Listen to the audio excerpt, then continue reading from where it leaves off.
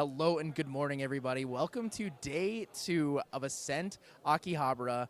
We are here at the Bell Sol venue. It's been a day, but everything's good. It's a little bit cold today, so if you are coming to the venue a little bit late, make sure to dress warmly. But thank you guys so much for joining us here. There are 141 players in day 2 that will be competing for two things. One, the top 100 promo version of the Retold Fortune Hoshikawa Sara collaboration with the Ascent Akihabara stamp is available for those who finish in the top 100 in all of the, I believe, 14 rounds of Swiss, 5 days of round 2 Swiss, and also, of course, the top 8 prizing, which will feature Mint Spirit of Water with the beautiful Ascent Akihabara stamp. So going from there, I'm really excited to see how we're going to play out today, right? Matches have been great throughout the entire day 1 event. We saw so much diversity. We're in a really open meta. The casters had one of the most amazing opportunities to go through all different types of decks and showcase all the different types of players in the world too, right? We had players from Japan, we had players from Taiwan, we had players from Singapore, from North America, we had players, and from Europe as well. We had players from all over competing here at this event, and it has just been such a wonderful spectacle. So, you know, big shout out to the Japanese community here as well. They've made everyone feel so welcome here at this international event. This is Grand Archive's current largest event, with a day 1 player count starting at 680. Day 2, making it down to 141, and then we will be taking it down all the way to the final 8. So if you guys are there in chat, it'd be interesting to see who you guys think will make it. Scores are pretty good.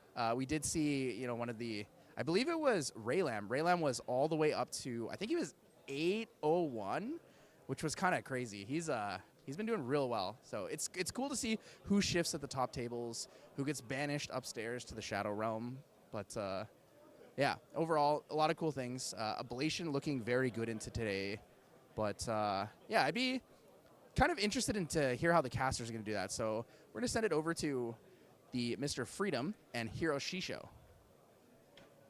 Hello, ohayo gozaimasu to everyone at home and to everyone in the venue in Bell Sol Akihabara. Thanks, Ty, for bringing us in. Really happy to be side by side on the stream. So, Ty, how are you feeling now that we're on day 2 of the largest Grand Archive event to date? It feels unbelievable and surreal to be here, to see all of these wonderful players just having a good time. You know, smiles all over, people making new friends. The konbini fried chicken is delicious. You know, all the great things. But what about you guys? How's the casting been over there? Dude, it's been a joy. Like yeah, like you said, we've been I've been walking around meeting people. Like I haven't gone outside the OCE area, so being able to meet all the NA players, all the Southeast Asian players. I've met like Hinky and Asuna for the first time. Well, Hinky for the first time. Yeah, it was like, I mean, they're really cool guys. Yeah, I think it's just been such a privilege to be able to have such a global event. This is the largest stage ever, and of course, for us being here to cast, being here to present and host is a really fun time for everyone involved, hopefully. The viewers at home, I hope we have been able to deliver a great broadcast experience, and I'm sure Tyler feels the same way, don't you? Oh, I definitely do. One of the big things is I actually feel like I retired a little too early. I never got the chance to cast with you, Hiro. You know, you've got that FGC kind of hype that I really love and wish that I could have gotten more of here with casting in Grand Archive. But hopefully everybody enjoys the casting at home, like you said. But yeah, so what are you guys looking for today? I believe we have Henky the Goat as our starting feature match. Yeah, actually, we do have Henky the Goat on stream. He's against Kafit 551, who is also at the same score line. We will talk a little bit about them once the game is beginning. But first, Tyler, thank you again for hosting. We'll see you again a little bit later. Waved goodbye. Unfortunately, wasn't able to get his wave in time. Yeah. But let's talk a little bit about the games today. How many players made it to day 2, Frieda? So, out of about over 600 players, just under 700, right? So we have 141. That's right. 141 players have reached that crucial 18th point mark and thus have made it all the way to day 2 at Ascent Akihabara. This means that they are taking home a Pendragon CPR. Yeah. So while 141 Ghost of Pendragon CPRs will be given out. However, only 100 Hoshikawa Sara Retold Fortune CPRs will be given. So 41 will walk away without one. That's right. And unfortunately, I haven't been able to look through all of the data just yet, but I do have some information on the spread for the top 16. In the top 16, there are 9 fire decks, 5 wind decks, and actually 2 water decks as well, including a Carp Song Coda Diana, which is going to be a very interesting deck to watch. Not only is it in the top, it is second place with a score of 801. I mean, aggro, yeah, water aggro Diana, like again, like early game, it just pounds a lot of damage into you. Like if you and then like the Cups and Kona, which will do 6 at fast speed as well. So if you're not watching out for it, you're dead. That's right. I mean, I'm still deciding whether I want to call it Water Ball or Beast Ball, you know, to be a parallel to Fireball in Merlin. A 6 damage, fast speed spell, does a lot of work, and not to mention, Diana, of course, also has a lot of combat damage. But let's focus now on another combat damage and non-combat damage based matchup here. We do have Henki the Goat later on Oblation CL, and he's going to be up against Kafit with a Crux Fire Vow Lorraine. Yep. Very good. So Henki the Goat, hailing from the Netherlands, and everyone knows who he is. He is the goat as well. Yeah, I think everyone knows Henki, so he's going to be a very famous player. Everybody knows Henki. He is, of course, very, very charismatic, such a fun guy to watch and also listen to. You're going to see Kafit now. He is going to start us off today with that Spirit of Fire, very nice custom as well, and the Looking Glass. Now, Freedom, he is on that Fire Crux of Vow Lorraine. For those at home, what is the difference between that and a regular Crux Lorraine? So Fire Crux Vow has the one weapon Sword Saint's Vow, right? Where for each durability counter on the sword, it has extra attack on it as well. Now this sword here, so you would materialize the sword and then you would stack on durability counters with such as like Home by Fire, because Home by Fire applies durability counters and it also applies damage, which then they're both applied onto the Vow, and then it just makes for a strong sword, which then like in early game, so it enables Lorraine level 2 with a +2 power, and then with Rending Flame as well, so it can kill before it gets to level 3, and then if that doesn't work, then it becomes more mid range. I see. Then so basically it has a very strong burst damage potential because of all of those multipliers with the Sword Saint's Vow, with the level 2, with the Rending Flames ×2. So all of those additional buffs become multiplicative instead. Now we're gonna see a really great start from Henki the Goat as well. Creative Shock discarding a I believe that is Spirit of Fire. No, sorry. He is a Spirit of Serene Fire. He discards the Spirit of Fire with the Fluffy Shopkeep, but started off with the Creative Shock into the Stalwart Shieldmate. Now, I believe we're gonna pass back over to Kafit, who is gonna decide what his play is gonna be. He does have the backup charger available, 3 cards in hand. Turn 1, he just played down the Cheshire Cat, which is currently only gonna be 1 attack for now until the Inert Sword is materialized, but is not the play just yet. Kafit now recollecting, going back to his turn. He is a player who will have quite a bit of aggression available to him. Yeah. But like so Fire Crux Lorraine can play like pretty much like all standard Lorraines. And then when you find the kill line to do a massive damage with the Rending Flame, first he's got to get like he's got to get 3 fire cards into the graveyard, which isn't terribly difficult for Lorraine, for a fire deck in particular. But then that will just open up and do like double damage to almost like more than 20. Yeah, and there's the first fire card in the grave now with the Cremation Ritual used on the Stalwart Shieldmate, giving him a floating memory as well. This will allow him to go up to level 1 the next turn for free, and if he has 2 cards available left in hand, he can also play the Inert Sword off of that Lorraine level 1 effect. And also, now not dealing any damage because of that Fluffy Shopkeep's Intercept, the Cheshire Cat is just going to remain active for now. So here we go, Henki materializing to level 1, getting out the Mastery. Yep, now this is, of course, part of the game plan. We did see a couple of Serene Fire CLs on stream yesterday. Notably, Henki is going to be playing with both of the regular Spirit as well as the Serene Spirit of Fire. You saw him put it straight into the Banisher of that Fluffy Shopkeep. Doesn't need the Spirit of regular Fire this game, and most likely will be siding it out depending on the result of this game as well. Yeah, I mean, so in this particular matchup, so I know he's seen Kafit's list. He can see that it's a Vow Lorraine list, which means he just needs more life. That's why it's better. In this case, it's better to choose Serene, because then you're at, instead of 30, you're at 36 life. That's true. And other than that, he just wants to make sure that he has that recovery, and then after that, later on, he can side out the irrelevant spirit depending on the matchup. We also saw that depending on whether you go first or second, sometimes you change the spirit accordingly. Yesterday in the match against Pro An, one of his opponents, he did choose to go for the regular spirit when he won the dice roll and got to go first, whereas Henki this time is going second, so went for the Serene Spirit instead. So Kafet materializing level 1, getting out the inert sword. Yeah. Okay. Yeah. Got the Lorraine level 1, got the inert sword, which enables the Cheshire Cat for +2 power. So now attacking for the Fluffy Shop Kit for 3. That is going to be a great way to get rid of that intercept and now opens the way for Lorraine herself to start doing some damage. Now, you were talking about how the Vow also stacks multiplicatively with Lorraine 2, but we also need to talk about Lorraine 3. If there's a lot of different swords in that banishment, that means Lorraine Crux Knight does get an additional attack per banished weapon in the per weapon in the banishment. Yeah, I mean, so in the banishment, there would be no. By the time you get to level 3, you would get the Claret Reimagined. You've got the Fluffy Shopkeep. You would have possibly 4 swords into the banishment. So when you're level Crux Knight Lorraine Crux Knight. No, sorry. This is this is a Spirit Ruler version. Actually, it's not a Crux Knight one. So Spirit Ruler here pretty much returns a sword from the banishment and applies additional durability counters as well. So I mean, like having at least maybe around like. So it pretty much like you would materialize something like a Drawn Blade, or you would actually send it to the banishment with the Drawn Blade, and then when you get to level 3, you would return the Drawn Blade. That means you would get the on into the first time, and then you would get the on into a second time for the draw.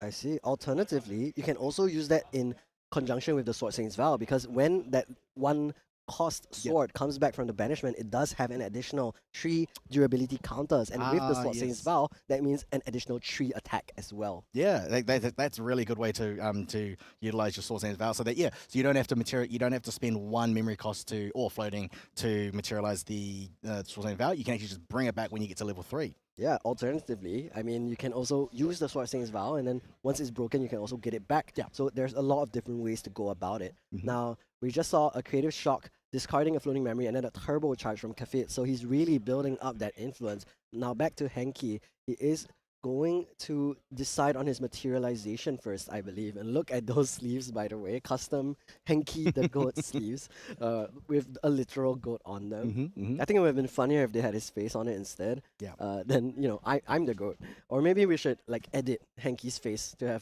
have goat horns. I think that would be cute. Like a fluffy shopkeep with Henki's face on it. Yeah. But what did he just discard off of that Creative Shock? So now this is one of the cards. This is actually one of the most important cards of this particular deck. So off the Creative Shock, he's discarded a Advent of the Stormcaller. This is a 15 reserve cost arcane card. Now Ablation can't use this card, but it's actually part. So basically, at the end of the turn, he's going to use the Mastery, and that's where the Advent of the Stormcaller is going to go into under the Mastery, becomes an Omen as well. So and then this pretty much powers up the Baleful Ablation, which pretty much does X damage to everything on the board to keep your champion where X is the lowest reserve cost in the Omen. Yeah, as much as everyone always just puts it under the Mastery, technically what this is a card in a banish with a counter on it. So that is what Baleful Ablation refers to when it says among your omens. Now, pretty much like people put cards under the Mastery just as like a marker, right? It is, like you said, it is technically in banishment. Yeah. Now we're going back to Kafit. He is gonna materialize the Claret Reimagined. He loses the Sword Saint's Vow as well as the Clarence Sword of Peace into the banishment right now. So it looks like that is going to be the game plan. Level 3, Lorraine call the Sword Saint's Vow back from the banishment like Mjolnir reaching back into her hand and then using that for a very big swing on that turn. Most likely after a Dungeon Guide as well, which means that will come in with 4 durability plus 2 attack from Lorraine and have 6 attack total. Yeah. So when Kavek gets to level 3, he's got a Henki in the side, has to figure out if he can put anything to prevent that damage from the Sword Saint's Vow. Something like a Crystallized Destiny or any intercept. He's just got to be prepared for that. Right, or something like that Fluffy Shopkeep that we saw was taken out earlier, or one of the Stalwart Shieldmates that he used the Cremation Ritual on as well. All of these are pretty decent defensive options.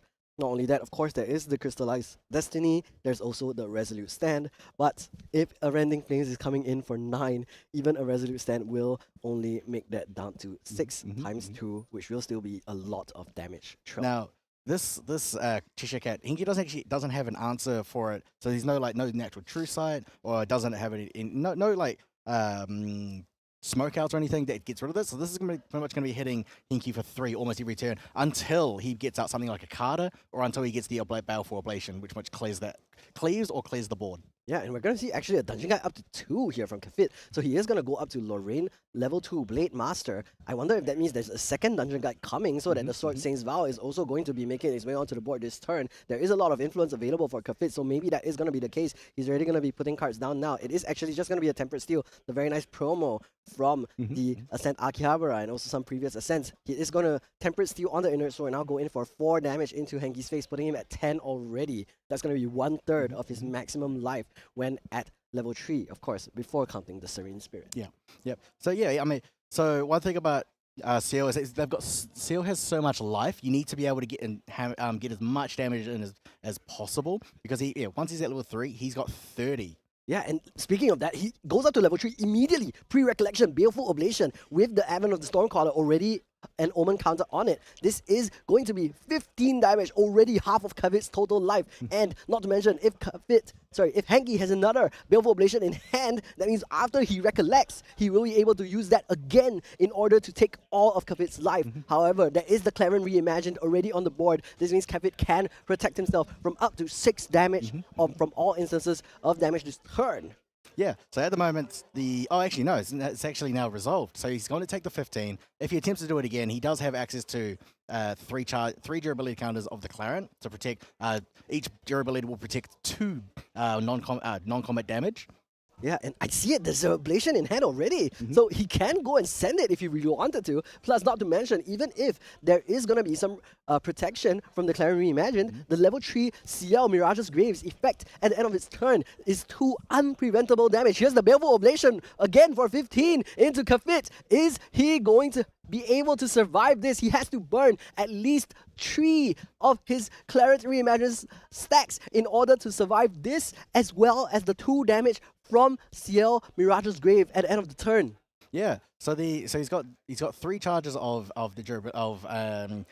Clarence, sorry, and then each charge is going to do, it's going to protect 2, so that means he can protect 6 points of damage on the one go. But otherwise, or he would just lose all the charges. That's game.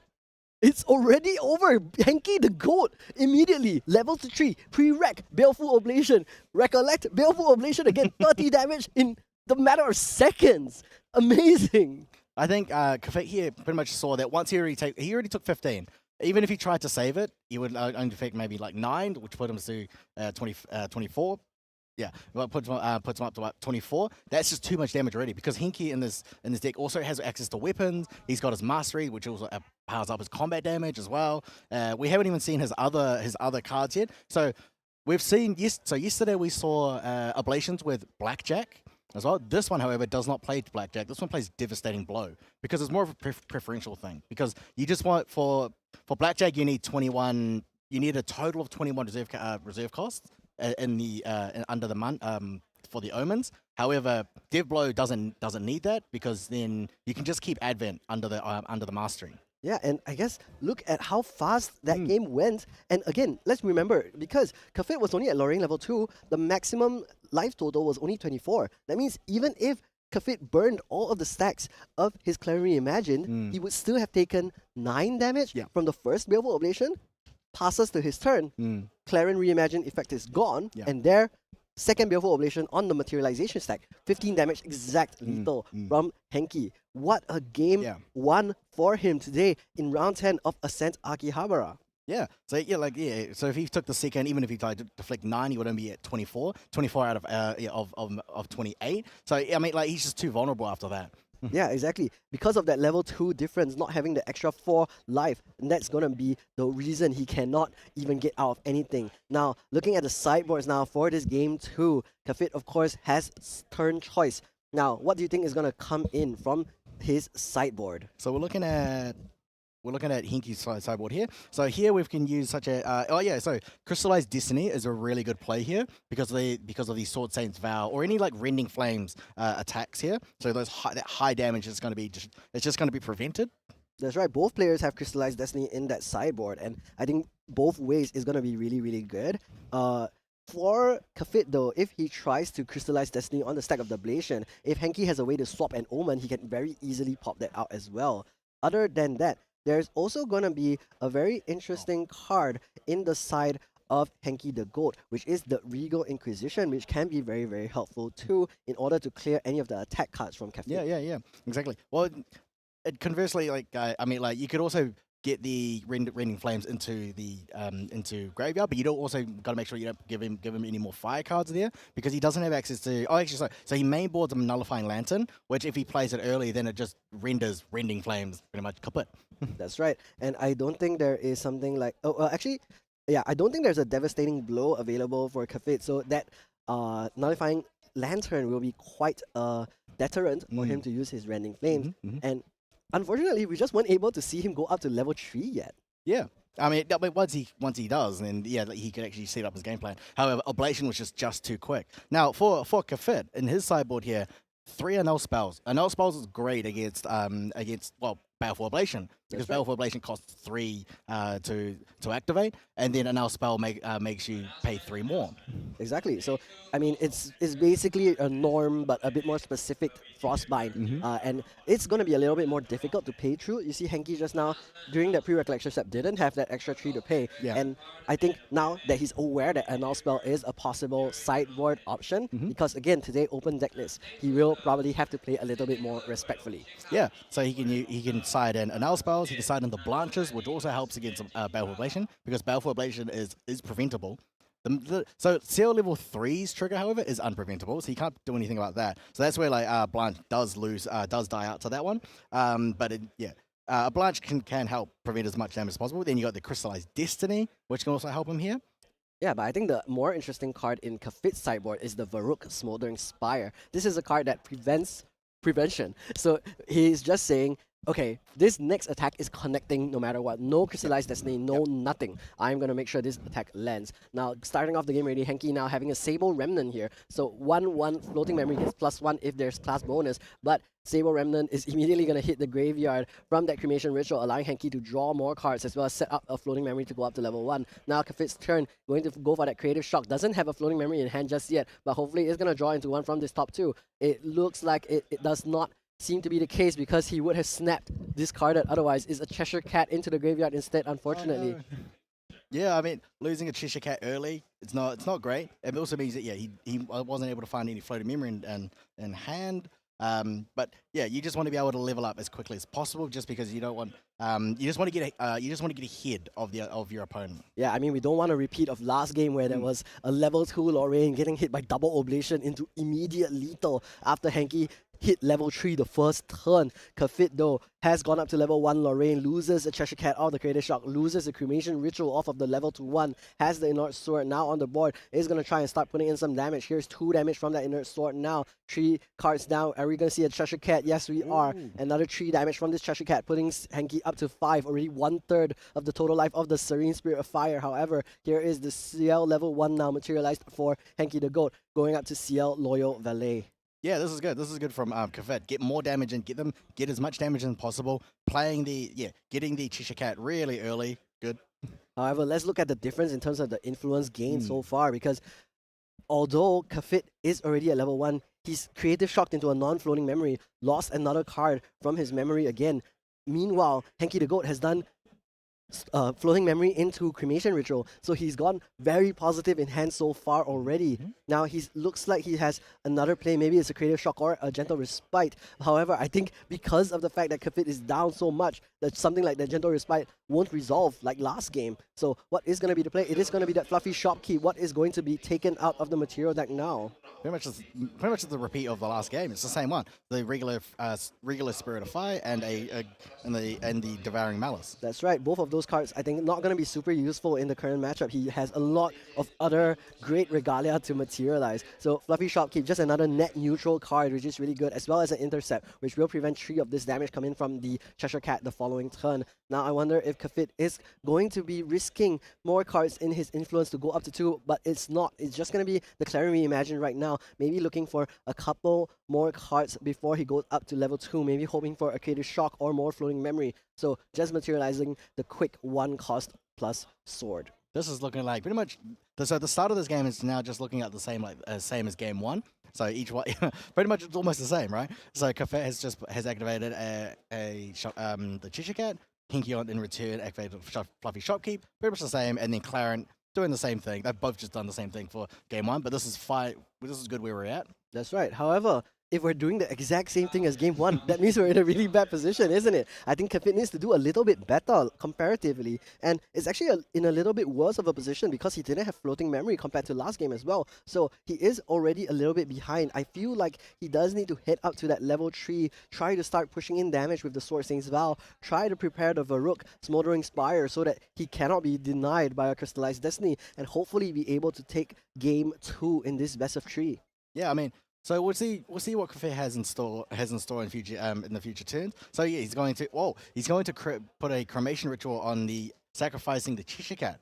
That's right. I did see 2 Ghosts of Pendragons in his hand, which is probably what he really wants to hit towards, which means this turn he's going to go out to 2, then the following turn we're most likely going to see Dungeon Guide into Ghost of Pendragon, allowing Kafit to build up that influence, plus also develop a couple of very, very powerful attacking allies. Now the Nullifying Lantern is immediately materialized from Henki the Goat. He notices the threat of 2 different fire cards in trash already.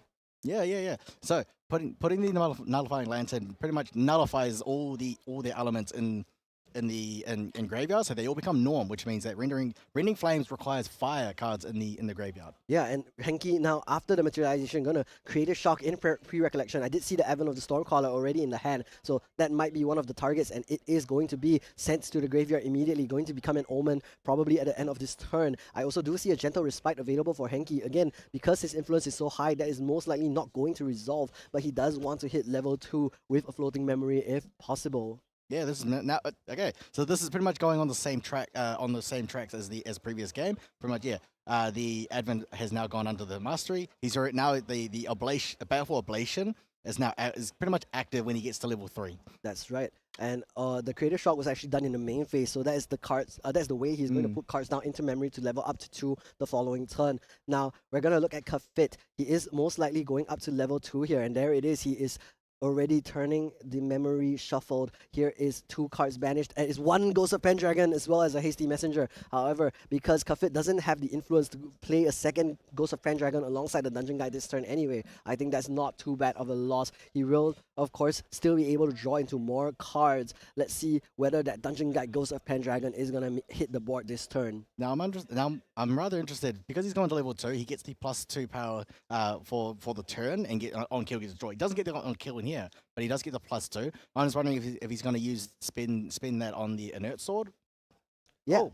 However, he is going to Dungeon Guide. Like we said, there's the Dungeon Guide, and because the Dungeon Guide will let him go up to level 3 Lorraine Spirit Ruler, there is going to be a surprise magical sword coming out from the banishment right now, and that is why this deck is called Lorraine Vow. He is materializing the Sword Saint's Vow, and he is taking an oath now. 4 durability counters, 3 additional from the usual, and with all those 4 counters, that means this sword is now coming in for 4 damage with Lorraine's level 2's effect. That's going to be another 2 as well. The Ghost of Pendragon first makes his way onto the board to serve their ruler, draw into 2 cards, and then deal 3 damage into the face of Henki the Goat, putting him up to 9. Now with the Sword Saint's Vow, we're going to go up to 15, putting Henki at very, very scary position, but it's not going to be the Sword Saint's Vow. Instead, it's the Inert Sword, just 4 damage instead.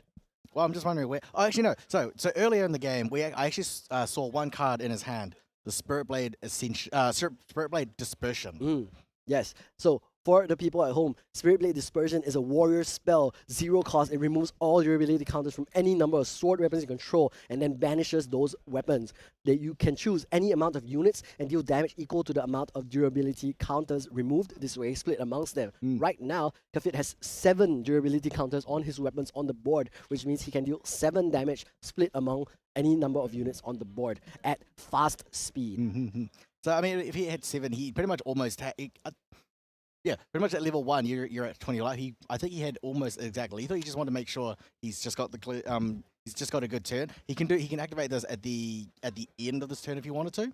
Yeah, and Meanwhile, Hanky is going up to level 2 CL. He does get a Liminal Guide onto the board as well as with the effect of CL Omenbringer, will get to discard a Gentle Respite from his memory, so gets a floating memory into the graveyard as well. Does he have a Dungeon Guide now to go all the way up to level 3? On top of that, I do see a Regal Inquisition available for him. He will be able to deny Kafit of any of the cards in his hand or memory and make sure that there's no win conditions available. Hanky now in the position where he can do a lot of damage now, because with that Umbra element enabled, he gets access to that Baleful Oblation, which we saw was so impactful in the previous game. Here's the Dungeon Guide now, going up to level 2, losing a Hasty Messenger and a Library, which will get up to the Mirage's Grave, and we are hoping that he will be able to do some damage. Yeah. So I think Hinky's currently got 3 cards in hand, so he's not won't be able to do his Baleful Oblation in pre-recollection, or here you have to do it, and you have to pretty much materialize something like I think he's got a Grand Crusader's ring. Yes, he does. So he's got a Grand Crusader ring, which will put him at 4 influence. And then he can pre-recollection Baleful Oblation if he wants to. Yeah, but he is instead going to do something else, and I think that is going to be Cremation Ritual on his Liminal Guide. So we'll just get rid of that body, draw 2 cards, and then after that, keep a couple more cards available in hand. Now, he does swing into the Ghost of Pendragon with both the Dungeon and the Liminal Guide, because at the end of turn, he will add an Omen into his Omen counter, and then after that, deal 2 more damage, unpreventable to that Ghost of Pendragon. But here's the Regal Inquisition! Alright, so let's see what he's got in the hand. So in the memory, there is a Rending Flames and that Spirit Blade Dispersion. Home by Fire as well as Reduced to Ash in the hand. Reduced to Ash probably not so relevant anymore unless he wants to get rid of that Nullifying Lantern. But let's see what is going to be the play for Hanky the Goat. What is his choice for this Regal Inquisition? So Regal Inquisition has pretty much like 2 uses, right? So the first one is what the card does. It reveals hand and memory, and then pretty much he can discard any of those cards. The other one is also just knowledge, right? It tells you what he's got his hand, what has he got in hand. He doesn't need to discard anything. It just knows what has he got. That's right, and it looks like Hanky is going to select the 2 cards in hand, the Home by Fire and the Reduced to Ash. Doesn't need to get rid of the Rending Flames if there is the Nullifying Lantern on the board. However, a Tempered Steel is drawn into for Kafit. Will be able to give even more durability counters to the Sword Saint's Vow. He also draws into the Annul spell, which now Hanky realizes is going to be the answer to his Baleful Oblation. Hanky the Goat, however, all cards left down in hand will add the Fluffy Shopkeep to the Omens, get rid of that Ghost of Pendragon, then pass the turn back to Kafit. Is there going to be that Tempered Steel in the end step of Hanky the Goat? It looks like there is not. We've gone to Wake Up already. What is the materialization for him now? What do you think, Freedom? So first thing, this is actually interesting that he put a Fluffy Shopkeep under his mastery, because this is not a blackjack deck. So the Baleful Oblation does damage equal to the lowest reserve cost of his Omens. So that means the Advent of Stormcaller is not going to be able to do damage the full 15. That's true. However, he is going to be playing the Orb of Sealing, which means that later on he can flip these cards back face down, meaning only the Advent of the Stormcaller is a face-up Omen, and therefore the Baleful Oblation will still do 15. Now, what is the materialization from Kafit here? He does have quite a few options. I believe that was the backup charger actually materialized already. He's already gone to Recollection. What is he going to be doing next? Looks like he's putting 2 cards down. Is there another Ghost of Pendragon, or is it going to be something else? We'll find out pretty soon. It is just the Hasty Messenger instead. He will discard a Stalwart Shieldmate, losing a Floating Memory into the graveyard. So maybe next turn he can materialize the Drawn Blade to draw another card as well. Yeah, I mean, just getting more influence in hand, and then seeing what he can do in the next turns. This is good because he's not in any danger, of massive damage. So yeah, like you said, the Orb of Sealing is pretty much can be the next card that he can materialize. He is just looking. Yes, in the deck he's got access. Kafit has access to Reduce to Ash, so he can time when he can use that. He also in hand he's got the Annul spell, so pretty much making the Baleful cost 3 more. That's true. However, Kafit only has 1 more Reduced to Ash in his deck. 1 was already removed by the Regal Inquisition from Hanky the previous turn, which means it's going to be even more difficult to get rid of it. However, Hanky now going to go on the offensive, materializes the Grande Suneri. He is going to be able to have that weapon attack for quite a bit. He only has 2 Omens right now, but at the end of this turn, might have another one added as well, which means that he will get an additional attack from the Servile Possessions Mastery. Now, the Grande Suneri is effective as long as the total reserve cost of your Omens is 10 or greater, which it is immediately because of the Advent of the Stormcaller. It gets +2 attack, which means at the moment, is already 2 plus the base of 2 plus 1. And here's the Carter now on the board. He's going to cleave the entire board from Kafit and also recover HP for Henki. He's already lost his dungeon guide for the Carter's effect. Heals 1 and then heals another 2 back up to 12, which means his effective HP is 36 minus 12, 24. Now we're going to see a swing in from CL into the face for 4 plus 1 with the Servile Possessions and the Grand Soneri. We're going to do a lot of damage to Lorraine Spirit Ruler right now. Yeah, so a total of 5, I believe. Yeah, 5, and then if he wants, at the end of the turn, he could put another Omen under the Mastery, which means we'll do another 2. So that would put Lorraine Spirit Ruler up to 13 damage counters already. And this also means that with the third Omen, the next turn, Henki the Goat, with his swing on his Grande Soneri, will go up from 5 damage to 6 because of the third Omen counter. Now, what else is he going to be playing this turn? He's putting other cards in hand, shuffling them a little bit, put 2 down for the Carter just a bit earlier, and has developed a great ally for his board. However, Kafit does have the backup charger already on the board, can use that pre-recollection or during the end step. Instead, Henki is going to go for the Fluffy Shopkeep, may have another 2 cards in his material that he wants to banish. I believe he's left with quite a few options. The Orber Ceiling, his Grand Crusader's Ring, the Manjom Armoire are all very crucial, but he is going to let go of them anyway. He lets go of the backup charger and the Grand Crusader's Ring, preferring the immediate card back in memory over the potential card draw later. And with this 1 intercept and no other allies on the board of Kafit, that's going to be a very decent defending line. Plus, with so much life left remaining, I feel like he's not in any danger. Yeah. So putting the Regal Inquisition into the Mastery, so dealing 2 unpreventable damage. Now he's already at his total reserve cost is at 21. Had he been in a blackjack deck, he would have actually gone. He would get the plus 12 from the blackjack card. Yeah. That card. You're right, and that would have been very, very dangerous, but I think maybe Henki is just thinking, yeah, there's too much trouble to play around. Yeah. I will keep the blackjack to the other times where I'm not playing Grand Archive, and right now we are just going to develop another Omen as well as do more damage and build up our Servile Possessions. Now, Kafit, on the other hand, did materialize that Drawn Blade with the Floating Memory, and because of the additional card in hand, was able to use that backup charger to go up in another influence, get this power cell down on the board as well. Now, I think he really wishes he had a Ghost of Pendragon here, because that would have been a great way for him to clear both this Carter as well as this Fluffy Shopkeep. Or if he has something like the Flame Sweep, I think that would have been perfect. However, I'm not sure if he has it in hand just yet. No.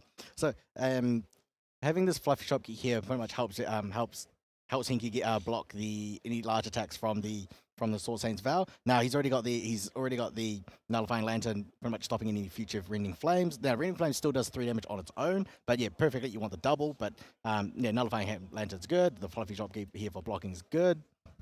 Yeah, but a Flame Sweep again would solve that problem. But then, if he goes for the Flame Sweep, he may not have enough influence to still hold up a null spell, and then that means that the Baleful Oblation is such a big threat. Remember, he's already at 13 damage. The Baleful Oblation is exact lethal, not including the damage from the Grand Sonere, not including the damage from Carter, from the Omen at the end of the turn, which means Kafit is in a dangerous position. Yeah, so he's got the annul spells for any future Baleful Oblations. He's still got the Cleric Reimagine as well to deflect up to 6 non-combat damage. So here we've got a Flame Sweep coming in with the Drone Blade. So that's going to deal a total of 3. That's right, 3 damage to the entire board. The Fluffy Shopkeep is going to retaliate to put 14 damage counters onto Kafit now. Drawn Blade is going to be sent to the management now as well. Henki the Goat does lose his 2 characters on the board, but because of that, he does also recover because of the effect of Kata. Now, it will be his turn. Does he have the Oblation? The Orb Ceiling is materialized. Here we go. So Orb Ceiling, pretty much... so that'll turn any cards in your banishment or in banishment face down up to 2. Up to 2. So it's going to be the two 3 costs. That's right. And the 2/3 costs now put face down already. That means what is going to come next? Freedom. You know what it is. First is going to be the swing from DCL. Now we're going to hit with the Grande Soneri for 6 damage. What's next? So after the Grand Soneri, he can now... So he's got 7 in hand, so he can use Baleful Oblation here. He's got 3 left over in hand if he wanted to. So Baleful Ablation coming in for 15. There it is, and that's the game for Hanky the GOAT. Takes it back-to-back with the Baleful Ablation for 15 because of the Grand Dictionary. Even if all of these counters from the Clarent Reimagined are removed, there's still not enough prevention, there's not enough life, and there is not enough game left in Kafit to win. Hanky the GOAT is going to win this game, going up from 7-2 to an 8-2 scoreline, and he wants that spirit. So that was actually really good from Hinky. So the Grindr Scenario, which does 2 attack plus 2 for your as a damage boost. So that's pretty much being able to swing with it twice, plus in addition to any omens in the mastery, pretty much doing almost 5 and then pretty much 5 or 6 or 7 damage. So that's doing 2 of those. He pretty much just got Kafit closer to death. So even if he played Ablation, he using the Clarent and Anel spells, it just wasn't enough. If you use the Clarent, deflecting, pretty much preventing 6, putting down to 9, it's just not enough because he was at 20. That's right. And because I think Hanky saw with the Regal Inquisition, hey, this guy has a null spell. He already has that in the back of his head because of the open deck list. But he saw it in hand, drawn off of Regal Inquisition, which means that he knows, okay, I can't just go for Baleful for game. I need to put in other forms of damage as well in case this Baleful doesn't work. And the Grande Soneri is such a great form of damage because of how much it can do when you have 3 omens, and one of them, of course, is the Admiral of the Stormcaller. Yeah. So once he had 7 cards in hand, he pretty much put 3 down, activate the Baleful Ablation, and he still had 3 cards left over, which means that another spell would not work here. So that means, doing another 9 damage after damage prevention, which is pretty much enough. Once he was at 20, puts him at 29, which means Lorraine would just lose there. That's right, having to play around, just building your influence a little bit here. And that's why you saw the Fluffy Shopkeep was played down, just wants a net neutral plus a protection, and later on doesn't have the time, doesn't have the need for the Grand Crusader string, doesn't have a need for the backup charger. He's saying, I'm going to end this game in 2 turns. Right now, I'm going to protect myself 1 more turn, and then I'm going to force you to Flame Sweep, put your hands down, and then Baleful Ablation, you are dead. Yeah, I know. So that was really good from Hinky coming from Europe as well. So he's now exploring. He's been to so many Ascents here around the world, and everyone knows who he is. He's got that kind of like the gravitas. He is literally the greatest of all time.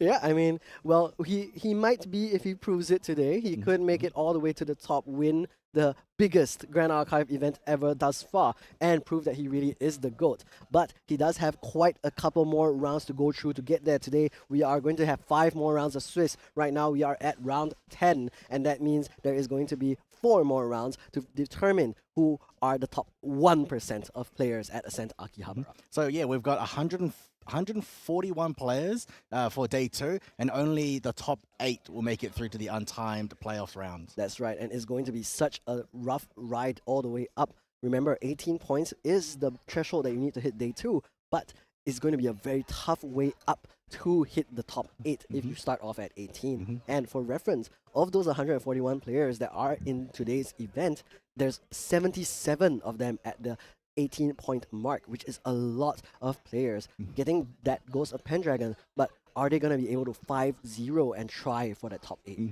Yeah, so they've got a 5-0 as well, and then the players at the very top bracket, they pretty much they don't need as many wins as the ones at the bottom. They need possibly like 2 out of 5 wins, and then they clear at top 8. They can just ID to the rest. So we'll see what happens after the end of these 5 rounds. That's right. I mean, I think it was really interesting because at the end of yesterday's games, I saw that normally when you're at an Ascent, you see like a bunch of intentional draws right at the end, right? Because everyone's tired. It's been 8 or 9 rounds already. You just want to go home and rest. But there's very few of that happening at Ascent Akihabara because everyone knows that in a 14-round, 681-player tournament, you cannot risk any draws. Every single point counts, and that's why we have a player at 9-0-0. There's a player at 8-0-1. There's a bunch of players at 8-1. All of these players are looking for the Spirit of Water Nymph. They are not here just for the Pendragon and to take a flight home. They want to take it all the way. So yeah, so this new point system where you need either at the end of day 1 you need either 16 points, or if there's more than 256 players, you need 18 points. Now that we don't have. Oh, I'm sorry. At day 1, we don't have players bubbling out and missing out. So now everyone only needs their 18 points here. So IDing is just not a good option because you want to, at the end of day one, you want to get as many points as possible because then you're easy. Then it's just easier to get to day two. It used in the old system, it was easy to just kind of ID your way into day two, but now here, under the new system, we're getting more exciting games, and then we're able to pretty much we're here able to cast for you. So we're gonna move on to an interview with Tyler. Yeah, so hear from Henky the Goat now.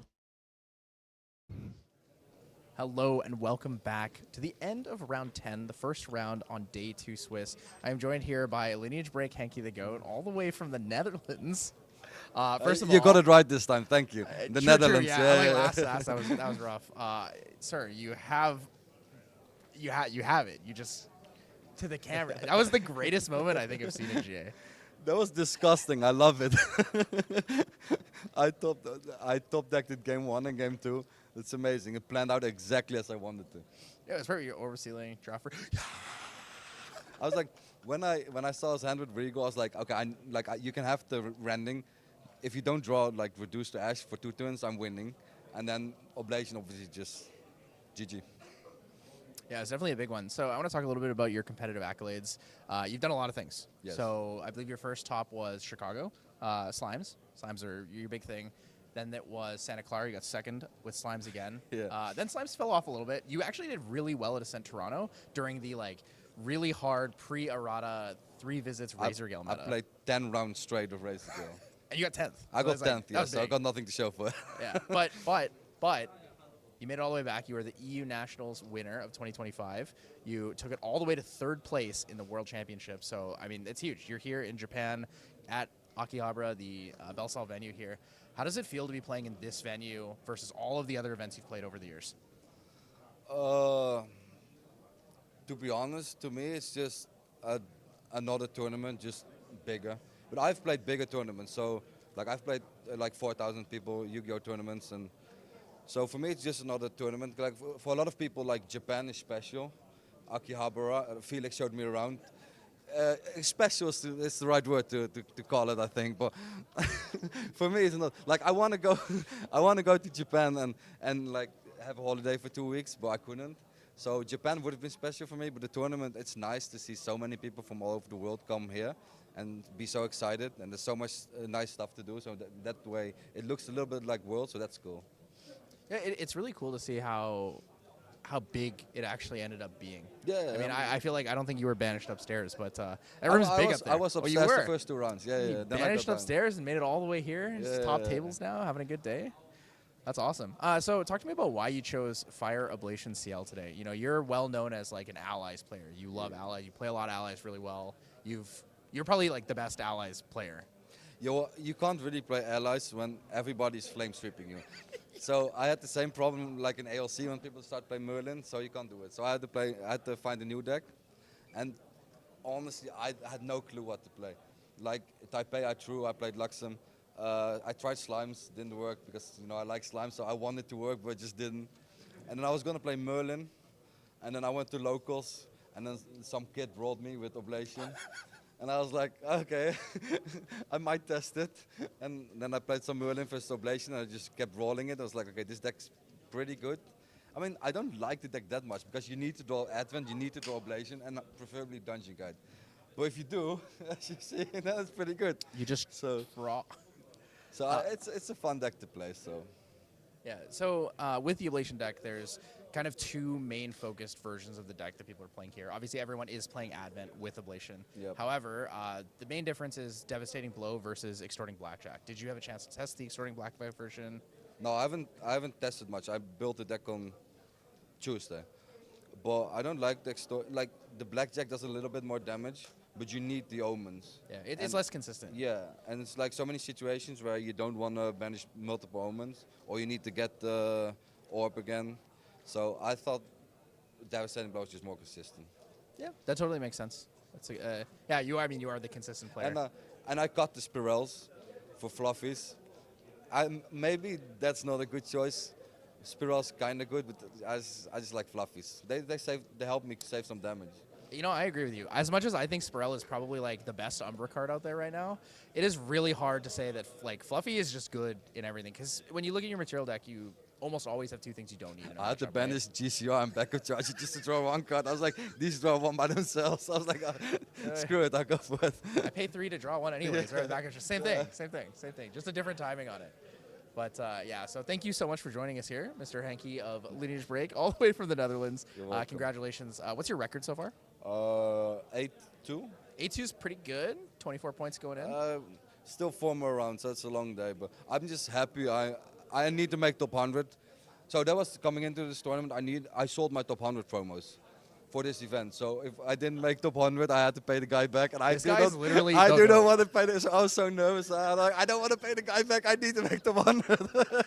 Hey, you know, stream buff. He got the stream buff. Yeah. But yeah, congratulations. Good luck in the rest of your rounds. Thank you. Before we send it to break for round 11, we're going to show you guys a quick video of an interview with fan artist Choco Felici. Hey, what's going on? We are downstairs at the venue here in Belsal, checking out some of the community artists and kind of looking at how things are. So please introduce yourself. Hello, I'm Choco Felici, also known as Choco. It's really good to be here, and today we are just having a little display of all the fan works that the fan artists who are currently in attendance, just for everyone to have a look at. Yay! I love the stickers. The stickers are so cute. Thank you. Actually, this is for you. And I have a regular Diana for you as well. Which I'll probably give this one to Shinja. wait, Shinji's. take your pick then. Probably Astarte. You want, Or Sadie. do you want both? Yeah. Thank yous. Wait, just take this set. I really like your proxies. I think the proxies are. Thank you. Do you want one? I can't use them. I'm not allowed to. That's okay. Overall, though, like, I saw you guys created basically like a catalog for all the fan merch. Yes. I think that was really, really cool. So there's a lot of community artists in the game that create merch, sell merch, and all these different things. You'll find them at all different Ascents through all different regions. You know, you're from Oceania. Connie is from North America, for example. And we have like all these cool things. Like the fan mats are fantastic. Definitely the fan favorite. I think Tristan might be probably the most popular champion. Of course. She might beat Merlin on that one. Is Tristan your favorite? Tristan is my favorite. But Merlin's very close to being second favorite. Okay, what's your favorite non-champion? I like Rococo. Rococo. Rococo. We do love Ghoul. Ghoul's art is fantastic. Yes. Rococo's pretty good.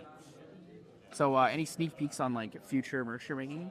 Not for me at the moment. Everything I have made so far is laid bare, as I was very excited to be here in Japan. But maybe in the future there'll be some more of the chessman pieces and things like that for the tokens. That'll be good.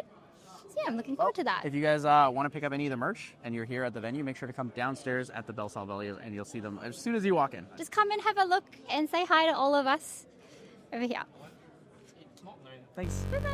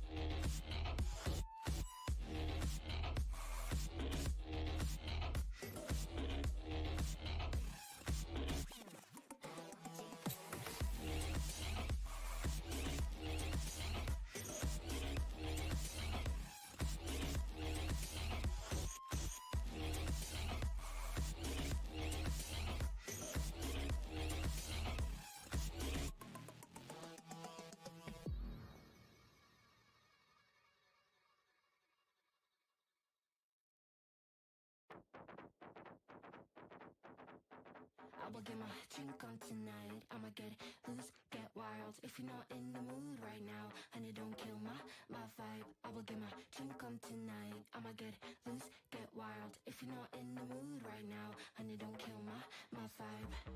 I'm gonna party until I drop. When I begin, I don't know how to stop. I can party on till the morning comes, till the sun goes up. We don't stop, no. I see you looking at me, but you don't stand a chance, you see. You don't know how to act. I'm looking for class. Can you please take a step back? I will get my drink on tonight. I'ma get loose, get wild. If you're not in the mood right now, honey, don't kill my vibe. I will get my drink on tonight. I'ma get loose, get wild. If you're not in the mood right now, honey, don't kill my vibe. I'm gonna party until I drop. I'm not looking for love, I'm looking for fun. Just because I have on skin tight jeans doesn't mean I need a man to save me. I do it all for fun. Looking hot in my 501s. Don't you know I tease? I'm not here to please, but you're way too dumb to see. Hey stupid, you think I want you just because I am a woman. Hey stupid, I don't want you, I don't want you. Hey stupid, I do it all for fun. Looking hot in my 501s. Don't you know I tease? I'm not here to please, but you're way too dumb to see.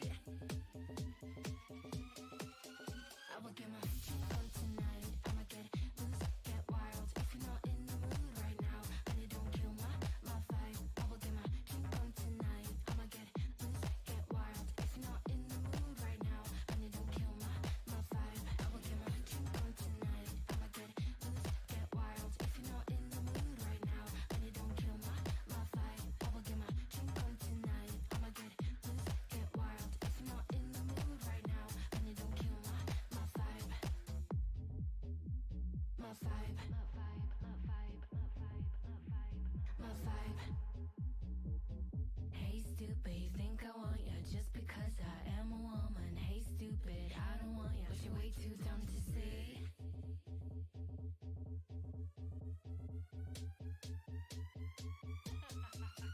I will get my drink on tonight. I'ma get loose, get wild. If you're not in the mood right now, honey, don't kill my vibe. I will get my drink on tonight. I'ma get loose, get wild. If you're not in the mood right now, honey, don't kill my vibe. I will get my drink on tonight.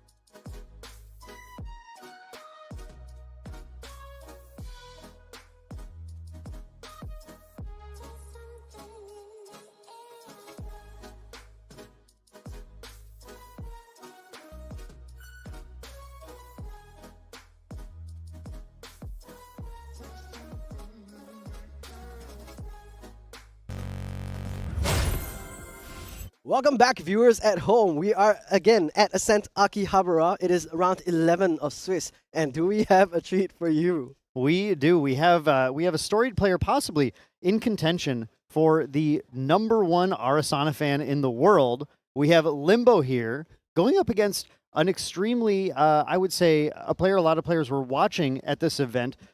Zur, who was, I believe, the 3rd seed at the end of day 1 on Water Aetherwing Diana. So we have Astra Arasana, Water Diana, characters players love quite a bit. What are we going to see in this match today, Hero? Very unfortunately for Limbo, I think this is a really negative matchup for Arizana.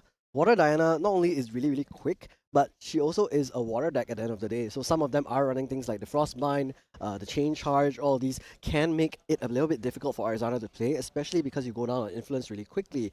And not only that, they also have access to Fracturize to target the Polaris Twinkling Cauldron, which can make it a bit more difficult to hit those Cosmic Bolts because of the lower number of bolts. Yeah, this is a matchup where this is probably the #1 matchup you don't want to see bringing Arasana to an event. And thankfully, in this metagame right now, there aren't a ton of these water decks running around that just happen to have all of the answers, as well as the extremely lethal aggro lines that Water Aethering Diana gets to bring to the table, which, as we've seen in the matches yesterday, is really the Achilles heel of the Arasana deck, is just pushing that damage before she can get to level 3 and stabilize. That said, we have seen crazy things happen on stream in Grand Archive before, so we're gonna give it a shot. There's gonna be, I think, a little bit of rooting for the underdog in this match just to try and come ahead, but it's going to be an uphill battle. Definitely, and both of these players are very highly ranked right now. Zur 901, Limbo 910. Both of them coming in and winning the first round of Swiss today, and of course looking to win the rest of the games today as well.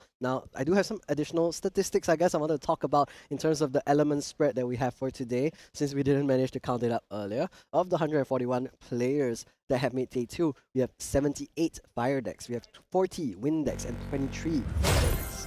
Yeah, that's a really remarkable statistic. A lot more fire, almost double the fire than wind, than we saw in the last Ascent in Auckland, where wind was really starting to come back a little bit. But we are going to jump right into the game here, and Zur is going to win the die roll and get to take the first turn of the game, starting with that Looking Glass in play, and then a Spirit of Water, as we expect, going to draw the opening hand of 7 cards. And Zur on the Water Aetherwing Diana is looking for exactly one thing. It's a way to distant Diana right away to be able to go to the level 1 Diana, who, when she's distant on enter, gets to put an Aetherwing into play from the material deck, and that's going to completely set up Zur's game plan. So it's very common for this Water Aetherwing Diana deck to simply pass the first turn and play a fast speed distant enabler card at the end of their opponent's turn, whereas Limbo is going to begin with that Spirit of Serene Wind and going to immediately go for that glimpse here, and we see tossing 5 to the bottom, not seeing anything that he wants, and instead going to just draw nearly a new hand. Yeah, but Limbo going lightning speed with that glimpse, has played his deck thousands of times, I'm sure.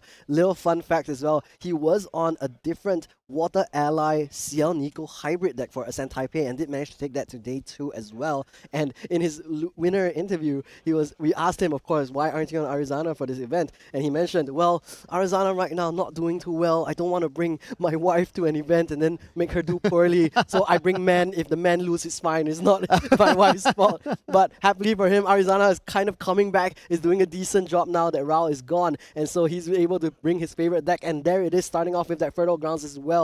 Now we're looking at, I believe, a reposition yeah. for Zur, making himself distant, banishing a card, and then now going up to Diana level 1 as well. Will be able to materialize the Aether Wing, and let's see if he has any Aether charges to load into it. No, it is first going to be the Crystalline Archer instead. This Crystalline Archer really came to be a very powerful card with this Water Aetherwing Diana deck. Always seemed really good, but never really had a good spot in the metagame. But this is a powerful card that has the ability to, on attack, you get to banish a floating memory card from your graveyard, which that reposition has that class bonus, floating memory. And then if you do, you get to draw a card and make it distant, which enables the class bonus range 3 that it has. So it's a 4 damage swing that draws a card on attack every single turn if you have a float to banish to it, which Diana's so good at setting up because she gets to use this Aqua Mirage Whisper that we did put into play with the Diana level 1 to be able to dig cards and get to discard a card from the cards that she sees. into her graveyard, setting up that float every single turn. That's true. Fortunately for Limbo, though, despite not having, because Zer did not have any Aether charges, does not get a big swing into his face just yet. He also has 2 fast cures in hand, so he will be able to recover just a little bit. Now, Fertile Grounds is going to make a copy of the Mana Root and then also let him get up to Recollection. Next time when he goes to level 2, he will be able to sacrifice 2 of those herbs as a pair in order to draw an additional card. Now let's see what Limbo is going to be playing here. That is going to be the fast cure during the main phase. Puts 2 cards down in memory as well as gets that floating memory as well. That means he will be able to materialize that Polaris Twinkling Cauldron with that floating memory, and then after that also go up to level 2 with the 2 cards in memory left. Yeah, Limbo, as far as we said, this is still possibly anyone's game to take. Anything can happen here. And so far, the start that Limbo saw where Zer doesn't get that attack off is something he was very much looking for. Now, we see a really interesting play with that fast cure. In order to get that recover 4, we do need Zer to have a higher influence than Limbo. So he does play the Weaving Mana Stream in order to try and go down on influence.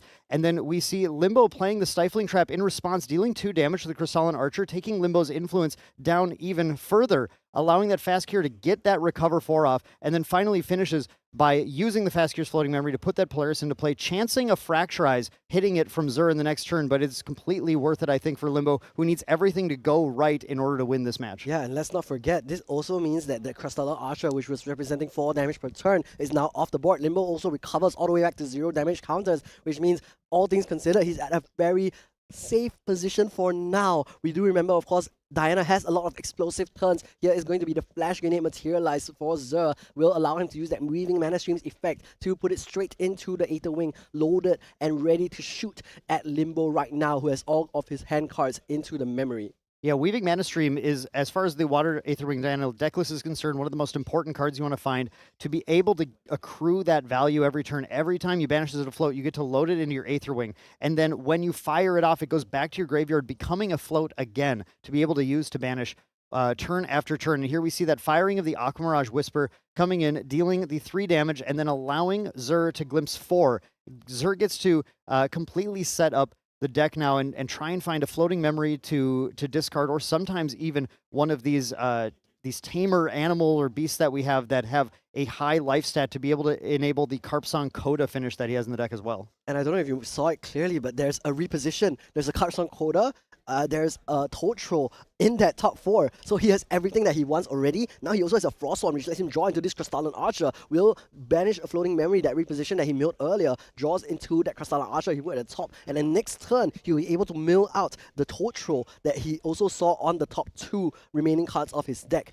The top card right now is Carpsong Coda. The next card is the Toad Troll. And next turn, he can also materialize the Ranger Strides, which he chose against doing this turn, maybe in case he was worried about maybe some form of interaction from Limbo that he can deal, and he also wanted to just have that defense available so he can protect, for example, this Frostworm Paladin. There's a lot of potential damage that Zer's going to bring, but we do have to note that the Polaris did get to wake up. There was no Fracturize that hit it, and at this point now, Limbo has enough herbs, has 6 herbs in play to be able to put a lot of age counters on the Polaris, to activate the Polaris and clear the board in response to attacks, to continue to prevent damage and try and hold on to the game here. Now, we do also see Limbo hitting Arasana level 2 this turn, and Limbo is just inches away from getting to that level 3 Arasana where the game can potentially stabilize. That's right, and he does have 6 total herbs, which means he can draw up to 3 times with the Arizona level 2 effect right now already. He has 2 more pairs of the Blightroot as well as the number 6 herb. Now, he did actually top deck into the Dungeon Guide, however, he just doesn't have enough influence to use it just yet until he drew for the turn, end of turn effect of Arizona level 2. Now we're looking at Zerdo. He is considering the Ranger Strides like we talked about earlier, uses a Charge the Soul to charge into the Aether Wing, has already drawn into this Carpsong Coda. Unfortunately, will draw into the Toad that he saw earlier, so won't be able to mill that out instead. But first, we're going to do 3 more damage with the Frostworm Paladin. No, Limbo is going to respond. He's going to put down one of his cards in hand with the 6 herb. He's going to do it again, putting away that second Dungeon Guy, drawing into another card again, and then he will crack 1 level herb as well and banish that Polaris for 5. Exactly. This Polaris play is being forced to be popped because Limbo has to respect the amount of damage that Zer can deal. So we're going to pop this Polaris right now, try to get that Frostworm Paladin off of the board. And in addition, I think Limbo, we saw another fast cure in his hand, is holding off to just try and do a fast cure at a level going into the next turn, possibly recovering 4. If he can get to Arasana level 3 with 3 damage counters on him and 25 total health, plus that Spirit of Serene Wind, he, I think, is in the position to potentially actually stabilize this game. Yeah, but what you saw, Zer, he had that flash grenade on the board, forced to reposition this Frostborn Paladin, and then after that crack the flash grenade, meaning this Frostborn Paladin only takes 2 damage, so is able to land the 3 damage on Limbo, bring him up to 10 damage already. Yeah, absolutely. That's a very smart play from Zur, and why that Flash Grenade is such a flexible and powerful card to be able to protect your present threats when you're just trying to continue to push that damage in. Now, we are still, I think, going to see that Fast Cure coming up from Limbo at the end of the turn here, though, getting set up. It's still, even with 6 damage counters, that still is a fairly healthy position. You know, we talk a lot about these decks really trying to push Arasana more to the 20 range to be able to feel like they're representing lethal, but 6 damage counters can simply be recovered still from the Spirit of Serene Wind pop that we have to remember on Limbo. Yeah, and there's the Crystalline Archer into the Ranger Strikes, immediately banished to turn this 4 attack swing into 8 for a very, very painful swing into Limbo. Would put him up all the way to 18, which means that the Aether Wing is now representing 4 more damage. Is Zer distant right now? Zur does, I don't believe Zur should be distant. I don't think there was a distant play on the champion yet. You're right. I believe there is a fast kill available for Limbo still. He doesn't have to use the Serene Spirit of Wind lineage release just yet. But this is going to be a 3 attack swing. We might see a distant on the stack. There's the Weaving Mana Stream. This will make it a 4 attack swing. Limbo does have to respond here. He does have fast cure. He is a little bit stressed by this. Lethal turn on already turn 3. Will have to either use the fast cure to put 2 cards in memory as well as get a floating memory, which means he can use that to go up to level 3. But I think he would rather have a materialization and then use the dungeon guide instead. So he does have to choose whether he's gonna fast cure here or he will have to use the Serene Spirit of Wind instead. Let's find out what the play is. He is hovering the fast cure on the board, 2 cards in memory as well. But there is, of course, that other option, which is to release. What will be his choice here? It is going to be the fast cure. Will, of course, allow this to resolve, which means he then takes 4 damage, a little bit of a physical jolt to his body from that swing. And fortunately for Zur, he manages to find another Toad Troll, immediately going to put that into the graveyard. Unfortunately for him, though, does not have enough cards in hand to resolve a Carpsong Coda just yet. However, next turn, there's going to be a World of Hurt in line for Limbo. Here's the Quicksilver Grail now being played out. Maybe he's going to have the Astroscope put under there. However, first we're going to see the Fertile Grounds resolve, get another copy of that number 2 herb. Then most likely the Dungeon Guide will be in the play for Limbo. He will go up to level 3. No cards available for Zur now to negate it. Seeing the Toad Troll, it's possible that Limbo put a Nullifying Lantern underneath that Quicksilver Grail. One thing that he can do is bait Zur into using the Carpsong Coda, pop the Grail, put the Lantern into play, which then makes it no longer Water Element. But we're not seeing that. We are seeing the Astroscope like we expected coming out. And the Astroscope is going to at least give Limbo the ability to glimpse and the ability to potentially find some of his present answers. Comet Fall, something that he needs. We see a bolt. A bolt. We do see a bolt. Limbo debating if the bolt needs to hit something on board or if he just tucks it all. He does have 2 herbs, so will draw into a 3 visits, and then after that he can use these 3 visits to glimpse into a bolt. So during his main phase still, he's going to glimpse into 2 different cards. There is a Cosmic Bolt, going to use that onto the Frostborn Paladin. Will get rid of one of those very big threats. 1 bolt now in the trash for Limbo, as well as a quick recover 2, which means he does have a total of another 9 plus 6 effective life, but that is a lot and is within Zer's range still. The Carpsong Coda is one of the most problematic cards right now. The fact that Zur can go ahead and still present all this lethal damage on board and then just throw a Carpsong Coda in response, dealing damage equal to the life stat of a water element ally in the graveyard. Yeah, and Limbo immediately releases the Serene Spirit of Wind, does not want to risk any tactical retreat shenanigans that prevents him from recovering that amount.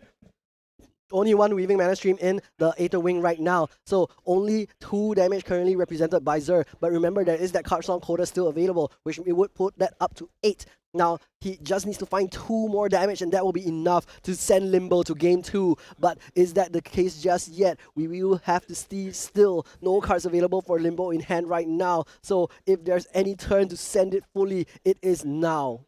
This is the moment for Zur trying to debate if we have, look at all these cards in hand. There are so many potential lines to add additional damage, but you do want to keep up that Carpson Coda. It looks like we're going to go ahead and just knock another Aether Wing with a Charge of Soul that's going to deal 1 damage to a unit and then add an additional damage to the attack that Diana is going to be able to perform this turn. We do see some distant enablers, so we can turn on that Diana distant ranged one as well.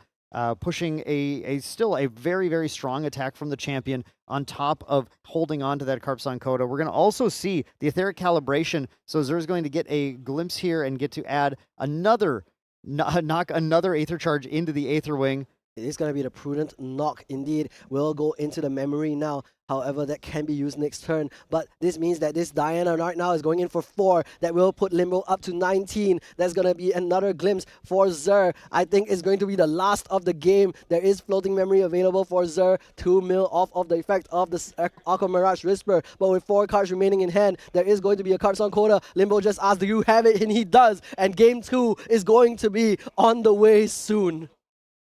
Zur taking game 1 with a powerful Carpson Coda. We saw some incredible glimpses from Diana, finding exactly what she needed. One of the biggest problems that Arasana has in this matchup is just that all of her ability to kind of control the game state really unlocks once she gets to level 3. She gives Diana several turns at the start of the game to just set up, deal as much damage as she wants to. It is an extremely difficult match, like we said going into this. However, Hero, looking at Limbo's sideboard, can we bring in anything to shore this up? I think the most obvious options for him are going to be the extra copy of Spell Shield Astra, and of course the Arrow Trap will allow him to also defend himself a little bit from something like that Crystalline Archer attack, especially if it comes in with the Ranger Strikes as well. It's going to be an 8 damage attack. We saw Limbo take that much from it, and despite the double fast cure, he wasn't able to survive. Unfortunately for him, if he had actually rolled just 1 health herb, maybe he would have been able to live there, because that was exact lethal with the Carpson Coda. Yeah, we were rolling only the level herbs and the cycle herbs, the 1 and 2 and the 5 and 6 earlier on in the game. It just wasn't, sometimes, we've seen this happen actually multiple times on stream today. Arasana, there is, she's a very appropriate champion to play here in Akihabara, because there is a little bit of a gachapon element to her, where you're going to be rolling these dice on both level 1 and level 2, trying to find the exact herbs that you want for any matchup. Often, I will say, often recovery herbs are the ones you need in the hardest matchups that you're going to face. That's true. And again, Limbo, if he had just 1 of those healing herbs, maybe he would have been able to live to see another turn. And maybe from there he could try to glimpse a little bit further into the deck, but just doesn't have it right now. Hopefully with his following game, it may be a little bit easier, but it doesn't look to be the case, because look at Zur's sideboard. He does have 2 copies of Expel the Departed, which means he can get rid of the Fertile Grounds and also load an Aether Charge into his Aether Wing. But other than that, there's also going to be the Aetheric Reforging, which is another way that he can deny Limbo of value by getting rid of a floating memory in his graveyard.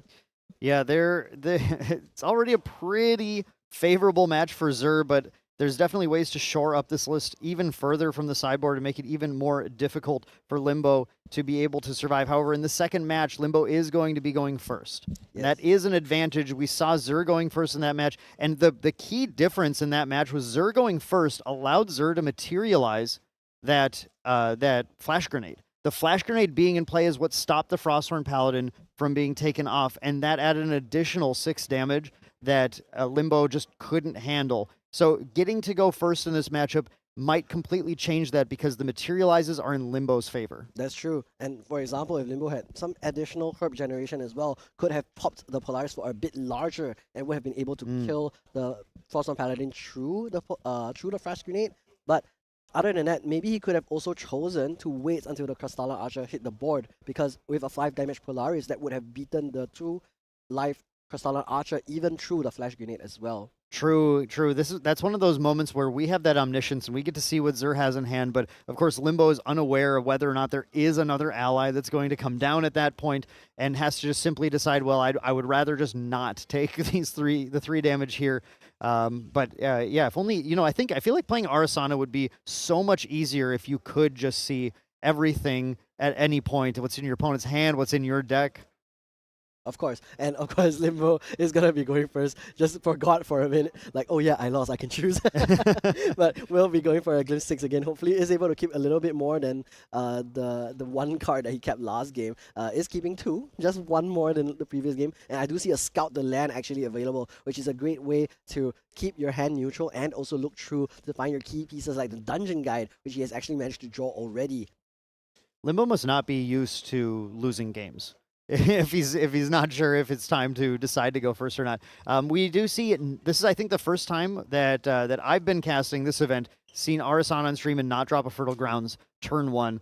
So we are going to see instead that Scout the Land. Of course, Zur taking the first turn, going with the Spirit of Water. And again, Zur's game plan is to use a fast speed distant enabler to distant his champion so that when he levels up and Diana gets the 8th ring, we see a Scout the Land here. What do we see, Hero? Look, I see Limbo very confused and a little bit frustrated at the cards that he sees on the top 4. He does pick up a Stifling Trap from that draw and leaves the remaining cards on the top. I believe there was a couple of card falls. Yeah, you can see on the stack here on the top, on the right of your screen, he did draw into a couple of cards that he doesn't really want to see. Goes up to Arizona level 1 though, and will be able to draw a 1 and a 2 herb. Again, no Fertile Grounds this time, so won't be able to make any copies of that. But at the very least, he is able to go up to level 2 next turn with the Scout the Land that he still has in hand, I believe. No, that is going to be a Stifling Trap. Yes, no second Scout the Land, so it is going to be a little bit difficult for him to go up to level 2 just yet. But he can materialize something like the Ingredient Pouch to try and build a little bit more herbs. I hope to hit a pair as well as build up that Polaris to be a little bit larger as well. I am not sure you have time to materialize an Ingredient Pouch in this match, though. Look, we already see this Crystalline Archer coming in. We see the Weaving Mana Stream from Zur. Zur is already completely set up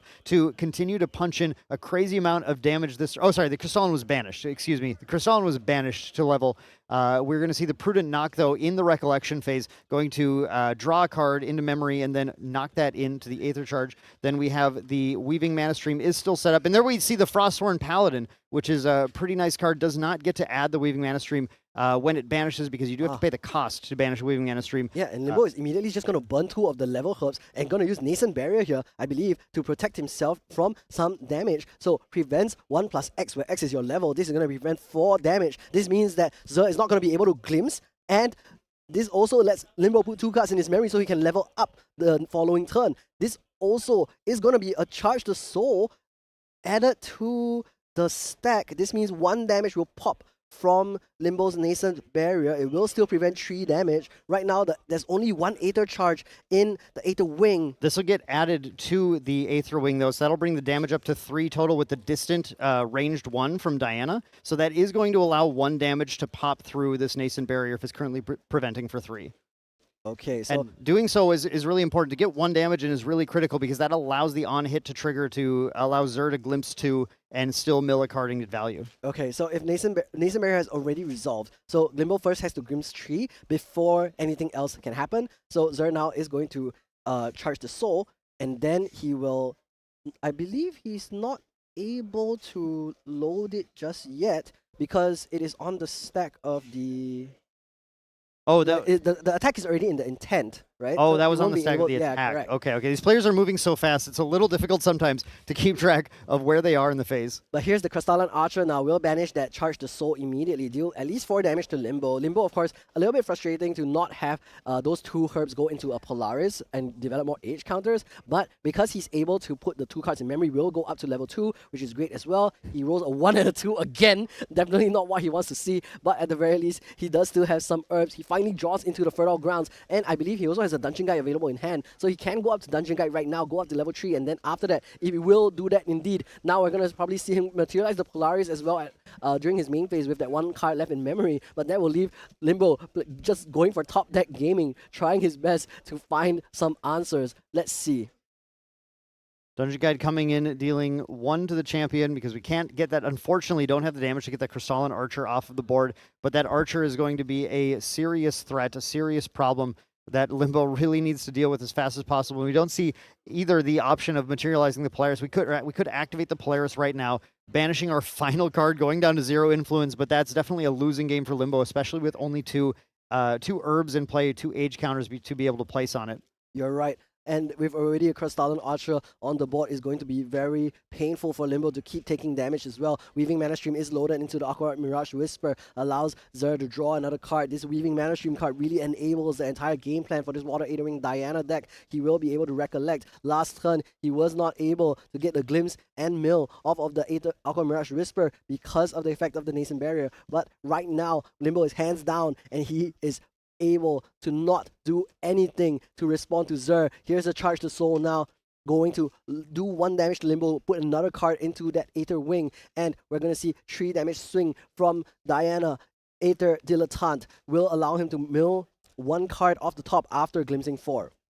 The Glimpse 4 is coming in. We're going to see, usually we're looking for there. We do have a float right there. We'd prefer with this Crystalline Archer attack to not banish the Weaving Mana Stream because you would love to use that again for the Ranger Strides next turn to be able to load it in once again. So that was perfect, finding exactly an additional float to be able to banish, to be able to draw more cards, to be completely set up right now. Continuing to punch in 4 damage a turn. This Crystalline Archer is just doing just an absolute crazy amount of work right here. Following up with the Frostworn Paladin, we have the Charge the Soul as well in the graveyard, able to banish that to draw another card, put a buff counter on it, push another 3 damage in at Limbo. The damage is just coming in far too fast. Limbo on a 1 influence on Arasana level 3, but does still have that Spirit of Serene Wind to be able to lineage release to recover 6. Yeah, I'm sure Limbo is going to be a little bit frustrated. He really wants to see a Comet Fall right now, but the Comet Fall, again, will be denied by this Flash Grenade if Zer has a way to make one of these units distant. The bright side for Limbo is that there is going to be 1 damage from this Dungeon Guide, so he can use the Dungeon Guide to attack into the Crystalline Archer, so it will have 1 damage counter, then take 4. Prevented, it will still die to the Comet Fall. Right now, he will, though, not play around the possibility of a Comet Fall, instead just going for 1 damage to face and materializing the Quicksilver Grail. What I think Limbo wants to do right now is get Zer in a position where Zer does go hands down, so there's no way to distant the allies, so that he can potentially pop the Quicksilver with an Astroscope, glimpse, and find the Comet Fall that he needs. Limbo needs a miracle right now to get through this and is just playing to whatever out might possibly exist. I actually have a different idea of what Limbo has put under this Quicksilver Grail. What do you think it is? I think he has put the Chalice of Blood underneath that Quicksilver Grail. The moment that he hits 20 damage, he'll be able to draw more cards and then suddenly have more options. However, it looks like the Weaving Mana Stream is going to be negated by the Haughty counter instead, so there won't be an option to draw more cards. So maybe it isn't going to be that Chalice of Blood. It was an option, but it's not going to be the case here. It's an Astrocyte off the top with this Haughty counter Glimpse 3, which is great. Glimpse 1 is not going to find anything to Star Call, but we'll get to draw 1 again. Now and it is here gonna be... we do see the Astroscope coming down, and we did see Zer go hands down with this. He needs to hold exactly a reposition right now to be able to use that Flash Grenade to protect one of these allies. Limbo needed to find a Comet Fall there, but unfortunately that Glimpse 3 failed. Arasana is not giving Limbo exactly what he needs right now. Yeah, but on the board already, Zer is representing 10 damage with both the Frostworn Paladin, the Aether Wing, with the Crystalline Archer, with the Ranger Strides. Is going to be so much available for him. I think, sorry, that's 13 damage already. 3 of that already put in. If there is a Corruption Coda combo after the hit comes in from Zer's Aqua Mirage Whisper, that means it's going to be even worse for Limbo. But let's see what is going to be in the next play. Limbo already forced to release the Spirit of Serene Wind. Only 1 card left in the memory. No cards left in hand. No 3 visits. No nothing right now. We have seen Limbo play extremely well, honestly. I'm extremely impressed with the way that he's trying to find every potential angle to get through the massive amount of damage coming in, with Zer just taking some of the strongest aggro lines that do exist in the format right now in this Water Diana deck. That's right, and Zer now has a Cheshire Cat, which will make this Crystalline Archer swing even larger. Limbo just scoops it up, he knows it's over. The Ranger strikes, the second boots, and everything is going to go Zer's way. Limbo scoots, he knows he's cooked, and Zer will proceed to a 10-0-1 score at Ascent Akihabara. Zer is looking extremely well positioned right now for that potential to make it into that coveted top 8 position. Again, we had nearly 700 participants in this event. If you are going into the next round, round 12, with a 10-0-1 record, Hero, How do you feel about that? I've never felt that in my life.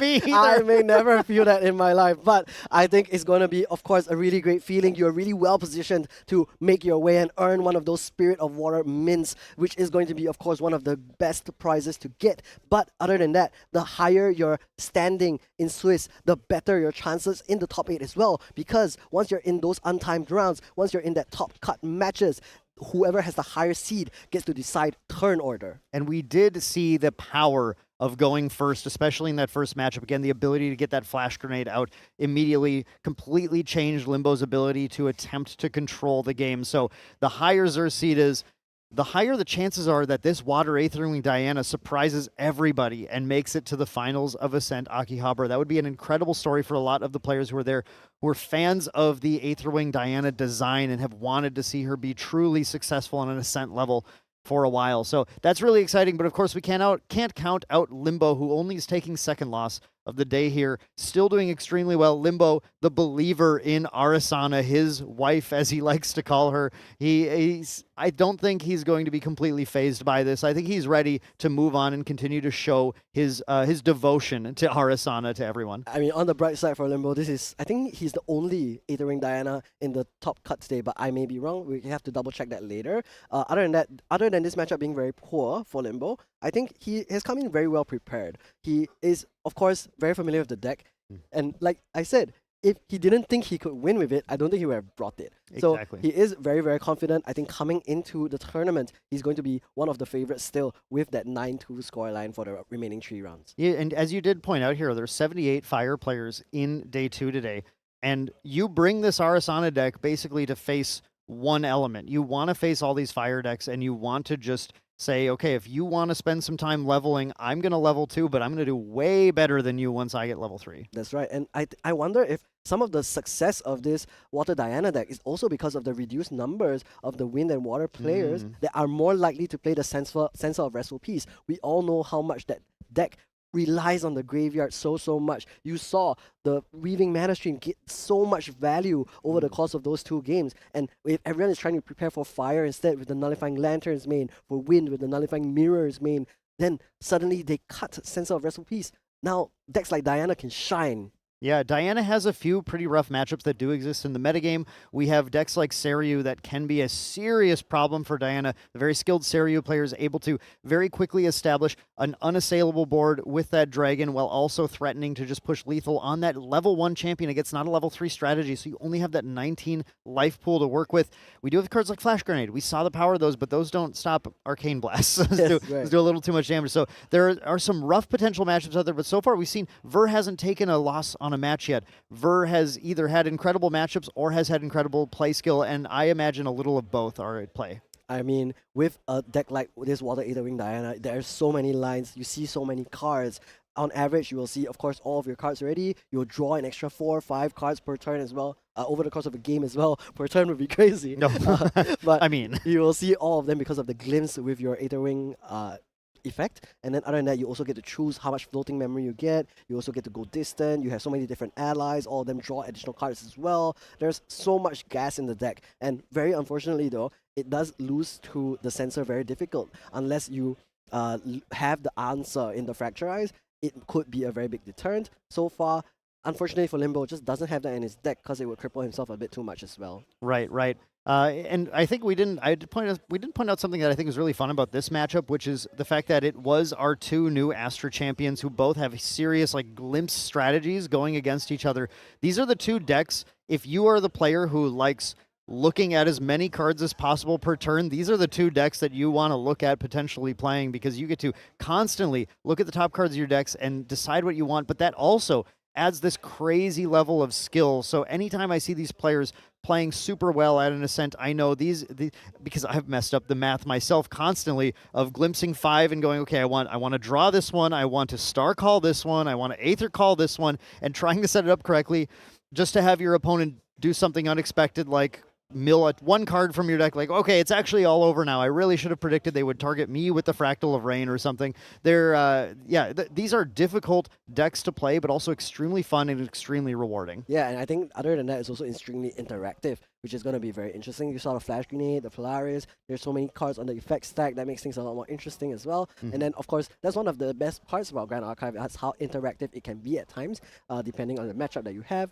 the deck that you play, what kind of interaction you have available as well. Yeah, look at that play that Limbo made with the fast cure holding up the stifling trap.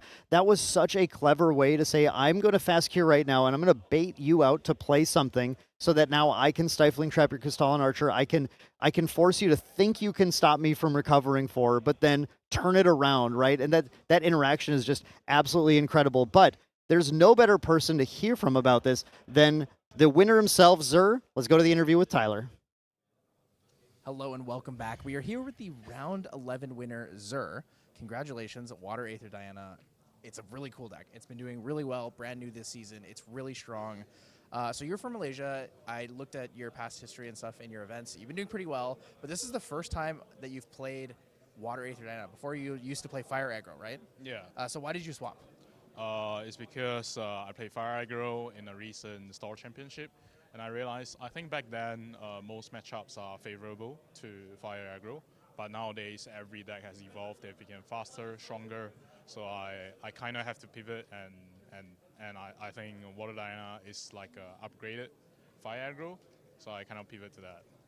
Yeah, especially with Carbs on Coda is a really big one for how kind of explosive the deck can be, right? Yeah. So there's a couple of things with Water Aether Diana that have changed over the season, right? As DTRs come out, originally people weren't playing Looking Glass. They were just playing like GCR, Water Aether Diana, but almost all of you guys here are playing Looking Glass with like Ranger Strides and stuff. Do you feel like that is like super important in the deck? Do you really like need all of the different distortion items? Yes, I do think Looking Glass, at first I thought it was not like the best, but after some games, and then I just realized it enables so much second win con, and it does so many things, and it's just good. It's just very good. Yeah, because I guess when you really think about it, it's like you would go maybe GCR, right? It's like draw one, but a lot of the other Distortion Regalia gives you a similar effect, right? Bauble of Scarcity, you could discard a float or discard like a Languid Toe Troll, or if you go Ranger Strides, you still on enter draw one, and you have so much floating that you can recycle everything anyways. So it makes a lot of sense. I want to talk about your deck and the ratios, so the number of cards you have in your deck. You have 1 Frostbind and 1 Chain Charge. Yeah. Is that because in open deck lists you want to scare people? No, it's just Chain Charge is. I saw there's a recent list that played 4, and I tried it, but I didn't like it as much. So I just cut it down to 1, but I do understand that there are some circumstances it's really good. Ideally, I do want to play Frostbind, but like sometimes like seeing too many of the counters are not like great sometimes.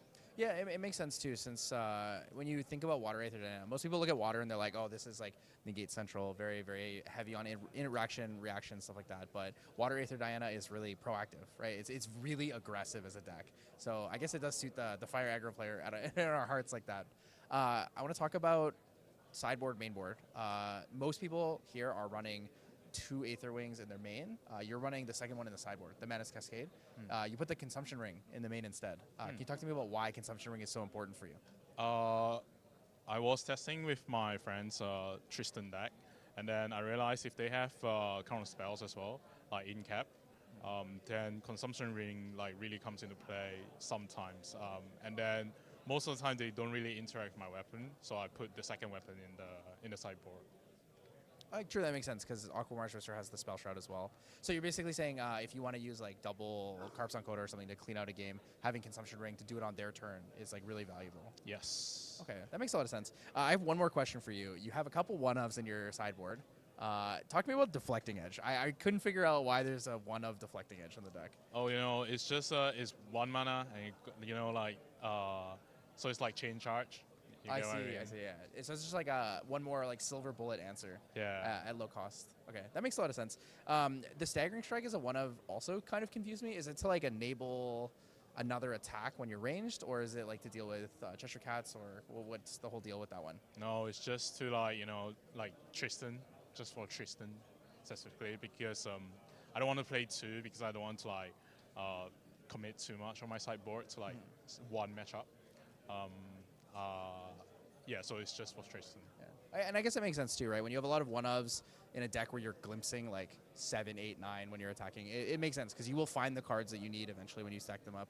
I want to talk about one more thing here at Ascent Aki. First of all, what do you think is the worst matchup for Water Aether Diana? There's a lot of people who see this deck and they're like, I love this deck, I want to learn how to play it. What's your piece of advice? Worst matchup, hardest matchup?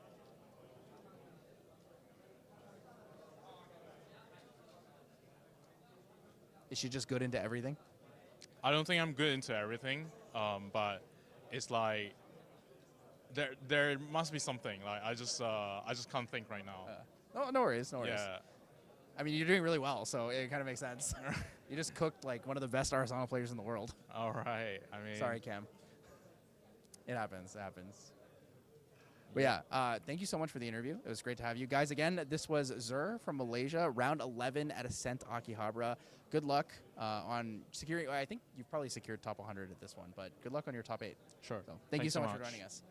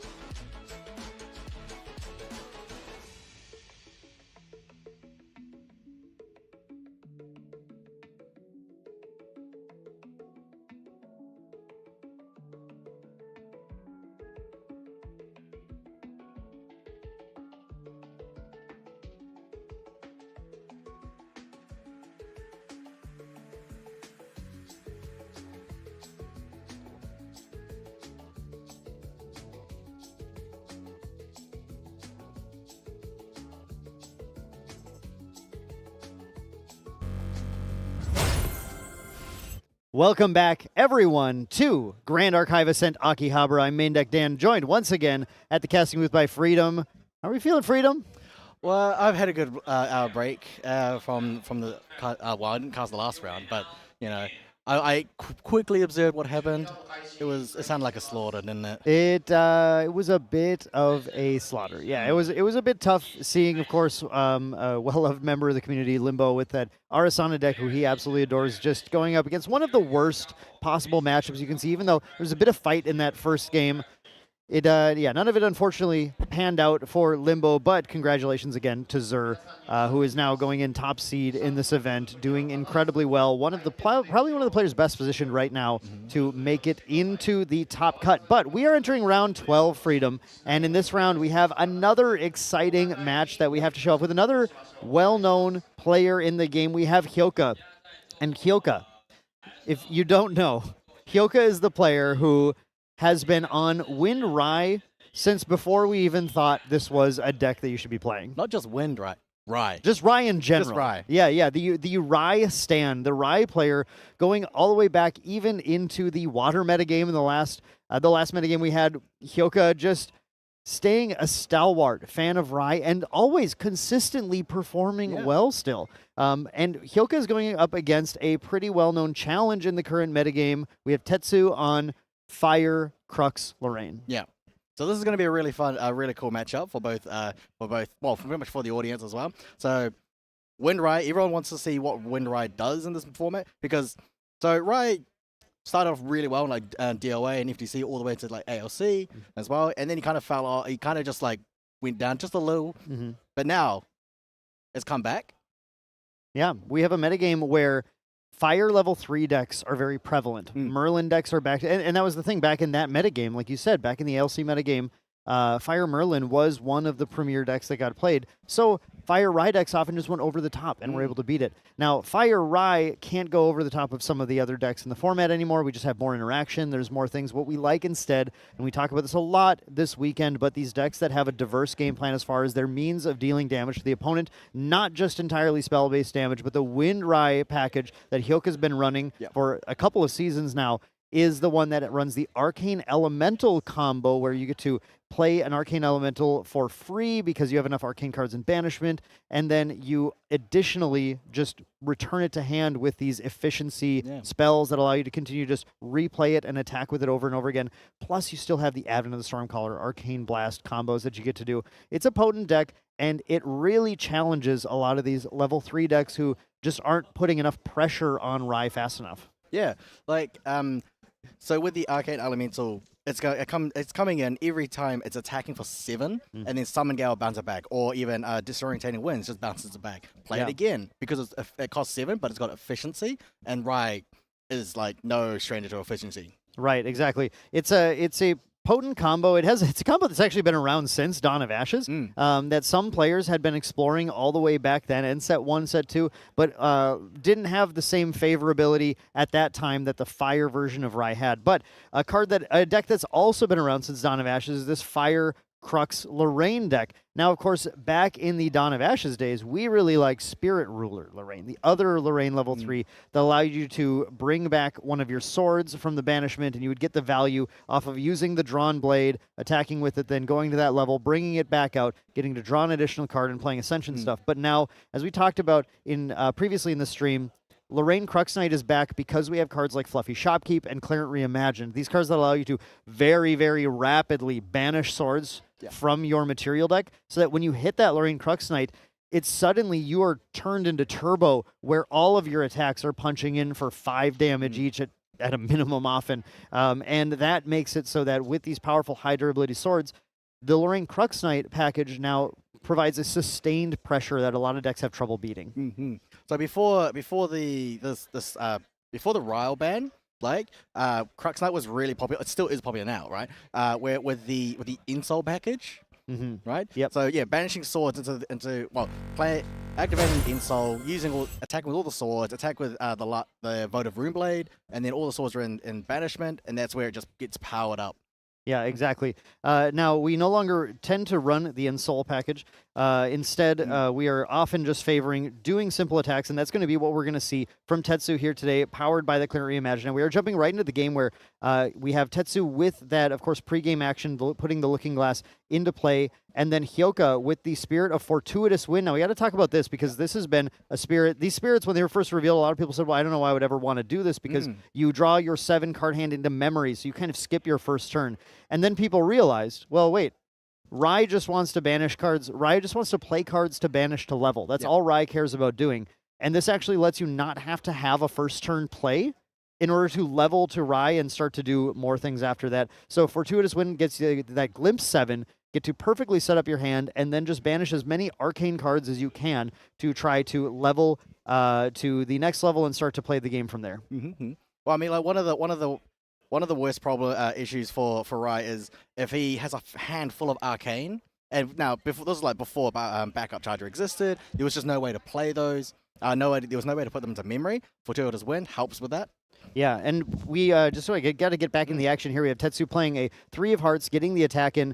And then it's being set up to be able to use that cardistry to discard. Now, going back to Hyoka's turn, Hyoka went for a backup charger, not immediately going for that Rai, which is kind of interesting because with that hand in memory, you also can't immediately activate that backup charger. But Hyoka is just obviously not seeing quite the cards they're looking for, but does have the Fluffy Shopkeep. And this Fluffy Shopkeep is a really cool card in here because it allows you to banish some arcane cards from your material deck. Now, we've seen Fluffy Shopkeep being used in these Lorraine decks to banish swords, but the point of banishing the arcane cards is that Arcane Elemental uniquely is the card that only cares about arcane cards in your banishment, not arcane spell cards, which is what Rai Stormseer cares about. So the Fluffy Shopkeep sets up those cheaper arcane elementals easily. And then passing back to Tetsu, Tetsu goes for that level up to Lorraine level 1, getting that Liminal Guide in play that got to pitch off of the 3 of Hearts. So discarding that Liminal Guide, set up the card draw on the level, and then still having the 2 cards in hand to play the Inert Sword, which is kind of this perfect Lorraine level 1 level that you see, where now she gets to start attacking with the Inert Sword, pushes in the damage with the 3 of Hearts and the Liminal Guide, and now we see the Cheshire Cat coming down. Cheshire Cat is an extremely powerful ally that Hyoka has to be worried about because it's very tough to deal with. Spell Shroud Stealth, and because of that Inert Sword in play, which is a Distortion Sword, gets the +2 power from it. So I'm pretty sure there. So Tetsu's main game plan is to deal as much damage as quickly as possible, and making sure that Hyoka cannot get his pop off turn when he activates the Advent of the Stormcaller or his Arcane Elemental. So Tetsu really needs to just pound on as much damage as possible. Yeah, and I think Hyoka is very, very aware that we need to banish almost exclusively arcane cards. So chose to go with that backup charger turn because there were too many cards to risk that were not arcane in that opening hand. But now using that backup charger plus the Fluffy Shopkeep, able to set up that kind of clean banishment of the arcane cards, and then still use that backup charger to draw a new card, get a power cell set up. I'm actually double checking to see if Hyoka even does, or yeah, Hyoka does not run any turbocharges in here, so the power cell is going to be basically a useless item on the board here. But then going with the Dungeon Guide, very classic. Rai is one of these decks that tries to level as fast as possible, so you're happy to do a Dungeon Guide to Rai level 2, getting your inherited effect set up now. And I know a lot of players are not familiar with Rai, but Freedom, why don't you tell us about Rai's inherited effect and how it fuels the deck? I feel like it's probably one of the best inherited effects. So for Rai, for each turn, whenever you activate your first mage action card, Rai gets an enlightenment counter. Now, the enlightenment counters, once you get 3 enlightenment counters, you can sacrifice 3 counters, and then you get to draw a card. And we just saw actually a spell coming down immediately, which is going to trigger that inherited effect right away, that Disorienting Winds. Now, this is really, really powerful. Again, you talked about how it's an Arcane Elemental kill combo, but here, Hyoka just used it to return the Dungeon Guide to hand and then draw a card to replace itself. So Hyoka is just set up, again, to go with the next level, can go ahead and do a pretty common play would be doing something like Quicksilver Grail, putting the Tome of Knowledge underneath it, and then using the Dungeon Guide to Rai level 3. But actually, let's just do it right now. Hyoka, with enough cards in hand, going for the Dungeon Guide immediately on the turn to, on this third turn of the game, going to immediately get to Rai Stormseer, banished an Arcane Elemental and I think a non-arcane card underneath that. But we are Rai Stormseer. We're going to need to get a check on the level count to understand, because Rai Stormseer's power, this is an extremely powerful level where he gets +1 level for each Arcane Element Mage spell card in your banishment. So I believe there's now only I think that's three. Yeah, the die there is indicating that. So this Rai shows level 3 on board, but is a level 6 champion for the purposes of any effects that are going to check level, which of course,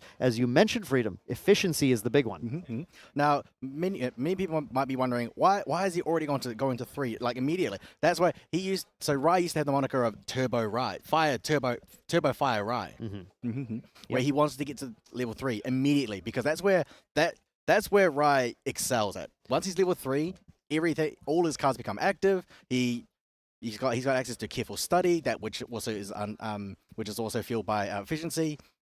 Yep, and we see Lorraine going to level 2 Blade Master, continuing to punch in damage. Look at the amount of damage that has been dealt here. 3 from the Cheshire Cat. We have 2 from that buff countered liminal, and 1 from the liminal, and 2 from the 3 of Hearts. That is an ephemeral counter that is on the liminal guide. And then the Lorraine does get that +2 buff here. So we saw Tetsu basically saying, okay, I'm done caring about the Cheshire Cat. I'm going to use that attack right now with the Cheshire Cat, then follow up with the Inert Sword attack, taking advantage of the on-enter provided by Lorraine Blade Master to get +2 damage, actually attacking the dungeon guide, getting to draw a card off of that as well. And we see Tetsu with a Blanche in hand, which is going to be a key card because, well, we talked about these Arasana decks that go to level 3 as fast as possible, kind of like you're saying here at Freedom, these turbo decks.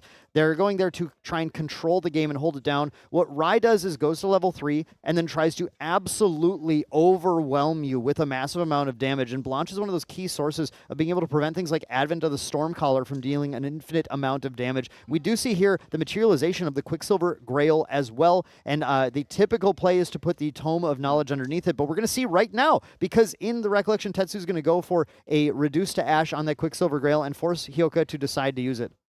Yep. So here, banishing the Quicksilver Grail in response, revealing the Tome of Knowledge. This is where where Hyoka can choose to banish the Tome of Knowledge and get the Tome of Sacred Lightning.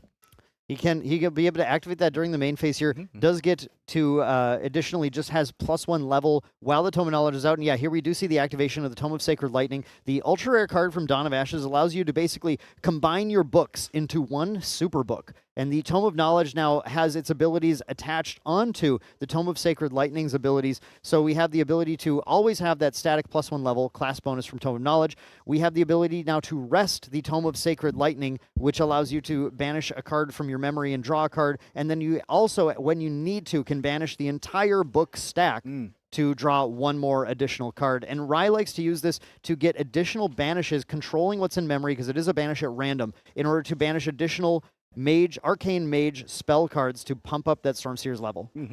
So this is really cool from Hyoka right now. So now that he's level 3, all he has to do is he can either play something like Kill for Study, or he could do something like Scry the Skies. Scry the Skies. Yeah, Rai is sitting in an effective level 7 right now, and the cards we have, do have powerful cards like Careful Study, which should now be a 1-cost card to use until an additional level is gained, which could be gained as easily as just resting that Tome of Sacred Lightning, making it a free way to gain 5 Enlighten counters and then draw an additional couple of cards, because it is also going to be a card that's going to trigger Rai. So Rai's going to have a lot of Enlighten counters, going to get to suddenly start to kind of snowball a lot of cards very, very fast. But like you said, also another key card in these Rai decks is the Scry the Skies, because once your level gets extremely high, you get to glimpse so deep into your deck, you just find all of your kill condition cards, set them up on top, and then win the game from there. Right. Yeah. So notice in his banishment, he's put a Scattering Discharge sideways, which was banished from memory. Yeah, we have to talk about Shattering Discharge as well. Shattering Discharge is one of Rai's new kind of tech pieces that came out of Abyssal Heaven. Was kind of meant for both Rai or Guoja, but really Rai is who takes the most advantage of this card. It allows you to play it out of the banishment when it's there in order to deal damage to something and then rebanish itself, so it doesn't actually hurt your level at all. Yeah, this is also it's also a shield a barrier popper as well. Yep. Because in Tetsu's deck, he does have 1 Crystallized Destiny in there, so he's going to use that for anything like an Arcane Blast or any Arcane Elemental attacks.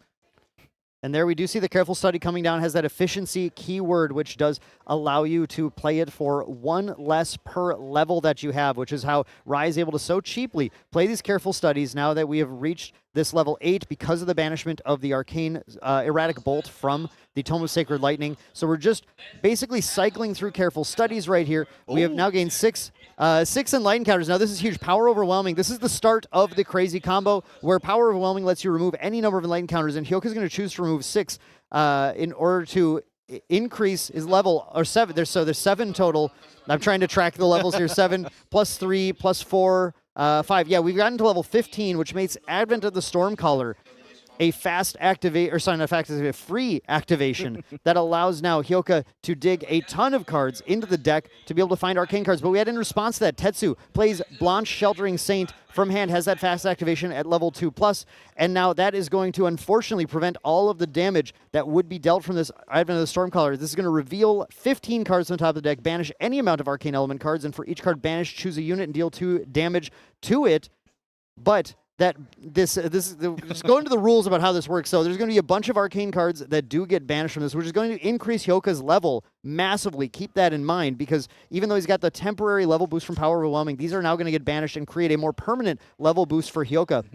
And then Hyoka will choose what to deal damage to. All that damage is going to be dealt simultaneously. So if Hyoka chooses to deal 2 damage to the Blanche and then the rest to Tetsu's champion, Blanche is still in effect preventing all of the damage except the damage being dealt to Blanche. So Hyoka has to actually do a little bit of math here on the cards he's banishing, the amount he wants to banish, the cards he's okay getting rid of entirely, because again, they are banished while the others go on top or bottom in any order. So Hyoka also gets to set up potentially the next draws to be perfect, but then has these 6 sources, if he's choosing 6, of 2 damage to try and deal to clear the board as much as possible to keep himself protected so he can try and go for a kill next turn if he doesn't have it.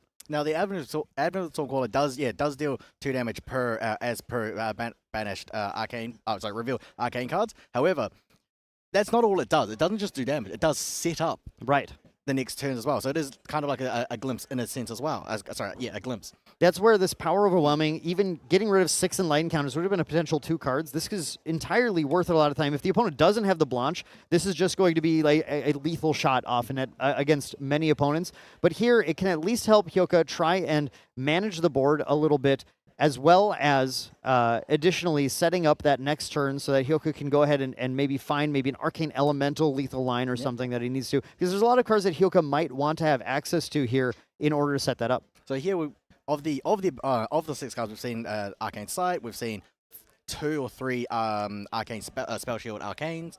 Well, I think we've also seen one of those, another Advent of the Stormcaller as well. So actually what we're going to see here is, of course, with the damage dealt, with the way Blanche works, this is in packets of 2 damage, right? So it's 6 sources of 2 damage each. So the Blanche got to prevent everything except for the 2 damage to Blanche. There's no other tricks that could be done at that point. And then we did see the popping of the Tome of Sacred Lightning with that Tome of Knowledge effect to draw 1 additional card from the deck, which was a second Advent of the Stormcaller that was set up from Hyoka. Now with the Blanche down, then Hyoka goes and banishes a ton more arcane cards and then finds this Arcane Elemental and then plays the Arcane Elemental and attacks in and takes Lorraine Blademaster out. There was the crazy Power Overwhelming fueled double Advent of the Stormcaller turn that takes out the Blanche that Tetsu kept back to try and protect it. But it wasn't enough because the Stormcaller had arrived. Yeah, so Riot just does not care what you're doing. So, for example, against Lorraine or against Merlin, right? Merlin has to actually do as much damage as possible.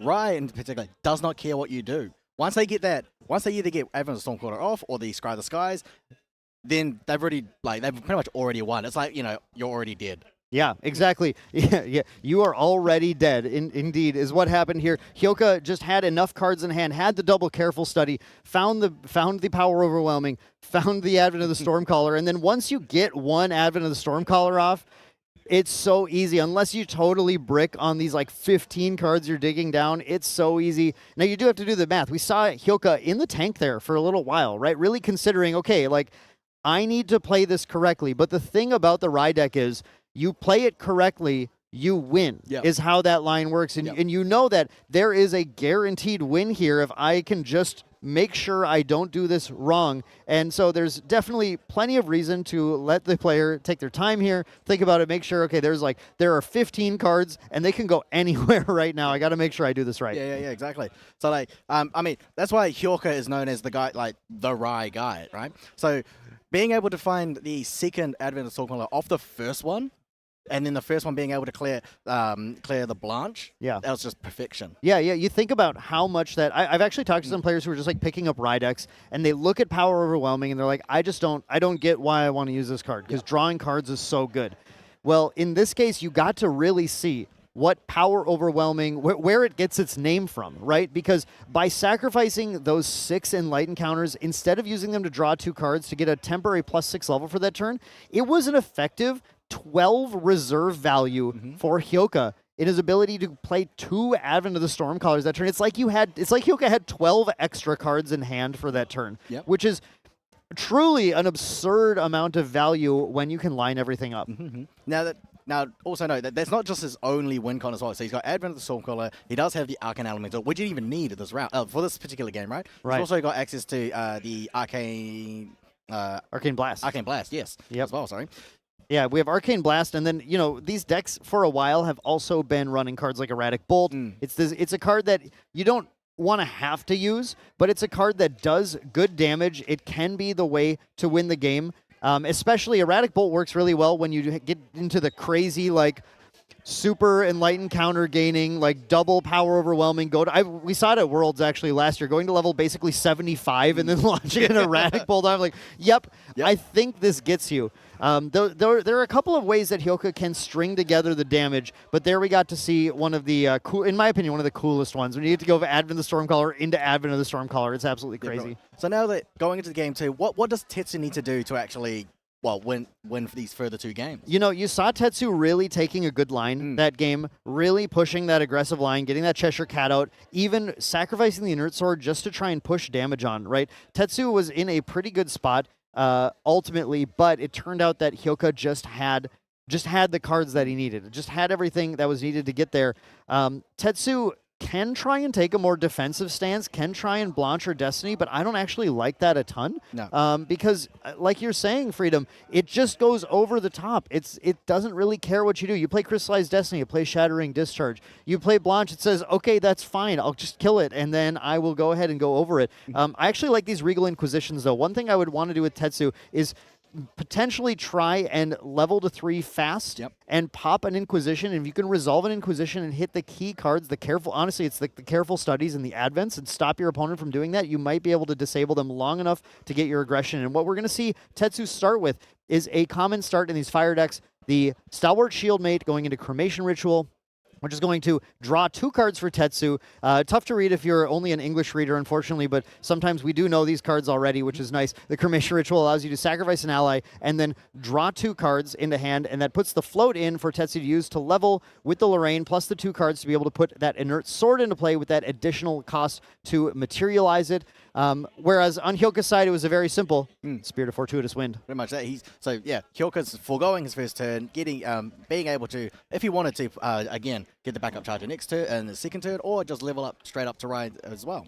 Now here we see Tetsu playing the Fluffy Shopkeep, and one interesting thing is that Tetsu actually elected not to banish the Prismatic Edge from here, actually chose to, which is the common thing just because you often are going to Prismatic Edge using Spirit Blade Ascension, but Tetsu really valuing, I might actually need to play this Prismatic Edge this game. Instead, I don't need Nullifying Mirror for anything, and I'm not going to need the Sword of Seeking because I'm trying to put out an Inert Sword. I'm trying to play Cheshire Cats.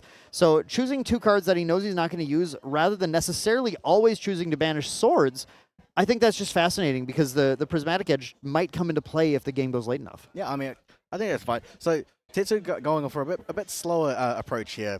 So because he's not able to get more allies in, he's got in hand Pendragon. He's got the Rending Flames. The Rending Flames could come in handy if he's able to get to level 2 before him. The Rending Flames, yeah, that's got to be it, because with the Rending Flames, you can put out that Prismatic Edge as your sword to use with it, which has a natural 3 power to it, which combined with Crux Knight and Rending Flames is the single lethal line that outside of a Spell Shield Arcane, Hyoka's not going to be able to do anything about. Yep, here we've got Tetsu choosing to materialize the Claret Reimagined here. Now this is actually a lot, a bit off turn here. Now he did He did actually banish the Prismatic Edge here and alongside Okay. with the Clarent as well. So saving swords to banish for Clarent, that's another option to be able to take those. There's a couple of different routes you can take when you're materializing these cards, and of course that's something that the higher level Lorraine players are pretty experienced at doing. One thing Clarent Reimagine is going to do in this matchup in particular, I've got to talk about this in just 1 second. I just have to mention that this is relevant here, this Tempered Steel. You do not see this being played a lot in Lorraine decks. This is a very uncommon play, a unique thing in Tetsu's list, but this is going to put a durability on Clarent Reimagined. And that's huge because we saw in the last game the Advent of the Stormcaller, the lethal line, because all that Tetsu had to protect himself was a Blanche. But here, Clarent Reimagined has this ability to remove durability counters to prevent 2 damage, all sources of 2 damage, that turn of non-attack damage that we dealt to Lorraine. And that's going to mean, currently with the Clarent Reimagined, that's 4 Advent of the Stormcallers that you can completely negate, which is all of them. So Tetsu has really actually gone this defensive route. We're going to see how well this works out against Rai. Can we actually hold off all of Rai's diverse lines of taking you out? And at least right now, Clarent Reimagined is going to hold back the Advent lines. Yep. So yeah, like choosing to so like for example, game 1 he needed the Clarent there, but now the game 2, yeah, he's chosen the smart right. No, so Hyoka here now going to Dungeon Guide to level 2. Yep, and this is exactly what we saw in the last game. I would be shocked if we didn't have that Disorienting Winds right now to immediately return that Dungeon Guide to hand and potentially just replay this line once again, leveling all the way to 3. Let's see if Hyoka is here to do this right now. With that Fluffy Shopkeep in play, unfortunately, one thing Hyoka can't do is actually get in a couple of chip damage attacks with these allies because both players are sitting with Shopkeeps that are protecting each other. Yeah, it's a Shopkeep standoff, but we do have, there it is, the Disorienting Winds being played, returning the Dungeon Guide to hand, drawing an additional card, and yeah, we're going to put down 3 cards here. And no, we're not. We're going to play a Mnemonic Charm, actually. We're just going to play a Mnemonic Charm, or as we like to call it, the Mage Cake, which is just going to draw a card into memory, and importantly, with this class bonus, a little Empower 2, that can be really, really clutch on getting some of your efficiency spells to pop off when you're just kind of, you're clutching for those last levels to be able to start to play your efficient turn to snowball. Yeah, I think Hyoka's fine here to pretty much, instead of using the Dungeon Guard immediately, he's got this Fluffy Shopkeep, so he's safe for a turn. He's safe against a potential Rending Flames turn. True, yeah, that Fluffy Shopkeep might be doing a lot of work for Hyoka. Another card that was picked up in Distorted Reflections that I think really brought Rai, let alone, the metagame became, I think, a little more open for Rai once again. But the Shopkeep, just a key card, turning on Arcane Elemental turns a lot like it does for Lorraine, but also preventing that aggro that is, again, Rai's Achilles heel, just like it is for Arasana.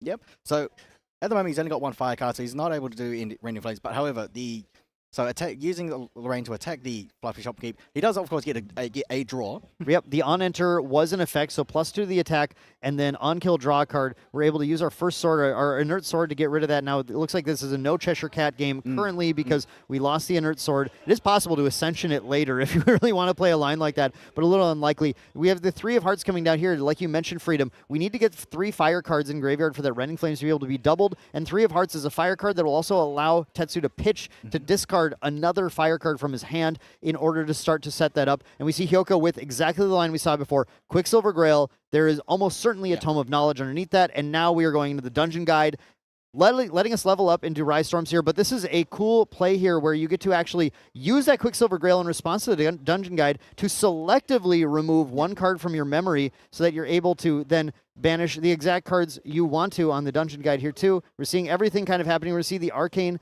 the Tome of Sacred Lightning likely to be activated next with the Tome of Knowledge already out. We have a 3-level count, 3 Arcane Banish mage spell cards. They remember all of the different attributes that they need to add levels to them. There is the Tome of Sacred Lightning being activated, the double book, the super book, followed by the Scry the Skies. Current level is 7.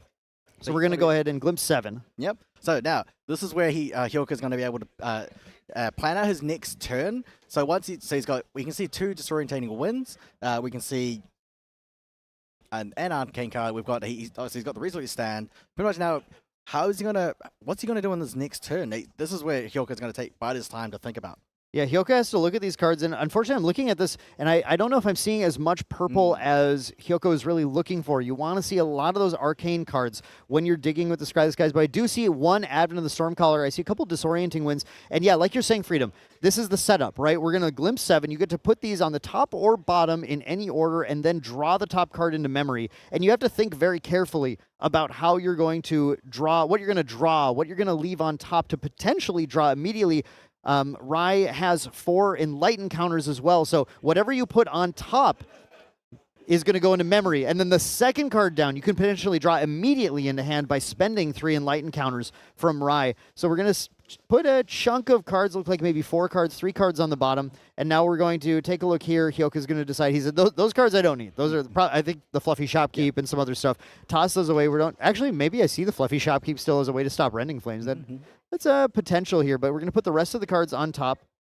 And Hyoka's going to draw 1 into memory, and now going to immediately, so this is the other, you have another draw source here by activating, resting that Tome of Sacred Lightning, banishing at random one of those cards, which was a Mnemonic Charm, and then we're going to draw into hand here, and we still have the Enlightened counters to draw an additional card. Now, the Advent of Stormcaller was drawn off of that, so we do have Advent in hand, but we're missing the Careful Studies and the Power of Overwhelming to really go off with it.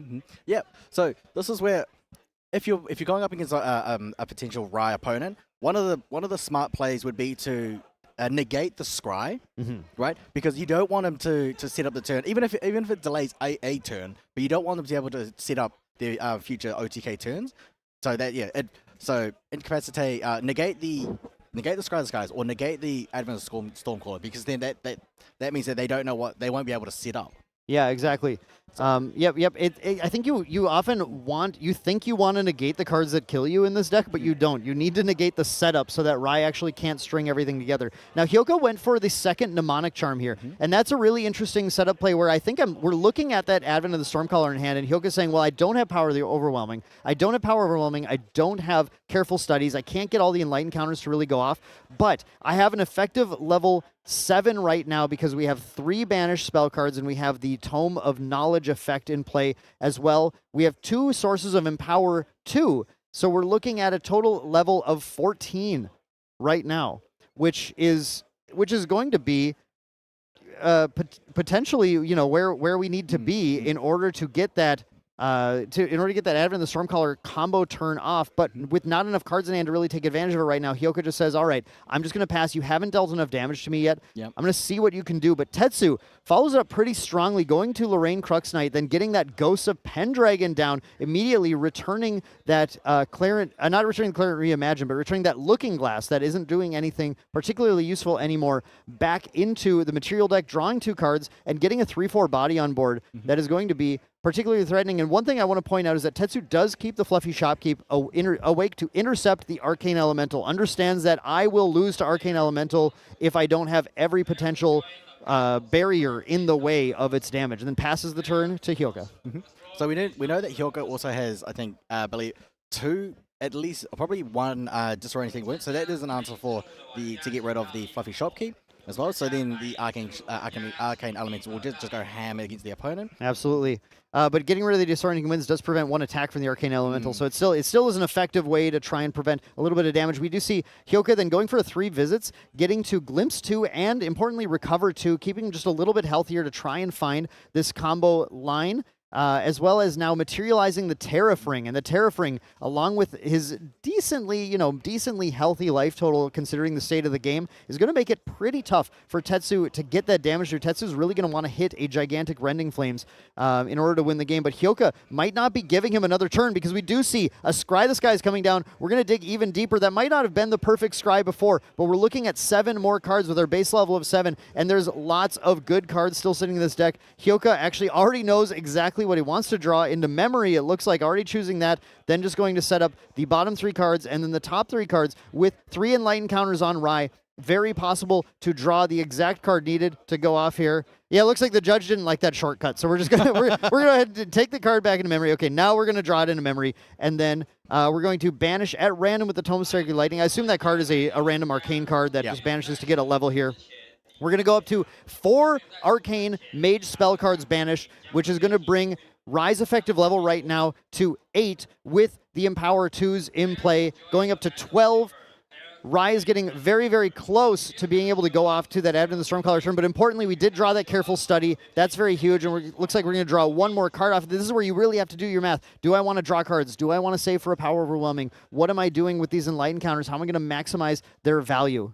So looking at on Tetsu's response, I mean, like, all he can do is either just watch. He is safe from the Advent of the Stormcaller's 2 damage, like sometimes 2 damage with the Clarity Reimagined here. But he's also got this 1 Flavor Shopkeep, which may not be enough in case the Arcane Elemental comes down. Yeah, the issue is the Advent of the Stormcaller is not going to be lethal at all to Lorraine, but it is, like we said, it's going to set up so much of that deck. It's going to set you up to do some absolutely crazy, crazy things by digging so deep and letting you selectively, most importantly, banish those Arcane Element cards to get your level higher and higher and higher until your opponent just can't keep up anymore with the amount of damage you're laying down. Even if we use all those Clarent Reimagined triggers, then activations, then preventing 6 at max is not going to stop gigantic erratic bolts that are hitting for 25 or 30 damage. Now I can see that in Tetsu's hand. He's actually holding on to 2 Spirit Blade Ascensions. So if he can use all 3 charges of the Clarent Reimagined, use the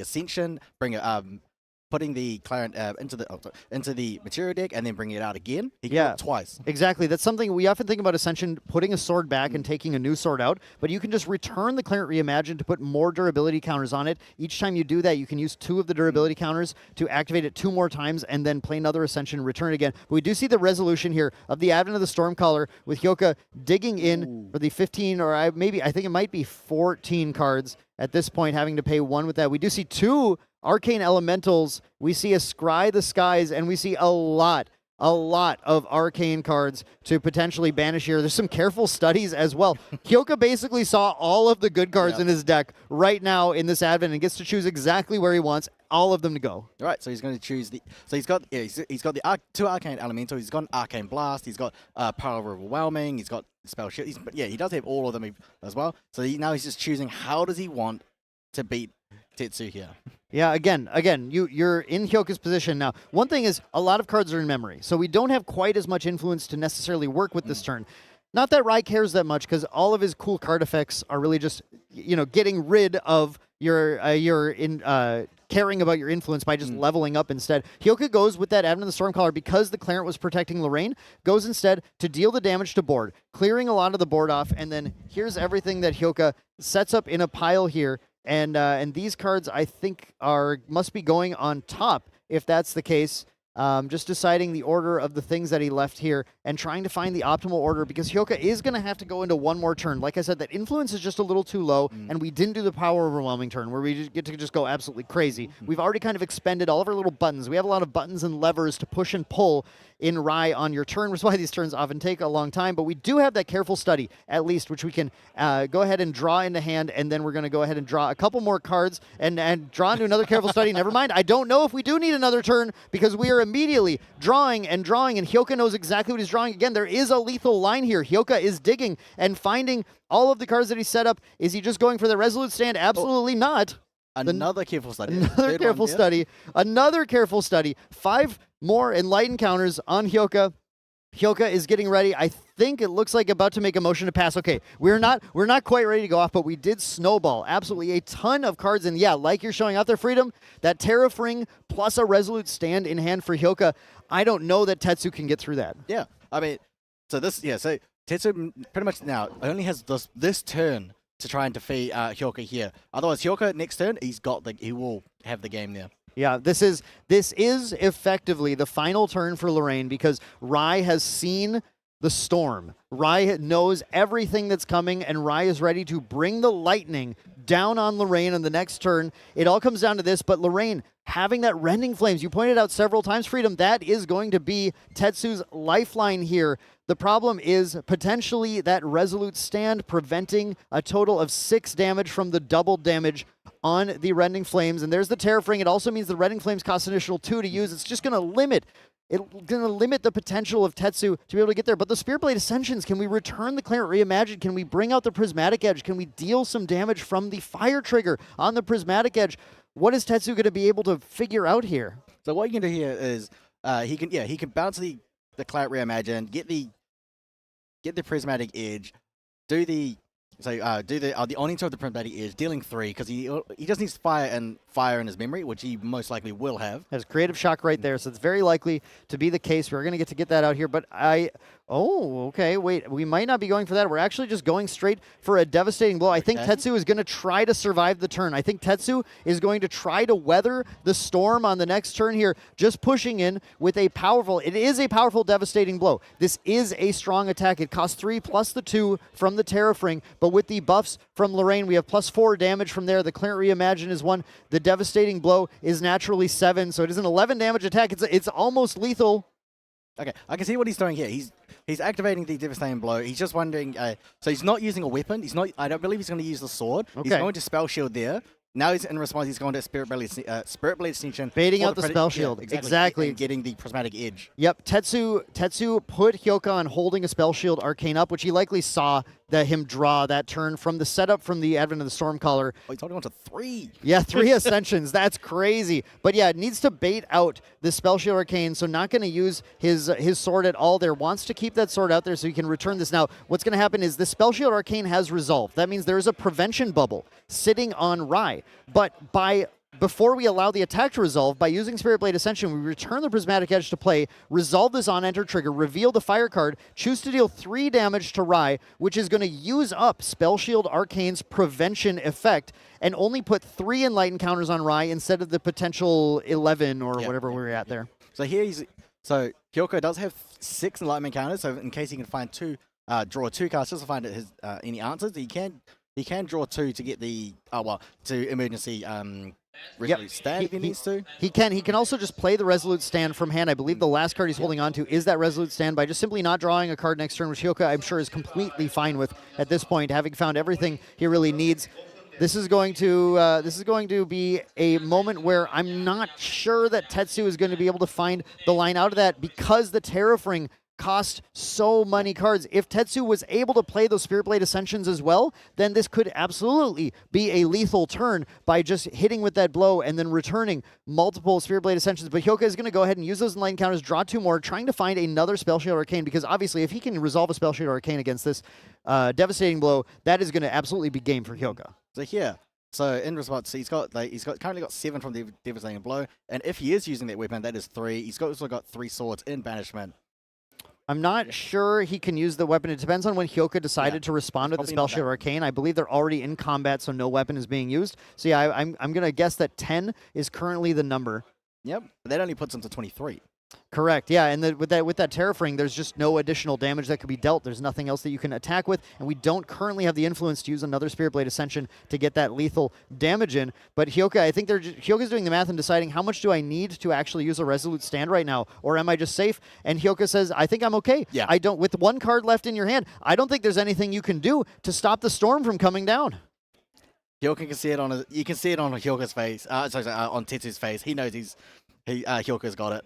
Yep, he knows he's got it. He's just going to let Hyoka play it out. Going to go ahead and materialize a Nullifying Lantern, which actually just, insult to injury, stops the Rending Flames from being effective. Still, Hyoka finally find an opportunity to put it out, but it doesn't at this point matter because Hyoka is going to be setting up now. We have to see how he sets it up, right? That's the question, but we do have 7 Arcane cards banished. So Rai is currently at effective level 11. We have 7 from that, 3 from base, and then 1 from the Tome of Knowledge underneath the Tome of Sacred Lightning, and that means right away, it looks like we're going to start with the Erratic Bolt. The Erratic Bolt is going to deal level damage, so it should be an 11 damage attack, but we're going to make it a little higher first. In response to the Erratic Bolt, activate the Tome of Sacred Lightning, banishing a Shattering Discharge, another card that is going to add a level, plus can be used for additional damage, making it a 12 damage Erratic Bolt. There it is. There's the 12 damage marked, and we're going to banish, look at that, 2 more, another Shattering Discharge, another Arcane card. So now we're going up even higher. Arcane Blast, that is lethal. Hyoka takes it.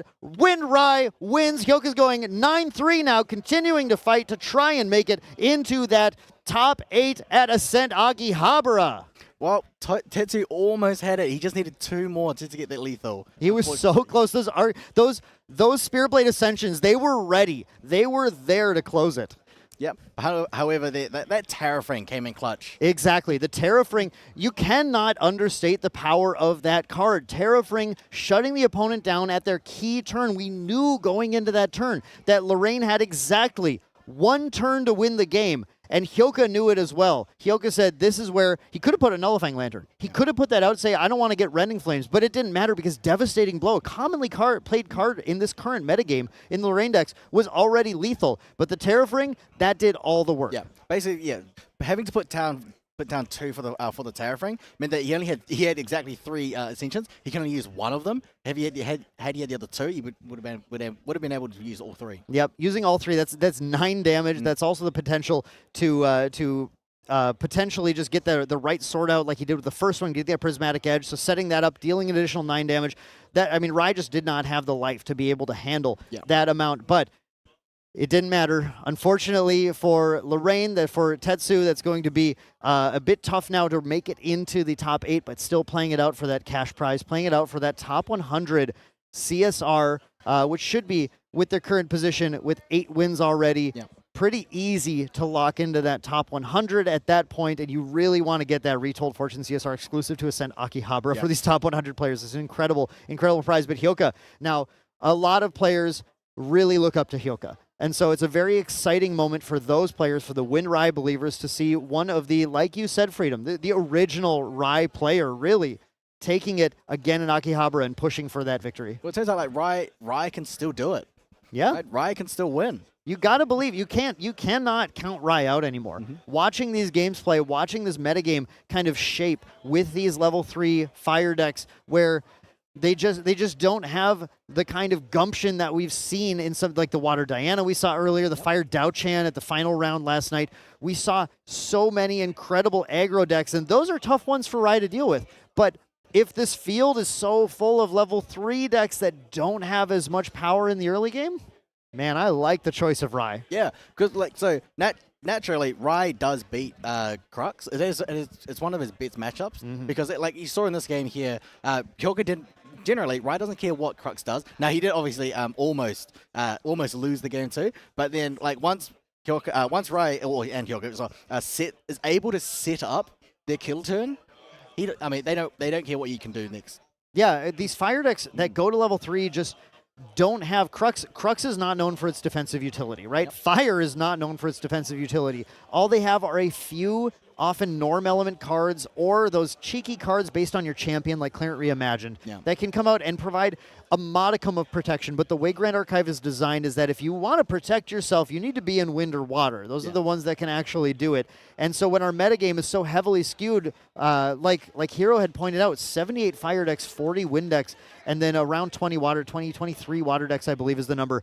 It's actually a very interesting 2 times, 4 times, 8 times, right? We have like kind of that exponentially more fire decks than there are wind and water decks in this event hall today, and most of them are level 3 decks. There are some aggro, but most of those fire decks are these level 3 decks where Rai just has a field day. Yeah, pretty much like so that is where so Rai excels at against like level 3 decks like you said as well. So Crux for example, Astro might be a little bit more difficult, but again, Crux, Lorraine, Crux, Merlin, Rai eats those for dinner. Yeah, he absolutely does. So it's been very fun to see Hyoka performing with the deck, and of course, we're all hoping to see Rai continue to prove himself in this metagame. But first, let's not talk about competitive Grand Archive for a little bit. Let's talk about collecting Grand Archive. We're actually going to head over to look at the Path of Silver pairings and rankings here, see what their collections look like. It's going to be absolutely gorgeous.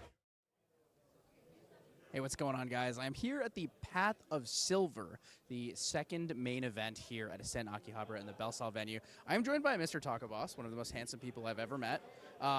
Tell me about what you're submitting today. So I see you're submitting for a Thema, which is one of the subcategories of the cards for Path of Silver.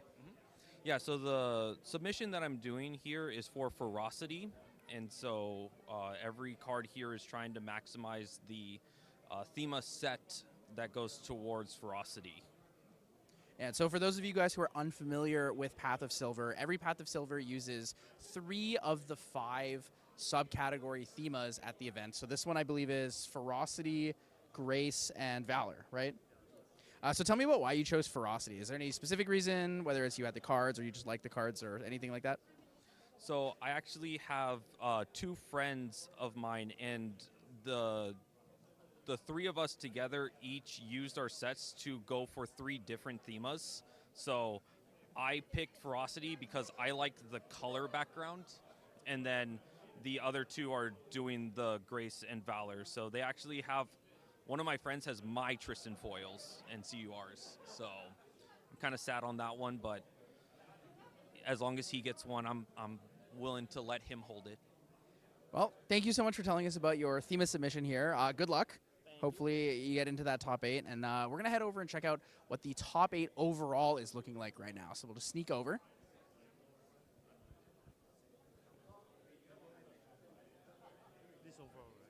I believe we're going to come in here. Do you have a moment to chat, or are you in the middle of tiebreakers? I can do both. Okay, cool. So I'm here joined by DJB Jason. What's up? Jason, please tell us about what you are doing here with Path of Silver, what top 8 is overall.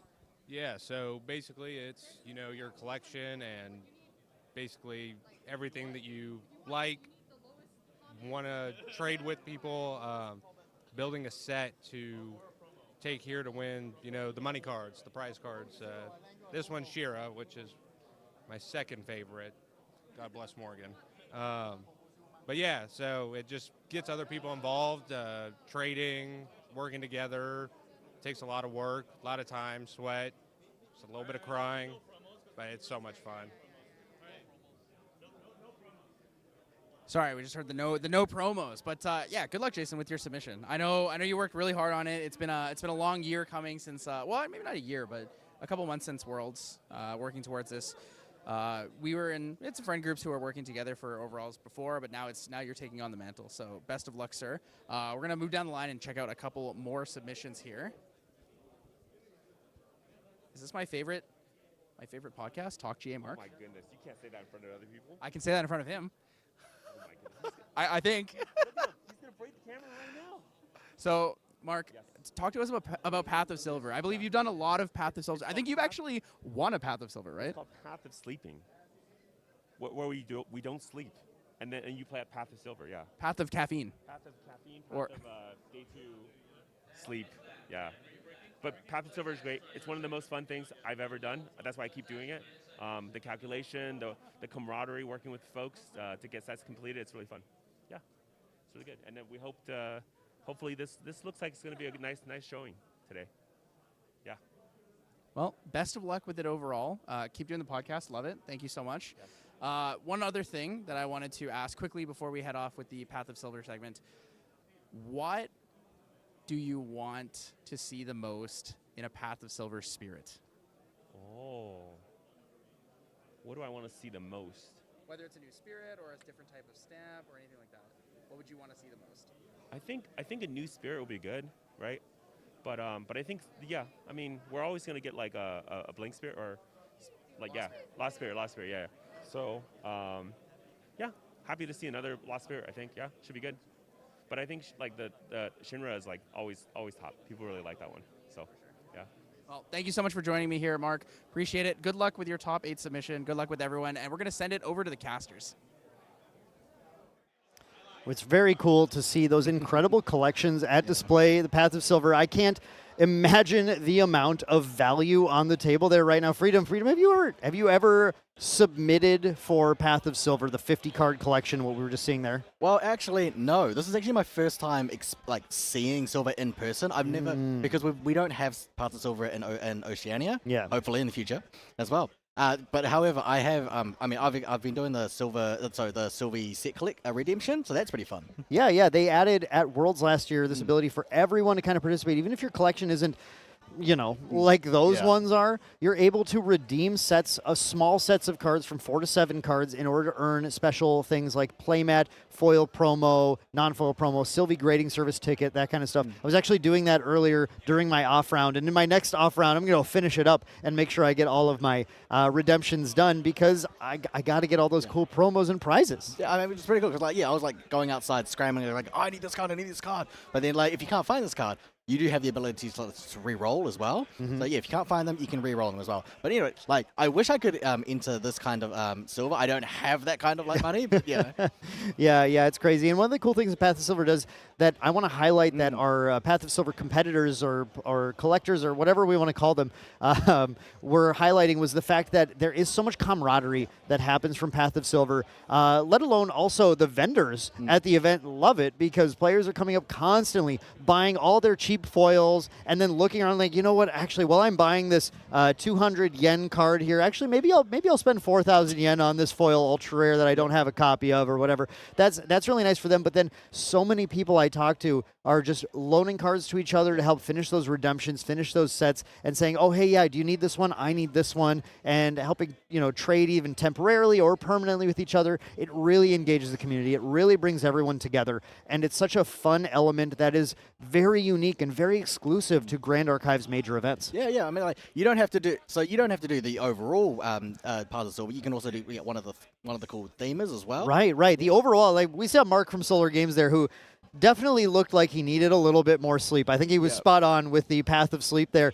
But in addition to being able to submit those gigantic collections to go for the top 8 norm element spirits, you can also do what we saw earlier competitors doing, which is saying, I'm going to have a less crazy collection, but I'm going to go for just maximizing the thema category, the ferocity value, for example, of all of my cards. So I know this one's not going to place top 8 in overall score because I'm giving up overall score just to maximize the ferocity and try and earn those top 8 promo sets and those themas. So you kind of have these levels for the ultra collectors, and you have the level for the sort of casual collectors, and then you have the level for everyone else, the submissions, where it's just, okay, I just started the game, I don't have a lot, but can I borrow a few of your cards to go get a play mat, that kind of stuff.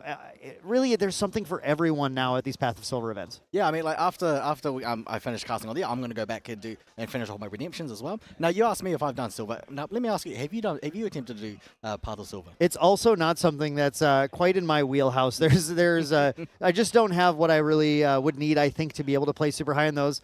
But I do have to say that our shop owner has the 2 of the number 5 spirits because he was really going hard on it for a while. So yeah, I definitely am no stranger to it as well.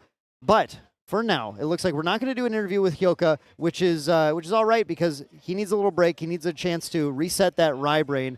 And I want you all to stick around though because we're going to be coming back after a short break for round 13 of the event where things are going to get even spicier. Stick around. We'll be right back.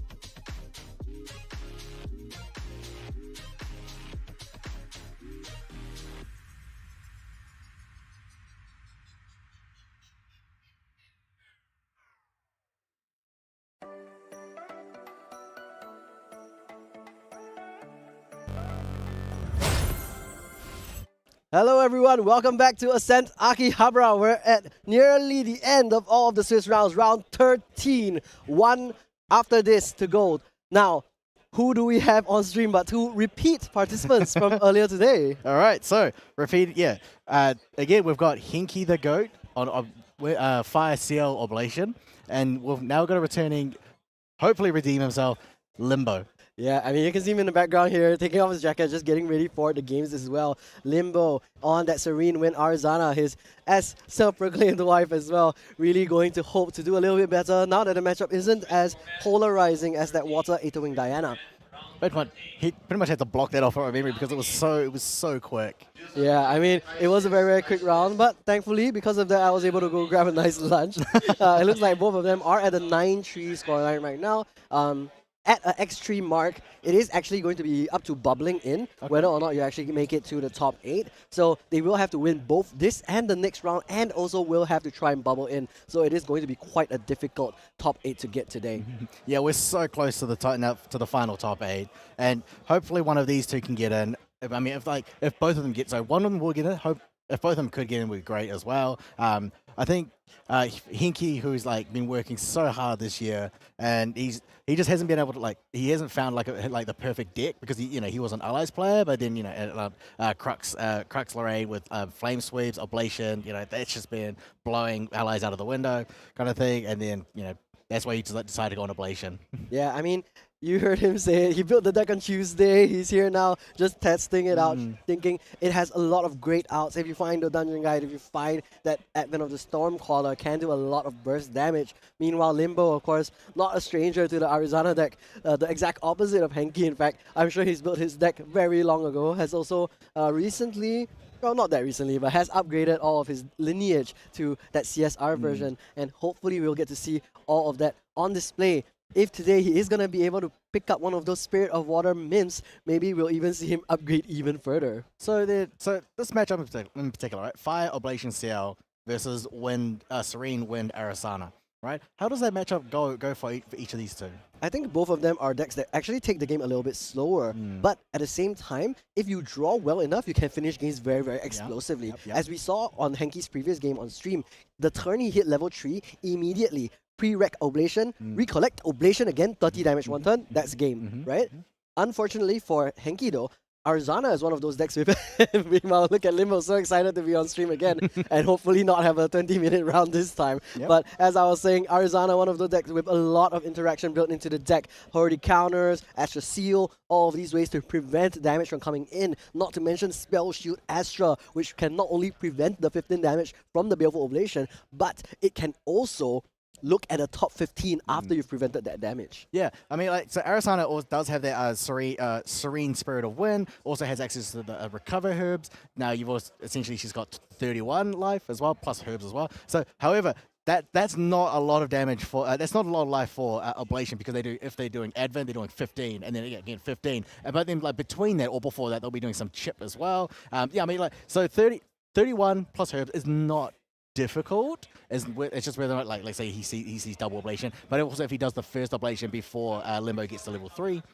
Yeah, but let's not forget as well, the Grande Soneri is a great weapon. You can do a lot of work with it. As we saw Henki in the second game earlier, he was able to do a lot of work with that sword, dealing 2 hits for 11 damage combined, and that plus the Oblation, plus a little bit of chip from both the Omens with his level 3 effect as well as the other allies on board, was able to bring that Fire Crux Lorraine up to 28 very, very easily as well. We'll also think about so Arasana plays a lot of Cosmic Bolts. They kind of stack up. If they get the Polaris, they're going to get generate more Cosmic Bolts. Ciel is a 30 life champion at level 3, but with Serene is 36, and also has his own forms of recover as well. So now both champions has a lot of life. This is going to be quite of a slower, a longer grind as well. That's right, and we're already heading into the game. It looks like Henki is going first, so that means he is going to be on the regular Spirit of Fire instead of the Serene. So it looks like the game plan for these CL decks is if you're going first, you go regular Spirit of Fire. If you're going second, Serene Spirit of Fire. And I believe the main reason for this is because with that 7-card influence, what you can do is that very crucial Stalwart Shieldmate Cremation Ritual.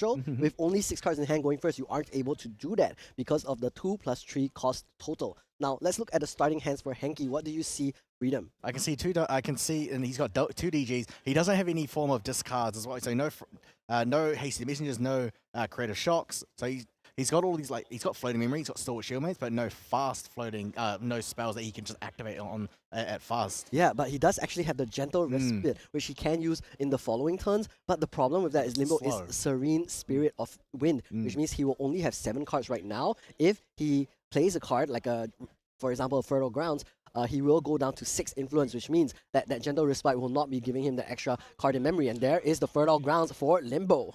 All right. So, yeah, Fertile Grounds, really good start. One of a really great first turn start. If you can get that, you can start duplicating the herbs that you gather once you get level 1. Here is the backup charger for Hanky turn 1. We'll take a quick off turn in order to try and find something like the Cremation Ritual to help him set up, get the Stalwart Shieldmate down, and then also into the Floating Memory plus drawing cards. Here instead is going to be the Liminal Guide. I wonder if there is a Cremation Ritual in hand for Hanky, but it does not look to be so.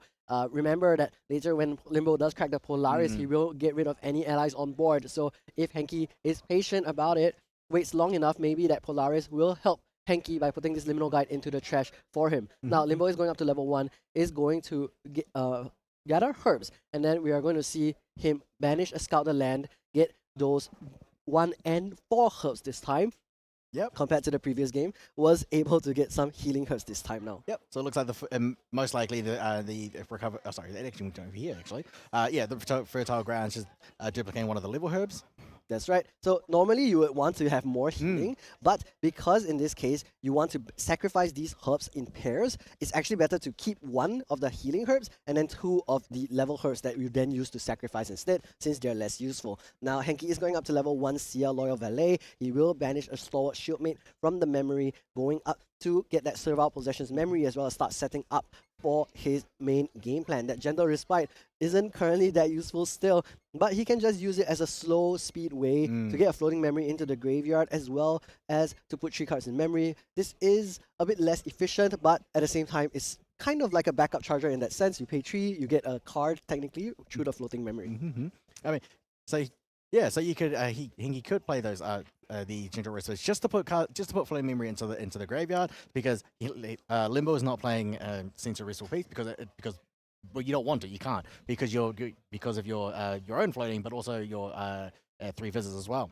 Yeah, other than that, there is the advent of the Stormcaller now added into the Omens already as well, which is really, really nice for Hanky's side. This is going to, of course, give him that Oblation game plan. Now, Limbo, on the other hand, has a Scout the Land, letting him level up to 2 very, very cleanly with 2 cards in memory. He is looking at the top 4. There is a Cosmic Bolt, unfortunately not able to Star Call it just yet, but will be able to in about maybe 2 or 3 turns when he does go up to level 3. He does have the Dungeon Guide already in hand as well, so actually will be able to most likely go up to level 3 next turn, which could be very, very big. Now we're going to see Arizona level 2 immediately put onto the board by Limbo. He does lose the Spell Shade Astra as well as a Comet Fall. Now we're going to roll for more herbs. Here's another level herb, going up to 3 of that, and then another number 2 herb as well. He is going to copy that healing herb now, since he already has a pair of the number 1 herb.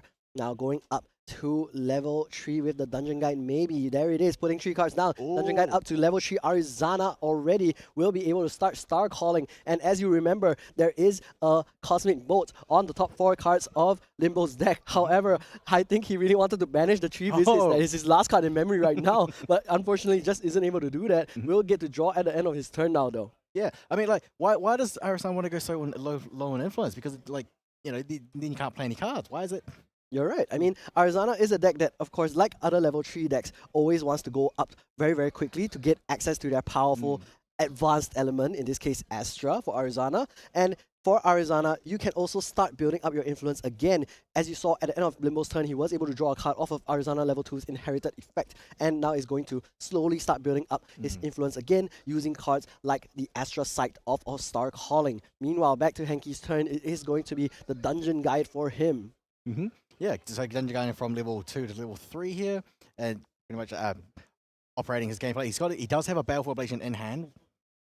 So already will be able to do that 15 damage board right whenever he wants to. And there is the Cosmic Astroscope now materialized for Limbo. Then we're going to see the Fertile Grounds trigger, allowing him to copy that number 2 herb. Now 3 visits on the pre-recollection, and we found that Cosmic Bolt as mentioned earlier. This will now be put into the face of Hanky for 4 damage, putting the first bit of damage into him already.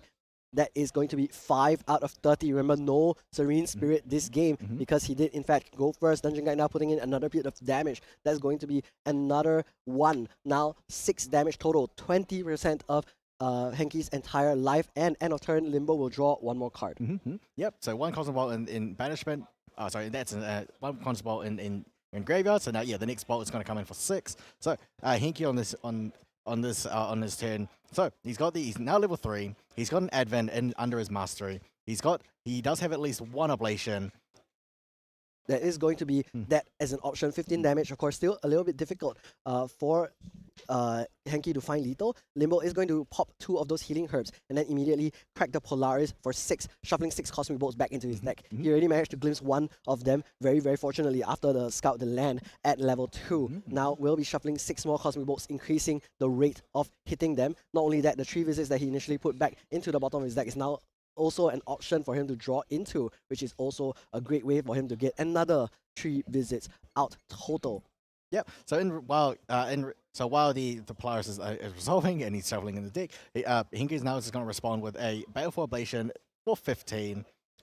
Correct, because of the lowest reserve cost with an Omen counter, which is that Advent of the Stormcaller. Henki the Goat right now only 3 cards in memory, 1 card in hand, so not a lot of influence. And because Limbo doesn't really have that many herbs to play a Haughty counter or something like that, he isn't too pressed about it. Limbo now tapping the Cosmic Astroscope, hits into a Lunar Seer, will be able to play this for the Star Calling cost of 1, and will now use that Lunar Seer as extender.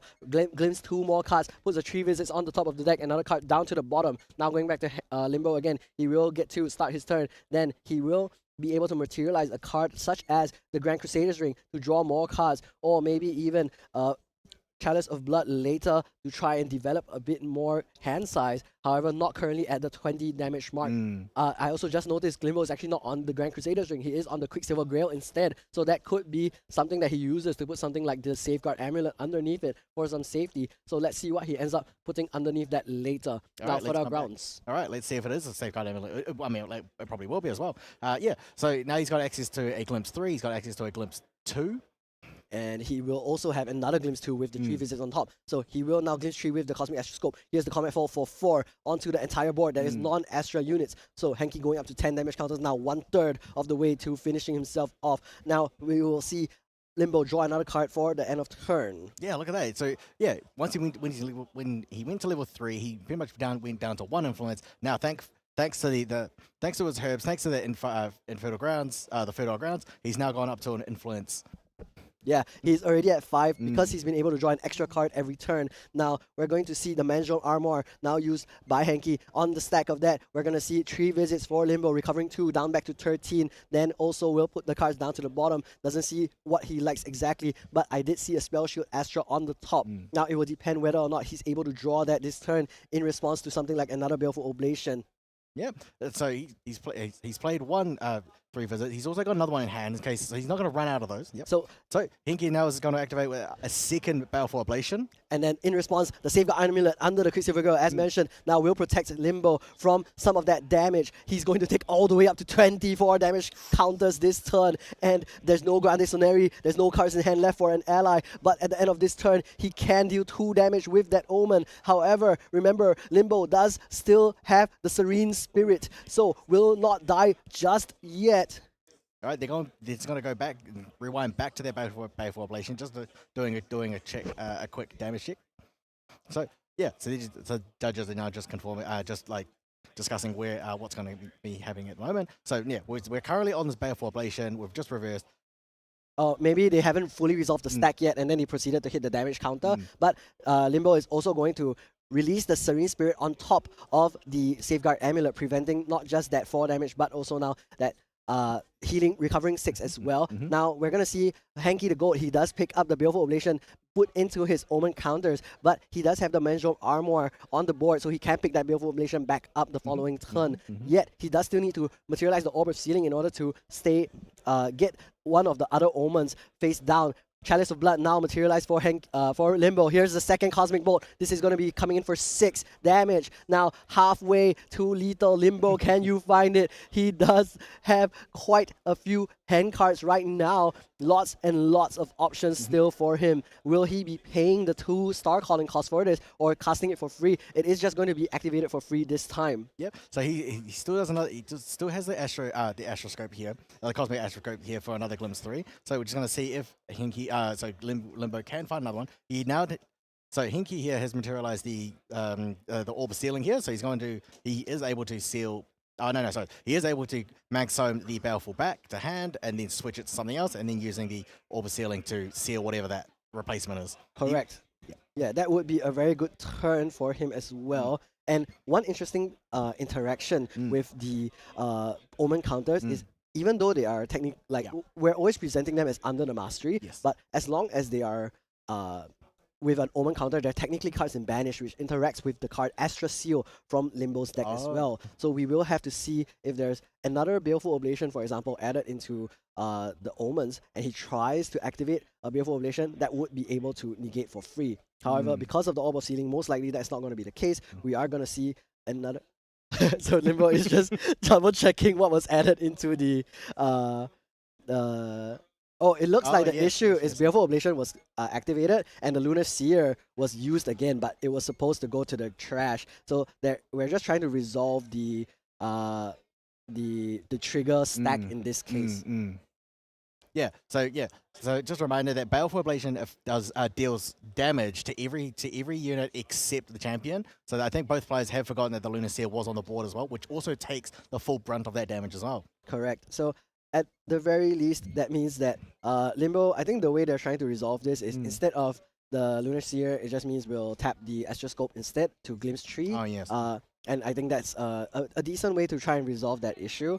Maybe Limbo will have to glimpse an extra card. I'm not sure. We'll find out how the judges decide to rule on this. I think they just need to make the decision real quick first. Meanwhile, Limbo just keeping his herbs into the bag. I don't think he's going to need them for a while right now. He does have quite a few cards in hand, I think, including that Spell Shield Astra that we talked about earlier. So he could prevent 15 damage, especially because if Hanky decides to swap an Omen into the servile possessions, then he will be able to Spell Shield Astra.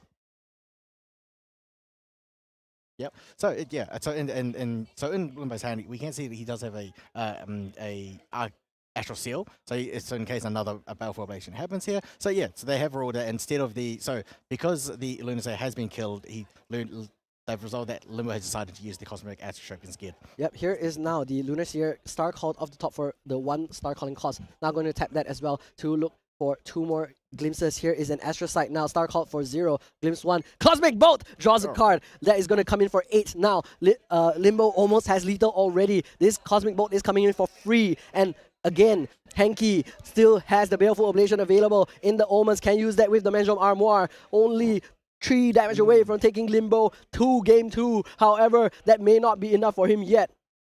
All right, so we're going to see.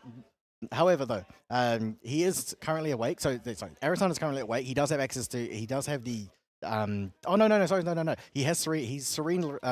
He has serene lineage released the serene, so he cannot use these 3 visits as well. So here he does have. He's got glimpse 4. So he's able to glimpse 4, find it, and manage to see if he can find another Cosmic Bolt because the next one will come in for 10.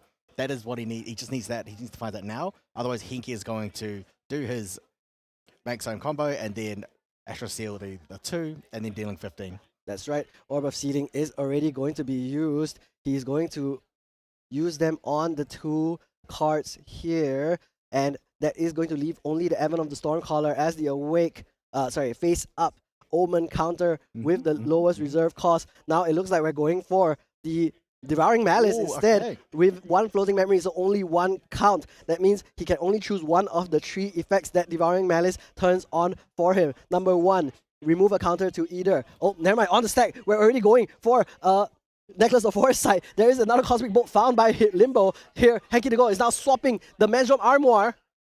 All right, let's see what we've got. So this one's going to come in for 10. He's already, in response under the Armoire, swapping one of those. Now we're just checking if he is able to swap one of the... just checking if he's... so Limbo's now just checking if he's able to swap one of the face down cards. Is that actually possible? I actually don't know this, so I will leave it to the judges to let me know whether or not it's okay to take one of these face down cards from the Omen counters. Then we are going to see him swap in a Library Witch instead. This means that Limbo will take 2 damage from the Omen effect of Ciel Mirage's Grave. Just 1 more damage is all Hanky the Goat needs, but this Cosmic Bolt is on the stack. Yep, so it does turn out that you are able to return one of your Omens, even if despite it being face down, because an Omen only needs an Omen counter on it, so face down doesn't matter. I see. So even though it's face down, the card still does have that counter on it. Here's the Baleful Oblation on the stack. And then Limbo is now going to respond with that healthy counter, denying Henki the goat of the Baleful Oblation. Only one card left in hand. He won't be able to pay for this because the Hori counter is coming in for 3. Will also then allow Limbo to scry another 3 cards. Glimpse again. But it's not enough. The Cosmic Bolt resolves and Limbo takes game 1. All right, well done from Limbo here. Henki almost had it. So yeah, I mean, like, Henki went hands down. He only had one, no cards left. That's where Limbo only had pretty much like any negates was possible. So Horde Counter or Astral Seal, any of those would have been fine. Yeah, Spell Shield Astra, anything like that. All of the interaction available for Limbo. As we mentioned, this Arizona deck has all those negates, has the Astra Steel, the Horde Counter, the Spell Shield Astra. There's so many ways for him to prevent all of this damage, but yet he doesn't really need to do it until the very last point of damage. 24 damage counters on Limbo at that last stage of the game, and all he needs is to survive there, and that's enough. And luckily for him this time, he was able to roll some of those healing herbs, which did actually make a big difference here for him. Yeah. So this Astra Seal, this Orb of Sealing has done a lot of work here because so it does turn out that even though the card is turned face down by the Orb of Sealing, the Maxome is able to return an Omen because all it does is just it returns an Omen with an Omen counter. An Omen which has a counter on it. Doesn't matter if it's face down. It's still technically an Omen. Yeah, so flipping the card face down doesn't change that the counter is still on the card, which is why it is fine and in the interaction. Now, let's talk about the sideboard options here for both of these players. Now, Henki the GOAT, of course, taking the loss in this game. What do you think the sideboard is going to be looking like for him? Possibly two Disenchants. Yep, we got the. We can also. You might also want to put in the spell with Scepter because you don't want your Baleful Oblations negated. That's right. Spell Scepter, of course, a really, really powerful card. It does come in hindered, so you have to wait 1 turn, but it will allow Henki to make sure that this activation is not negated. Other than that, there's also the Crystallized Destiny, which you normally see used against Oblation CL instead to prevent that 15 damage. But in this case, he can use it to prevent a 10 damage Cosmic Bolt or higher as well, which is also really, really good. So I'd like to see, most likely going to say, this is 2 Disenchants going in, the Crystallized Destinies for any for any of the bolts, and the Spellward Scepter to come in as well. Yeah, and other than that, I want to highlight the Spell Shield Astra, which would have been a very great answer to the Baleful Oblation. But other than that, he has an additional copy of this in the sideboard, which could be really, really useful as well. Other than that, I think Heavenly Guide is also an option, since Henki the GOAT is going to be going first. Limbo can side in this Heavenly Guide to potentially get some value off of a Dungeon Guide from Henki's side. Yeah, exactly. So whenever a champion levels up without through use, for example, through the means of like a Dungeon Guide or another Heavenly Guide as well, you can play your own Heavenly Guide once you're at level 2, and then you level up to the next champion for free. Yeah, I suppose technically, if Limbo Dungeon Guides to 2, then Henki could Heavenly Guide to 3, and then Limbo could also Heavenly Guide back up to 3. So that would be a pretty interesting back and forth, but I don't think Henki is playing any Heavenly Guides in this case. So we'll not have that interaction just this game, maybe in a future game though, depending on who does make it forward to the next game. Now, of course, both players are shuffling up their decks. I do believe I peeped the Spellward Scepter sided in for Henki the GOAT, most likely replacing that Serene Spirit of Fire. He is going first again after all. Here's the fist bump. We're going into game 2. Limbo giving some thumbs up to the camera, to the fans at home. Everyone loves Limbo. So do we. So does the camera. And Spirit of Fire is materialized for Henki the GOAT. Yep. So drawing a 7 here, we have seen that he's put in the Spellward Scepter in, so that to prevent any future negates as well. So this is a really good strong hand. He can put an ally down and then immediately cremate it. That is indeed going to be the play. Here is I believe that's a Library Witch, so not a floating memory, but is going to still let him draw an additional card. Basically the same as a floating memory as well. Limbo now able to glimpse 6, will be able to put down some cards, and there is a Gentle Respite, which is going to be huge for Limbo as well. A really great way to go up to level 1 with the influence that Henki has gained. Already 5 in memory and 3 in hand. Yep. So starting going second, you're gonna draw 6, and then you're going second to 7. There's a Cosmic Bolt in hand. You don't want to see those. Yeah. Well, actually, at the early stages of the game, it's pretty good to have the Cosmic Bolts in the hand so that you can banish them to level up. But I want to peep that there is a little tech that we have also seen from Limbo's sideboard come into the deck, which is going to be that Coronation Ceremony. Why do you think he's chosen to put this into the main board this game? I think Limbo doesn't actually probably doesn't actually understand how Baleful Ablation works, because Coronation Ceremony gives your champion Spell Shroud, right? However, Baleful Ablation isn't a target spell. It's a board wipe. It's basically a board wipe. It hits everything on the board. It doesn't target. That's right. However, there is also the one use case which Coronation Ceremony does protect you from, which is Ciel Mirage's Grave effect. And one example of how this works is also if he could protect himself from the 2 damage from the Omen on a Manjom turn, it could be 4 damage as well. That could be enough to swing the tides. So it would essentially be like a Nascent Barrier preventing 4 damage in 1 turn. Now we're going to see Limbo Henki first uses his own Gentle Respite, and then Limbo is going to go for a Scout the Land. All right, let's see what he finds in. The Coronation Ceremony is going to protect him. It will protect the level 3 from the level 3 as well. But however, it is an option. Yeah, and like we said, the Cosmic Bolt is going to be banished to go up to level 1 for Limbo. Scout the Land is used at the end step of Henki. Now we'll be able to banish 1 card. He is going to go to Arizona level 1. Gathers now 3 and a 5 herb. No Fertile Grounds again for him this game. However, is still going to be able to roll for some of these herbs. Hopefully hit a pair between now and level 2. This time, we also might see a Gentle Respite come out for Limbo, because that would be a pretty good spot for him to do so. It will also then let him use that Floating Memory to materialize the Polaris Twinkling Cauldron. So it looks like that is going to be brought to the front. We're just checking how much influence Henki has to be sure. I think Limbo is at 6, whereas Henki has 9. I think that's going to be a little bit difficult for Henki to burn 3 cards suddenly. So here the Polaris is burning the Gentle Respite just used, and now we are going to see Limbo go up to level 2 the following turn, maybe. Back to Henki though. Yeah, so there was just a moment where I want to just talk about there. So Henki did ask a question: is if he uses Orbis Sealing on Limbo's banished Cosmic Bolt, will it count as one of the bolts in your banishment and graveyard? So yes, it does. Once it's face down, it does count as not being in the as not being. So the Orb of Sealing can also be used as a defensive mode. So banishing the Cosmic Bolts may not be good in this matchup compared to every other matchup, which is a very interesting interaction that I guess most people don't really consider, because Orb of Sealing, of course, is now going to be not just the way for him to build omens while also still being able to access the Oblation, but it also will allow him to continue to remove Limbo's damaged sources, 2 per additional bolt that he turns face down. Now, Henki did go up to level 1. He's gonna do another Gentle Respite, a lot worse than Limbo's one though, because he does have a lot more influence than Limbo. Now, end of turn, we are going to put the Advent of the Stormcaller into the omens directly from the hand, and it is going to be Limbo's turn to go up to level 2. Now, notice that in Henki's hand, he's put in Regal Inquisition. That's actually an interesting choice. Yeah, of course. I mean, Arizona has a lot of great interaction, so being able to remove those from the hand is going to be really, really good. Or alternatively, I mean, if you can force negate on the Regal Inquisition, that would also be one less negate you have to worry about. Here is the Arizona level 2 materialize. Limbo was fortunate enough to roll a pair, so we'll be able to draw a card at the end of this turn using that inherited effect. Now we're going to see if there is a dungeon guide coming in. It is not just yet. Limbo will pass, draw a card off of the inherited effect, and get 2 H counters on the Polaris. Now Henki to go is going to level up to level 2 using that Gentle Respite as well as 1 card from his memory. He now discards a Liminal Guide from the effect of that Omen Bringer. Will have that available once he goes up to level 3. So in hand, we don't have a dungeon guide quite yet. So he wishes he could go to level 3 right now.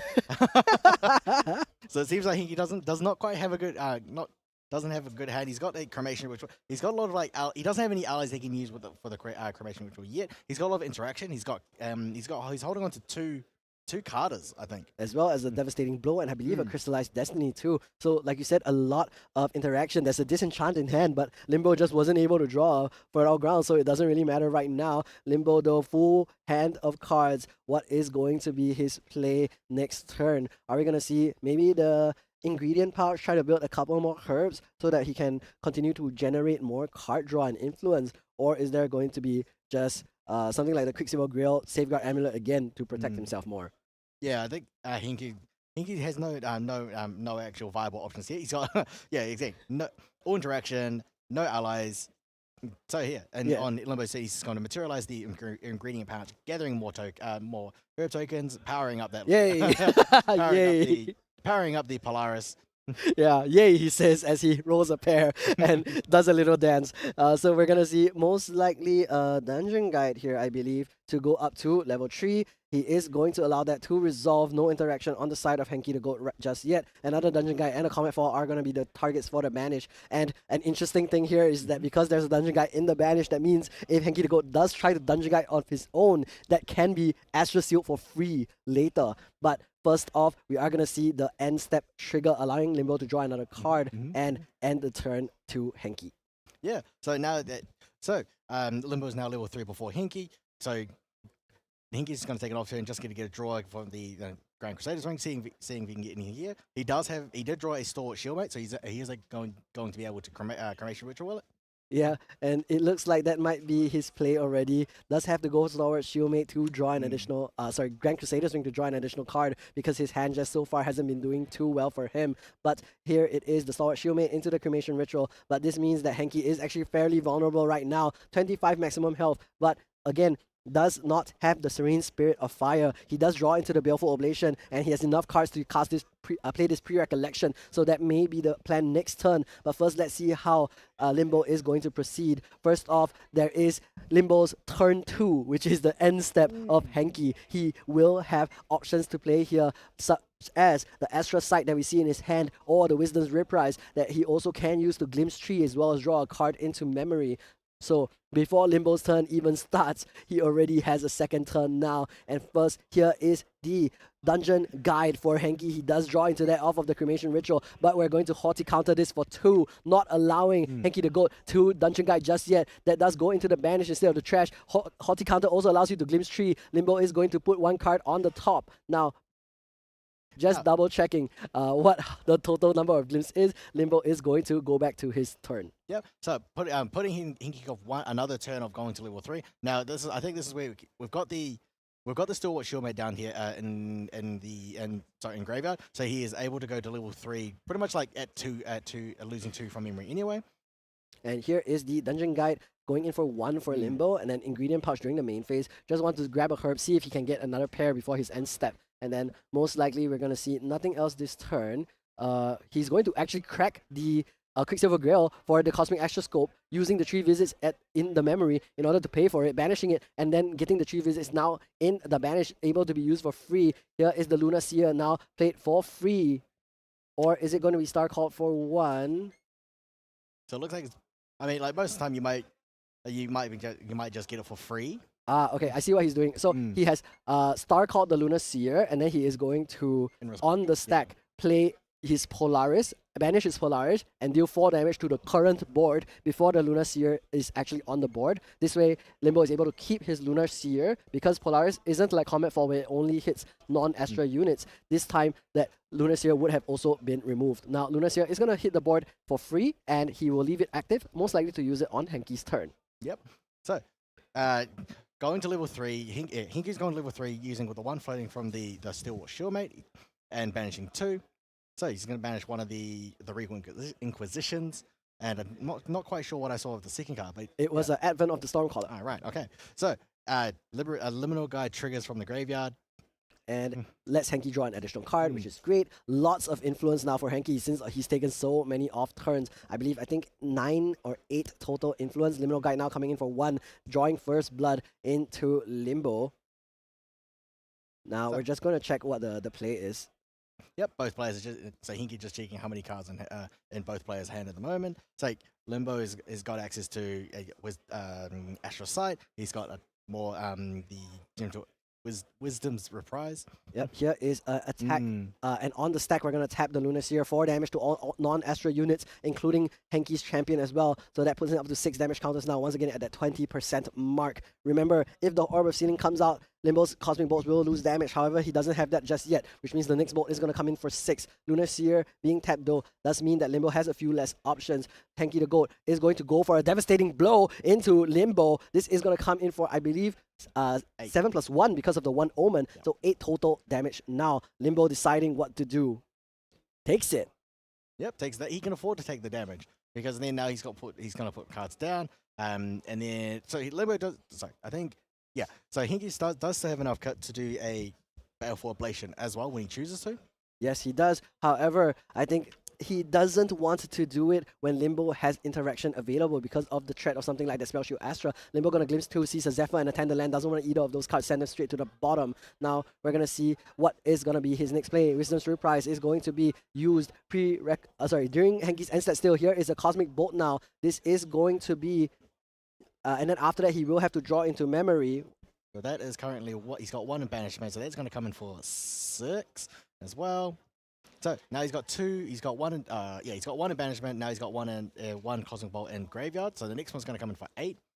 Yeah, so just to confirm, Limbo did actually use a Comet Fall earlier, so he is supposed to pay 2 for this Cosmic Bolt. Now he's going to take 15, physically recoiling from that Baleful Ablation, not recognizing that he was going to put all of his cards down. Henki now taking the opportunity to shoot that Baleful Ablation, dealing 15 damage to the entire board. That does include the Lunar Seer, so let's remember to put that in the trash as well. Another Omen now added to the omens as well. That is going to be the Baleful Ablation. That means that we are going to do another 2 damage to Limbo as well.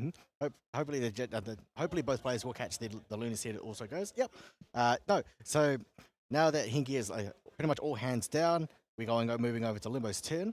Yeah, let's see if he can find 18 damage. Remember, the next Cosmic Bolt is coming in for 8, and then the following one comes for 10. So if Limbo is able to find 2 different Cosmic Bolts, then he will be able to find lethal right away. Now, Limbo, 1 card in hand, is going to be able to use that Ingredient Pouch. And other than that, he does still have a Materialization. Because he does have that 23 damage counters now, he can use the Chalice of Blood as well in order to draw 2 cards. And that is going to be the Materialization here. He will draw 2, but before that, he will glimpse with the Cosmic Astroscope, looking for a Cosmic Bolt, looking for some additional cards. There is a Comet Fall, but that's not going to be enough. He really wants to see Cosmic Bolts instead, because that will be the ones that will push lethal. With this Comet Fall though, he will still Star Call it for free. That's going to be 4 damage, putting Henki at 16, 14 more to go. One Cosmic Bolt is going to be in for 8. It looks like we're going to do the Ingredient Pouch pre-recollection. Let's see what he finds. Oh, he does get a pair.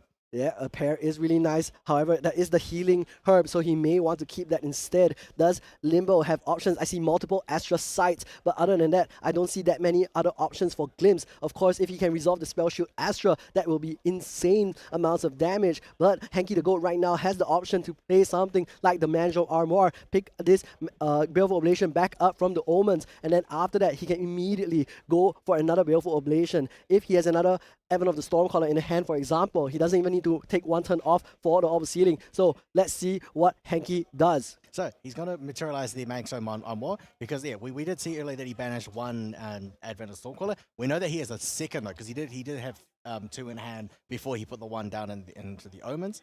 Yeah, that's right. He does have 1 in hand right there. So if he swaps the Mandrel Armor, using the Mandrel Armor, he swaps out the Baleful Ablation for an Advent of the Stormcaller. He can immediately use Baleful Ablation in order to deal a ton of damage to Limbo. 15 plus the 2 from the Omen Swap itself, which means Limbo needs to recover 12 more health in order to not lose on the spot.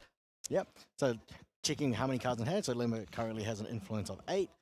Now, Henki does have 2 routes to go with this. He can, of course, attack with Devastating Blow, and you can also use the Maxwell Omar and then do the Return Baleful, putting into a Advent of Stormcaller and then Baleful in response for 15. That's right. Any of these are pretty good. He's going to looks like he's going for the Devastating Blow. This Devastating Blow again coming in for 8, only 2 Omens instead of 3. 8 damage is going to be a lot. Does Limbo want to use the Spell Shield Astra here, or is he going to save it for later? He does also have the option to recover with the 3 visits instead. A Cosmic Bolt again will not be enough for lethal just yet. He's only got 2 other bolts available, which means the next bolt comes in for 8. He does also have Fast Cure as an option for more recovery, but let's see what he decides to do.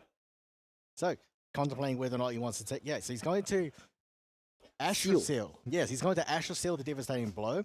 So he's still holding up 4 in hand. He's got the 3 visits if he wants to recover from there, because he hasn't lineage released yet. That's right. And Henki is also holding up 4 cards in hand. This means he can do either the... he can do either the Baleful Ablation or the Crystallized Destiny. But I believe... the Baleful Ablation is in the Omens, so it's not in his hand yet, which is what I was thinking. Wait, where is it? But yeah, it is available in his second hand, the Omen Counter Banish. Yeah, so you're able to use... Okay, he's going to banish the Maximum Armor and return the Baleful Ablation. We're going to see what he can put in. He's going to put... Most likely going to put in the second... Yep, the second Advent of the Stormcaller as well. So now he's got now he's going to activate the Baleful Ablation. Now, in response, First off, Limbo is going to release his Serene Spirit of Wind, recovering 6, going all the way up to 17. This is also because if he were to try to Spell Shield Astra right now on the stack, if Henki magically finds a way to swap an Omen, he will also take 2 damage and lose on the spot. But Limbo though, what is he going to do? very interesting what he's going to do. So yes, it is an Astral Seal because it is technically a banished card. I hear Limbo actually saying, "Oh no, I cannot spell shout this." So luckily for him, does have an extra seal though. So Limbo and Henki both having a quick laugh about that. This does mean Limbo is hands down, but he isn't going to lose just yet. Henki the Goat though will be able to do just another 2 damage by putting this devastating blow into the Omens, putting Limbo back up to 19 now. Yep, so putting the devastating blow, yeah, exactly, putting the devastating blow into Omen, they only got 2. So moving over to Limbo's turn. He glimpses, I think, a couple of Spell Shield Astras, which isn't what he wants to see right now. He wants to go for the kill, and there it is. Cosmic Bolt now coming in for 8, putting Henki up to 24 damage counters already. He is not at lethal just yet, but one more Cosmic Bolt will do the trick. Let's see if Limbo can find one in his hand or in the next glimpse on Henki's turn instead. Recollect and draw now. There is going to be a fast cure, not exactly the card you want to see, but there is a couple of ways to glimpse for Limbo. Here's an Astra Sight first. He is going to glimpse that, put that in his hand. It is a Wisdom's Reprise. He can continue to glimpse. Astra Sight again, glimpsing again. What is it going to be? Here is the Lunar Seer, going to pay it for 1. This is going to let him glimpse 2 now. Astra Sight resolves, allows him to draw. Lunar Seer glimpsing 2. Can we find the Cosmic Bolt? He can't find it just yet, but he does find some defense as well. What's it going to be? Here is a number 6 Herb, swapping out one of his hand cards, picking up another Astra Seal just to be even more defensive, and he'll pass the turn. He just can't find the lethal just yet. And you can see how animated Limbo is. He's digging and searching. He just can't hit just yet. Oh, Limbo, come on. You just need 1. All right, so moving over to Henki's turn. This is where now, however, Limbo now has an Astral Seal in hand. So anything that Henki is going to try and activate, he's going to get it immediately negated. That's right. However, with only 6 effective life remaining, that does mean that Henki can try to materialize the Grande Soneri that is going to come in for 6 damage right now, which is going to be exactly lethal. There it is on the stack of the Grande Soneri. Wisdom's Reprise. He's going to lick. He's going to look. He finds it. Cosmic Bolt into the face of Henki the Goat. And Limbo is going to show that I am the Goat instead. He takes the game with his Serene Wind Astra Arizona, taking Henki down and proceeding to round 14, the final round of Swiss of Ascent Akihabara. The last card. That was the final card that he glimpsed with. Now Limbo, just agonizing how he just couldn't glimpse into that. Just the 1 Cosmic Bolt. He just needed 1. That's right. He could have even played it main phase. We saw he Astroscope glimpse for 3. Then he used the Necklace of Foresight glimpse for 4 more. That's 7. 2 more Astro Sights. That's 9. Wisdom's Reprise glimpse 12. Plus draws a card into memory as well. And all of that plus the Lunar Seer. Still not able to find that last and most crucial 4th bolt in the deck, but finally hits it on Henki's turn instead. Well done to Limbo, but also well done to Henki the Goat as well. Henki basically almost had lethal every time, and then like Limbo just managed to find that the response. So using the Astral Seal to negate the Baleful Ablation, because Baleful Ablation is technically while it's in the master under the mastery, it's actually technically banished. So Astral Seal becomes a free cost. Yeah. In this case, though, it was because he swapped the Baleful Ablation out back to hand. He did have to pay the full 3, but at the same time was able to negate it still, and then at the end of the day managed to survive. Thankfully, luckily for him, he did manage to double check, read the card first, and then find out. Oh wait, okay, Spell Shot doesn't work. Luckily, I still have this Astral Seal. Why doesn't Spell Shot work? Yes, as mentioned, Baleful Ablation doesn't target, so it just does damage to everything, which means that even though I'm not targeting you, so your Spell Shot isn't gonna work.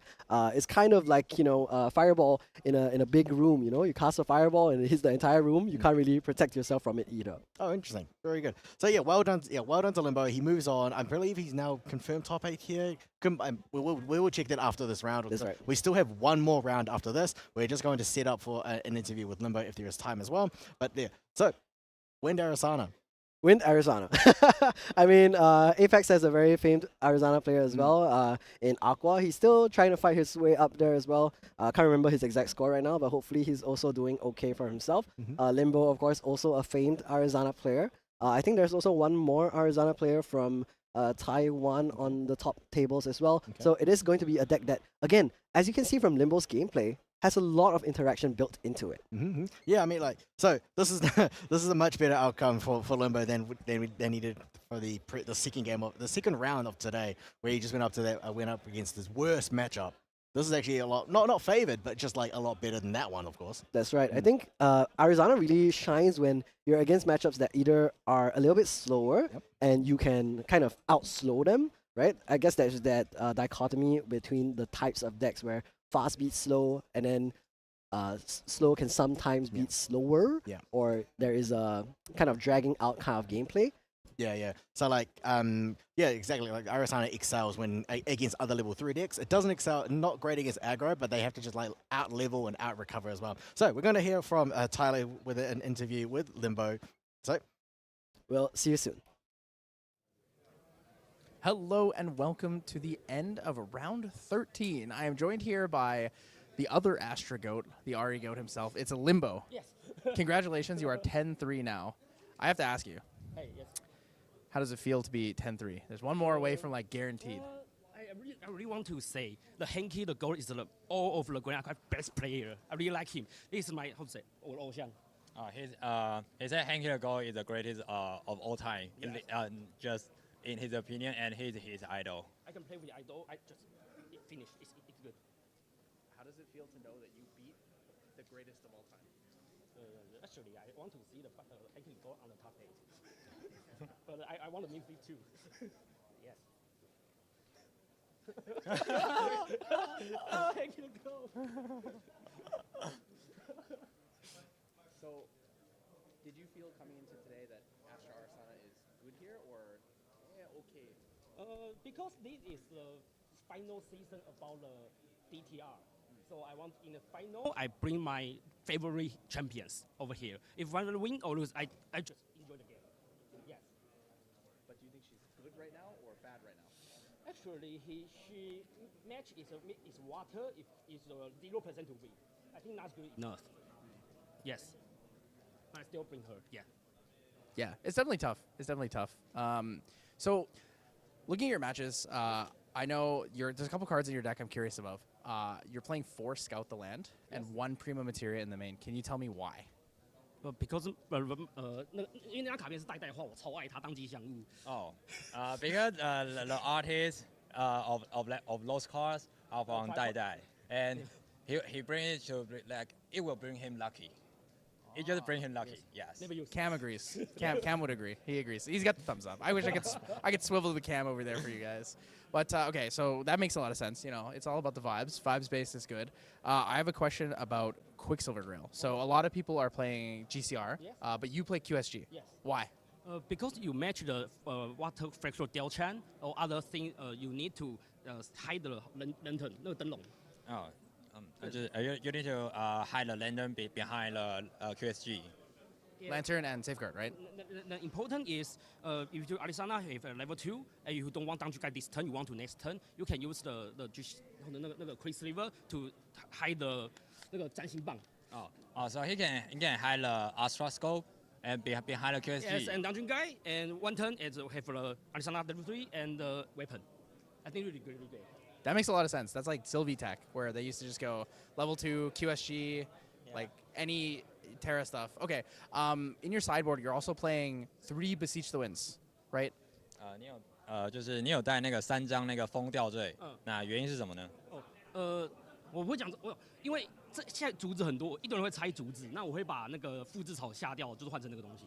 Because right now he's saying that it will have chances of Razor Gale. So when matching with Razor Gale, it has a Fantasia that will copy the herb. So he just can take out all of them and switch Basilowen into his main deck. Okay, that makes a lot of sense. Have you played anyone playing Razor Gale here? 你今天有打竹子？没有。No. No. Okay, so I have one last question. Yeah. One last question. Who is your favorite Grand Archive player? Henki the Goat. Henki the Goat. Cam is good too. I like everybody, but the Henki the Goat not to play the meta. Yes, he always plays what he want to play. So I respect him, really respect. Yes，就是我非常尊重，就是他只管拿 meta，超尊重。 Yeah, big respect for Hanky the Goat. So, thank you so much for joining us, guys. That was Sweet Potato Man, our judge and translator, and Limbo, the winner of round 13. You are now 10. Can we do a dance?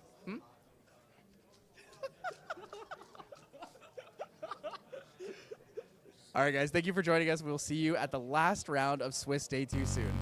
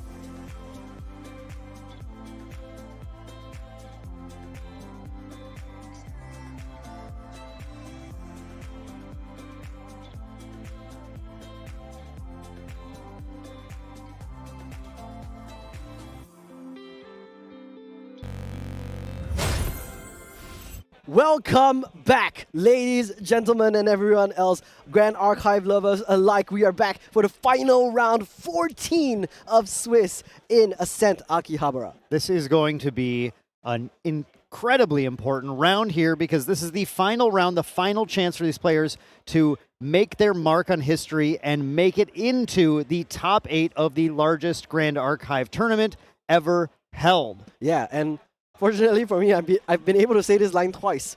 At Taipei, we also had 14 rounds of Swiss. Dan, have you ever been to a tournament with 14 rounds of Swiss? This is the first time I've personally been into a 14-round Swiss round tournament for Grand Archive. I guess I have for other games, but this is the first one I've been to for Grand Archive, and hopefully the first of many, many more to come. Yeah, I mean, with the growing player base, it's always glad to see how many new players are joining. As mentioned earlier as well, we were talking about how, like, our Omni numbers are like 3, 4 digit. Right now we're on 5 and we're already on the 20,000s. Yeah, it's growing and growing. Eventually it'll be 6-digit numbers. Be absolutely crazy. It will be. And I also wanted to update some of our standings as well. We have 2 very well-known players as well in the top 2 right now. Most likely going to have some intentional draws going into the top 8 spirits, almost guaranteed. We do have Ray Lam, one of Southeast Asia's most decorated players as well. Multiple spirits. Took a spirit home in Ascent Taipei as well and has completed the double with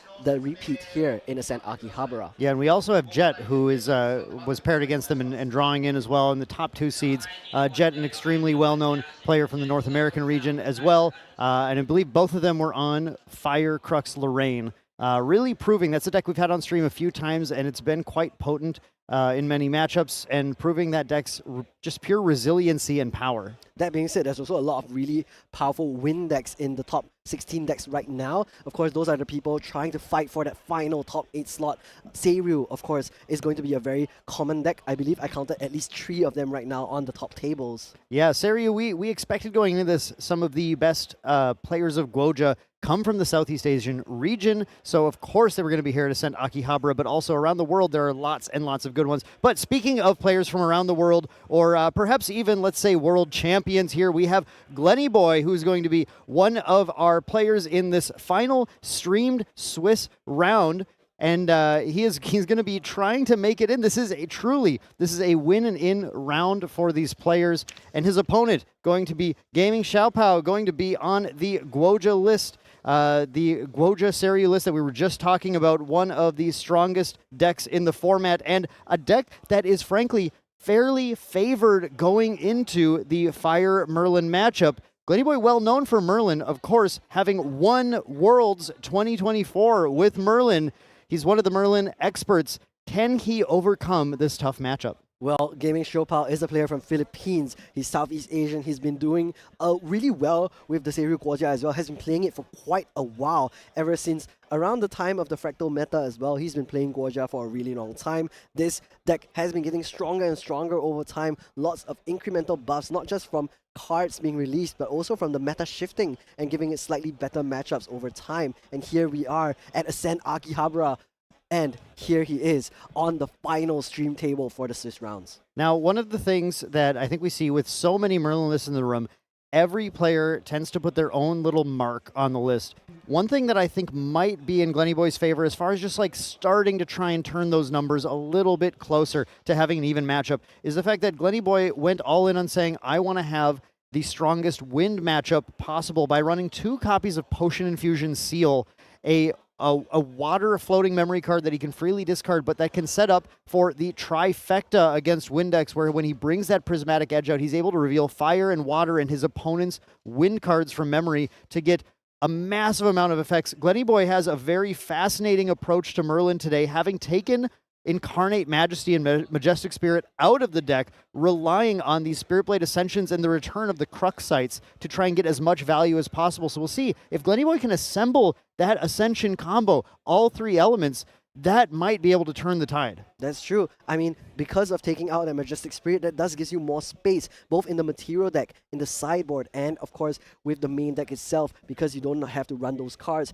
At the same time, losing that will turn a little bit of the defenses down a bit, because now he no longer has that prevention from the Majestic Spirit, which makes it a little bit more difficult. Of course, a deck like Seiryu can kind of suppress it to get it out of the way and then still do the damage. But then you force them to at least have those cards to force the suppression. Right, exactly. And it's going to come down to a bit of a race here, as one of the most powerful things about Seiryu from Gaming Xiaopao's side is the fact that it can just burst that Seiryu out before Merlin is truly set up and established and push a lot of damage in. But Glennyboy likes to play, I think, very decisively. Glennyboy plays Merlin not necessarily to extend the game, but just to get the most cards possible in the fastest time possible and close it out. So it's going to be, I think, a tight race between these two players. Definitely. And I'm really looking forward to this final game. Of course, so much on the line. Minf, Spirit of Water, of course, showing that you are one of the top 1% of players at Ascent Akihabara. But most importantly, I think, for any of these other players, other than Glennyboy, who already has, of course, that free entrance into the World's Gauntlet, is that exact slot. Being able to travel to Singapore, fight for your right to show that you are one of the best players in the world. Yeah, this is just the most monumental round we've had so far this weekend, with absolutely so much on the line. Two incredible players bringing their own twists on incredible decks and bringing us just some awesome action that we're going to jump right into right now, as we have the roll-off gaming with the 6. Glennyboy with the 7 going to take the first turn of the game, just a slight advantage to Glennyboy, getting to go first here, starting with that Looking Glass pregame action, and then there is our Spirit of Fire, and Glennyboy is going to get his first 7 cards here. Now, what is he looking for, Hero? Well, of course, you want to see Creative Shock into Floating Memory. Right now, I do see quite a bit of Crux cards. There is a Dungeon Guide as well as Creative Shock Liminal Guide instead, which is also a fantastic start. Yeah, it looks like a decent start from Glennyboy. I think he's going to be just fine going for that Creative Shock into Liminal and leveling from there, getting the Inert Sword. I believe he's on the Inert Sword version of the list, has Inert Sword and Sword of Shadows. From gaming now, you really want that Beseech Fatestone. That is obviously, that's one of those starts that is super, super strong for Guoja. And we know whether or not he has it when he starts putting 6 cards down for it, but I think we're going to see maybe a bit of a slower opening here without that very, very fast materialization. Yeah, but I think you can see in Xiaopao's hand, he does have the Forest Cake and also a Baby Green Slime, so he can use that, kind of bring us back to the slime meta, where that was one of the ways that they continuously tried to gain some influence as well. That being said, I wanted to highlight the fact that Glennyboy is actually on a tear right now. He's 4-0 on the day. Started the day 6-1, currently 10-1. Meanwhile, Xiaopao was actually 4th in Swiss at the start of the day. 7-2 scoreline, and now is also at he was 8-1 and now is at 11-2, so 3-1 on the day, and hopefully one of them is going to be able to continue their streak. Yeah, one of them will have a chance here. Glennyboy definitely needing to get all of the wins that he can to make it in here, having to win out the entire day. We're going to see exactly what we expected here. By the way, Windmill Engineer dropping from Xiaopao, and then Glennyboy with that Creative Shock, discarding Liminal Guide, and then going to banish a Crux Sight to level into Lorraine 1. We have the cards to put down, especially after we draw from that Liminal Guide, in order to get that Inert Sword materialized from Lorraine. I believe that is very likely to be the choice here on the on-enter. Yeah, there's the... before we resolve that, actually, we're going to go ahead and resolve another Creative Shock. Glennyboy getting a lot of extra value here, going for a kind of a raw Creative Shock, looking at his memory, going to decide what he wants to discard, because it looks like he maybe didn't find an easy choice, an easy float, really hoping to see that for that extra value, but he'll just pitch something that he doesn't need. Still will have the 2 cards in hand to be able to play that Inert Sword. That's right, and this is a really, really great play while waiting for the on-enter effect of Lorraine. He will use that Creative Shock. Did draw into a Trio of Hearts and a Fireball, which of course you don't want to discard, but you're happy to see it soon. No Floating Memory is a bit sad, but still happy to have more cards. Had the Cremation Ritual as that last card in case he drew some other negative cards he didn't really want to get yet. He can use this Liminal Guide now to clear this Windmill Engineer and then maybe cremate it right after, but he actually has a very good target for the cremation of the top deck, which is this Stalwart Shieldmate that might be the play, but instead is going to put it into the memory, maybe going for a raw cremate on the Liminal Guide instead. The cremate on the Liminal Guide is going to provide just like a slight bit more value, as you don't have to go down another card to get that cremate. You're going to really, really kind of squeeze as much value out of this Liminal Guide as possible, and you're fine to just banish the Stalwart Shieldmate randomly from your memory. Instead, if you want to level fairly quickly, and Glennyboy, I think, is definitely interested in leveling at a rapid pace here to try and keep up with the Dragon. We'll see really soon Xiaopao will start to accelerate to get that dragon online as a serious threat. There's that cremation ritual, going to sacrifice that liminal guide and then draw 2 cards, giving Glenny Boy some more options. And look at this aggression actually starting right away. Lorraine just punching with an inert sword, just trying to get a little bit of damage marked because every point of damage is probably going to matter in this game. Definitely, and I wanted to highlight Glenny Boy's hand quality right now is absolutely bonkers because he had to put down a Spirit Blade Ascension into his memory for this cremation ritual because the remaining 4 cards in hand, Fireball, Dungeon Guide, Ghost of Pendragon, another Spirit Blade Ascension. He has a lot of tools that he really wants to see already, so has to risk losing one of these Spirit Blade Ascensions. Meanwhile, Gaming Showpao hits a fantastic banish, Harness Lightning now into the banishment, which will, of course, give him additional empower once he hits that Seiryu. Now, we do have the Fabled Azurite Fatestone coming out, providing Guoja with her sort of main quest she's going to be going on in this game. She wants to get 10 quest counters placed on her champion. She's going to get a quest counter every time she banishes a card from memory, and at the end of every one of her turns, she gets to banish a card at random from her memory and draw a card, so she has that extra action economy, that constant banishment, and as she levels up and banishes cards to pay costs, she gets closer and closer to flipping the dragon, a massive 4/12 Spell Shroud taunt unit that's going to start to generate those arcane blasts and create the threat that Xiaopao is going to use to win the game. And here it is, the fantastic Baby Green Slime pre-recollection. Suppressing the Forest Cake, letting him draw an extra card at the end of this turn. Ascent Protector now is going to be the play on the stack. Can we see a Fireball into this Baby Green Slime? Wow, that yeah. I mean, if you fireball the Baby Green Slime right now, then you're going to actually prevent this Ascent from necessarily being able to return anything other than itself to hand. But here, Glenny Boy just lets it go, says it's okay. Xiaopao's on the right track right now, though. You want to be aggressive. You want to get that damage against Merlin. You can't let her sit back and get to 3 without having to worry about anything, where she can just go for a pure value game. So pushing that Ascent Protector in, who is also generating value by returning that green, Baby Green to hand, who already suppressed that Forest Cake. Very, very strong start from both players in this game. That's right, and let's not forget, Baby Green Slime can also be used defensively, suppressing things like a weapon when Glenny Boy is trying to go for an attack. He does lose that Spirit Blade Ascension that we talked about, but was forced to put that into the memory, which means the last card there is that Stalwart Shieldmate. Meanwhile, the Showpao does have this Ascent Protector to deal more damage every single turn. Now, Glenny Boy, what is he going to do? Let's see the Dungeon Guide come out from him to go from level 2 up to Merlin Kingslayer. Exactly. Do we have a Stifling Trap from Xiaopao? No, it is good. The Dungeon Guide is going to resolve. Glenny Boy is going to go from Merlin level 2 up to Merlin level 3 immediately. Now, we didn't get to do the trick where we banish a float to get a level counter on Merlin 2. There were just no floating memories available,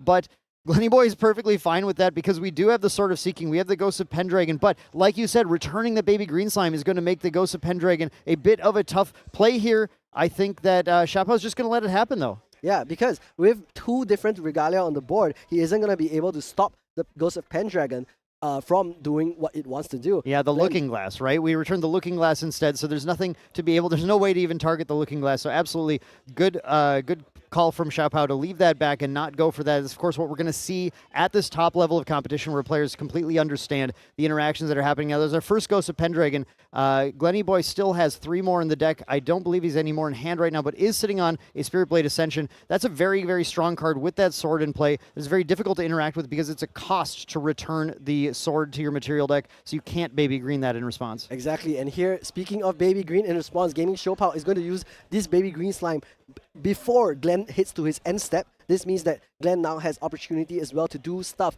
while Gaming Showpao has used his Baby Green. Here is now the Spirit Blade Ascension. Here comes the Prismatic Edge, and we're revealing what a hand, what a memory for Glenny Boy. Double Dungeon Guide, but also the Pendragon and a Fireball. We're going to do 3 damage with that Fireball, and we're going to also force a banish from Gaming Showpao's memory. However, there are 2 arcane cards down there, which could be a little bit scary as well, accelerating Showpao's empowerment.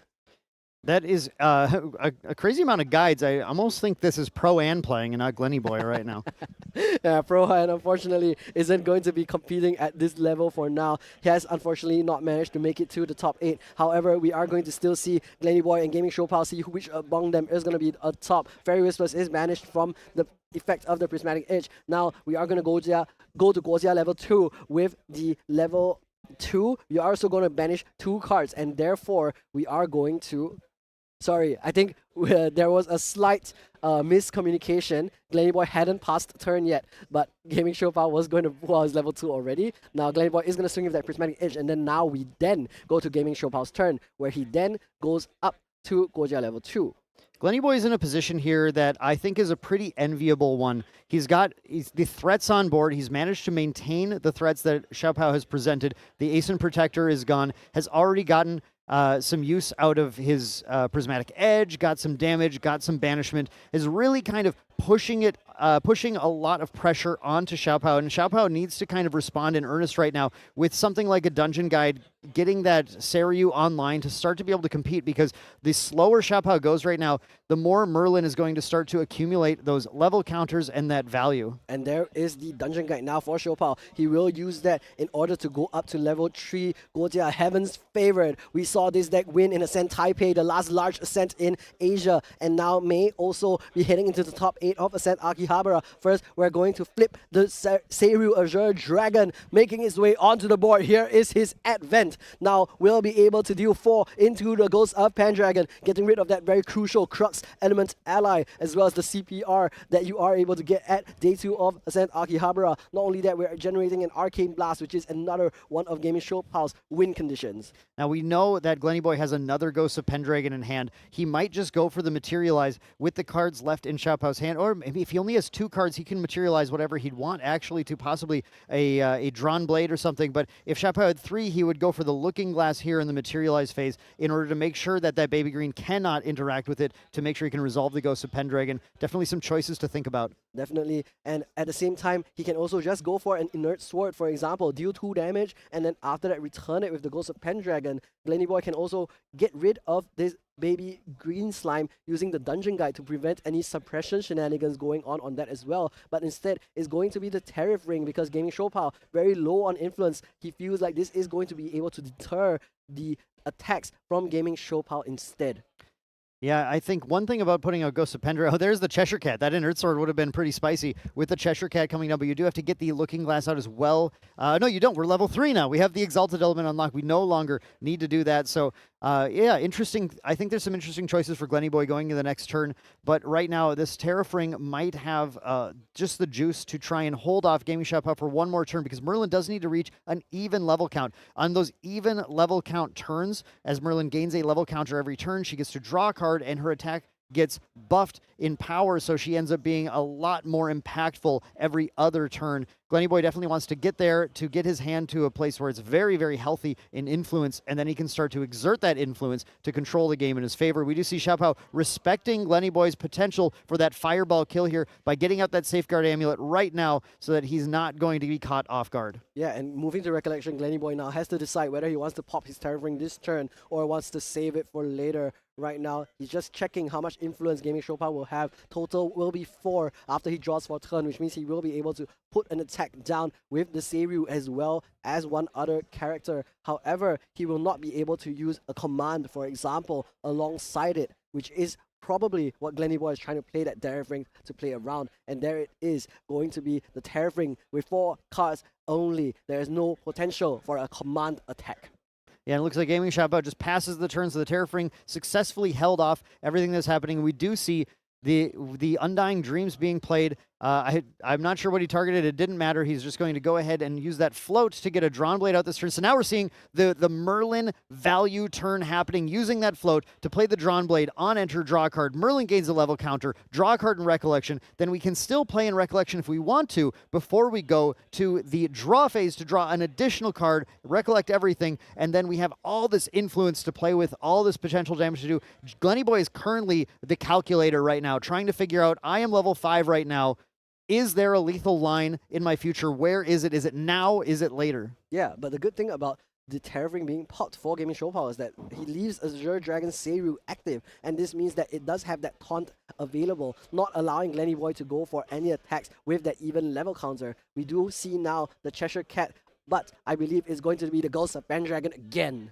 Yeah, the Ghost of Pendragon now going to be able to put that Drawn Blade back in. Now we do see Gaming, we know, had that Baby Green Slime that's currently on the field. Does he have a second Baby Green Slime to be able to interact with that Drawn Blade? but it looks like he does not. The Drawn Blade is going to return to the material deck, draw 2 more cards from Ghost of Pendragon, and Glenny Boy is going to be free to be able to play that trick again next turn to continue to try and cycle through his deck and find the most valuable cards, the cards he needs to win the game, the cards like Fireball. That's right. He currently has one of those in hand already, but is hoping for more copies so that he can play around the Safeguard Amulet, do more damage at fast speed. Of course, a way to get rid of this Azure Dragon would also be huge if he was able to find something like Sudden Steel alongside the Prismatic Edge with a Spirit Blade Ascension on an even counter turn. But look at how many things I just said. So many things have to go in the way of Glenny Boy in order for him to remove this Azure Dragon. Is really, really difficult. But Glenny Boy is actually going to swing into Seiryu he's going this for turn. it. He's going for it. 3 damage into our taunting Seiryu Azure Dragon. If the dragon retaliates here, the taunt is no longer active. What is Glenny Boy planning? I mean, maybe he's trying to threaten the concept of Sudden Steel onto the Seiryu, see what Gaming Showpal ends up doing. I don't think he actually has it in hand, but it's still good to try and force your opponent's hand. At the same time, here is a Hasty Messenger as well. What is he going to discard for this? He does have a floating memory in the form of the Undying Dreams that puts now, he discards the Liminal Guy here instead, actually, putting now 5 damage counters onto Seiryu Azure Dragon, but doesn't look like he will be doing anything else for this turn. Interesting. That was Glenny Boy, I think, really trying to tempt a little bit of a mind game here, try and get Xiaopao to commit to thinking that Glenny Boy can't push lethal and retaliate with the dragon, and maybe then push some extra damage and face to get him to a threshold where the fireballs would become lethal. But here we have Glenny Boy showing the Seiryu's command, and at that point, Glenny Boy scoops it up. Xiaopao's Seiryu's command is going to push an absolutely crazy lethal turn with that Seiryu, and Glenny Boy gives it up. Immediately, let's go game 2. Let's not waste time. Right now, the rounds are still timed, and they want to go into the next set of games where they no longer will be. As you can see, Showpal picks up a Reliquary, draws an additional card in the pre-recollection, now shows the Seiryu's command, and Glenny Boy just doesn't have any response. Glenny Boy, if that Hasty Messenger found a Sudden Steel, that was the line, right? It's like push the damage in to the Seiryu, find the Sudden Steel, get the kill. I think that's what he needed to do. He was playing to that out, right? That one singular out he had to get the dragon off of the board at that point, but the Hasty Messenger just didn't find it. It was definitely a wing and a prayer, but it wasn't to be. And I want to also highlight that even if he did find it out, Gaming Showpal did have the Resolute Stand in hand as well, so I think would have been a very easy free activation into steal the Seiryu's card on the following turn, and that wouldn't have changed anything. But it's the world champion difference to know, hey, my only out is using all of this. I find the Sudden Steel, and he got no Resolute Stand, and he got no Innovate Agility, and he got no everything else, and then only then do I have a chance of winning. But being able to identify that line is sometimes the thing that you need to do in these negative matchups. Yeah, exactly. That is the difference. That is how these extremely good players are able to get through the day with a record that can make it into the top cut. That ability to know exactly what the line is, exactly what the thresholds are, exactly what the opponent is going to respond with. Glenny Boy definitely knows all of those, but then that's not the whole battle, right? After that, it's, is my deck going to cooperate? Is their deck going to cooperate? Yeah, and I just want to highlight again how exact that count is for the Sudden Steel. 3 damage from the Pendragon, 1 from the Guide, 1 from the Hasty, exactly 7 from Sudden Steel plus Merlin level 2. So would have been exactly 12 damage. And again, he's really just praying there's no response at all, because even a Byaku's command would have answered it. Yeah, exactly. Just needed to hope that Gaming had just dropped so many cards leveling up that there was nothing left to be able to respond to that. Unfortunately, that Resolute Stand would have made that a very, very sad time for Glenny Boy, a roller coaster of emotions as he finds the Sudden Steel and then ends up still just being prevented. Yeah, in this kind of case, maybe it's better that he didn't find the Sudden Steel. Better to have not found the out than to have found it and then been shut down anyway. But let's look at the sideboards. Yeah, exactly. Glenny Boy going down a game now. What is he going to sideboard in? We do have some cards that are definitely, I mean, I think the Heavenly Guide and right away is a card that he knows. He knows that the Guoja deck wants to level to get that dragon out as fast as possible to threaten him, so that Dungeon Guide is on the table and that Heavenly Guide can come down and give Glenny Boy a boost of influence. That ability to get to that level without having to spend any cards is going to be huge. Other than that, I guess the Blanche Sheltering Saint will also be a great way to have some defense against fireballs or the like, and also Crystallized Destiny. So there's a lot of defensive options in this sideboard. Blanche, Crystallized Destiny, Dream Fairy, Innovate, Agility, Stifling Trap, Sunblessed Gazelle. Everything is a defensive option depending on what matchup you are going to be going against. And all of these things are really good into Merlin. Yeah, Gaming Shopao definitely taking the Merlin W with this deck today, just planning to never drop a game to Firecrux, which, given the read of the room, the elements that we have in play, was a very good call, obviously, and got Gaming that incredible day one record, and now a record that makes it potentially into the top 8 as well, with excellent choices and hitting a lot of good matchups. Glenny Boy trying to start with Spirit of Sword of Shadows, which would be cool, but Spirit of Fire might be the better choice. We're going to go to draw 7 cards, and let's see. He did have a decent opener last game, but how good is this one going to be? Yeah, Creative Shock into Liminal Guide is, of course, good. Now it looks like we have Tree of Hearts into Floating Memory instead, which is about as good as well. We'll be happy to see that, although that does mean if he goes for this line, he won't be able to materialize the Inert Sword, losing a couple of damage early game. All that being said, that should still be the correct line for him here. Will still be a really good way to go up. Other than that, he has found that Sudden Steal this time alongside a Dungeon Guide.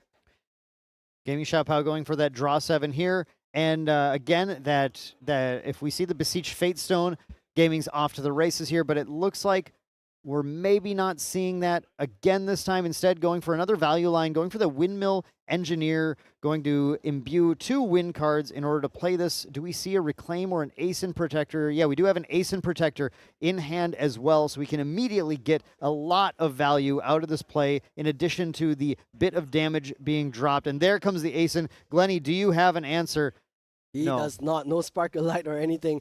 This is going to be on the Tree of Hearts. And instead of the Courage Tree, we are just going to use the Floating Memory Undying Dreams to give it +1. Retaliate into the Ascent Protector for fun. Only doing 3 damage. So won't be able to take it out. But, you know, you like to turn your card sideways anyway. So really good Undying Dreams here will allow Glenny Boy to keep his ally on the board. And if he has another one, will allow him to get rid of it. But actually, with this Sword of Shadows, that's actually going to be enough as well. Not only that, he has the Cheshire Cat available in hand, can develop another 2 attack ally. Here is 2 damage from the Tree of Hearts and the Lorraine Spirit, Wandering Warrior, doing 4 damage total now to that Ascent Protector, taking it out. And I think we're going to see the Cheshire Cat also make her way onto the board.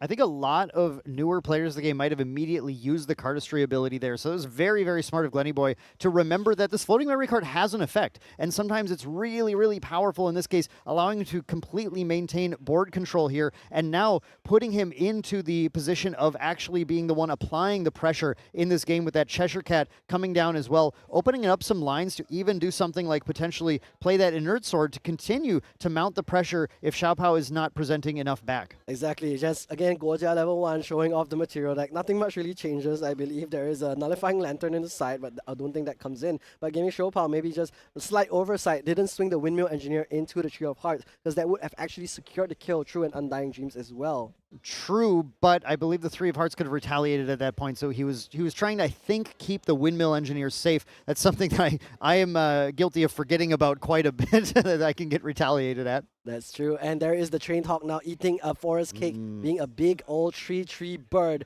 getting rid of the cat, which is, usually cats hunt birds, no? Well, these predatory hawks are actually often ones that will prey on small cats in the woods. So I think that's exactly what we're seeing happening. This Train Hawk coming down, finding a small cat, finding a lost kitten, picking it up for a little bit of lunch. This is played, of course, in this deck heavily now because of this Cheshire Cat metagame where these stealthy cats are really tough to deal with, but that Forest Cake and Train Hawk combo is absolutely incredible. Exactly. And of course, Glenny Boy also going to struggle with trying to get rid of this Trained Hawk. Will go out with the Inert Sword though, which means that his next cat will be coming in for 4 with the combined base power of both of these distortion weapons. Glenny Boy now going up back to his recollection phase and really wants to get rid of this bird if possible. He doesn't want his cats to keep getting eaten. He does have another Cheshire Cat in hand, which is he's going to go for this Three of Hearts here to put that damage in, gets the Retaliate on the Three of Hearts, and I kind of think this might have been bait, actually. I think this was bait to get that Retaliate to happen so that the Cheshire Cat can come down safely with no Forest Cake in sight. Xiaopao would need to have something like a Brisk Wind Trotter on another Trained Hawk or a Forest Cake into Train Hawk in order to get rid of the next Cheshire Cat. And I think Glenny Boy is really trying just to stick a Cheshire Cat in this game and try and put that pressure on. I've seen Glenny Boy play a lot. I've played against him a number of times at high-level events, and one thing I've always noticed is Glenny Boy is very quick to adapt his game plan game to game. He's a player who likes to say, well, okay, that didn't quite work. Let me shift this strategy. And now in this game, you see him sitting on Lorraine level 1 a little bit longer, trying to push that aggressive line. We do see the Sensor Wrestle piece coming out from Gaming, who doesn't feel quite as much level pressure, it seems, and it wants to put out this Dream Fairy to get that Cheshire Cat away. Another answer from Shephao's in hand. That is absolutely crazy. Yeah, and Glenny Boy just not able to get this Cheshire Cat to stick. He really wants it on the board, but it just keeps getting removed. First it was the Hawk, now it's the Fairy. What is going to be next? However, Glenny Boy now, I think, may have to just say, fine, I won't have my kitty. I will go up to Merlin level 2 instead. Even though you have the sensor, I can still get value out of this Shieldmate that I put into my own graveyard. Yeah, the sensor does shut off the floating memory in the graveyard for Glenny Boy to use to level up. However, Merlin level 2's ability, if you're unaware, will banish the card and then check to see if it has floating memory. And when it's in the banishment, it is no longer under the effect of Sensor of SLPs. It does have floating memory, so Glenny Boy can level and get that level counter from Merlin level 2, which will set him up to get to that key value turn a bit faster this game if he can go level up into something like Dungeon Guide. I think the scary prospect for Glenny Boy, though, is that if he does go up to level 2, he's risking that Dungeon Guide that he's put into memory. And instead, here we have the Consumption Ring instead, which we've seen sided into the deck for this matchup. That is very fascinating. One thing that these Merlin players do like to do, though, is Dungeon Guide to Merlin instead. So he plays the Consumption Ring, trying to set up to find the lethal line, and I think now he goes for playing the Dungeon Guide to go to 2, banish the Stalwart Shieldmate, and then prep to try to level on the next turn. He can safely put the cat down right now because he's not looking to get rid of that Dream Fairy anytime soon. It's not worth holding on to that cat and hoping that in the late game it's going to get him there without that early pressure. And yeah, you see him really debating over which 3 cards to put down to use this Dungeon Guide. He has a lot of valuable cards in different game states in this matchup, and he needs to pick the exact right ones. Exactly, that Crystallized Destiny that he considered is really, really good when it comes to dealing with the Arcane Blast. But at the same time, he also wants to put in more pressure with the Spirit Blade Ascension. He can also keep the Treasure Cat because eventually, once the Prismatic Edge does hit the board, this Dream Fairy is going to go to the graveyard as well, which means the Treasure Cat is now unlocked.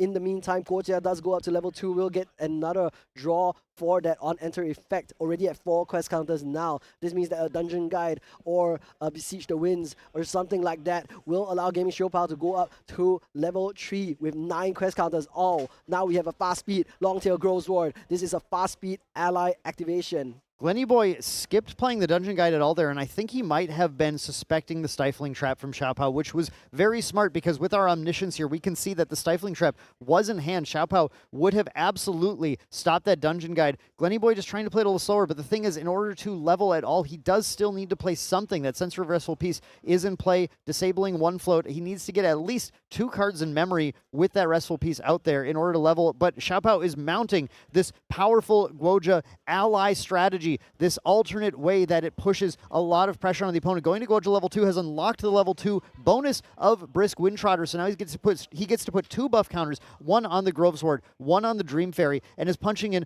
for a ton of damage now this turn. That is true. 6 whole points of damage now given to Glenny Boy's face. A lot of pain. And unfortunately for Showpal, the Dream Fairy being a 2/3 now means it's still in the range of the Prismatic Edge. I wonder if that is going to still be a target or if he's leaving it there as bait so that it will take the tree instead of his face.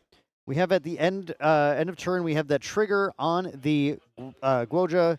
Yeah, okay. So I was wondering if we were going to see this. I didn't see if the reduce was in there. We had the trigger on the Fabled Azurite Faithstone, followed by Glenny Boy going for a reduce to Ash on the Sensor Vessel piece. Now he can banish 1 of these cards and use that float from that Stalwart Shieldmate to get to Merlin level 2, meaning the Dungeon Guide to Merlin level 3 is going to be an option in this turn. We'll see if that is what he goes for. He does have a Spirit Blade Ascension still in hand, and he can hold that up as an answer. Did draw into a Fireball, one of his key cards with that Consumption Ring in play. It might be very difficult to interact with Glenny Boy Boy when he wants to go for the victory here. And the pressure is mounting, but I don't think it's going to be enough right away to deal with Merlin going to 28 life. That's right. With 28 life, meaning 20 more effective life, that's going to be a lot for Gaming Showpal to try and push through. Remember that actually this Dream Fairy on the board means this Sword of Shadows is now nerfed to a fairly weak weapon. The Dungeon Guide now immediately responded to with the Stifling Trap. It's not going to be allowed to accelerate Glenny Boy any further. 1 damage now is going to be sent into the Brisk Wind Trotter. Not going to allow any suppression shenanigans here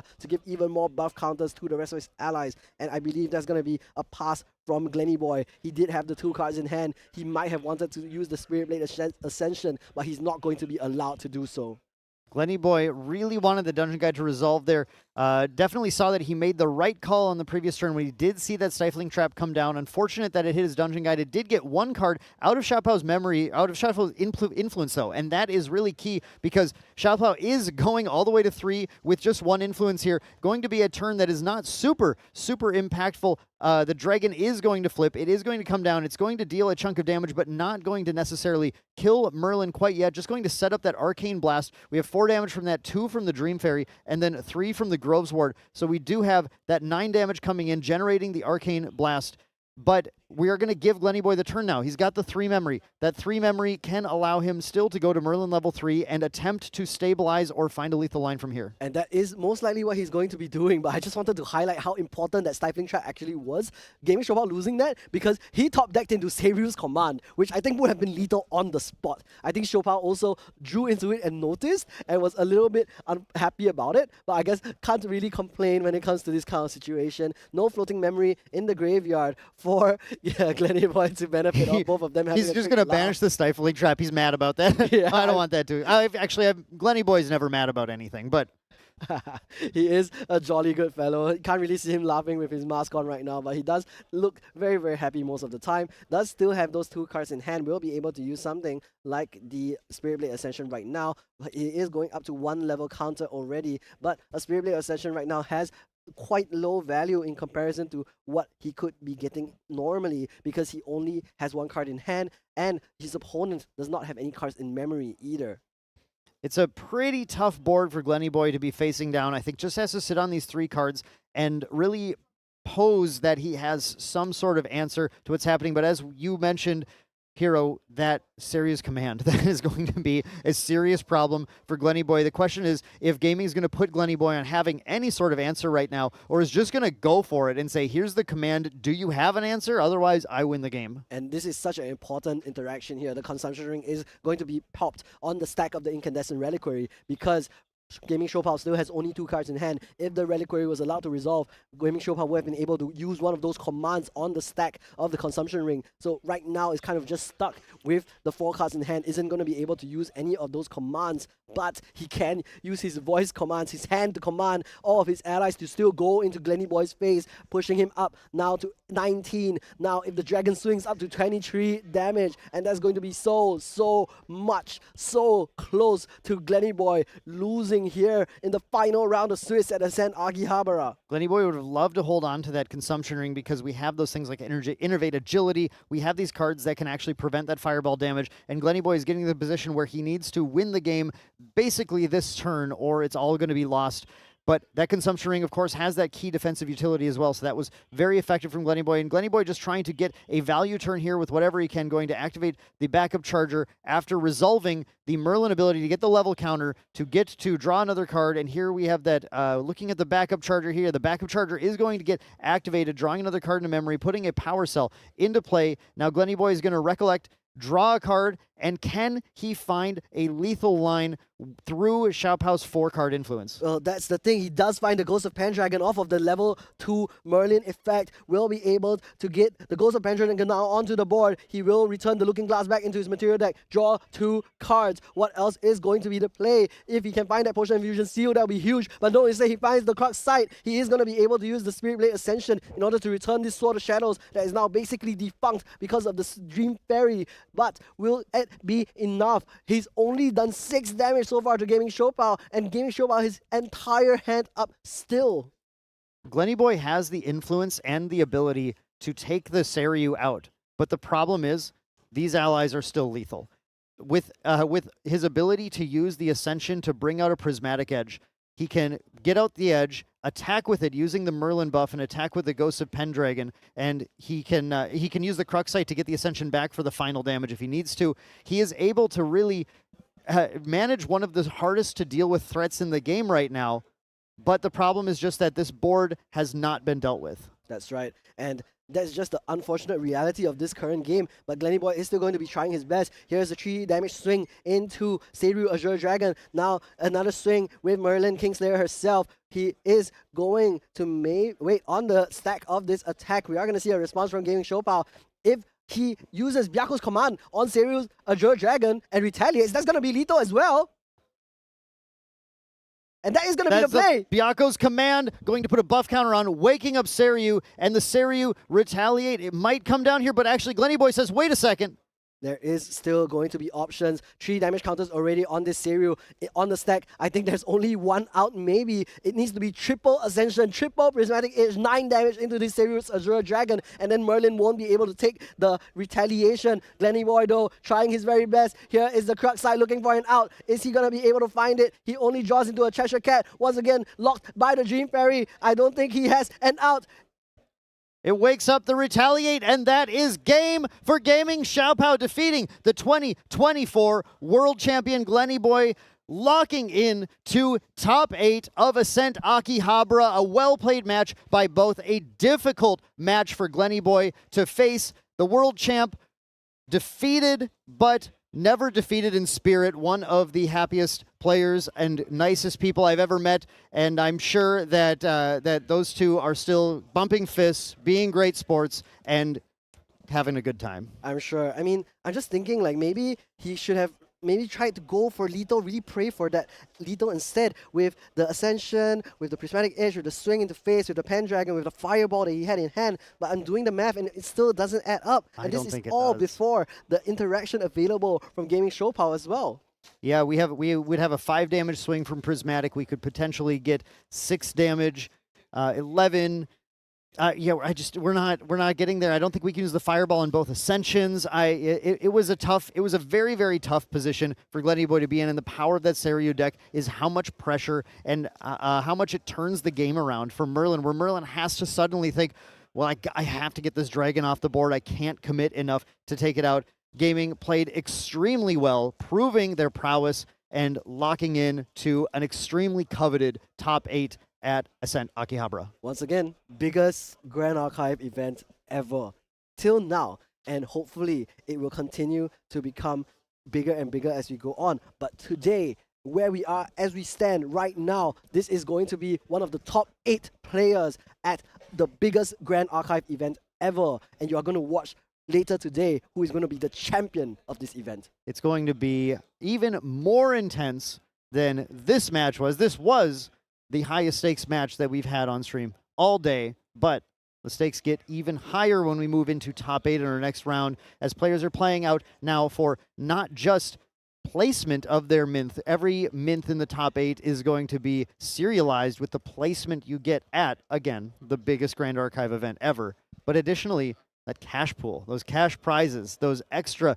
cases of product, it's crazy. And of course, if you want to be like Glenny Boy, you want to be the world champion at Grand Archive, you need to first make it to the world championship. And in order to do that, there is that coveted as well gauntlet slot for the champion of Ascent Akihabara. Yeah, the gauntlet is the, for people who are unaware, at Worlds is sort of the last chance qualifier for players that still requires you to qualify for it. It's the qualifier for the qualifier to get there. Once you qualify for the gauntlet, then it is a long event, but it's about half of the players in it are going to make it into Worlds. So you have a lot of chances throughout that day. It was an 8-round event in 2025 where players had many, many chances to say, okay, I got a little unlucky that round, but let's play out the next one. Really starts to separate the skill level of the players and get only the finest Grand Archive players into the actual World Champion Swiss round. So it is a coveted spot,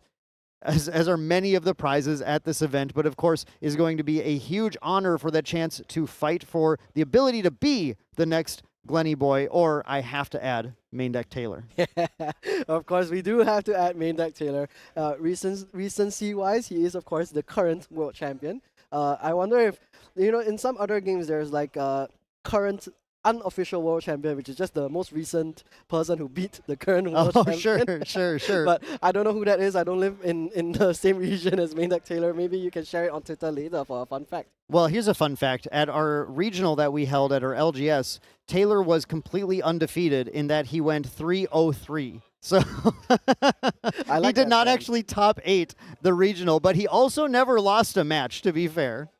That means that he is still an undefeated world champion. Correct. Right? Yeah. He won our store championship as well recently. So he's a player that you still have to watch out for. And it's tough to take that unofficial spot from him, as much as I like to try. I'm sure. Of course, it does have to be in an official setting, right? It doesn't count if you're just on your No, that never counts. That never counts. If that's the case, I'm the unofficial world champion of the Merlin Recollection deck. Ah, that's true. We played a lot of games of that together. Yeah, and again, those were released just a couple of days ago to the lovely attendees of Ascent Akihabara alongside the PTM World Premiere. We are also going to start gearing up for the top 8 matches soon. Of course, there is still about 20 minutes left in the round, which means that there is going to be some finalizations of some even more high-stakes matches right behind us here, looking to find the last couple of Mint owners for today. Yeah, this was not the only win, and obviously there are a bunch going on with so many players who are viable to make it into the slot. They're all playing it out. They're all trying their best. They're all trying to get that record. And we have to point out again how close Glenny Boy was, coming in with the worst possible record to make it into day 2. Almost 5-0 sweeping it. Almost there, but stopped by Gaming Xiaopao. Gaming Xiaopao, if they continue that streak that they had, the good run they had yesterday and now defeating the world champion, has the potential to get into that gauntlet slot. We might look back at this and think that was the 2026 world champion on their way. Do you think? That's a lot of glaze. Maybe. I love it on my Pao. I hope we can see more of it on Show Pao as well. But let's see. The rest of the day, of course, still has to be casted, still has to be played, and we're really looking forward already. Now, speaking of Show Pao, we've glazed him enough. Let's let Tyler glaze him instead. Absolutely. And we'll see you after the interview. Hello and welcome back. We are here after the final round of Day 2 Swiss at Ascent Akihabara. First of all, congratulations. Thank you. Congratulations, you made it to top 8. Yeah. I know earlier you came by and you were like, dude, I'm so nervous. And I was like, you got this. And now you're here. You actually made it all the way to top 8 at Grand Archive's largest event, Ascent Akihabara. Tell me how it feels. How are you feeling right now? I mean, oh my god. My initial goal coming in was to get day 2. So getting into top 8 is just a huge surprise. I'm super happy, super excited, super elated. And I really think the picture we took outside was my lucky charm, It's always endearing when people come up. That's why taking this role was really nice. We talked about it outside, but it's essentially being a community member and being able to talk with people at events and be like, hey, what's up? How are you doing? Can we snap a picture? Or I got this really cool thing I want to show you in my deck. And I think it's just really cool. So, I really appreciate you for that. I want to talk a little bit about some things in your deck. I saw some things that I thought were really cool, and I want to talk about it because I think people at home who look at your deck list will be like, huh? But talk to me about Candlelight Hourglass. Okay, so Candlelight Hourglass is mainly for the Wind Wake Up matchup, actually. So because once Candlelight Hourglass reaches charge 2, the Cheshire Cat will need to pay 2 to be able to activate its ability with the Ranger Strides. Alternatively, Purse, which is a huge problem in that matchup, has to pay an additional, also has to pay 2. So normally if they can backstep, they have to pay another 2 to trigger the Purse ability. So against the Wind Wake Up, if you have the time to materialize the Hourglass, it's actually really good. This one's a little more theory craft also, but against Tristan. So the issue with Tristan, right, is they have a lot of answers for the dragon itself. So my game plan switches to an ally beatdown game plan, but because they have Sadie, it becomes much more harder. So if Hourglass triggers, Sadie costs 4 to bounce, which I'm hoping is enough for me to do some shenanigans to kill that Sadie and just outright win the board. So that's where those were the main 2. Did you run into any Tristans this entire event? I dodged all of them. That's pretty good. Yeah, that's so, pretty okay, good. To be fair, I was Dodging really your worried. greatest matchup is pretty Yeah, big. I was really worried because my initial deck list, right, before Ascent Japan was I had 2 staggering strikes in main and 1 inside because I was worried about the Tristan matchup. But then in Japan, I was like, there's 900 people. Hopefully there's not a lot of Tristans. I'll just dodge the ball. I put it all out. That is It worked out. That is so based. That's like limbo level of vibes. You just feel yourself and you're like, I don't need these cards. Yeah. I don't need anything to deal with my worst matchup. I just won't run into it. Yeah. How would you feel if there were 0 Tristans in top 8?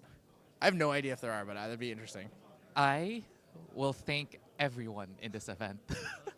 The organizers, the staff, you, the cameraman, the casters, everyone.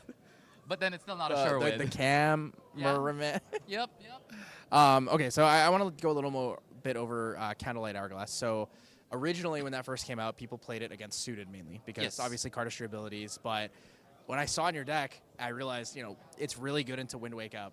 Do you think this is going to become like a really popularized card going into PTM, or do you think it'll not really affect things in the future? I think there's a chance depending on how people see suited. If people see suited as a threat, then Candlelight Hourglass will definitely be coming in and seeing a lot of play. I think it will most likely be a sideboard card though, because it's only for suited.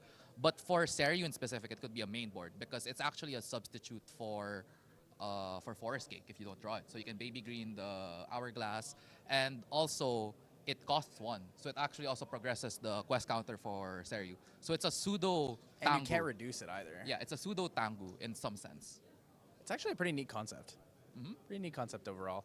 There's one other card in your deck that I think is really cool. I'm glad to see more people playing it.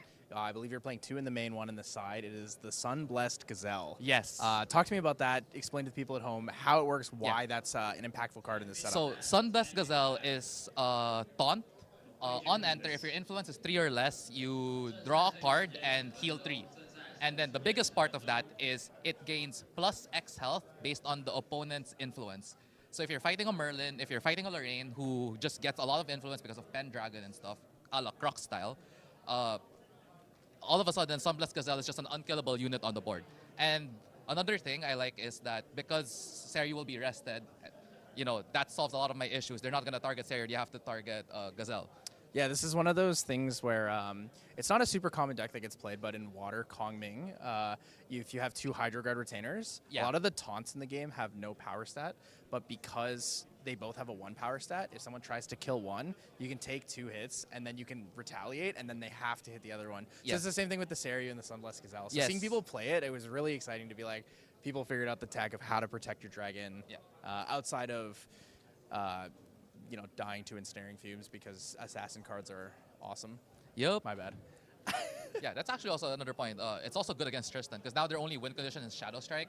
So you just put in the Innervate Agility and Crystallized Destiny, and just don't kill me. Yeah. I mean, there's so many good and unique options in this deck. So looking into your top 8, first of all, again, congratulations. Like, huge, man. Thank you. Absolutely huge. So looking into the top 8 here, you have untimed rounds, right? That's something that you pretty much only gain as a privilege in top 8 or in like very, very premier level events. Do you think that will affect the way you play the matchup, or do you think that the pace of your deck doesn't really need more time? I think for me as a person, that would help a lot because even going through the top 8, there were a few misplays that I had. And that's a little bit because I was a little rushing in the gameplay, right? For a lot of reasons, but mainly because I don't want to take too long during my turns. It feels bad. I always feel bad if it always reaches time. I always wanted to clean 2-0, clean 2-1, stuff like that. So going on time is actually more a mentality thing that I'm going to be more relaxed when it comes to it. So I have more time to think and all. Yeah, well, again, thank you so much. That was a Gaming Xiao Pao, guys. The winner of round 14, the final round of Swiss here. You are locked for top 8, so congratulations. Good luck. Thank Hopefully you so much. We see you again. Yeah. And we'll see you guys after a little break here before we set up for the top 8.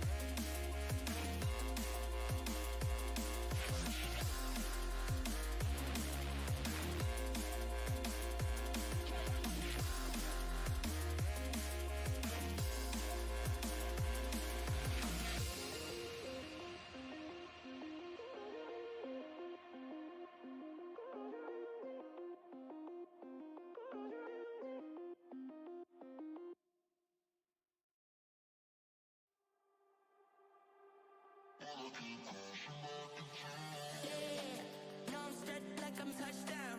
I can do my dance like a touchdown. Yo, like I'm touchdown. I can do my dance like a touchdown. Yeah. No, I'm strapped like I'm touchdown. I can do my dance like a touchdown. Yo, like I'm touchdown.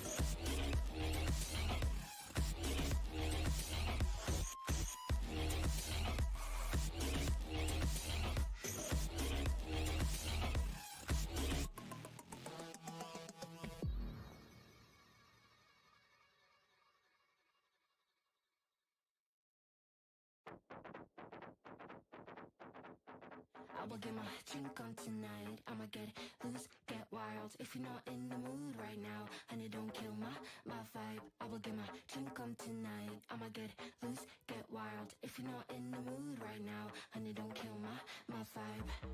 I'm gonna party until I drop. When I begin, I don't know how to stop. I can party on till the morning comes, till the sun goes up. We don't stop, no.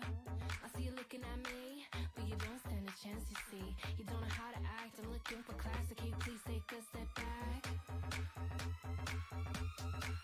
I will get my drink on tonight. I'ma get loose, get wild. If you're not in the mood right now, honey, don't kill my vibe. I will get my drink on tonight. I'ma get loose, get wild. If you're not in the mood right now, honey, don't kill my vibe. I'm gonna party until I drop. I'm not looking for love, I'm looking for fun. Just because I have on skin tight jeans doesn't mean I need a man to save me. I do it all for fun. Looking hot in my 501s. Don't you know I tease? I'm not here to please, but you're way too dumb to see. Hey stupid, you think I want you just because I am a woman. Hey stupid, I don't want you, I don't want you. Hey stupid, I do it all for fun. Looking hot in my 501s. Don't you know I tease? I'm not here to please, but you're way too dumb to see.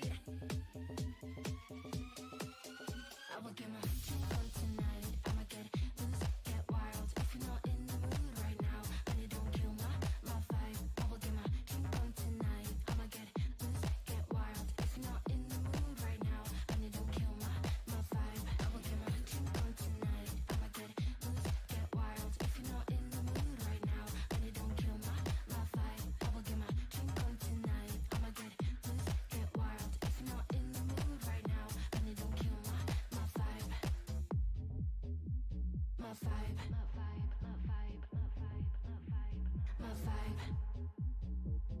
Hey stupid, you think I want you just because I am a woman. Hey stupid, I don't want you, but you're way too dumb to see.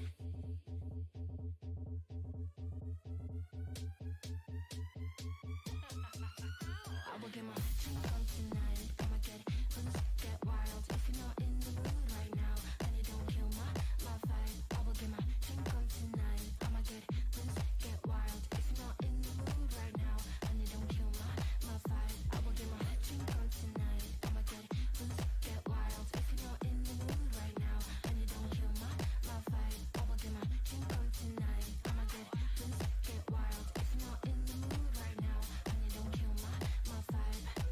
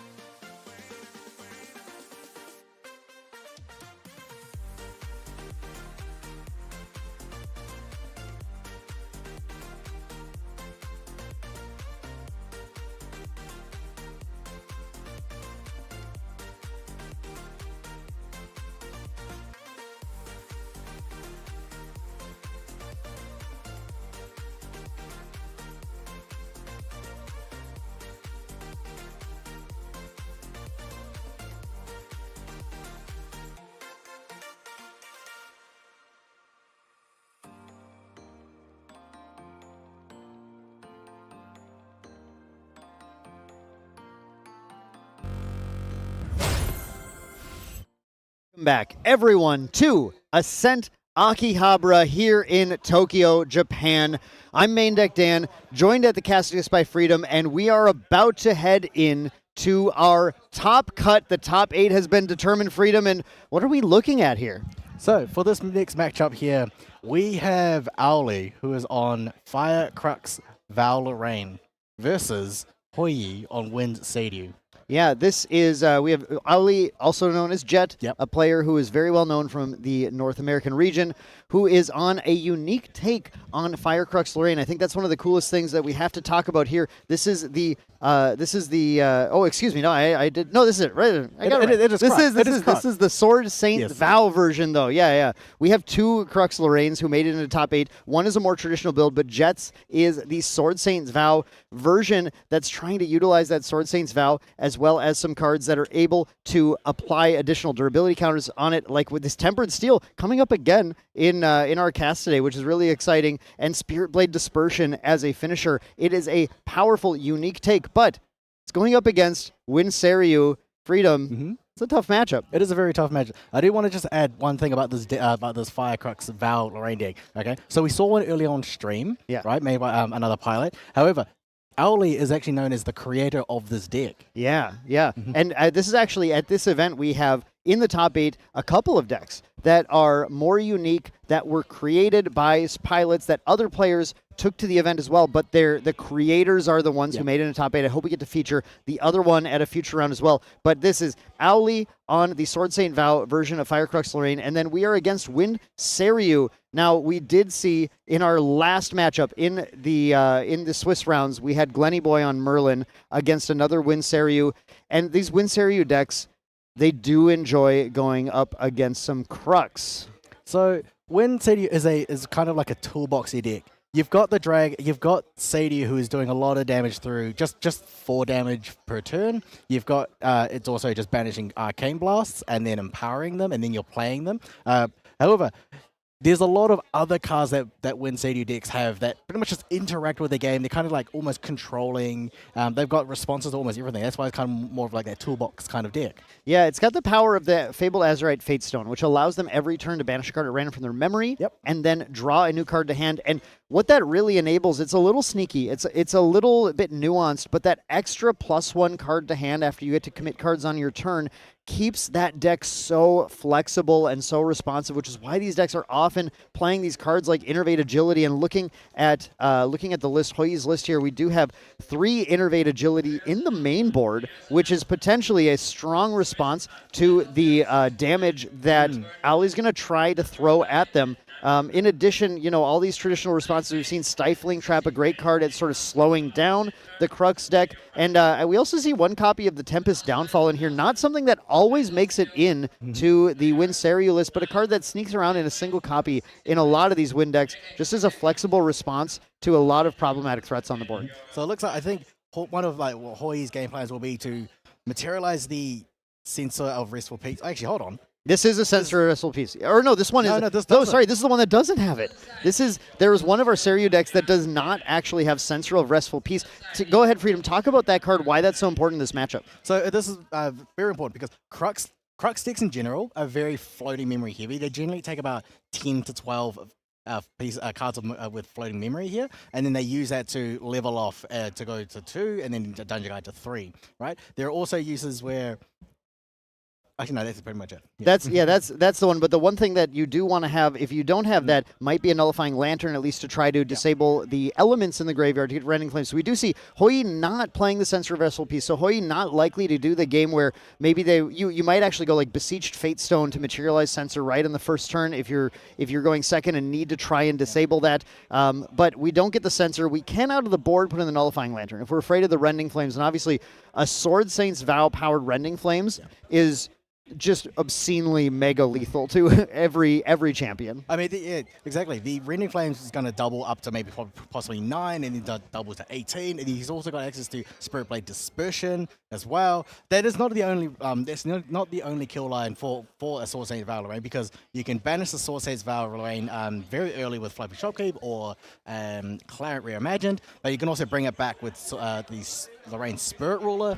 But you can also just straight attack with the Sword Saint Vow as well. It just does damage, and then you can dispersion it later. We do see a lot of fast speed damage sources in here as well. And in addition to the dispersion, cards like Intensified Pyre. So there's going to be a lot to watch out for. The Seiryu, I think, goes into this matchup as the favored one, but this variant of Crux Lorraine might be the one that is able to take it. So we're going to see Jet starting the first turn. We do have a Spirit of Fire, and of course, that Looking Glass enabling the distortion cards to be played regardless of their element. And Ali's first turn here, we have the Stalwart Shieldmate into Cremation Ritual. That perfect first turn for Lorraine sets up your float, puts 2 cards in hand, so you can put that Inert Sword into play when you level to Lorraine level 1. It's a great start. Hoyi wants that perfect start as well. Do we have a Besieged Fatestone? Possibly. We'll see. We'll see what he draws from his 8. Now, brief reminder: this is the top 8. These are untimed rounds. These players they can think for as long as they like. Well, maybe not too long, but they have time to think about what they want to do. Yeah, they are able to take their time, something that is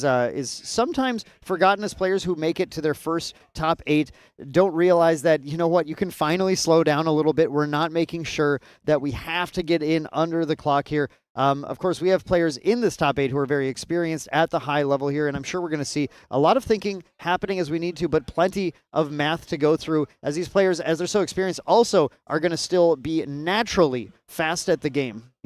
So we did say that this Hoyi can somehow stem the tide of the Raining Flames using Nullifying Lantern. However, his one is in the sideboard. It is in the sideboard. So basically, so game 1, I think Aoli knows that he's able to use Raining Flames and such like that without any worry of any lanterns. But that's where game 2 will change.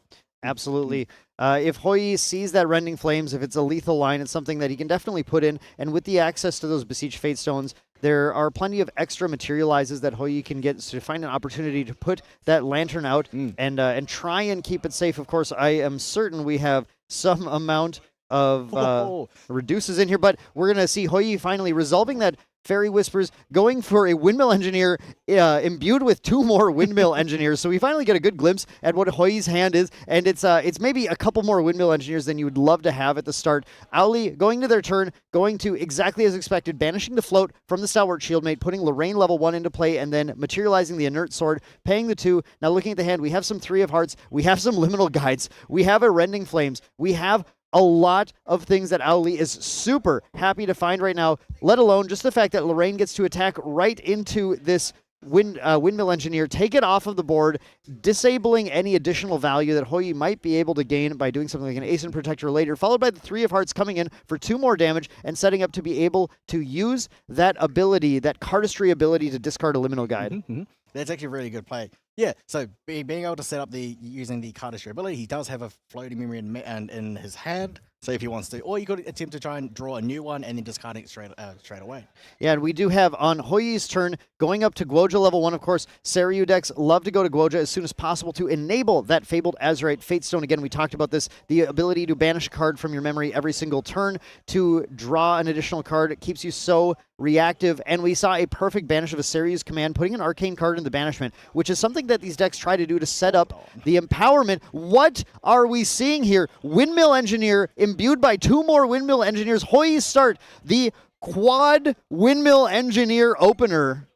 It's crazy to see. It's not great to see, but it is crazy to see. No, but he's not going to be short on influence, because those Windmill Engineers are going to be able to imbue and then keep pretty much replacing themselves.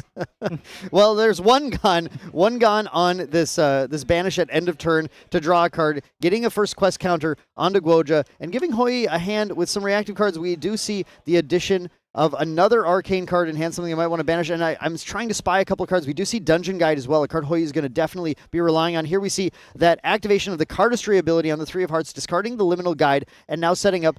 We're going to actually go for Clarent Reimagined right now, though, for our Materialize, banishing the Sword Saint's Vow and another sword. So Auli is set up now, has that Clarent Reimagined, a bit of protection, a bit of ability to defend against whatever Arcane Blast Hoyi might try to build up to, which is nice. But also importantly, like you said, Freedom, setting up that Sword Saint's Vow for a bit of a later game play.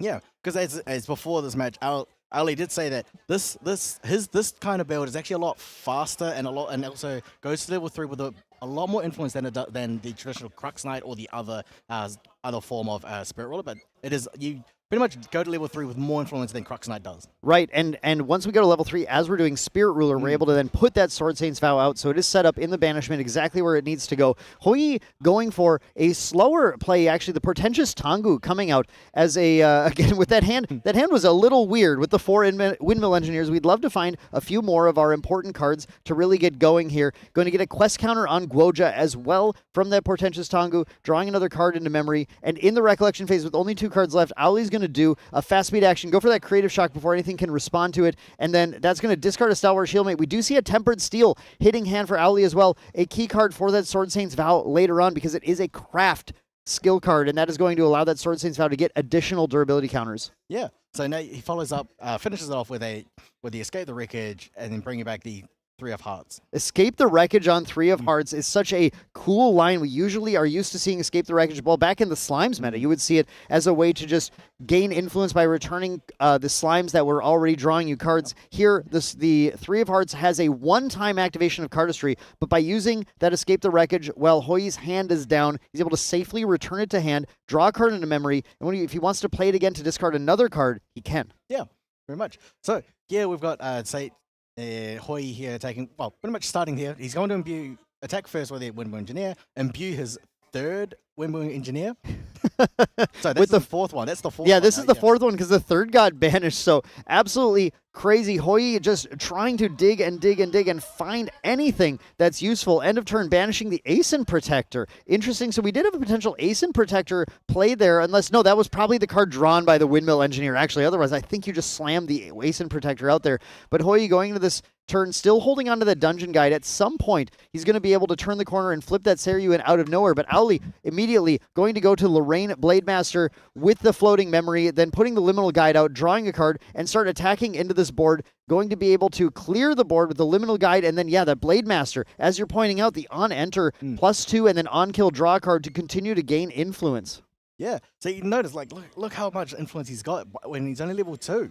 But he might. Would he go for a Dungeon Guide to a Spirit Ruler to put out the Sword Saint's Vow, Tempered Steel the Sword Saint's Vow, and take advantage of that +2 damage? There's a potential gigantic swing that Lorraine can do. This is, we might be seeing it here. No, we're seeing Cheshire Cat. Okay, going for the Cheshire Cat instead. There is a lot of potential math that Auli can do to find some extremely lethal plays. I actually think we might still have the influence to do it, Yeah, looking at this now. I mean, like, so there are a lot of lines that he can go with it. Yes, he could go, if he were, like Alexis, he's going to attack with Lorraine here. Or he could just go, yeah, Dungeon Guide to level 3 to Spirit Ruler, get back the Sword Saint's Vow, which will come in with a 1, which will come in 4. Yeah, +3 durability.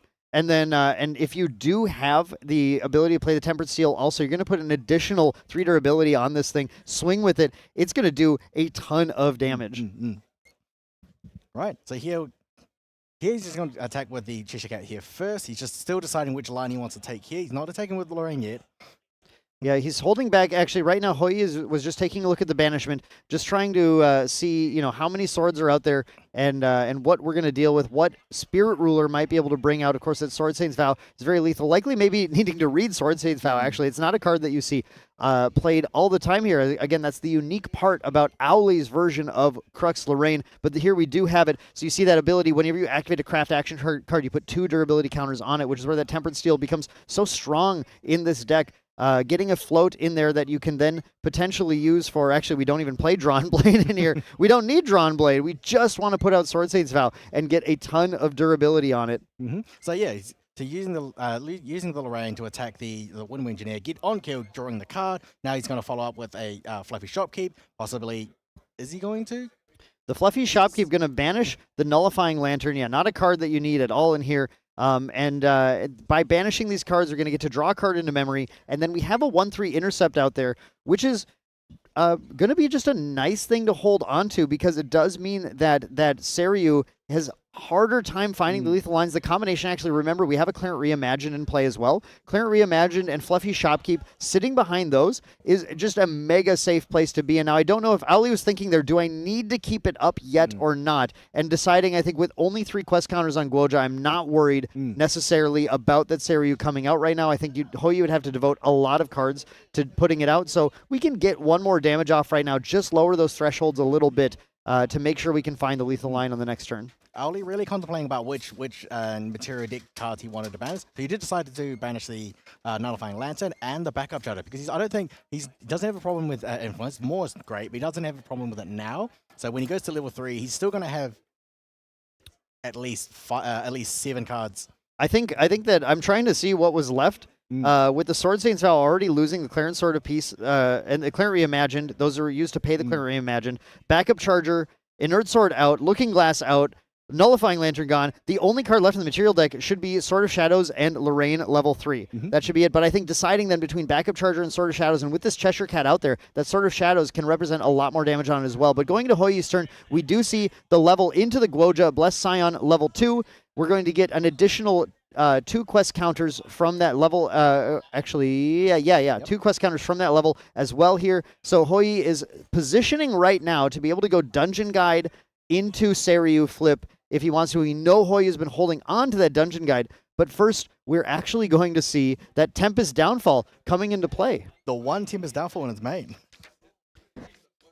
Tempest Downfall just dealing 3 damage to Lorraine in the Recollection phase. To add some additional damage, I think Hoyi is trying to find the lethal line right now while Auli has the hand down, but with that Clarent Reimagined, can we actually get to the damage? Auli did not use the Clarent Reimagined in response to Tempest Downfall, feeling safe enough. Okay, just taking the 3 damage from that. What is Hoyi thinking? I'm not sure here, because you've got these 3 allies here who are also just going to do some damage here, because the more damage he's going to take from these... Okay, so he's going to get the Dungeon Guide here, but however, the more damage he's going to take chip damage from these allies here, the better his Sword Saint Vow is going to be. Exactly. I think that means when we see the Tempest Downfall going to face in Recollection phase, we see the Dungeon Guide coming down here. We are banishing the Harness Lightning as well. I think Hoyi is aiming at a lethal Seiryu flip turn. We're going to see that Guoja coming out. We got the quest counters from it. So yes, Seiryu is now able to come onto the board. The Azure Dragon, the 4/12 Taunt Spell Shroud on attack. You get to either create an Arcane Blast, generate an Arcane Blast into your banishment, or empower X+2, in this case, would be Empower 4. So here comes that Dungeon Guide for one more piece of chip damage. And then when we flip the Seiryu, do we have commands to use to create the lethal line through the Clarent Reimagined, which can be activated up to 2 times to prevent 4 damage from any Arcane Blast that'll be happening that turn. We do have the Harness Lightning coming down, additional +4 damage, so we have a lethal, not a lethal attack, but an extremely powerful attack. 8 damage coming in. Clarent Reimagined is not able to prevent attack damage. That is a huge amount of damage. Is Auli holding anything in hand? I don't think so. Do we have anything like a Resolute Stand to prevent this? I don't. So he does have. He may, if he has a Resolute Stand, he will be forced to emerge it, use the alternate activation. So that instead, then forego the draw. Yeah, that is an option still for Auli. We do have 3 cards in it. There is the Resolute Stand. Auli does have the Resolute Stand. Getting to play that now. Not going to get a draw, like you said, Freedom, on the next turn, but preventing 3 damage from this attack. It's still 5 damage coming in at Lorraine. You bring her to 13 damage counters, 11 life remaining, which is lethal to an Arcane Blast if that Clarent Reimagined weren't on the board. So Hoyi here is just wondering what's going to happen here. Oh. He's going to let it resolve. He's just going to let him take the 5 damage. I think so, yeah. I saw the Byaku's command in there, though. And Hoyi deciding with the Byaku's command, we're not quite lethal. That could have pushed it up to one more 14, but then maybe we just don't get through the Clarent Reimagined at that point. But the Byaku's command is really smart to keep up right now, though. It's now a trick that Hoyi can use by waking up the Seiryu to create a taunter as in response to an activation of a lethal attack card like a Rending Flames. So Hoyi is able to play a little defensively here if he needs to as well, although I think needs that Seiryu to close the game. So you have to be very, very careful with that play. Now, holding up the Byaku's command, so in order to, so that he could wake up the Sadie. This is pretty much reminiscent of the previous round against Glenny Boy. Exactly, yeah. That created a retaliate that ended up being lethal. But in this case, as we are going to our materialize phase, we only have 2 options, right? We had the Sword of Shadows and we had the Lorraine level 3, and we do see the Sword of Shadows coming out right now instead, which is very interesting. It's going to create additional damage on this Cheshire Cat, but really was expecting potentially to get that Sword Saint's Vow out while that Seiryu is rested. Is Auli predicting that the Byaku's command is there and doesn't have a clean attack? I think because he may have seen the previous round where the Byaku's command was played in retaliation. So I think he is basically he's respecting it. He knows that it's a possibility. That means that the only thing that Owly could materialize in the next turn should be the Lorraine Spirit Ruler. But that Cheshire Cat is coming in for the 4 damage. Are we aiming at the... Yeah, we're aiming at the dragon. So 4 damage marked at the dragon. So Owly is attempting to take out the dragon while it is rested. Now, the important thing to note is that we should have had, yes, an Arcane Blast banished on attack from the Seiryu. So even if the Seiryu dies here, let's remember that the way that Seiryu's effect is worded is that Arcane Blast is playable from banishment at any point for the rest of the game. It does not matter whether or not Seiryu Azure Dragon is still in play. So while Owly might end up losing the dragon here, he might also get a Retaliate for 5 back on Lorraine, bringing her to 18 damage counters. And then if we can simply play that Arcane Blast using efficiency, it does cost 8 to do it, but if we can play that Arcane Blast, that might be still lethal through the Clarent.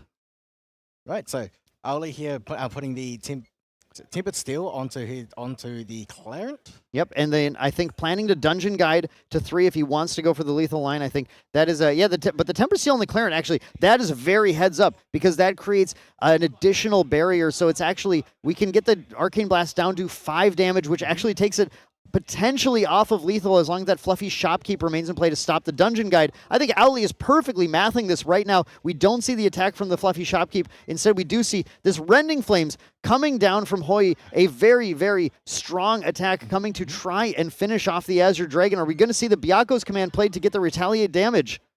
All right, so here we've got the Rending Flames using the Sword of Shadows. That's going to be coming for 5. We have a Resolute Stand played, though, on the Seiryu. The Resolute Stand is going to prevent 3 damage, and even when this doubles, it's going to... Hoi has the option of applying the prevention before the doubling, so it's going to effectively prevent a total of 6 damage from a doubled Rending Flames, which, yeah, let's see the math here. So we have a total of 3 plus 2 from the Sword of Shadows. So yeah, 5 damage, so a 10 damage Rending Flames, which ends up being a 4 damage Rending Flames, which is not lethal on the Seiryu. So that Resolute Stand, I think, has completely saved the Seiryu. We pass on to Hoi's turn. Now Hoi actually played that Resolute Stand, I believe, using its alternate activation cost so that he does not get to draw a card in the draw phase, but does have a Recollect and is lower on influence right now. I think we're going to see very likely the Incandescent Reliquary coming down to draw an additional card unless there is something that is a little bit more salient right now. I mean, the other option could be either the Terrafring, or the Incandescent Reliquary. Correct, yeah. The Terrafring could be good, but the influence on Owly is so high, I'm not sure that it's going to prevent enough. We're doing a little bit of math right now. Again, this is an untimed round as we are in quarterfinals. The first round of Top Cut, both these players have already earned their spirit, but we're actually going to go for the smoke bombs, of course, because we do have to disable that fluffy shopkeep. By giving that fluffy shopkeep stealth, that is going to make it so that this dragon can cruise right on in and deal the damage. We're going to pop that right now, get to draw a card. We don't draw a card for turn from that Resolute Stand alternate activation, but yeah, let's put an X on that fluffy shopkeep right now so we know that is no longer in the way. It is currently stealthy. You have to have true sight to be able to be intercepted by it. Oh, we saw it almost attempting to draw because you get into these habits. Thankfully, the judge there to make sure that the game is played correctly. Now we have the attack coming in from the Seiryu. The 4 damage attack. We're going to Byaku's command the Seiryu and scoop it up. That is game 1 going to Hoi on Wind Seiryu against the Sword Saint Val version of Fire Crux Lorraine.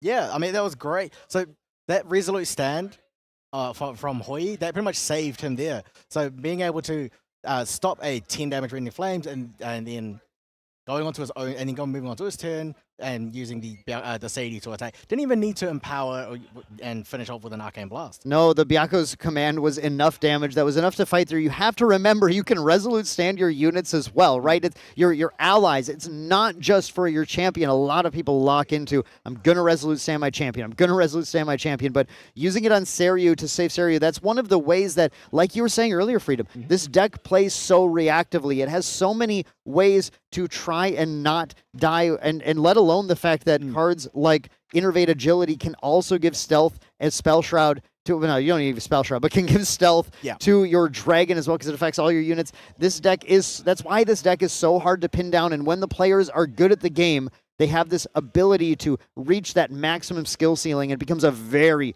very difficult deck to beat, being so defensive, so reactive, so decisive at the same time. But we're going to go in to our sideboards here. Now, Owly down a game. What is Owly going to sideboard in to try and shore this up? So So it's right, interesting. He's got the Prismatic Edge in the sideboard with the Ascension combo package as well. If you would like to use that, the Immolation Trap is basically one of the ideal cards here. You have to bring in the Immolation Trap. We love that respect for the power of the Seiryu decks. Immolation Trap is a key card to sideboard in because that Immolation Trap is going to allow you to destroy anything you can deal damage to that turn, and it doesn't target anything. So importantly, it gets around. We actually, I don't know if we've seen it at all today because so many cards that you use to play around Seiryu play around Guoja Level 2's Lineage release. Yep.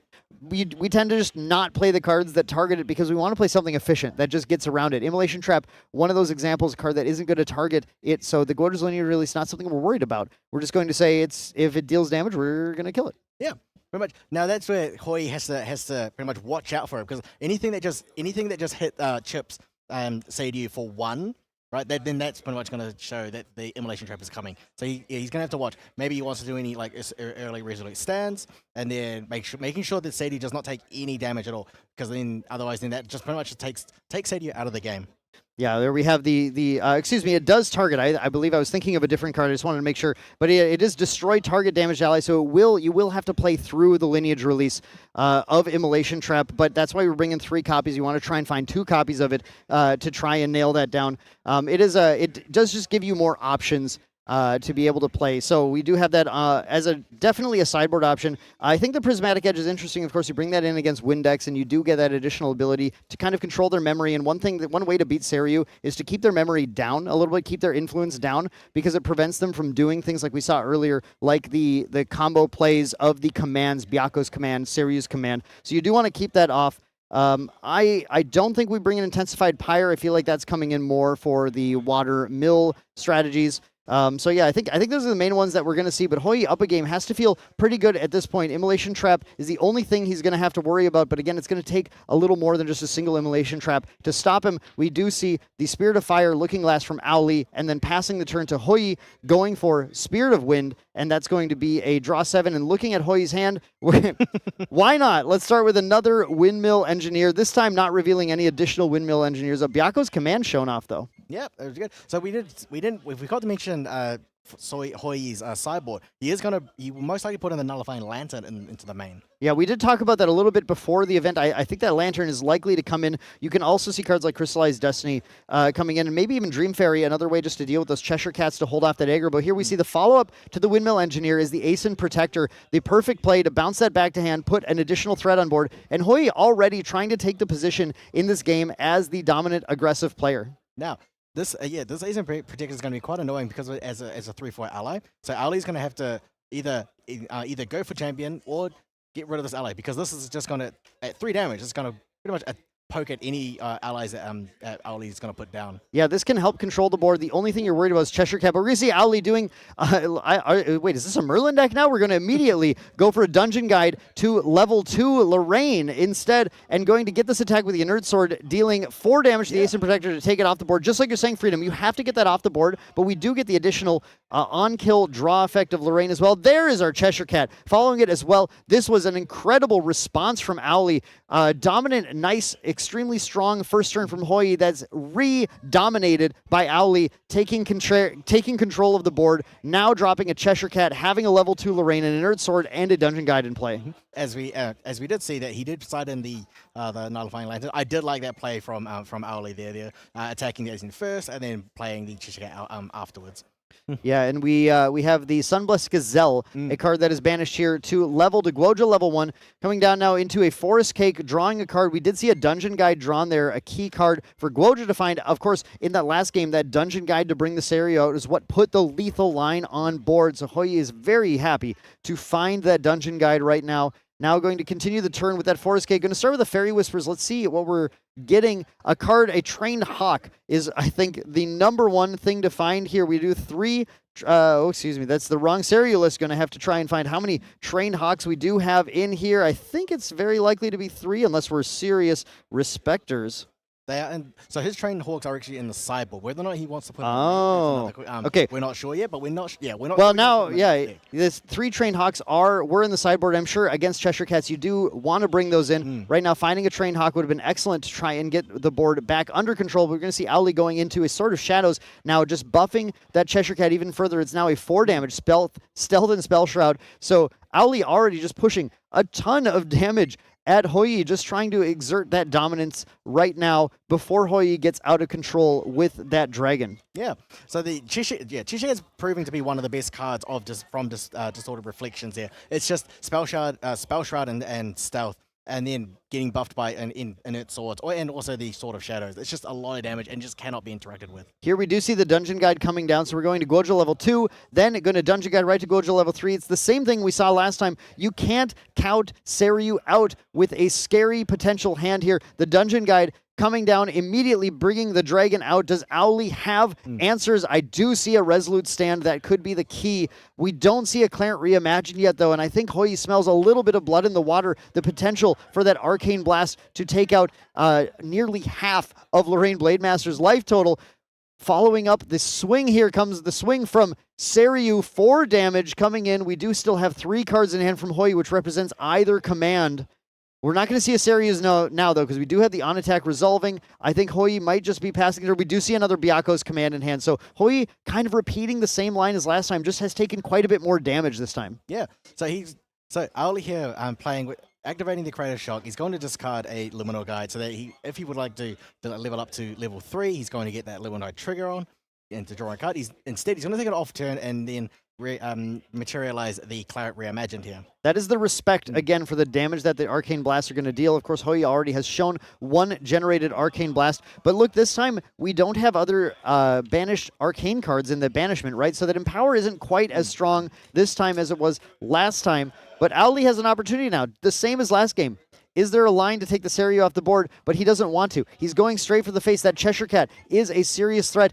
There's only 8 damage counters left to deal on Hoi's life total, and all we have to do is play another Dungeon Guide to get that Spirit Ruler out, to bring that Sword Saint's Vow out, to start to threaten that life total. We are going to start with the Fluffy Shopkeep, though. We don't have, I think, maybe don't have a Dungeon Guide, or just going to play it safe again. Put the Interceptor into play. Now, we do know Hoi has Stealth Bombs, right? Stealth Bombs can push right through again, but it is almost a repeat of the last game. Again, just with more damage counters marked on Hoi. So here we got Owly just passing the turn. Next turn, he's going to have the Cheshire Cat's going to deal with even more damage. So going over to Hoi, going to pretty much wonder what he's going to put in. Yeah, like I said, he could put down the smoke bombs just to get rid of this the Fluffy Shopkeep as well. He could also just go for more even. Could go for like a Terrafring here as well. Yeah, again, that defensive Terrafring you talked about, you can play a Terrafring just because your life total is so low. You kind of need to defend yourself right now. Incandescent Reliquary, if influence is the issue, right? If we need to draw 1 additional card, that is a way to do it as well. Hoi has a few options. Again, in these quarterfinals, untimed rounds. So Hoi is going to feel free to take the time right now to do all the math and figure it out. Hoi, 100%, just like we saw in the last game, knows Resolute Stand is a real card, right? And has to play around the fact that Resolute Stand can come down from Owly to prevent the damage. Even if we Byaku's command Seiryu, that's going to prevent an awful lot of the damage. It's going to prevent a total of 6 damage that can be dealt. And actually, exactly right, Freedom. Good call. Terrafring is going to come down to try and hold the fort down a little bit. Now, importantly, you can leave Seiryu back right now if you want to, and Terrafring makes it almost impossible to take off the board. But actually, Seiryu is just going to go and take care of the Fluffy Shopkeep because Hoi is holding on to Byaku's command, right? And so a Byaku's command through a Terrafring can really tax Owly's resources and make it impossible to actually get the kill. So here, Owly did put side in the Ascension package here. To actually just to push for more damage. Yeah. Because the Prismatic Edge will do, on enter, can do 3 according to if he reveals a fire card, which he will have in his deck. Or he could also just push 3 because it is just 3 damage as well. Here comes that Sword Saint's Vow, though. Spirit Ruler putting Sword Saint's Vow and putting additional 3 durability counters on it. So it's already an extremely strong weapon, a 4 power weapon hitting the board that can get even stronger. We do see at least 1 Tempered Seal in hand, and there is an Ascension as well that Owly has. Owly is representing a ton of lethal lines that Terrafring essential to being used this turn to prevent the attacks. Now, Owly is going to have to spend 2 for every attack that they try to do. And I think the big thing that can potentially save Hoyi here, though, is, again, that Byaku's command existing to create a taunter just has to play the cards right, because if Lorraine just swings in with the Sword Saint's Vow, it'll be too late to taunt the attack. Hoyi has to wake up Seiryu to turn on the taunt before a combat is initiated to prevent the damage. Now I've just had a quick peek at Hoyi's hand. There's only one card that he can actually play in this particular moment, which is the Resolute Stand. The other 4 are actually he's got 4 copies of the Longtail Groves Ward. Oh, did we lose the Byaku's command? Okay, I know I saw Byaku's command at some point. If we have 3 Longtail Grove Sword, that's not great. I think there's one more win card in there. There could be one more. I think it's the command. One more as well. So here he has banished the Tariff Ring, which means he is going to end up having to spend 2 per attack. Now, Owly here has a lot of lines he can use. He can either put down 2, attack with the Sword Saint's Vow. That's going to come in for 4. He can also put he's got the Dispersion as well, which can then disperse pretty much all that damage, all the durability counters there. That's pretty much there. 1, 2, 5. Yeah. 6. So 8. That's 8 damage just from his Dispersion. Yeah, actually, Dispersion is already lethal on its own, isn't it? So Owly just has to resolve a Dispersion, but has to respect that Hoyi could have Innervate Agility. And however, Dispersion gets past it. Dispersion is a skill. No, because it chooses. It doesn't target. It doesn't target it. These old set 1 Dawn of Ashes cards are so broken sometimes in that this card does not actually target. Yeah, good point. I had forgotten that. It's been a while since we've seen a Dispersion played. So actually, what could Hoyi do to respond to the Spirit Blade Dispersion? There, I'm not sure if there is anything. You could innovate agility just to go down and recover 5. But then your life total goes from 25 to 23, and I mean, I guess that would save you, other than the fact that the Ascension. Yeah. So what we're looking here, so Owly is just still contemplating how much damage he can perform here. Now the judges here are just checking. There might be a damage error here. So as we're looking on the board, there's so much damage that Owly can do. There's so much to track as well, because the Sword Saint's Vow can potentially here do 4, right? And then if he decides to, 4, putting him to 21 as well in this current situation here, which means the durability count is going to go down to 3, and then he can afford the Tariff Ring just by putting 2. Then if he uses the Dispersion again, like we got the 3, we got 3, we got 3, we've got 3, we've got 1, and we got possibly, I think that's 1 as well. So that is going to pretty much the 8 damage just from the Dispersion alone. Yeah, that Dispersion I think is a very lethal line. You can actually go Ascension to put out your Prismatic Edge, deal 3 right away, and then Dispersion using the durability counters of everything afterwards to push a whole lot of damage that Spell Shroud can't stop on any of those. Yeah, it's quite interesting here. I mean, like, what can Hoyi here do? Because he's only got the protection of the Tariff Ring here. I mean, if one of this is his hand, right? So he hasn't put anything into memory. If I was right, then there's 4 copies of Longtail Groves Ward here. If not, there could only be 3, and one of them could be the Byaku's Command, just to wake up Seiryu here. Yeah, I feel like I've been seeing that Byaku's Command in Hoyi's hand a few times. I think that's one of the options there, but that's the strength of Owly's unique Sword Saint's Vow build is it has this very, I mean, I feel like I've been a broken record all weekend, but we really see some of the most powerful decks in the game right now having a diverse set of ways to take the opponent out, not only attacking, not only doing spell damage, but having the ability to do either one to play around the different tech that exists in the game. And this is a scenario where we are seeing that play out in real time, potentially, where that Dispersion might be the critical play that allows Owly to win the game. The thing is, like, it's kind of interesting because both of these decks can do both different types of damage. Yeah, it's got combat damage from just the swords or from the allies, but then Owly also has that Dispersion on hand, Dispersion and the Prismatic Edge. Yeah, so Hoyi on the other hand also has the same. He has the allies. He can buff with the Forest Kiss if he wants to, or just use it as a draw. Now, one thing I've also noticed that we haven't seen a Baby Green Slime being played. No, a Baby Green Slime hasn't hit the board at all yet. We did have Forest Cakes being played here. Baby Green would be very nice and also can be a key card because if you can Baby Green the Sword Saint's Vow, you can actually reset its durability back down to 1 after the Spirit Ruler played it, that could be really huge for preventing a ton of damage from being dealt. But here, I think it's very important right now. If you're just tuning in, we have a judge call right now at the stream table where the judge is attempting to determine if the damage marked on the champions is correct. Again, it's been a game with a lot of damage sources entering play and a lot of small abilities to track. So we're just making sure because it. Yeah. So what we've got here. So if it's correct that if it's correct, he could have 4 copies of Longtail Swan, Growth Sword, or they could be 4 copies of Byaku's Command. I have no idea. It could be as well.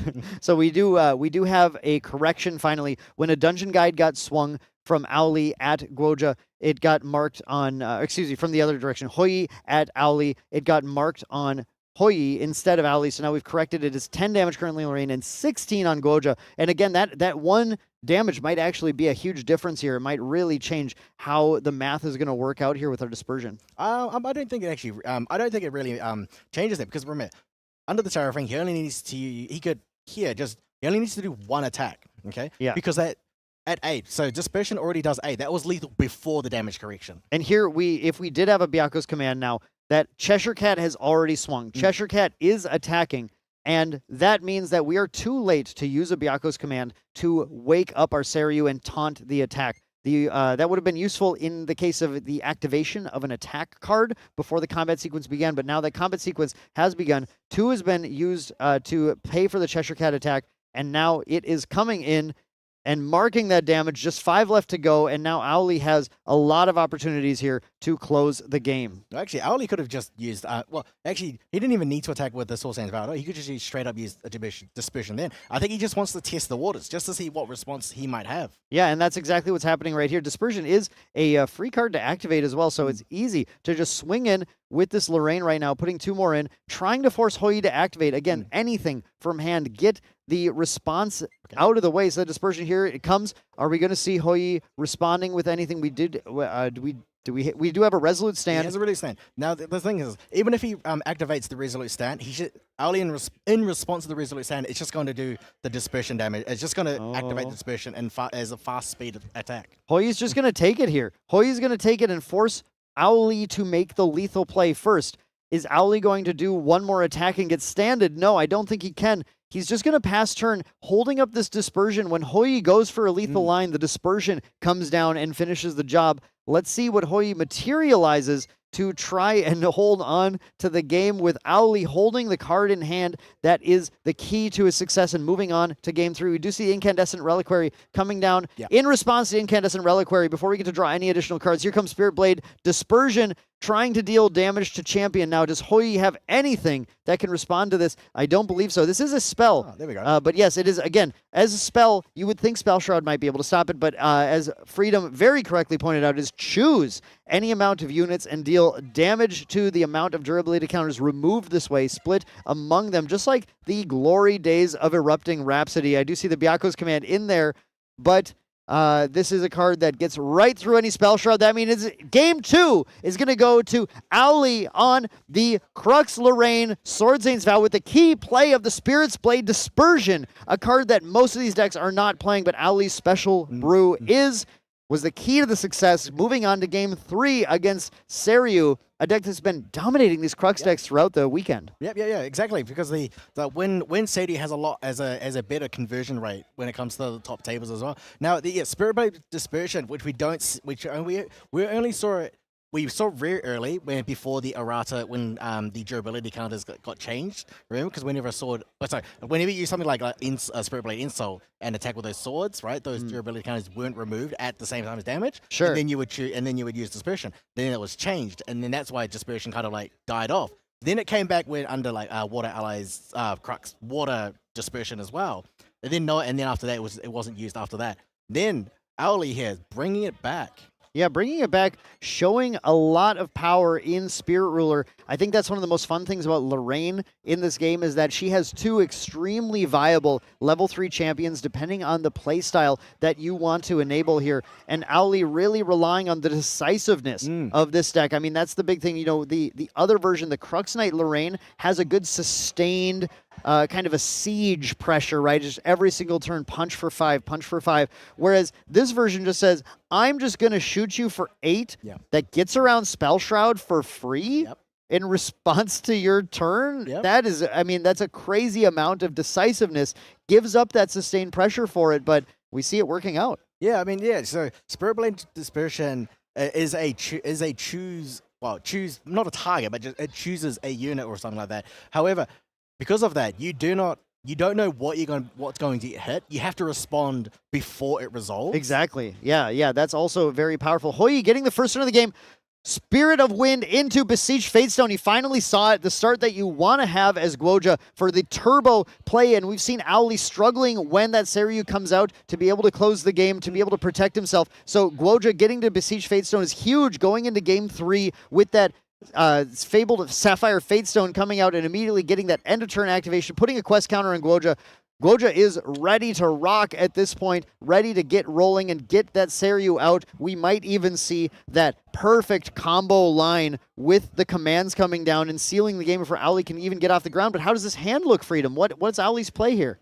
So what I can see here, he's got the Limiter Guide. Yes. So he's got Creative Shock. He's got Cremating Ritual. He's got the Limiter Guide. He can use the Creative Shock to discard the Limiter Guide and then level up, or take an off turn and use Backup Charger. But we haven't seen him use the Backup Charger this game.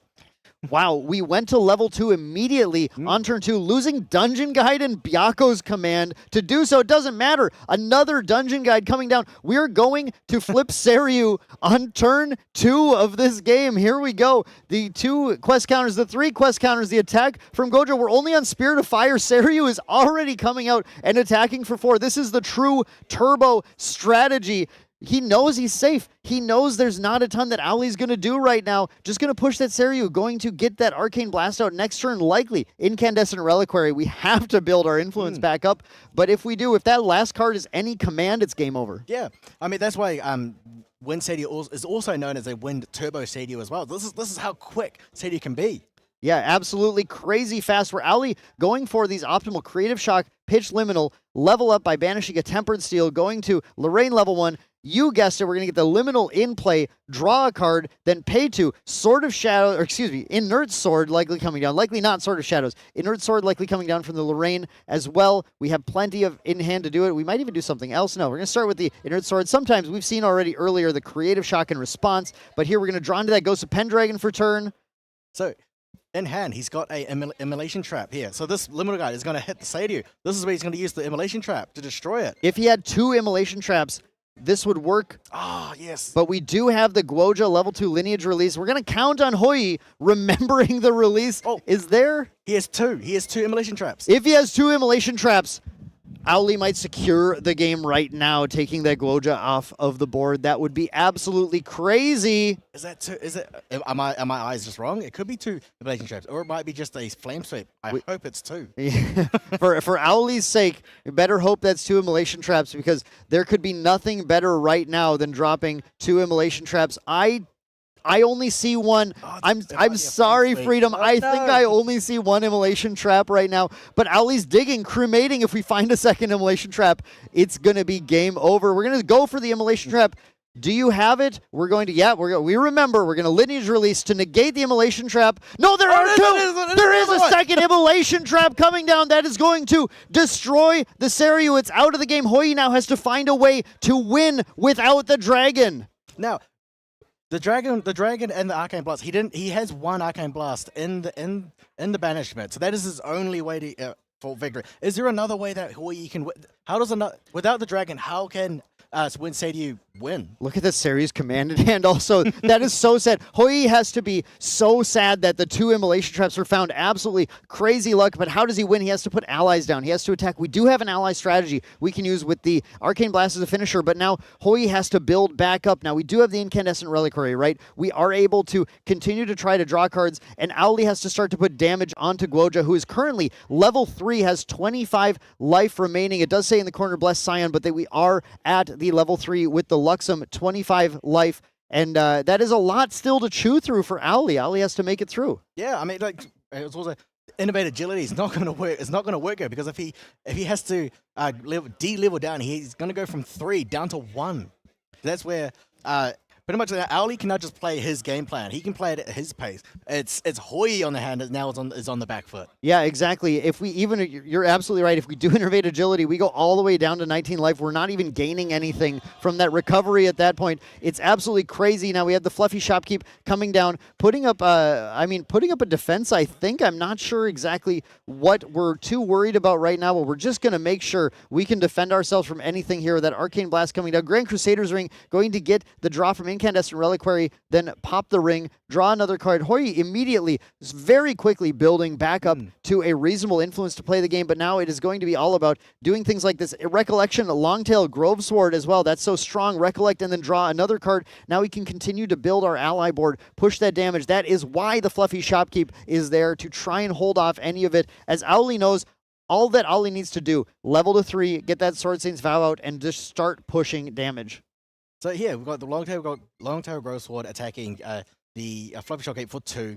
Gonna see if he's gonna put down another ally, something like either anything that can just chip that one damage pip of damage there. Could be a Wind Engineer. It might also just be his own Brisk Wind Trotter if he's got that as well. But yeah, so Hoi is just gonna have to play the Y game. Oh, here we go. It's Another Grove Sword, actually. Another Grove Sword here. Boy, Hoi loves drawing lots of Longtail Grove Sword. That seems to be the strategy. We see Escape the Wreckage being played, though. A strong card to get the value back from that Fluffy Shopkeep, returning it to memory, drawing a card into memory, and basically blanking Hoi's turn a little bit. Now, we do have the board built up, but Owly has a huge amount of influence, is going to easily be able to find a way to clear that. We're going to actually just raw banish 3 cards from hand. We see plenty of fine cards to banish. Escape the Wreckage, Liminal Guide. They're cards that we don't really need anymore. Going into Lorraine's Spirit Ruler, let's hit that banishment up. Let's find Fluffy Shopkeep did set us up perfectly for this by banishing that Sword Saint's Vow, now coming in with 4 durability counters. This is a 4-power weapon. We have, yes, with 2 Immolation Traps, of course, as well as our other fire cards, we have plenty of cards to banish to a potential Rending Flames for a massive amount of damage. Hoi not looking very responsive, just having 1 card left in hand after playing that Longtail Grove Sword. This is looking pretty dire at this point, with the Ghosts of Pendragon coming down as well. Going to return that Looking Glass into the material deck to draw 2 more cards and put another salient threat on the board. Yep, there we go. So, really good from Owly here. He could, of course, choose to cremate a. You could create. Well, no, sorry. That you could. So Ghost Pendragon gonna clear the allies. So remember, because Hoi can only win with his allies. He needs what is it? He's gonna need 8 cards just to activate that Arcane Blast. Yeah. Oh, we're here. Oh, another Ghost of Pendragon. Ghost into Ghost. It was Trap into Trap. It's Ghost into Ghost. It's everything turning up for Owly in this matchup. A bit of rotten luck. Hoi went for the super turbo line, but was punished hard by Owly having all of the right cards. Here comes all the aggro. We've removed the third Ghost of Pendragon hitting the board as well. The thing you do not want to see your Crux opponent ever finding. It's absolutely crazy out here with the amount of damage committed to the board, the amount of influence Owly has gained. The one thing, the silver lining, we know the Incandescent Reliquary is going to keep drawing cards. Now, if you're able to activate 3 Ghosts of Pendragon and you still aren't able to win, there's something wrong with the deck. Now, we got the Tariff Ring, right? Yep. It's going to at least try to slow things down a little bit, but the amount of influence gained, each Ghost of Pendragon effectively put the cost of the Tariff Ring itself back into hand. But the Sunblessed Gazelle, we can try and hold it off a little bit. The combination of Tariff Ring and Sunblessed Gazelle, a card with Taunt and then the ability to have plus X life, where X is the highest influence among your opponents.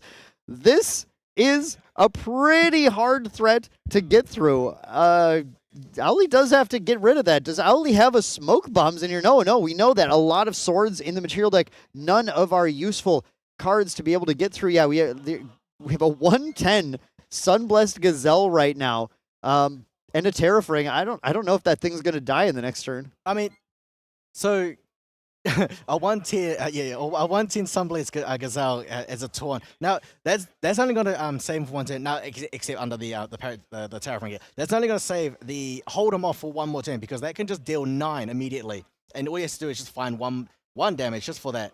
Oh, actually, no, it's going to be, 111? We're gonna go up a little bit, yeah, up a little bit in influence. And if we're just gonna pay for attacks, which we do, we have to take a total of 6 influence to pay for the attacks here.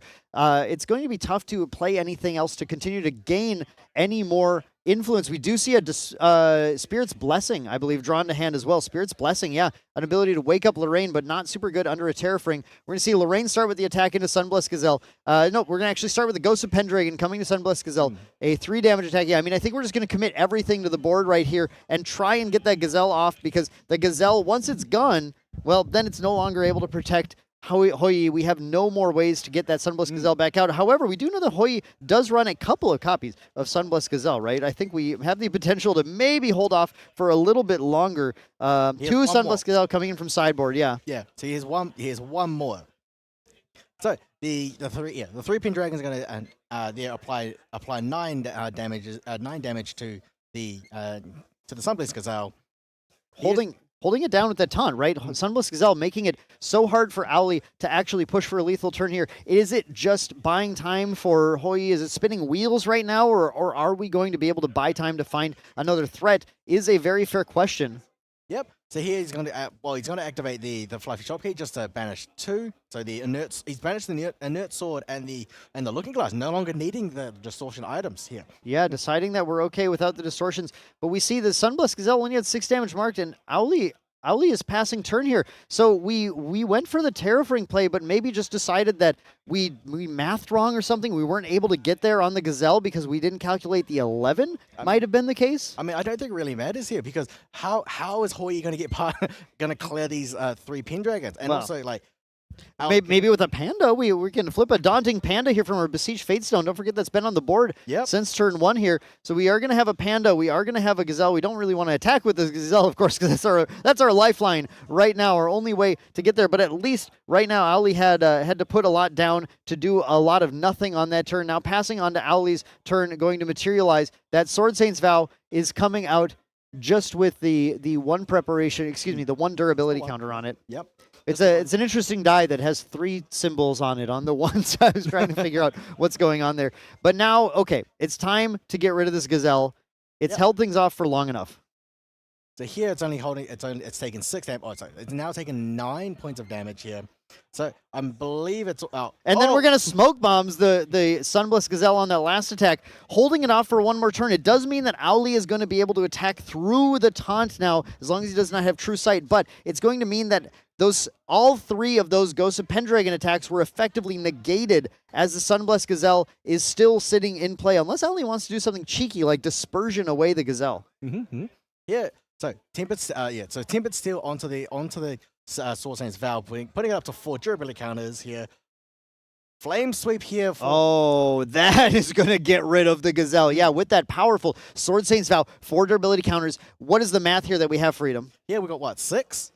Yeah, I think a 6 damage cleave attack coming in. That's plenty to take care of the Gazelle, take care of the Panda, and hit Hoi. Hoi will get the ability to retaliate some damage on all of the potential attacked units here. Get to retaliate. That's 3 from that, 1 from the Gazelle. So that is 4 damage marked back on Lorraine, but Lorraine has 28 life, right? That's a lot. 18 more damage counters to try and get on Lorraine to be able to secure the victory. Yep. So I don't think Owly here is not is able to clear the board now, because that's it, right? Hoi can only play allies. Owly can just clear those allies.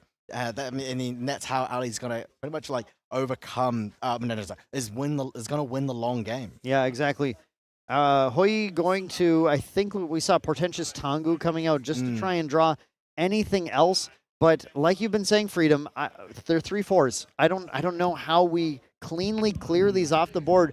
Hoi has really been in a dire state ever since the double immolation trap was found the turn after he did the turn 2 Seiryu flip. Unbelievable draws, unbelievable plays from both players. But here, we're still drawing, we're still digging, we're going up to a gigantic influence. We're going to Tempest Downfall.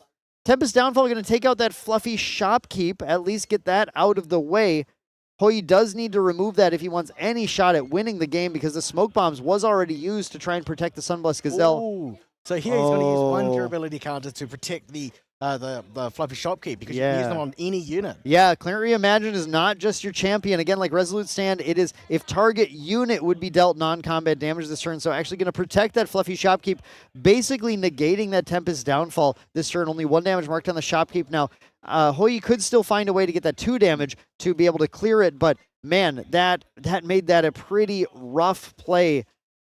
Forest Cake comes down, and then following up with a Longtail Grove Sword, going to pop the Forest Cake on the Grove Sword as well, bringing it up to a 3-4. That 3-4 is going to come in and try and deal with the Shopkeep, but it can't because there's a Taunter in play. The Stalwart Shieldmate, the board just gets so big. Hoi has been so far behind, it's tough to remember all of the things that you have to push through to deal with it. And here, Owly is just going to recollect. It looks like it's very dire with the 3. Innervate Agility being played in response to the backup charger activation before anything else can happen. Going to recover 5, but what are we going down to? Goja level 1, like you said, Freedom. What? I've done that by accident, but doing this on purpose. I mean, let's see what Hoi has. He's going to choose stealth, so that means that these allies here are not going to be able to attack. The Lorraine's not going to be able to attack as well. It's buying another turn. We're constantly just buying one more turn. What are we trying to find? We're getting a big influence, right? We're getting to the point where that Arcane Blast is very real. We're able to use the Arcane Blast, but we have there it is. There's the turbocharge. We're going to turbocharge. We found the turbocharge following the backup charger, getting to get rid of the power cell, draw 2 more cards, and we're looking at the 4th Ghost of Pendragon, but I don't know if we actually want to return the Clarent Reimagine right now. I think Ali has to respect the fact that Hoi has drawn the game out long enough where maybe that Arcane Blast can come in and deal with it. I think we're going to start with the Cremation Ritual. We're holding a Stalwart Shieldmate in hand as well. There's a Resolute Stand. That's going to make it pretty tough as well. A second Stalwart Shieldmate saying, yeah, okay, fine. If you're going to be stealth this turn, here's 2 Stalwart Shieldmates that are going to protect my 3 Ghosts of Pendragon. Owly has built an entire medieval army at this point that Lorraine is going to command. Here comes the Nullifying Lantern, just in case Owly was thinking a Rending Flames might be in the future. Well, we're not going to deal with that, but of course, it is still Owly's game to lose at this point. Hoi really still is digging to try and find any way to get Lorraine to the point where through the Clarent Reimagined that Arcane Blast will be lethal.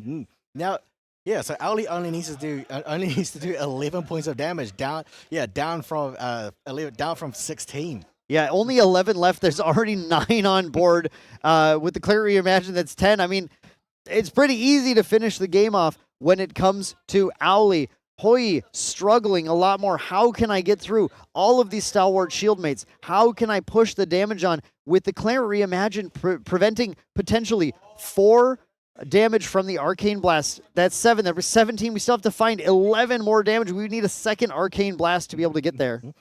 Now I'm just wondering, he could of course activate the 4th Pendragon here. He doesn't need to return anything. He doesn't need to get the draw. It's just another 3 points of damage. Yeah, true. It is. It's a 2-cost 3/4. It's pretty reasonable. Hoi bringing us all the way back to turn 1 and 2 of game 1 of this game, of this match. Windmill Engineers coming down, just putting 2 things in that can deal with these Stalwart Shieldmates, in addition to this Longtail Grove Sword, just trying to punch through, get rid of those. We see another Innervate Agility. We're going down to Spirit. We have lost our Tamer class bonus. We're going all the way down to Spirit of Wind, recovering 5. Hoi has found everything needed to cling on to the game, just nothing yet to close it. What is happening here? Hoi is just extending the game. He's just surviving. One more turn. But you know what? Stealth doesn't stop. It's Flame Sweep coming in to try and clear the board using the Clarent Reimagined. Stealth can't do anything about that. So that Flame Sweep is now coming in for 3, which will cleave the board. However, so that little Grove Sword is still alive just on 1. That buff counter from that Forest Cake is doing a lot of work right now. There is the 4th Pendragon. 4th Pendragon. We did lose the Clarent Reimagined. We put the Clarent Reimagined back into the material deck. Of course, we have lots of floating memory to pay for it. And another Stalwart Shieldmate. These players having one of the craziest games I've seen in a long time with 4 Ghosts of Pendragon on board right now. Hoi having leveled all the way down from 3 to Spirit using these Innervate Agility is now going back up to Guoja level 1. Unfortunately, we can't put the Fabled Sapphire Fatestone into play from the Banishment. Otherwise, this would be insane. Had Owly used something like a return or about, like ensnaring fumes, right? Maybe. Then we could. But not in this case. Instead, I think Guoja's hopes are all lying on this Grove Sword, who's going to potentially be able to deal actual damage at some point. Fairy Whispers, what can we find? I mean, I just don't know what he's going to do about that. That's 12 damage from there. It's fine. It's just 12 damage. I mean, whatever. All right. So in hand, he's got we see he's drawn an Ascent Protector. He's got Besiege Face Time, but he's not going to be able to use that. So he's got the Ascent Protector. Is that coming down now as well? Are we seeing a dungeon guide just for damage? No, okay, yeah. Ascent Protector returning our Grove Sword, our precious Grove Sword with the buff counter, just bringing another 3/4 into play that is going to intercept one of these attacks. But here comes Clarent Reimagine once again, paying for it fully with Floating Memory. Actually, another thing that you rarely see in Grand Archive. Clarent Reimagine coming back into play, but not banishing any swords to pay for the material cost. Here comes Ghost 1. Here comes Ghost 2, taking out our Interceptor. Here comes Ghost 3.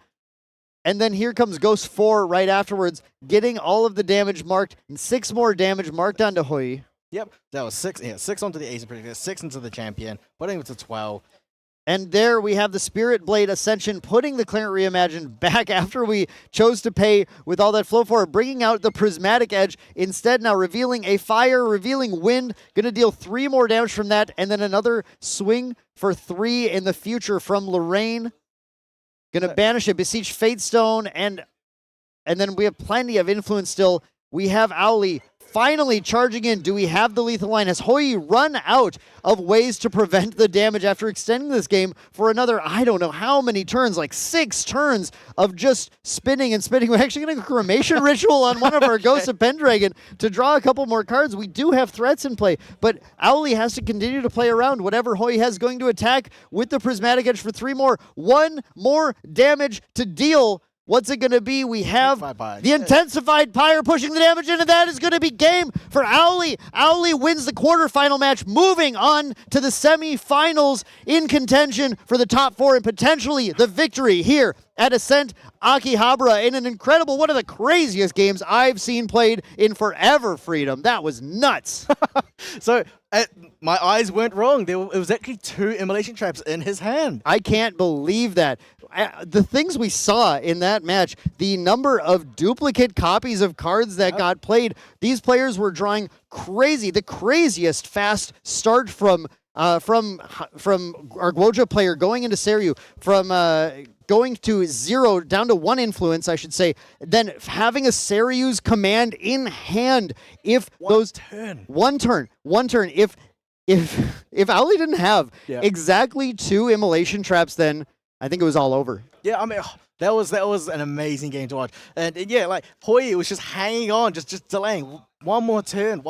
Gazelle coming in for as a 110 and then 111 as well. And then apply a smoke bombs onto the Gazelle. And then, and also innovating agility. Not once, but twice. Twice skipping past level 2 because the lineage release got used all the way down to Spirit. I haven't seen insanity like that in forever, and in just an absolutely wild set of plays from both players.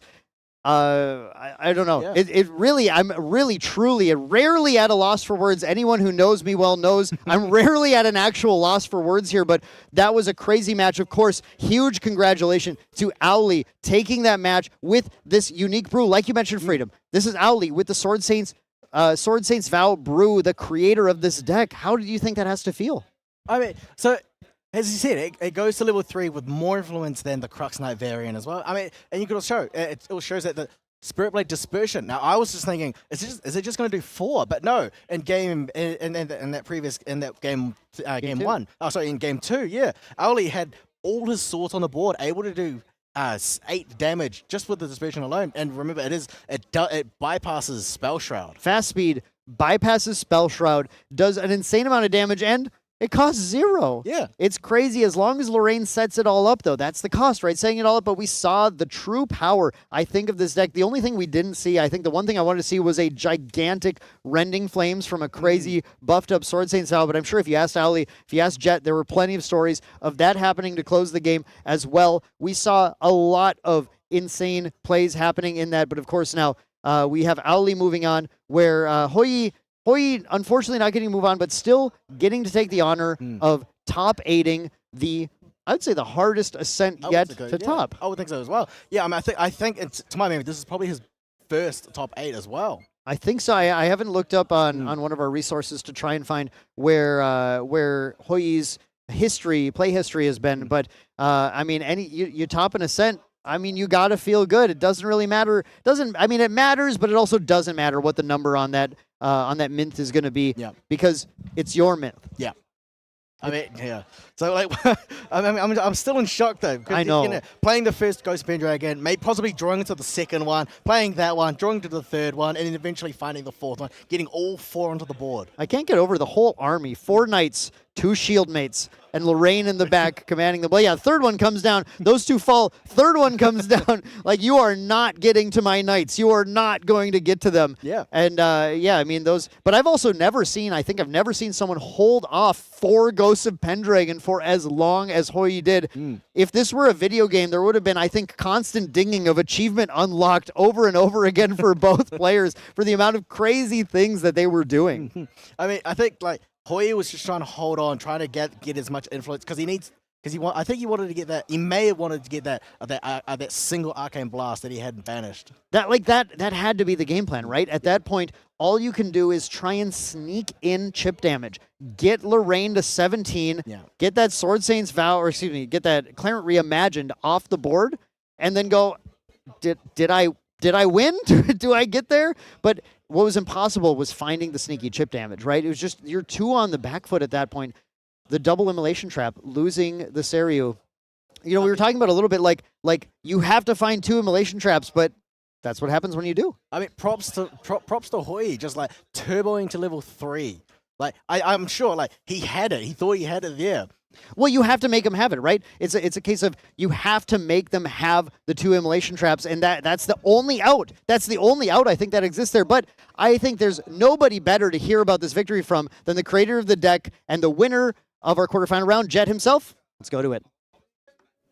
Hello and welcome back. I am here with the quarterfinalist winner, Ollie. Congratulations. What's it like to be SoCal's main character? Like, I say it many times before, happened with like Jofacha and Emp. Dude, when you like hit top 8 and like you're backed into a corner for some reason, like it's just meant to be your day, I guess. And like you just get out of there. That was the craziest game I witnessed in my life. And like it's crazier that I was the one playing it. Yeah.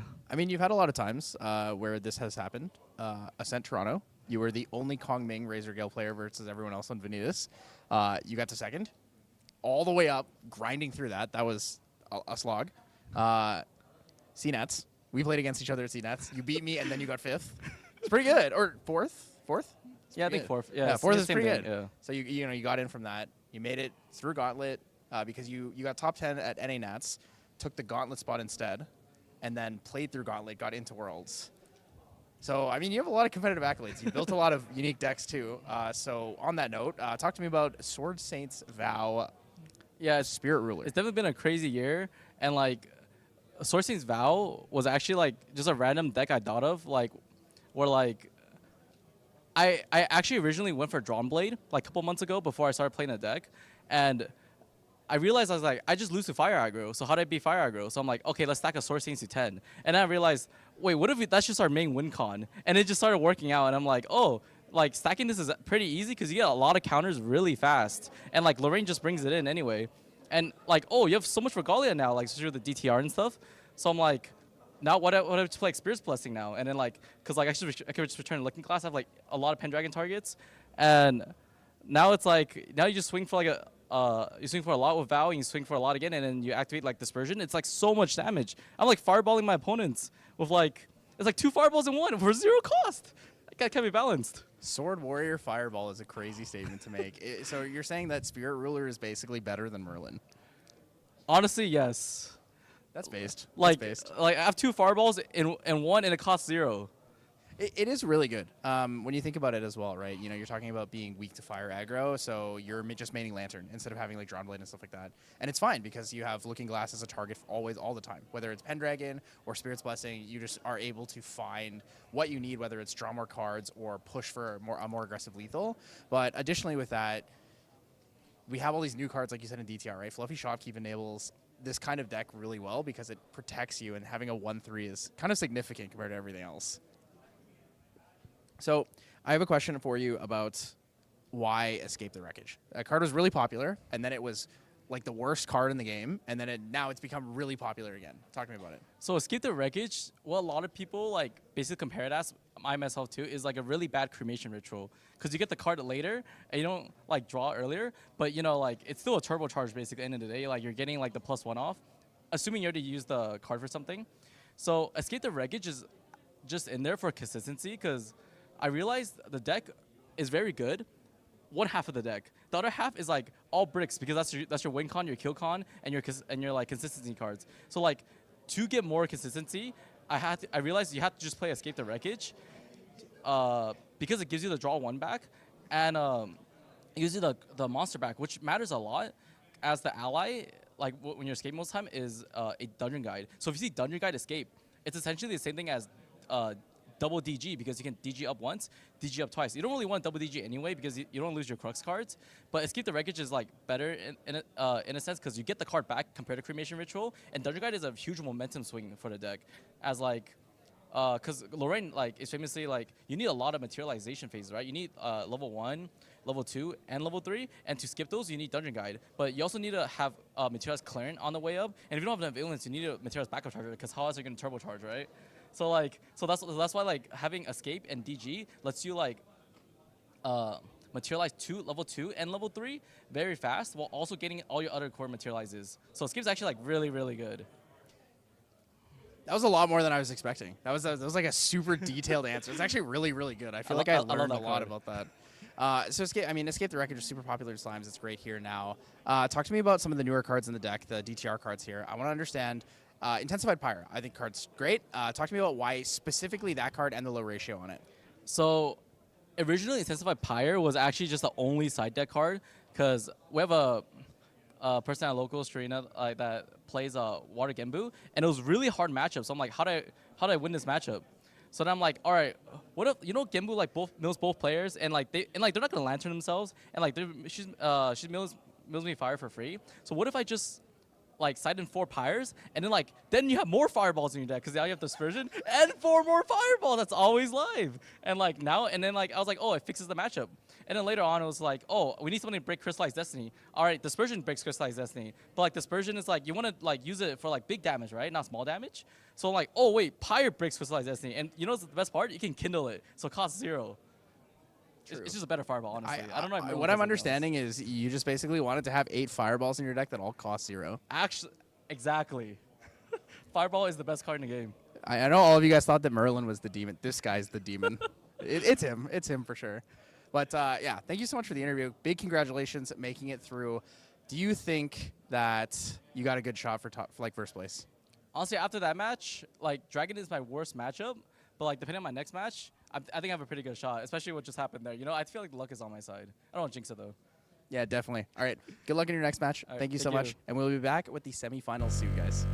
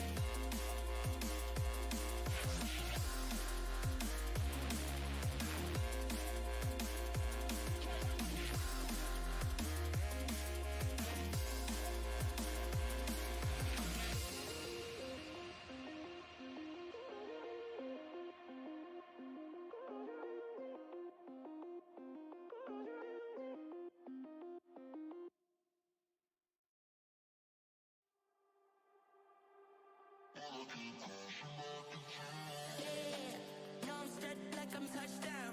I can do my dance like a touchdown. Yo, like I'm touchdown. I can do my dance like a touchdown.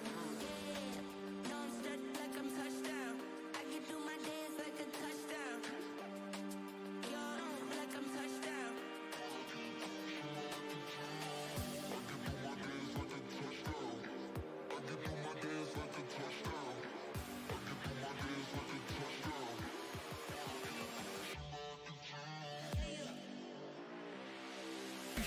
I can do my dance like a touchdown.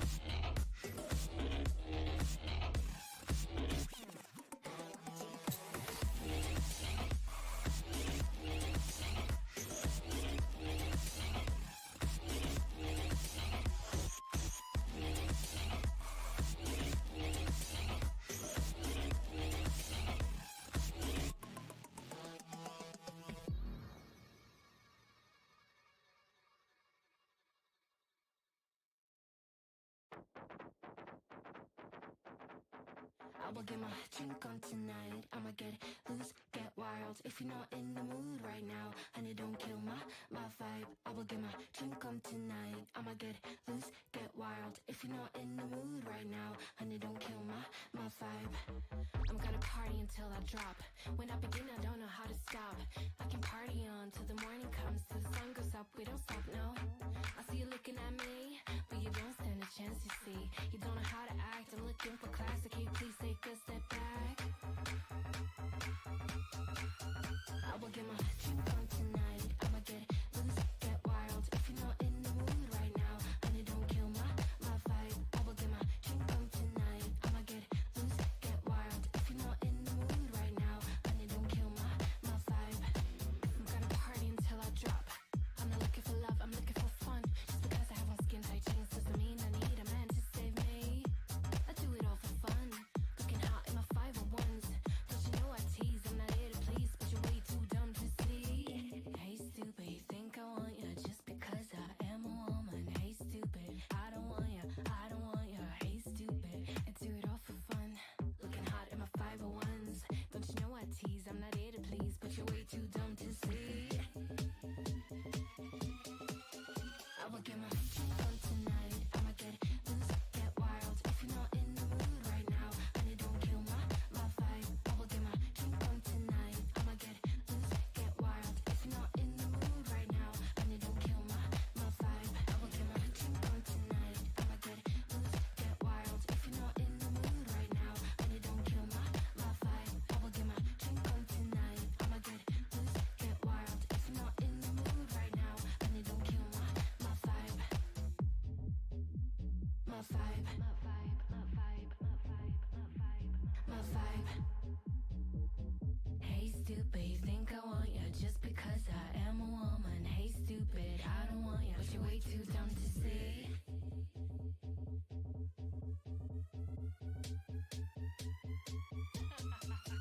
I will get my drink on tonight. I'ma get loose, get wild. If you're not in the mood right now, honey, don't kill my vibe. I will get my drink on tonight. I'ma get loose, get wild. If you're not in the mood right now, honey, don't kill my vibe. I will get my drink on tonight. I'ma get loose, get wild. If you're not in the mood right now, honey, don't kill my vibe. I will get my drink on tonight. I'ma get loose, get wild. If you're not in the mood right now, honey, don't kill my vibe.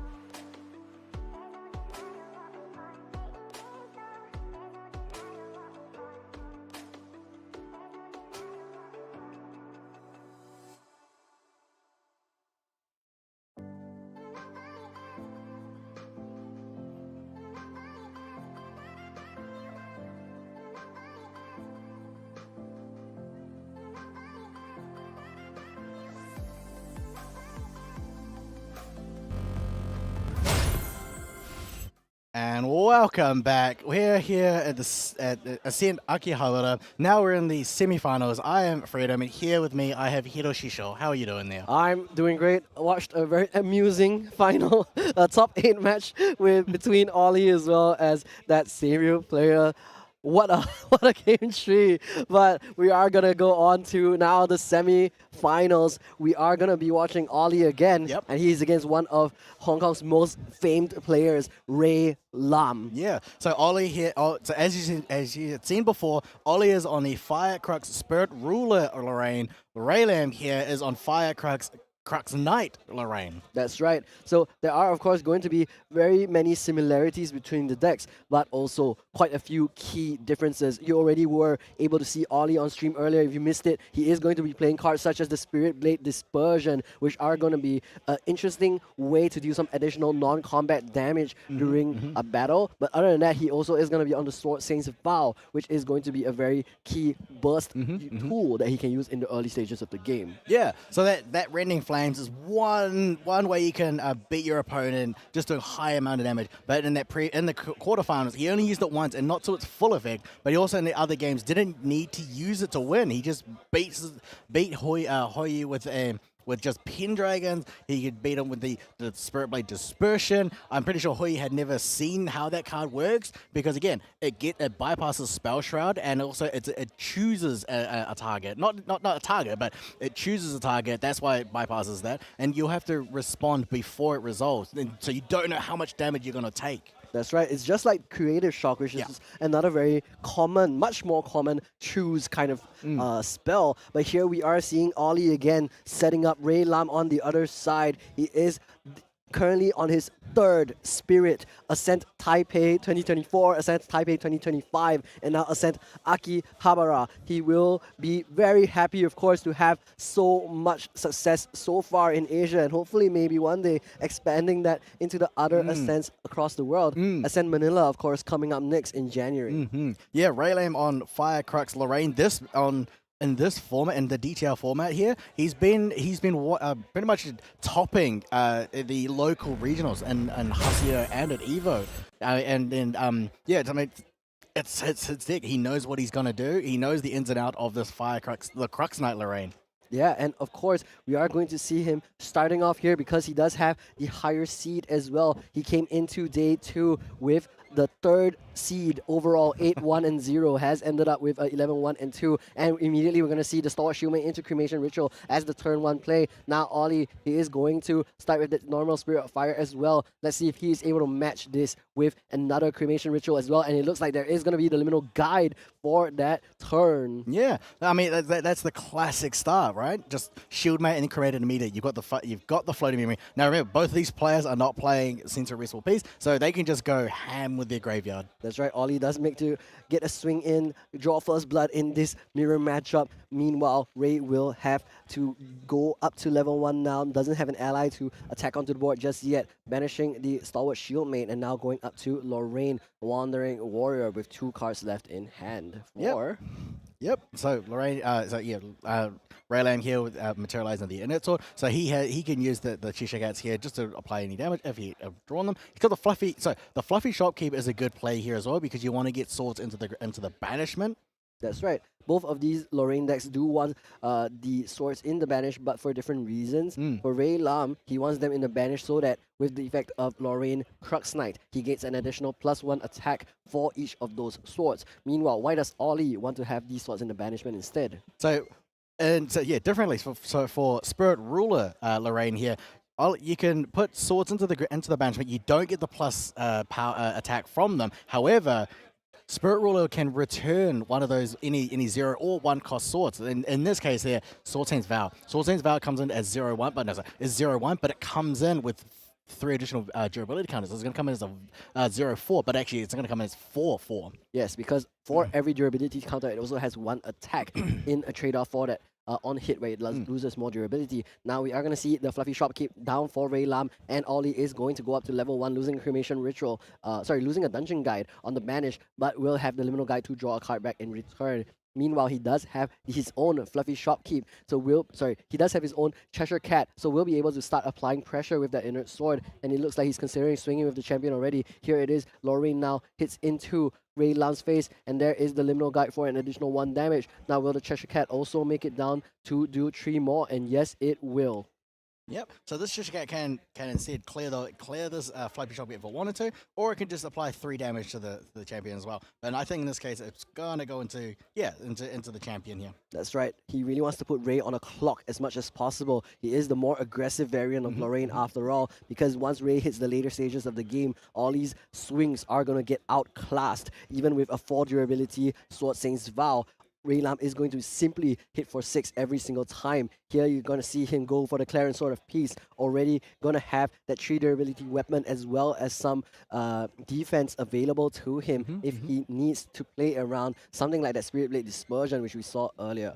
Yeah, so that again, like the Spirit Blade Dispersion, once that's activated, Raylam is going to have to respond before that. And if he spins those, however, if he spins those durability counters, Ollie doesn't even have to sacrifice any of those swords. That's right, and that is going to be a good way for him to still play around the defenses and then maybe use a second Spirit Blade Dispersion later. But Raylam's actually going to Dungeon Guide up to level 2, wants that on-kill effect as well.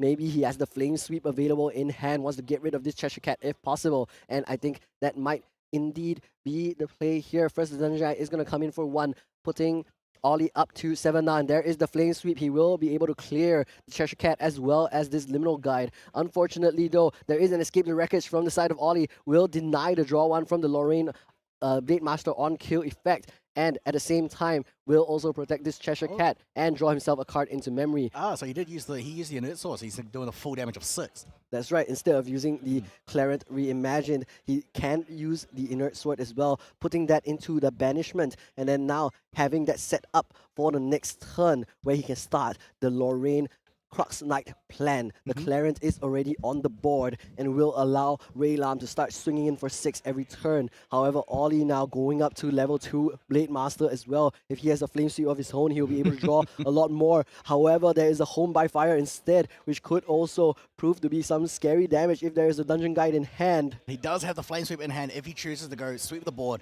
and then getting +1 of the draw from there, because he's got 2 allies there.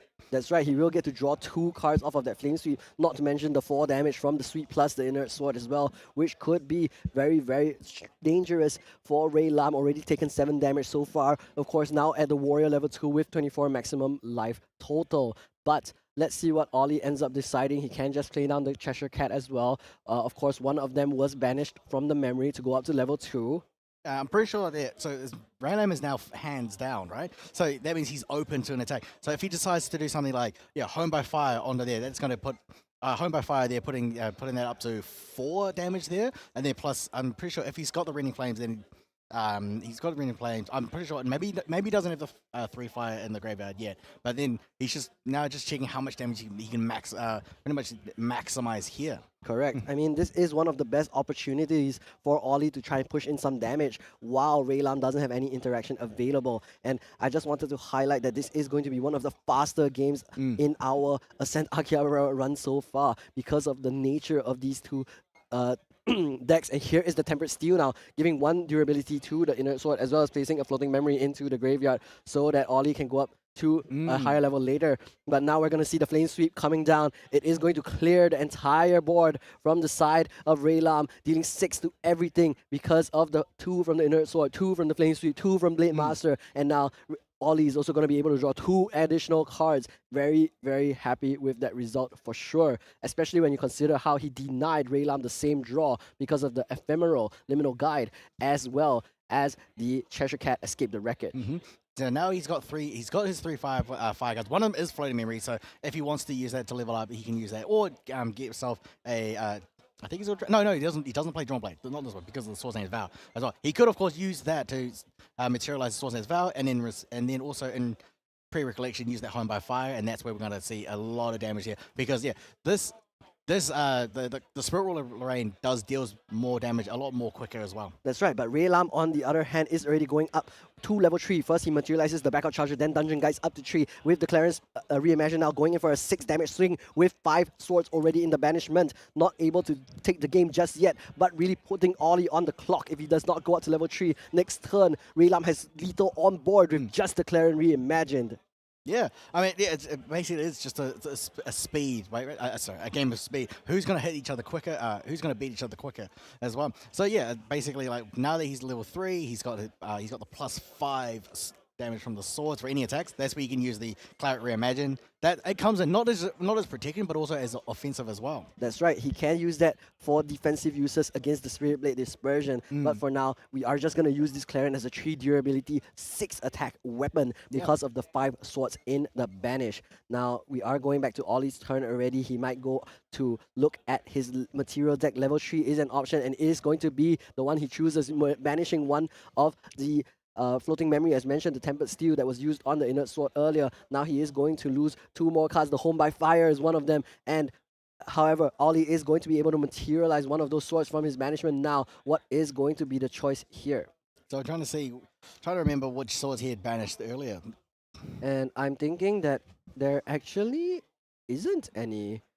Because he hasn't gone Clarence. Exactly. Right. He didn't materialize the Clarence. He didn't use a fluffy shopkeep, so he doesn't have any swords in there. So he's just going to immediately. Oh, here we go. So in response to the on enter, he's going to use, because now that he is level 3, he's got the use of Crux. He's going to, in response to the on enter, use Dispersion. Destroy the Inert Sword because it has 1. And then it's going to come back, and now it's going to come back with 5 durability counters. This is really good. Yeah, so he has a 2/5 weapon right now. Now, not to mention the Ghost of Pendragon is going to make his way onto the board, returning the Looking Glass and then letting Ollie draw 2. He had to show the respect to go up to level 3 because with the current life total, he was dead to just the Claret Reimagined. But right now, he has an additional 4 health, and that might be all the difference. Rey Lam, though, is going to start taking some damage first from the Inert Sword and also from the Ghost of Pendragon, putting himself up to 18 damage as well. And now the mirror match is truly fully mirrored as well. He just needs 10 more damage, but so does Ollie. And we're going to see the second Ghost of Pendragon. It doesn't matter that this Inner Sword is 5 durability. We're going to send it back to the material deck and start looking for more damage. We're looking for blood. Rey Lam now going up to 21 damage counters, and that's going to be the turn for Ollie. Now, next turn there. So Ollie's got himself, he's got 2 Rending Flames in hand. So basically he's got the kill turn here next turn. Now let's see what Rey Lam has got here as well. Yeah. He's got a Cremation Ritual. He's going to finish off with, he's going to hit him with a devastating blow. That is going to come in with 5, 7. That's coming in for 12. That's right, 12 13 points of 13, damage. 13. It could also come in for 13 if you wanted to. Exactly. And there is going to be the Creative Shock looking for the Resolute Stand off of the top. Hopefully, unfortunately, it does not look like it's going to be the case. I think we're scooping it up. Rey Lam already takes game 1 in the mirror, Lorraine.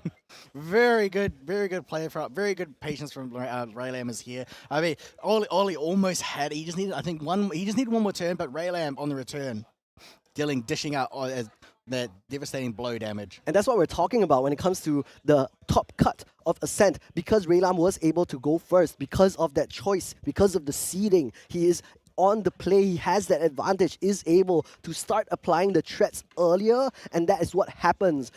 Ollie, he had to protect his Cheshire Cat, spend some influence doing that, had a larger hand size, but didn't find the Dungeon Guide, wasn't able to accelerate, and he also wasn't able to take an off turn or find a fluffy shopkeep to put that Sword Saint's Vow in the banishment, and then had to have a very awkward level 3 on enter into Dispersion, his Inert Sword, and then even though it was a 2/5, immediately sent it back to the material deck. I actually know. So smart play for Ollie. I did like what that better tech there, right? Yeah, responding to on enter and then using the Dispersion to get the sword out of the way and then returning it back because previously there were no swords in banishment.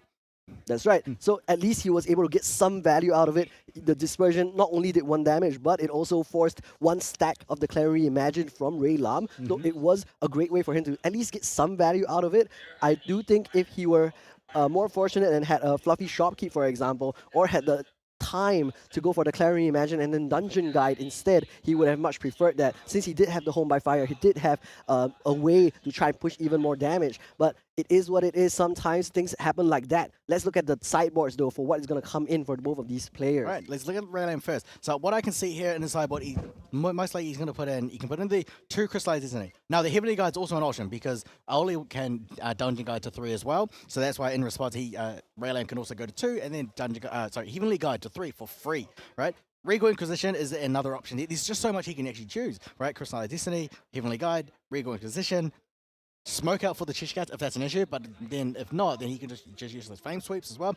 But Varuk, that could be a great way to play around something like the Crystallized Destiny. However, it looks like Oli actually isn't on any copies of that Crystallized Destiny. He would only really be preventing something like the Resolute Stand. And I think Rey Lam is probably going to be able to just ignore that for the most part. Lorraine Crux Knight tends to be swinging for much, much higher numbers anyway. And as we saw, these games are really, really quick. I don't think you have the influence or the time to go for that unless you are drawing really, really hot. yeah, pretty much like this kind of deck, Ollie's is basically just like all in because Swordsman's Vow can dish out a lot of damage. How in return, Raylam can also dish out just as much damage. It's actually interesting that he shows in his deck. He's got Devastating Blow over Rending Flames. That comes to personal preference, right? Because Rending Flames can be quite swingy in that if you don't have fire cards in the 3 fire cards in graveyard, or if you get Nullifying Lantern, Devastating Blow doesn't care about that. That's right, but actually Raylan is playing 1 copy of the Rending Flames, so he does force the opponent to still respect it. Ollie has the Nullifying Lantern in the main and may have wanted to side it out for this Prismatic Edge in the side, but now maybe has to respect, hey, there's this 1 copy of Rending Flames, do I really have the chance to side out my Nullifying Lantern? And I think that is going to be a very important thought process in this matchup as well. Meanwhile, we've already started on game 2. Ollie has gone first this time, of course, with the choice of turn order. Materializes that Spirit of Fire and then passes it straight over back to Ray Lam. Basically, I think they both going to just end up doing the same turn. So we've got both players have passed on their first turn, and then Ollie is going for the backup charger in response to, while Ollie is resolving the backup charger, Ray Lam in response is going to use a activated Creative Shock, seeing if he can find Floating Memory. And then he discards a Liminal Guide. That's right. Of course, one of the best plays that you can make in the DTR meta, Creative Shock into a Liminal Guide or a Floating Memory. Meanwhile, Ollie just having to backup charger into a turbocharger and draws into a Creative Shock as well as the Tempered Steel. So does have the Creative Shock Floating Memory. Also looks like he does have the Liminal Guide as well. So he has quite a few options now to go up on Influence, but he's going much, much slower than the previous game as well because he doesn't have that Cheshire Cat applying the pressure, applying the damage from that Inner Sword and the Lorraine 1. Ray Lam here though, leveling up to 1, losing a Ghost of Pendragon. Not caring about it right now, just will lose that card, go up to level 1. In his hand, I do see a Dungeon Guide. At the very least, does get to draw a card back from this Liminal Guide, and there is the Inert Sword now materialized off of the level 1. What else is going to be the play here? So Ollie, Ollie here has a Creative Shock as well, so he can also discard his Liminal Guide, level up off there, and get in the Liminal Guide plus draws here. So Raylam here is going to attack. It's going to attack with the Liminal Guide coming in for 1. So first off, we're going to get response with the Creative Shock here. So pretty much it's going to be the same same line. Creative Shock, Liminal Guide discard. Moving on. That's right. Ollie actually draws into another Creative Shock as well, so could go for the blind, trying to draw into another Liminal Guide as well. Meanwhile, Ray Lam does get to recollect after his level up to 1. I do see a Fluffy Shopkeep in hand, exactly the kind of card that he wants to see right now. Will allow him to once again accelerate his game plan, put more cards or Sword Regalia into the banishment, and make his attacks much, much stronger. Here we've got the Fluffy Shopkeep coming in, banishing 2 swords into the banishment here. Oh, yes. So the Prismatic Edge, along with the Sword of Seeking, Sword of Shadow, sorry, Sword of Shadow. They look similar, right? Yeah, they're just flipped, right? So he's already got 2 swords into the 2 swords banished. So when he gets the level, when he becomes Crux Knight, he's going to get the +2 damage. That's right, and this Fluffy Shopkeep has Intercept, but Ray Lam always uses it to poke in even more chip. Here's the Flame Suite taken away from Ollie, probably not too happy to lose that unless he has another copy in his hand as well. Going up to Lorraine now, we are going to see the Liminal Guide. Before that, we are also going to see a pre-recollection. There is going to be a Creative Shock before the Lorraine level 1 on enter effect as well, since there is 5 cards in hand. So he is going to be able to play activate the Creative Shock, discard, draw 2, discard 1, and still have 2 cards in hand to be able, and then materialize the Inert Sword. Yeah, but with a blind creative shock, he manages to find a stalwart shield mate for floating memory. So really happy to see that for sure. And now we are going to go up. Here is the inert sword. Recollect, draw. I don't see a dungeon. There is a dungeon guide already. So that means next turn we might see a level 2 into a dungeon guide for this Lorraine Wandering Warrior. But no, we're actually going dungeon guide to 2 right now so that we can get that +2 on our attack as well as the draw on kill. And that is maybe because there is a flame sweep available in Ollie's hand as well. He will be able to do 6 damage to the entire board. Yeah, he's going to be able to. Yeah, he's going to do 6 damage to the board. He can clear all these allies. However, he's only going to get 1 draw from it because this Eliminate Guide is ephemeral. Does not trigger the on kill. That's right. However, of course, still good to prevent all of this damage from the side of Raylam. And other than that, we're also building some more fire cards in our trash as well. I don't think there's... Rending Flames is, of course, one of the better key win conditions for Ollie and his Sword Saint's Vow deck. So that means that putting just another fire card to match the 2 creative shocks is still going to be a great turn. Now, 6 damage coming in. Raylam taking up to 8. The Ephemeral Liminal Guide is sent back to the banish. The Fluffy Shopkeep to the graveyard. And what is Raylam going to respond with? Is it gonna be the Clarence Reimagined again, or are we going up to Lorraine Blade Master instead, following by our own Flame Sweep? Yeah, so we got here. He could go. Yeah, he is going to go to level 2. Activate, get the +2 power here, and then he could also just Flame Sweep here for 6. He could also play Flame Sweep for 6. However, in return, similar to Ollie, he's only going to get 1 draw. Because this Eliminate Guide is also ephemeral. That's right. So very, very mirrored turn so far. It looks like there's no Flame Sweep, but there is going to be a swing for 4. Lorraine Blade Master does get to draw a card. Finally, a Creative Shock of his own for Raylam as well to match Owlie again. Will he be able to use the Dungeon Guide first though? Go up to the level 3 Lorraine Crux Knight? Or is it going to be another off turn? We're going to go for another Fluffy Shopkeep. Accelerate the number of swords in banishment again so that we don't have to go for the Clarence Reimagined. Yeah, I mean, so the Clarence Reimagined here would only work against the Spirit Blade Dispersion, right? However, it is also just a beat sticks here, but I think here he could also just activate the Fluffy Shopkeep, but I would probably prefer to do something like the Dungeon Guide or a Creative Shock. That's right. I think both of these are also decent options, and it looks like he's chosen what he's going to do for the turn. The Creative Shock is not the choice. It is, in fact, the Dungeon Guide. Raylam now going up to level 3. He is going to have an additional attack on every swing. He loses another Dungeon Guide and the Creative Shock. Now, able to deal additional damage per swing. 1 damage now from the Dungeon Guide, followed by, it looks like, the Ghost of Pendragon. The Looking Glass is now returned to the material deck, allows Raylam to once again build his influence up. And we are going to go up, and away. 4 more cards in hand, and Raylam draws into the Escape the Wreckage. Yep, here we go. So he's got 4 cards in hand. Ghost of Pendragon is going to attack the champion for 3 as well. And now, so he's got the Ghost of the Escape the Wreckage. He's got 3 in hand to be able to play it. If for some reason Ollie decides to get rid of this Ghost of Pendragon, so he's not going to get rid of it, and then Raylam's also going to draw a card as well. That's right. Meanwhile, Ollie has also opted to go for his Clarence Reimagined this turn. I think he already used his Dungeon Guide to go up to level 2. Will take some time to find another Dungeon Guide, or maybe has one already in hand. Goes for a Treasure Cat this turn to go and contest this Ghost of Pendragon. First 1 damage from the Liminal Guide, and now another 3 from the Treasure Cat because of the +2 from this Inert Sword. But as mentioned, Raylam did draw into the Escape the Wreckage. But this could also be bait from the side of Ollie. Maybe he wants to push a Rending Flames here. In response, let's find out what the plan is. Right. In this case, there's actually no response that Ollie could do. It's just going to go. It is going to go back to the memory. Raylam is going to get another draw.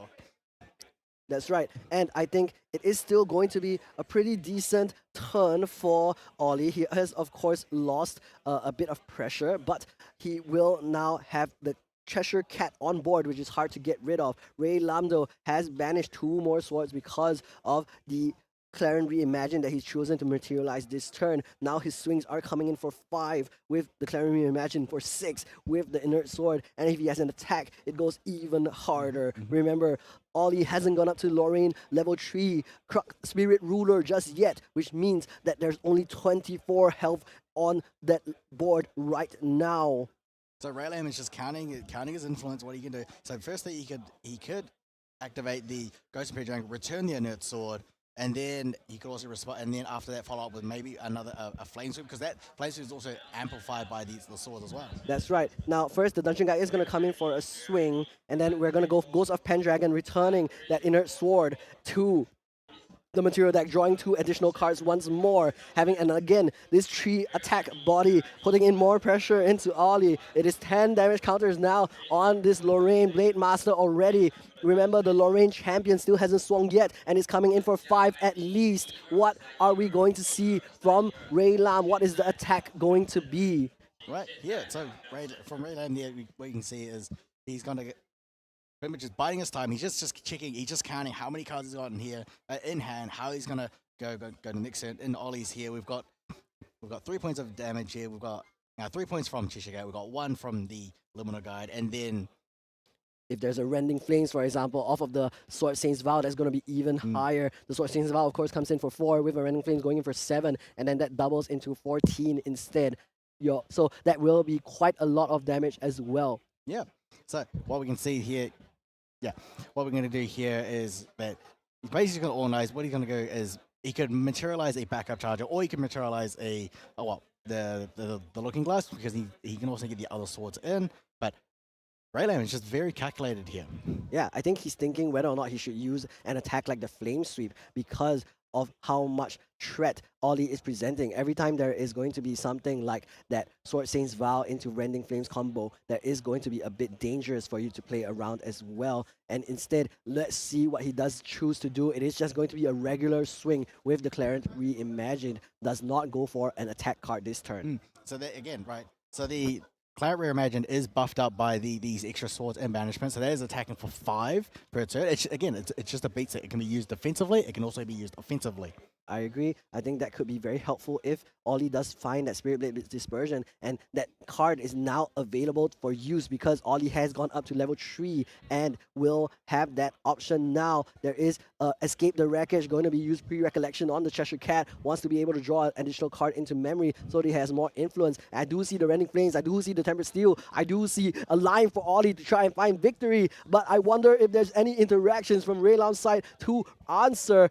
He is going to poke in 1 more damage with the Liminal Guide. What is going to be the next play now? The responses I can see from Raylam, he is holding on to one Resolute Stand. He's also holding on to the Crystallized Destiny. So yeah, that Rending Flames is not going to be able to come through, because our lead is not holding on to a Dispersion to pop the Crystallized Destiny shield. That's right. I'm sure that Raylam is also aware of this game plan that Ollie has with the Dispersion, being able to remove the threat of Crystallized Destiny by using one of the durability counters from one of his other weapons. However, of course, he does have to play around it still.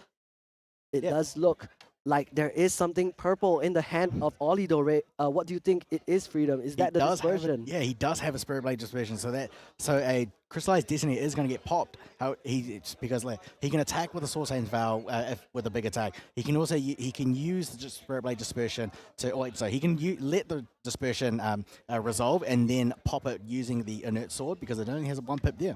Yeah, in the meantime, the Ghost Pendragon is now played, will do additional 3 damage into the board. Here's the Tempered Steel, adding an additional craft durability because of the craft, and also an additional durability because of the Tempered Steel effect. That puts Sword Saint's Vow up to 7 durability counters and 7 damage this turn, which means he has the potential to do an insane swing up to 20 damage with the Rending Flames if there's no response from the side of Raylam. Raylam, of course, only 16 total life remaining after that. He has the 3 fire.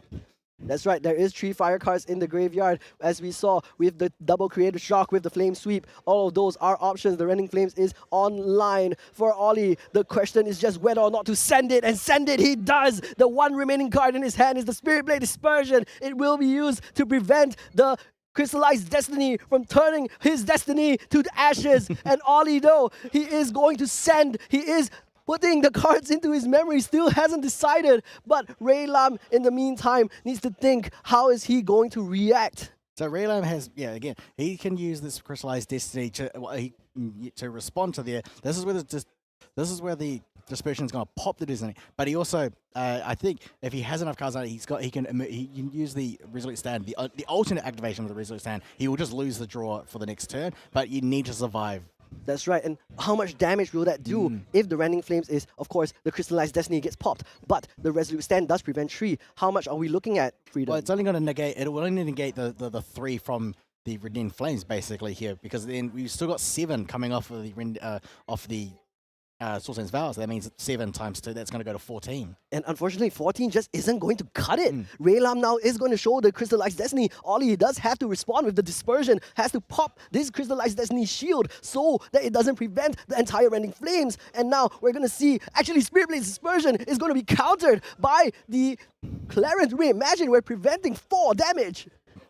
Oh my. This is going to prevent that. Yeah, basically the Cloud Reimagine is going to protect the champion for 2. That means that because damage were prevented here, that means the Crystallized Destiny is still active, I believe. That's right. However, I believe the wording on Dispersion, though I may be wrong, is that it does damage equal to the number of durability counters. It doesn't do instances of damage, which means if 5 durability counters are removed for Ollie, it will still break the Crystallized Destiny. And that means that this Rending Flames will still go forward. Raylam, though, sacrificing his 2 counters on that Clarence Reimagined, because at the end of the day, if Ollie loses all of those swords, he's not going to be able to get them back. So yeah, that's right. Once it resolves, he can choose how he wants to break them. Now it's got to see how many durability counters did he use. He's used 2, which means he's going to. So that means that Lorraine is now being protected by 4 damage. Is he going to? Now he's stuck because he's only got 4 on these 4 durability counters on these swords here. So that dispersion is only going to come with 4, which means that the Clarent is going to protect it. That means the. Can he still use the durability counter on the Sword Saint's Vow, though? Because then he would have access to 1 more. He will lose 1 damage on the Sword Saint's Vow, Freedom. No. Because how dispersion used, you choose the sword. You don't choose how many durability counters. So if he selects the Sword Saint's Vow, he has to use them all. He has to use all the durability counters. You're right. And so that is going to be the case. There is not going to be a pick and choose on how much damage you can do. The Clarence Reimagine just prevents all of the damage because the Inner Sword just didn't have all of its durability. And that means that Raylam can hold on to his Resolute Stand. He doesn't have to lose the draw. He doesn't have to lose the card. But Ollie has to lose his Rending Flames, his Dispersion, and maybe even this game. Raylam, though, backup charger, he will draw into memory. What does he have to finish the rest of the health for the side of Ollie? Trying to see here. So basically, what Ollie has done, he's let it all resolve. He's let that Rending Flames attack go through. However, he didn't need to banish the fire from the graveyard because we're still on the activation here as well. So Raylam here on the return, he's only got a Flame Sweep. He's got some allies, but doesn't have a Devastation Blow or the Rending Flames in return. That's right. He does finally draw into the Heavenly Guide. It's not going to be very useful at this point since they're both at level 3 already. However, does have the access to the Cheshire Cat, and I believe the Inert Sword was the one that was returned to the material deck. So the Cheshire Cat in his hand can become a pretty useful ally and attacker.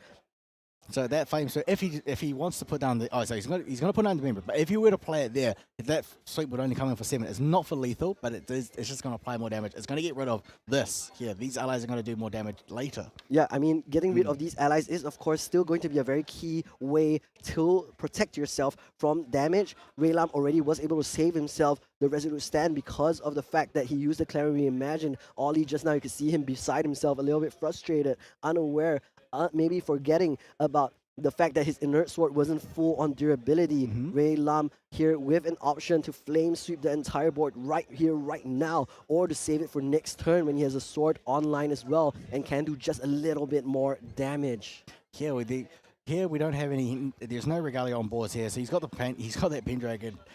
If he wanted to return, I mean, he's not going to get the draw. He's going to only do damage, but I wouldn't. Yeah, like you wouldn't play the Pendragon just on its own and not do the on-enter. Only if you're trying to push damage here. But here, he's just going to put down 4. He is going to do the Flame Sweep. He is just thinking about the Flame Sweep, which it does too. Powered by the 5 from the swords and the banishment. So it's for a total of 7. It's just going to clear the board, apply 7 damage, putting him onto putting one onto 23. That is 23, 16 plus 7. The Flame Suit is going to come down. The allies are now cleared from Ollie's board. What is his response? He doesn't have that much left in the tank. A shield weight is also going to protect Raylam even further from any more forms of damage. Ollie just gonna have to materialize the Looking Glass. Not exactly what he's looking for, but he does have some allies at the very least. He does still have the Sword Saint's Vow, and he does still have whatever allies in hand. Yeah, so there's no follow-up attack card in his hand right now. He wants to either try and dig with so he can either play a 3 of Hearts to get for its cardistry ability, or you can put down a shield bait. But he's holding on to the resolute stand just in case Raylam decides to do anything here. So he is going to He is going to use the Source and Vow to clear this store shield bait, because remember, Ollie does a lot of like single target damage, like direct damage. That's why anything like taunts and intercepts will excel here. Yeah, and Ollie is going to banish the last 2 cards in his material deck for the Fluffy Shopkeep on enter effect. Now we'll get to draw into the memory, only left with that 1 power cell on his left side. Here's the Tempered Steel now, going to give, again, 2 more counters, 3 more counters in total to the Sword Saint's Vow, both from the Sword Saint itself as well as the Tempered Steel. Floating Memory added to the trash for Ollie. Looking Glass now materialized for Raylam. He isn't able to materialize the Inert Sword without it. And now we're going to see what his options are. Does he have another attack card? He's putting the cards down. He's looking for the Ghost of Pendragon. He will return the Looking Glass back into the material deck, draw 2 more cards, and look for lethal for the game. If he has an attack card, he can finish, but it looks like he was not able to find it. Resolute Stand onto the Fluffy Shopkeep prevents it from dying this turn to the Ghost of Pendragon, but it will not protect it from an attack, so it really depends. Does there look to be one? It looks like there isn't. No, so neither player has an attack card to finish off the game here. So putting the Resolute Stand on the Fluffy Shopkeep means that Raylam is not able to get past an intercept. So in response, he's going to play his own Fluffy Shopkeep. He's going to banish one of the swords and a Looking Glass as well. So I mean, now he's got +6 attack coming from the swords. Yeah, however, there's not going to be any attacks if he isn't going to have any swords. And both his entire material deck being banished means that any further Ghost of Pendragon he draws won't be any use. Cremation Ritual is going to be used on the Fluffy Shopkeep, looking for more damage. There is a Home by Fire. I'm not sure if that's going to be enough just yet. Ollie is going to give the fist bump. Raylam has taken the semifinals. He's headed to the finals, and he wants to head to the World's Gauntlet. What a game by Raylam here. So both players are just discussing what could have happened here. So I think Ollie could have buffed up his sword up to about 11. Flamesuit would have done 13. That's not enough though, because they would only put Raylam on the 25. So and then next turn Raylam will probably find 5 more points of damage. That's what he had to do. However, both players didn't have an attack card to finish the game because Ollie almost had it. That Rending Flames meeting the Crystallized Destiny, but then prevented Crystallized Destiny resolving Dispersion. In response, Claren for protecting 4, and then pretty much just wiping that all out. Yeah, just 1 too little durability. And like you said, you can't pick and choose durability counters. You have to pick and choose your weapons. Yeah. You choose the weapons, and then it uses all the durability counters. That's why you only had exactly 4 durability counters that you could use. So 2 swords, but only maximum 4 if you use the swords and the Vow. And then that basically just makes everything all moot, because you want that big damage from the Vow plus in conjunction with the Rending Flames. Exactly. And I think at the end of the day, it was a very well fought mirror. It was a very well fought game. It was a very well fought match. But at the end of the day, Raylam is going to be the one that will take it all the way to the finals at the greatest, largest Grand Archive event ever thus far at Ascent, Akihabara here in Japan. We have 1 more round in the finals. We have 1 more round in the semifinals still being played. For those of you who aren't aware, the other matchup on the other side of the bracket is a Seiryu Guojia mirror, and that means one of them is definitely locked into the finals. Are we going to see a Fire Lorraine winning for the first time, or are we going to see Sadie winning again? Because remember, Sadie won Taipei #2, I believe, as well.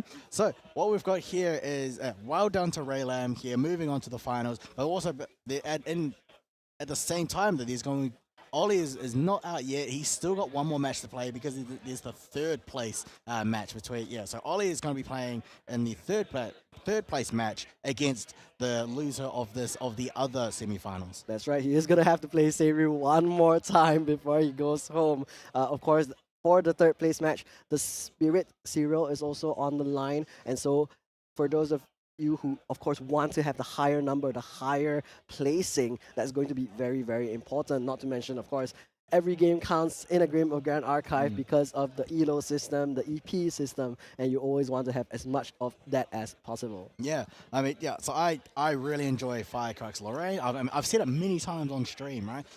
It's probably my favorite deck there. Lorraine is just almost like a classic champion. It's probably one of the best because that level 1 materializer sword is just one of the most powerful level 1 effects there. And then now both of these players are showing that both level 3 Lorraine, Crux Lorraine variants are viable here. Crux Knight was the most popular version in DT in Distorted Reflections, and now Ollie here showing us that Spirit Blade, Spirit Ruler Lorraine is also just as viable. Sorsane's Spirit Ruler with Sorsane's Vow is a very high damaging build.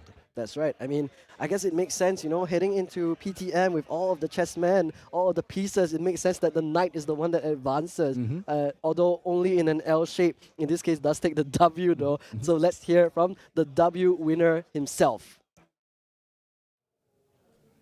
Hello and welcome back. I am here with the winner of one of the semi-finals matches, Ray Lam, all the way from Hong Kong. Congratulations on your big win.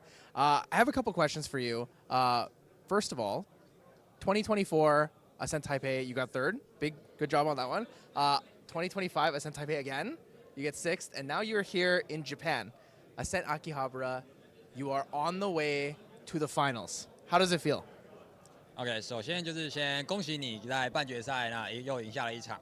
那首先第一个问题就是想要先问你一下，就是你在2024年的Ascent上面你拿到了第3名，然后在2025的Ascent上面，然后你也拿了一个很优秀的，你也拿到了就前8的名次。然后你现在已经在Ascent Akihabara，在Ascent秋叶原，然后你算是正式的踏进了决赛的舞台。那这件事情对你来说感觉怎么样？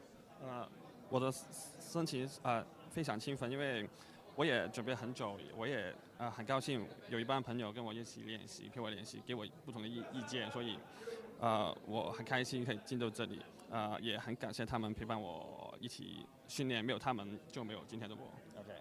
So he's very great. He's very excited right now, and also he wants to shout out to his friend, or if they give him some advice, and or practice with him together. He said that without him, there's no today's Ray Lam. Yeah, for sure. Our friends in our testing groups are the core of who we are as players. They're definitely the people that make up the big things for us. I want to talk a little bit about what's in your deck and why you're running certain cards. Talk to me about why you only have one Rending Flames. 首先他想问一下关于你卡表的问题，就是为什么你的那个 Rending Flame 只有放一张？因为我觉得 Rending Flame 是一个倔强中很自信的一张卡，但是因为有灯笼去克制它，但是我放一张的时候，对手就会考虑拿不拿灯笼，然后他可能拿个灯笼打我在手上没有的东西，他就白白浪费了一个回合。但是我有他的时候，有时候可以自信的一击打出去，我就赢了。Also, he said that although Rending Flame is a very, very key card in all the matches, but he said that bringing one, it will just cheating your opponent. Yeah, I only bring one, and if I level up and he's got a banish, his opponent will think that I should bring up a lantern, and after that, his opponent just wastes a materialization phase, and most of the time bringing one, it just because he said that all he needs just one hit. So Rending Flame, one is enough. That's actually a really cool idea. So you banish the Rending Flames, So I think you have another one to bring out Lantern. That's really big brain. That's a huge brain play. I've never really thought about trying to like mind game your opponent in that way through like the banishment of cards. But it makes sense, right? Because if you have 2 cards and you only get to banish 1, putting 2 down always feels safe, and then your opponent would think that. You talk about having 1 big hit. I noticed you're running the Devastating Blows instead of the Rending Flames. Do you find that the Devastating Blow is your bigger win con, or is it more like allies-based kind of game? OK，他就是说，因为你很喜欢有时候会有那种打出那种很大一下的伤害，那发现说你的套牌里面你的那个 devastating blow 你放了比较多张，那就是对你来说，就是你的这套牌最主要的那个 win 就是获胜的制胜的关键比较多，应该会是生物的场面战呢，还是你只是想要依靠那个 devastating blow 给你的一个最关键输出？我主要也是依赖生物，就是鬼龙跟前期生物帮我打一打，然后这个那战打击是主要是对付青龙，因为他是一卡打13点，可是直接把青龙打死。Okay, so he said mainly his win con would be depending on an ally, like a Ghost of Pendragon and other like 3 of Heart, and to push the damage. The devastating blow is because he wants to kill the Senru. Yeah, because 1 card for 13 damage, it will kill the Senru, and after the Senru is dead, then all the game it will be just fine. Yeah, definitely makes sense. So I have one more question about the match specifically. So you're playing Lorraine Crux Knight. Your opponent was playing Lorraine Spirit Ruler, which is the different version of Lorraine. Did you feel like the matchup was a little scary, or did you feel like it was going to be really easy for you? 就是刚才你的对局嘛，你是 Spirit，你是那个你是 Cross Knight， 然后对手的话是 Spirit Ruler。那对你来说，你看到这个对局的时候，你的这个想法是，这是应该会是一个很惊险的对局，还是它就是一个比较轻松一点的对局？我觉得是一个很惊险的对决，因为我知道他那一套 Wolves 可以跟红白 Fire 跟 Mending Thing 配合打很多伤害，但是我看他的卡表，他没有那个火山，就是没有 MP Fan Damage， 所以如果我被偏有水晶盾的话，就很好去防御他的 damage。但是整体来说是他跑得不是很顺，所以我才有机会胜出。Okay. He said this is a really a risky matches, and because the Spirit Ruler it can accompany with a Home by Fire and Rending Flame like continuously big damage. But after seeing his deck list, he found out he don't have a Varuk. So after the sideboard, he just bring all crystallized destiny, into his main deck to stop all the damage. But he said he is very lucky because his opponent just unlucky, so he can win the witch matches. Yeah, banishing the Dungeon Guide is pretty unlucky. So I want to talk about your future matches. So you were going into the finals here at Ascent Akihabara at the Belsal venue. You were playing against one of 2 Seryus. Do you feel like this is a very favored match for you? Are you very confident, or is this match really tough and you're kind of afraid of how it's going to turn out? OK， 那因为现在已经板上钉钉的事情是，你接下来在决赛上，你就是要面对神龙这套，就是青龙这套套牌。那对你来说的话，你其实会是比较希望遇到这个对局的吗？还是你其实很没有那么喜欢遇到这个对局？这个对决我练习很多，都是还在熟悉之中，但是不是很有信心。但是我大概知道对手在做什么，可以去做防备。但是整体也是看大家水跑得比较顺一点。OK。So he think that he has practiced a lot of matches with the Serio deck, but right now, so he know how his opponent do, what will he do, and how to prevent it. But he said the key to the win will be like both a player who can like run to level 3 or more smooth. Awesome. Well, it was great to hear from you, Raylam. Thank you so much. And thank you to you, Mr. Sweet Potato Man, for translating. It's always greatly appreciated. Guys, we're going to send you a little update on how the regional, which is the upgraded I Scrubbed Out of Steel Day 2 event here, before we set up for Grand Finals. So thank you so much for joining us. Congratulations again, Raylam. And thank you again, Sweet Potato Man. We will see you guys shortly.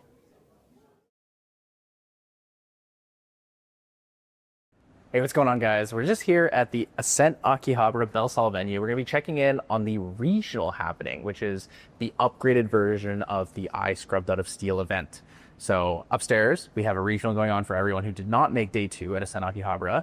It is wildcard invites, and additionally, because we are in Japan, for Japanese organized play events, we have additional promos that get included, which are part of the collaboration with Niji Sanji's Hoshikawasara. So for this event, it will be the non-foil and foil tariff rings from Hoshikawasara, and those will be based on both your placements and lucky draw. So let's go check it out. So how's the regional going? It's been pretty fun so far. I think we're on that was the third round that just ended. 7 rounds today? 8 rounds, I believe. Oh. Yeah, top 32 for smoke bombs.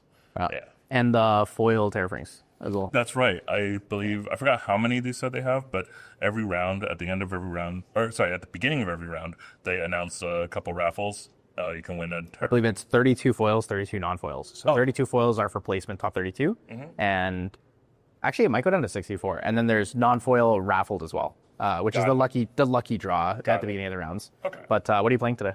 I'm playing the same thing I was playing yesterday, which is Fire Aggro Tony.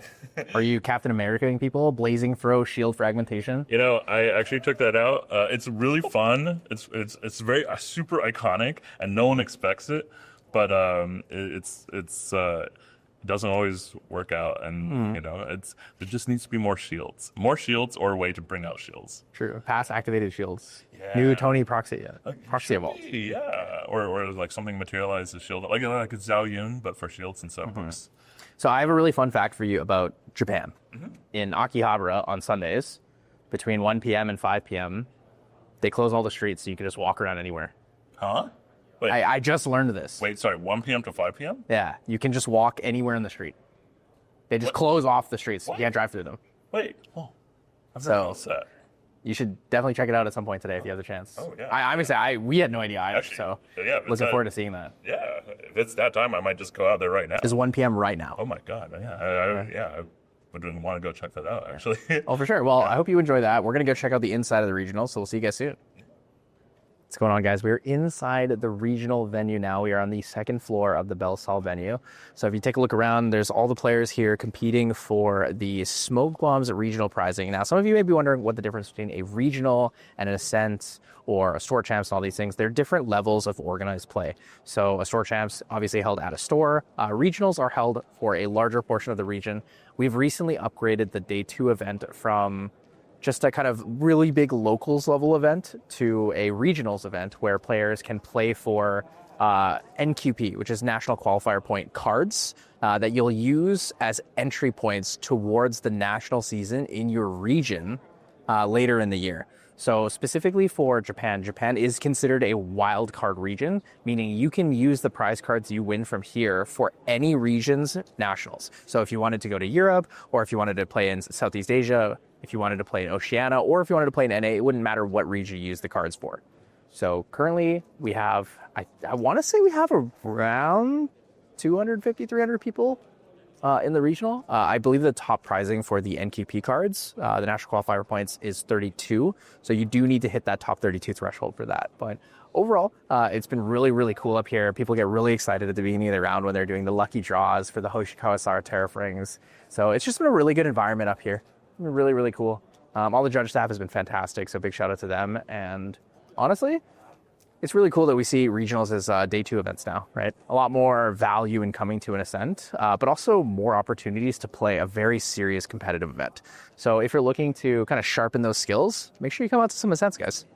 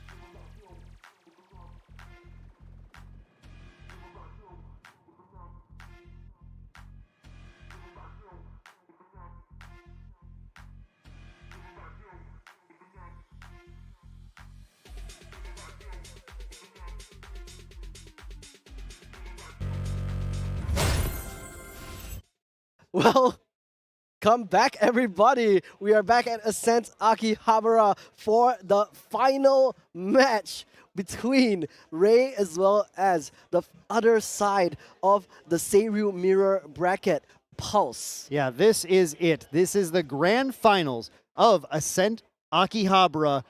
We've said it plenty, but we're going to say it at least one more time. The largest Grand Archive event to date, with nearly 700 players in attendance at this event, and it's all coming down to this. And what is at stake other than the serialized number on your Spirit of Water Mint? What is at stake other than the difference in your cash prize? What is at stake except the gauntlet slots to go to the World Championship? That's right. The winner of this event automatically gets invited to the World's 2026 Gauntlet, where they have to compete against other players in a long event where about half of the players actually will make it directly into Worlds there. So while these players will win this, one of these players will win this gauntlet slot, they still can earn a direct invite to Worlds at Nationals if they wish to, but they're locked in. They're a little bit on their laurels there now because they know they can go to Worlds. They know they can go to Singapore next year to compete for their country and to compete for the World Champion title. Exactly, to compete for glory. And of course,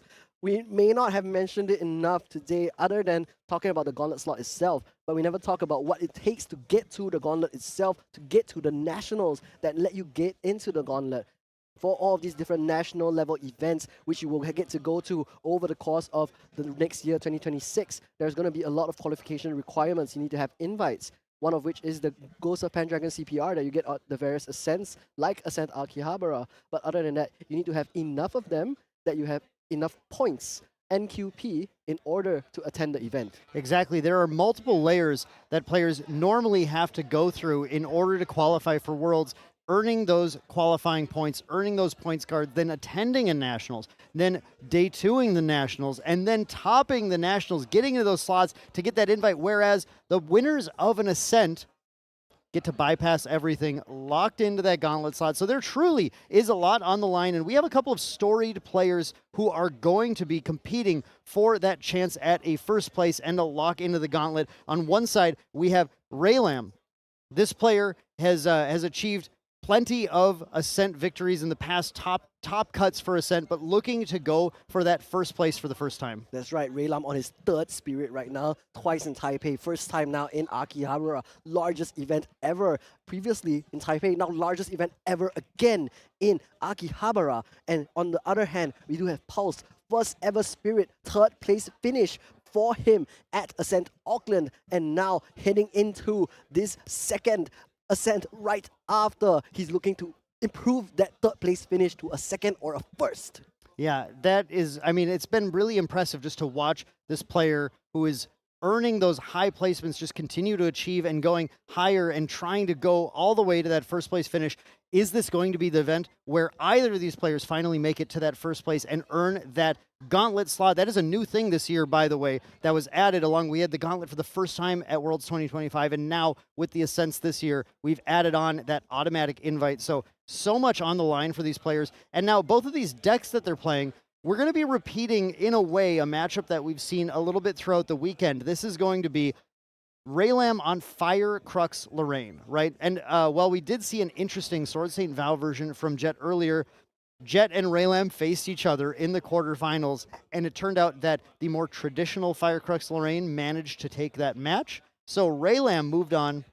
So we're not going to see the Sword Saints Vow shenanigans this time, but we are going to see a lot of the same stuff, those Ghosts of Pendragons, those Spirit Blade Ascensions, and that Lorraine Crux Knight who is going to push damage versus Pulse on a Seiryu list. And while we've seen various Seiryu lists that have various ally focuses, this is a pure turbo list. That's right, and I want to focus on the seed here. Raylam came into day two, ending third place total in the Swiss at 8-1, has gone on to win 3 in a row, then intentionally draw twice in order to secure his slot in the top 8. Will be able to get to choose turn order again this time.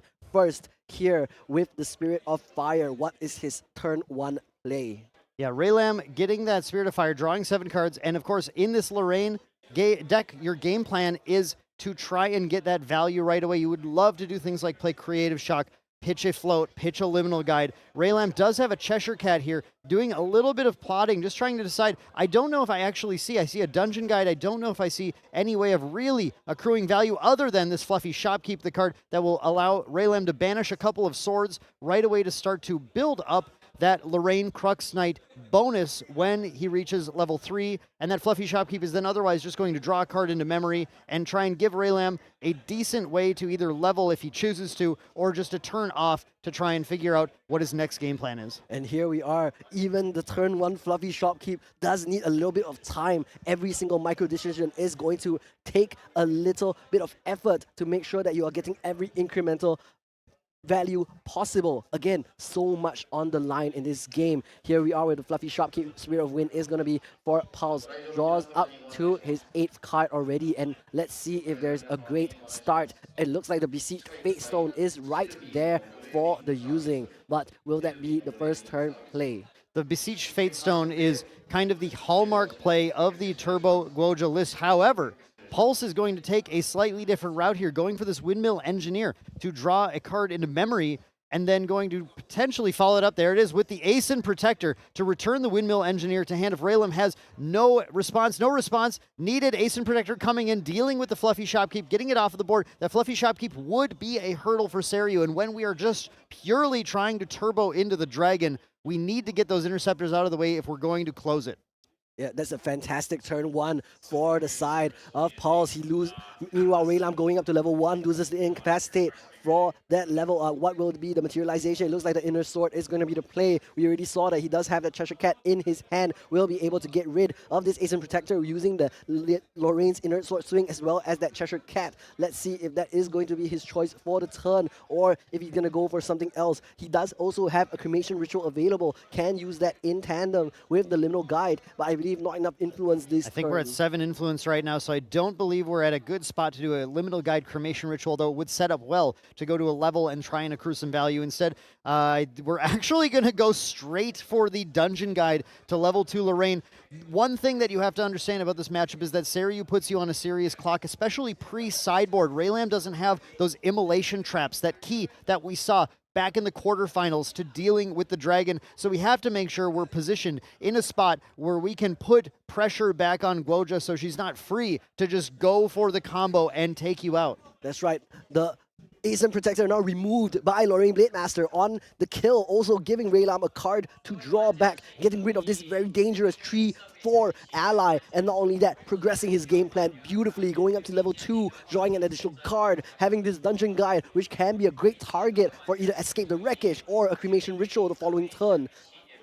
We're going to go ahead and banish as well. Of course, we're going to see Guoja level 1 coming out from Pulse. Seiryu never wants to take that turn 2 to not put the Guoja into play, because you really want your class bonuses, you want your quest counters to be gaining, you want to really start moving your game plan forward. And now Pulse still sitting on the Besieged Fate Stone, sitting on ways to turbo level as well. Losing the Ascent Protector obviously took some pressure off of Raylam, so the main pressure really needs to come from getting that Dragon in play. This is not the go wide ally variant. This isn't the variant where we can just start to play Shimmer Cloak Assassins and attack. We need to get to Dragon, or we don't have much of a game plan otherwise. Yeah, Pulse does still have that Besieged Fate Stone that he elected not to play on turn 1 in favor of the Windmill Ascent game plan, so that he can get rid of the Fluffy Shopkeep for a very efficient play. However, this does mean he does still have the Windmill Engineer as well in his hand. He might be going for that again. It looks like he is. He does have a Reclaim in hand as well. Could use that to get even more incremental advantages in the influence game. And Pulse is, despite us saying this deck really wants to go turbo, he's taking it very slow, very patient, and taking his own time to hit up to the level 3 Guoja. Yeah, Pulse, of course, a very experienced player, understanding something about the tempo of this matchup, seeing that maybe this is the line right now, perhaps just not seeing. I think one of the main things you might be missing are your combo pieces, right? If you can't actually effectively command that Seiryu right away, then it's not going to deal the damage required, and you might give Lorraine the opportunity to take care of it. We've seen plenty of lethal Lorraine attacks coming at dragons right away, and so if you cannot protect your dragon or win the game, it might not be safe to put it out right now. And we actually lose the Besieged Fate Stone on the end of turn trigger, putting the first quest counter on Guoja, but giving Pulse a hand of potential action, including, as you mentioned, Hero, that Reclaim. Yeah, and on top of that, he also managed to top deck into the Baby Green Slime, which is a fast activation ally of the class bonus, is able to suppress a dangerous weapon from the side of Raylam if he is intending to go for a big swing, for example. Meanwhile, though, Raylam, I think, is most likely going for an off turn. Either the backup charger or the Clarence Reimagined here would be amazing choices for him in order to build influence or to develop more swords in the banishment. We've seen a lot of Clarent Reimagined coming out in exactly this situation, a turn like this, just trying to establish that sort of protection, that ability to reduce or prevent the non-attack damage so that it's in play. If you have an opportunity where you don't need to level on this turn, it's great to have that out to really respect the damage that Guoja deals, but it's going to come down to whether or not Raylam thinks his hand has the cards it needs to continue to play the game beyond playing that, and it looks like he thinks it does not currently have that, or he's still debating, okay, we're going to go for that backup charger here. We're going to then immediately in the recollection phase put the 3 cards into memory in order to activate that ability, put a power cell into play, draw into memory, and then we're going to recollect. Here we go, drawing a card for turn now. We do have a nice, healthy influence where Raylam is going to potentially try to find another way to continue to push this game plan as Pulse is taking it a little slow this game and giving Raylam an opportunity to seize the initiative. And here's a fantastic reclaim on the Windmill Engineer, trying to protect it from this 1 damage from the Dungeon Guide, giving Pulse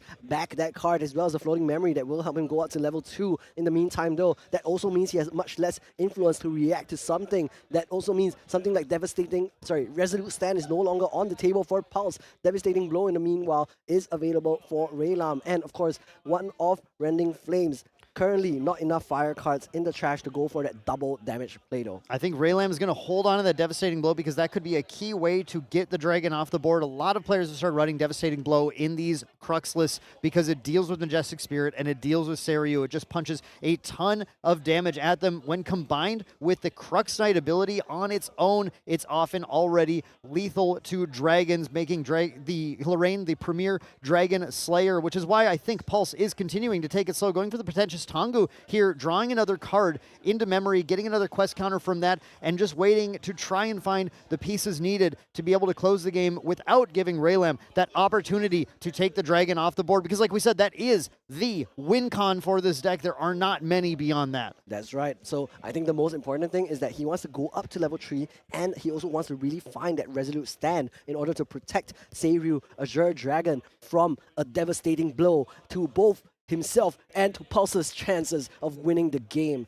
So Pulse now, large hand still, took a turn off. Pretentious Tengu gains the quest counter, gains the card in memory. What is Pulse going to gain more this turn? Again, is it going to be the Windmill Engineer? We looked at he's grabbing the Windmill Engineer, might be continuing to dig, just not finding what the cards that are necessary right now, those protection cards or those commands, just going for another Windmill Engineer. We did see picking up the Harness Lightning as well. There is at least a little bit of an option combined with the commands that could present a lethal line later, depending on whatever this Windmill Engineer picks up is. And we're going to go immediately to end of turn here, see the end of turn trigger on the Fabled Azure Fatestone, going to randomly banish one of these 3 cards. But before that trigger resolves, Raylam's going to play Escape the Wreckage. We've seen this card come back at this event. This is one of my takeaways of Ascent Akihabara. Escape the Wreckage in these Crux decks has been absolutely crazy. In this case, we escape the Dungeon Guide, which is setting Raylam up for the next turn to be able to materialize perhaps, again, that Clarent Reimagined this time, which is exactly what we see. Clarent Reimagined coming out in the materialized phase now, setting up to Dungeon Guide, up to Spirit Ruler next turn as well. And that means that Raylam only has 1 card left in his material deck, which is the Lorraine level 3 Crux Knight, which might hit the board this turn with that Dungeon Guide, will guide him to victory, find his way to deal enough damage.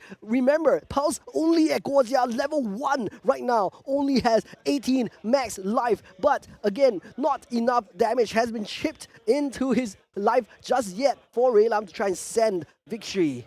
We have the Dungeon Guide coming down, banishing 2 at random. So, of course, we are going to see that Spirit Ruler come out, grab one of our swords from the banishment. Or, sorry, that Crux Knight come out. I'm too used to the last one. Crux Knight come out. We do have a banish 4 swords here, going to +4 all of our attacks. So we got to keep track of this there. We do have the die there. I don't need to draw anything on the screen. We have the die marking +4 to all of Lorraine's attacks from Crux Knight's ability. Now, that means that the siege has begun. Lorraine gets to every turn punch in with an attack to deal a good chunk of damage to Pulse and put the pressure on. Now, Pulse really needs to ramp it into gear in order to secure this game, or the pressure is going to mount far too fast. That's right. However, Pulse does have 2 cards in memory, can very easily go up to level 2 next turn, followed by a Dungeon Guide or something like that to finish his way all the way up to level 3. Ray Lam, though, is going to consider what his options are for the rest of the turn. No Cremation Ritual just yet. Is going to be the level 2 for Pulse. As mentioned, Guoxia 2 is going to make its way onto the board. On enter, will draw a card, and Pulse has drawn so many cards so far. Has the Dungeon Guide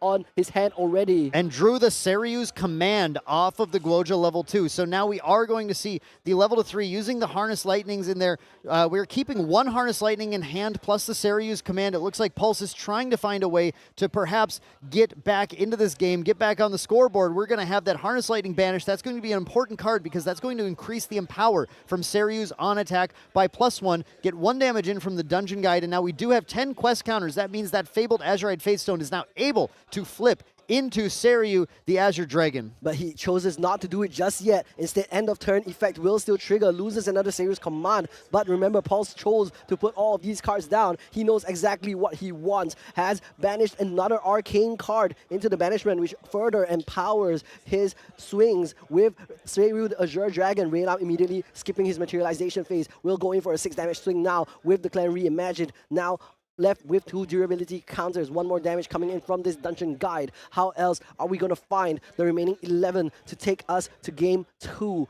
First of all, what is it going to be? It looks like a Cremation Ritual will send this Dungeon Guide to the graveyard, allow Ray Lam to draw some additional cards, look for more options, look for more damage, look for more attacks, and that will be how he sets up for the following turns. What Ray Lam really needs with his Cremation Ritual is Ray Lam needs to find interaction right now because he knows the Dragon Flip is coming. Pulse is not going to leave that Dragon to be easily killable by Lorraine, is going to try to go for a lethal line as soon as he can, actually going to put this Baby Green Slime into play, targeting, and I believe this is in the end step, going to target the Clarent Reimagined to banish it, to suppress it, banish it until the end of Pulse's turn, which removes a key piece of interaction for the damage, the Arcane Blast that'll come down when the Seryu's Command hits the Seryu. That's right, 4 damage prevention could have been done by this Clarent Reimagined, but is no longer going to be on the table if Ray Lam allows this Baby Green Slime to resolve, and that means that Seryu is going to flip. That means the Empowers are going to come, and that means that the Arcane Blast is going to blast Ray Lam into game 2. Yeah, if Ray Lam doesn't have any interaction, I'm looking at the hand, all I see is this one. This is an important card, of course. We have a Spirit Blade Ascension that does exist in Ray Lam's hand, and that is the key to potentially clinging onto this game because that Baby Green Slime targeting with the Suppress can be responded to by moving that Clarent back into the material deck and then replaying it. It becomes a new object. The Baby Green Slime is no longer targeting to suppress it, and I think we're seeing exactly that happening. Ray Lam just happens to have at least 1 key piece of interaction to be able to cling onto this game potentially, but it depends on how many commands Pulse has. If Pulse has the Wombo combo of commands, then I think the game still might be his. That's right, and just so for you guys at home, Ray Lam points at the Baby Green Slime. He says on the on-enter trigger, if you try to do this on activation, then you are going to still lose the new Clarent. Here's the Incandescent Reliquary. Will allow Pulse to go up on influence again as long as he has less or equal influence to Ray Lam. He now flips Seryu, Azure Dragon, who makes his advent on the board in the finals of Ascent Akihabara, and Pulse is going to command him now. Seryu, do my bidding. You will have 3 times the triggers on your attack, and you will take me to the world's gauntlet, is what Pulse is asking of this dragon. This is everything. The Harness Lightning, the Byaku's Command. Seryu's going to be able to attack in for 10 twice, plus the Arcane Blast on top. That is enough, even through exactly 3 Clarent triggers, to be able to actually take Lorraine all the way to lethal. There's the Harness Lightning. That's going to give +4 power to our Seryu. If with the combination of the Byaku's Command adding the buff counter, that's a 10 damage swing, a Wake Up, a 10 damage swing, an Arcane Blast from the first attack, an Empower, another Arcane Blast, more Empower. We're going to have the potential to absolutely destroy Lorraine just on this turn from the Seryu because it's been set up perfectly by Pulse in a perfect opening. That's right, Rado has going to consider what is the play for him. He is going to see if there is any interaction he has available. For example, a Resolute Stand here will deny some of this damage and take this Seryu into Byaku's command swing from 8+8 9 plus 9 into 6 plus 6, putting him a little bit further away from lethal. And that's exactly what he needs, because if we do the math here real quick, 6 plus 6 plus 11 from the Arcane Blast would have been 23 exactly. But remember, Ray Lam, he does have this Clarence Reimagined, can prevent some of that damage from the Arcane Blast, and I believe that's exactly what he's looking for. But first, we're going to see a 4 damage swing coming in from Seiryu, the Azure Dragon. This is going to go on. Sorry, the Harness Lightning has already resolved, so this is coming in for 8. 8 damage swing, and we have the triggers from Seiryu's command. Each time Seiryu attacks, we trigger its on-enter abilities twice in addition to its regular trigger. But there, it was the Resolute Stand that you said Raylam did have it in hand, did manage to find a little bit of interaction. So we are going to have a -3 now. Our prevention is going to take place. It's going to be a total right now of a 5 damage swing, but that Byaku's command might come in, and like you said, you laid it out, Hero. The math is still in Pulse's favor this turn. That's right. If Pulse has another Byaku's command, for example, this is going to be a huge 3rd swing, not even counting the Arcane Blast for Ray Lam. Remember, with 8 damage denied by 3 with the Resolute Stand, 5 plus 5 is going to be quite a bit. First, we're going to generate Empower and Power. Here's the first Arcane Blast. Ray Lam has the opportunity to react now with this first Arcane Blast. Even if he pops all 3 stacks of the Clarence Reimagined, it's still going to come in for another 5. We're just marking the +4 still on the board. That Harness Lightning does last until end of turn. There also is, I suppose I can mark it, ×3 on the triggers from Seiryu's command as well. There are a lot of buffs on this Spell Shroud Dragon, so not a lot that Raylam is potentially able to do, but is currently debating using these Clarence Reimagined activations to try and prevent as much of the damage from this Arcane Blast as possible. Doing a lot of math, not quite knowing what Pulse has in store for him still. However, I think this is a really favorable position for Pulse still, because if Ray Lam decides, okay, fine, I will pop all of my Clarence durability, then he can Byaku's command Seiryu, leave it active, and now Ray Lam has no course to victory. So he is probably considering, actually, will I lose if I burn all of this? However, he does have to consider what is going to be the play, and it looks like all 3 stacks are going to be burnt of the Clarence Reimagined. The Arcane Blast does resolve, but only deals 5 damage. 5 damage, still 13 damage left to deal for Pulse, and that is a little short where we may not have had a Byaku's command in hand. I thought I saw one, I thought I spied one, but maybe I did not, but we're just going to hold it back here, try and play a little bit conservatively. Again, with so much on the line, there's no reason to dive in. If Raylam had, for example, a second Resolute Stand, it could all be over. But we're sending the devastating blow now. Raylam wants to take the game, wants to take the win, wants to send Pulse to game 2. Does he have an interaction? It looks like he does. The Innovate Agility is going to be played. It will send the Guojia tree back into his material deck, going down back to level 2, and now preventing any damage from this devastating blow. Guojia is hidden, she's stealth, she's agile, and she is going to game 2, sending Ray Lam down a 0-1 score. Pulse is still just considering that materialized phase. Again, with so much on the line, you just want to make sure you're doing everything correct, but we do have that free level to level 3 while your Shenju is in play. So we're going to take that, get a recover 3 off of Guojia's on enter, and here now, Pulse ready to declare victory here, ready to punch in. Going to start with our allies. Are you holding that second Resolute Stand? Pulse held back just in case that second Resolute Stand was there to completely surprise him and catch him off guard. He did not want to be caught off guard. Now he punches in with these, no Resolute Stand yet. Do we punch in with the Dragon? Is the Dragon coming to Harness Lightning? Once again, +4 more damage onto our Seiryu. We're going to additionally get the swing in for another 8, have the trigger, get the Arcane Blast. Actually, are we putting down 2? There's the Arcane Blast. I think we're going to put down 2. There is the Byaku's command. The Byaku's command exists, and that is going to be lethal from Seiryu. Pulse taking game 1 against Raylam in the finals of Ascent Akihabara. That is an amazing, calculated, slow, taking it easy, taking it safe, and keeping himself agile, and that is how he is going to be able to finish off game 1. Unlike other Seiryu that you may see before, instead of turboing up all the way to 3 really quickly as fast as possible, you see that you have a lot of interaction in hand, you hold it up, you draw more cards, and then after that, you control your level ups to exactly the cards that you don't need, so that in these crucial moments in the last stages of the game, you're not relying on top decks to save you with interaction. The thing that you really have to consider going into this matchup here is that once the Seiryu drops on the board, once the Dragon is there, Lorraine is under an immense amount of pressure. The game completely changes. The game goes from my champion needs to defeat your champion to my champion needs to defeat a dragon. Needs to either defeat the dragon or manage to survive the dragon storm. And that is truly the power of this Guoja deck to completely change the course of the game on that flip and change who is in the driver's seat immediately. And we got to see a masterclass from Pulse. Just like you said, Hero, I love that. This idea that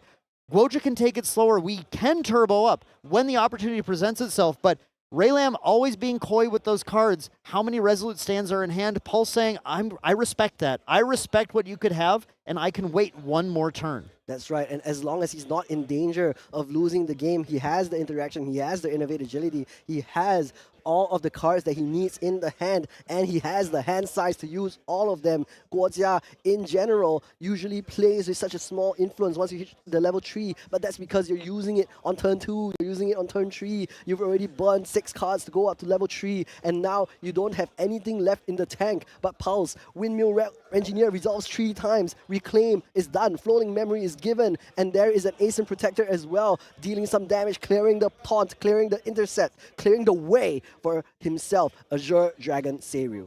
Guoja is such a tough deck to play too. I have to say, it's so tempting to level as fast as possible. Get that dragon out, say, you haven't had a chance to draw the answers, I'm going to go for it. But man, I love seeing Pulse play this deck. It is so effective to take that slow route, build up, find the tools you need. Now going into game 2, both players sideboarding, making sure they have the ultimate odds possible to win this. We definitely see, I would imagine from Pulse, these Regal Inquisitions coming in, because one thing Pulse would love to do is before commanding that Seiryu to attack, let's look at my opponent's hand. Let's see how many Resolute stands do you have. You can play the Regal and force them to play the Resolute stands before you've committed anything to commanding the Dragon. I think that's going to be a huge potential sideboard card to bring in. On Raylam's side, though, we already talked about this, right? We could bring in the 4 Immolation Traps. Suddenly, that Dragon is not as scary if you're given a chance to attack it. That's right, we already saw how Immolation Trap can cripple Guojia's plan to get that dragon going. We saw how Ollie was able to use 2 Immolation Traps on the same turn to remove the dragon immediately, even though we have used Guojia Blessed Scion's linear release effect. Now Ray Lamdo is going to start us off again for game 2. He does get to go first again with the turn choice because of the loss. We'll go off with a Creative Shock immediately, looking for hopefully a Floating Memory to discard so he can level up. And there is the Stalwart Shieldmate and the Fluffy Shopkeep to follow up. He has a great turn 1 play. Wow, what a fantastic opener. Just absolutely putting everything out there that you need. The Floating Memory, the card draw. We're setting up the swords in the banishment. Raylam is ready. Raylam is absolutely prepared to face down the dragon this time. That's right. Meanwhile, Pulse is going to start us off with his turn 2 as well. Is there going to be a Windmill Ascent again, or are we going to see him turbo this time? It looks like there's not as much interaction available in this hand, so it is going to just be the Forest Cake. Also going to be a net neutral card. Gets to draw 1 on enter, and then maybe that is going to be all he wrote for this turn. Yeah, Pulse passes the turn back to Raylam.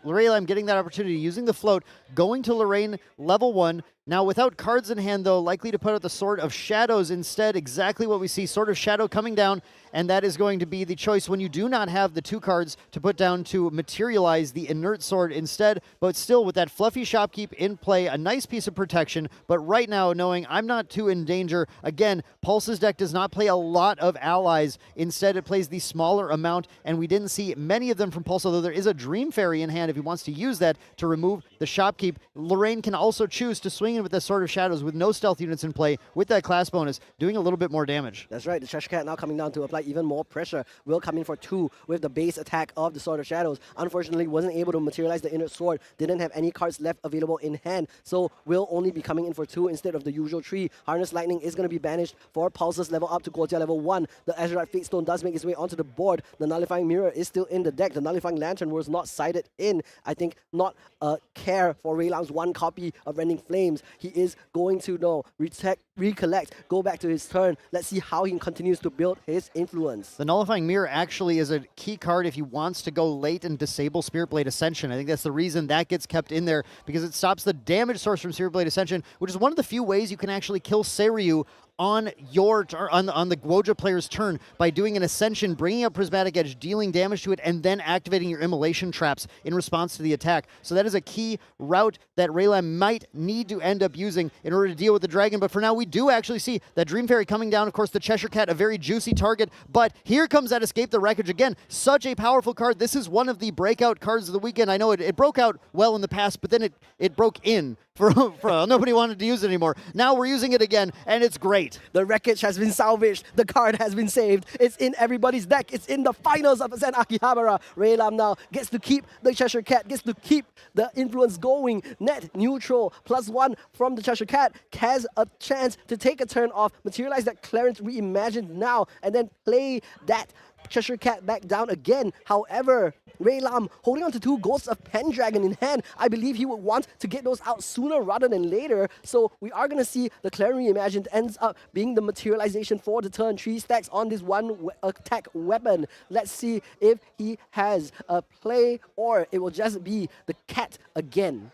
We're going to attack in with the Fluffy Shopkeep, going to hit that Guoja, 1 more on it, and then we do have an Incapacitate in hand. That is potentially a card to keep an eye on. Raylam might need that Incapacitate to stop a critical command or even Arcane Blast late in the game. Keep an eye on it for sure, but we're going to start with the Cremation Ritual on the Fluffy Shopkeep, saying right now, I don't need this Interceptor. Instead, I just need to draw more cards, finds Liminal Guide and Dungeon Guide. I'm not sure if that was the first Dungeon Guide pickup, but obviously we always see the effectiveness of the Dungeon Guide in these matchups for a key level up turn, and especially allowing players to materialize something useful and then go for that level up all in the same turn. Of course, that's going to be great for Raylam, and meanwhile, Pulse is going to start off with the Portentous Tengu, continuing to again build his influence up back with the cards. Now we are also going to have a second quest counter, end of turn, going up to 3, and then after that, he'll get up to 5 after going up to level 2 with the Dungeon Guide. Once again, we'll have 10, which is enough to make the advent of Seiryu. However, let's see what the current play is before we get into the predictions.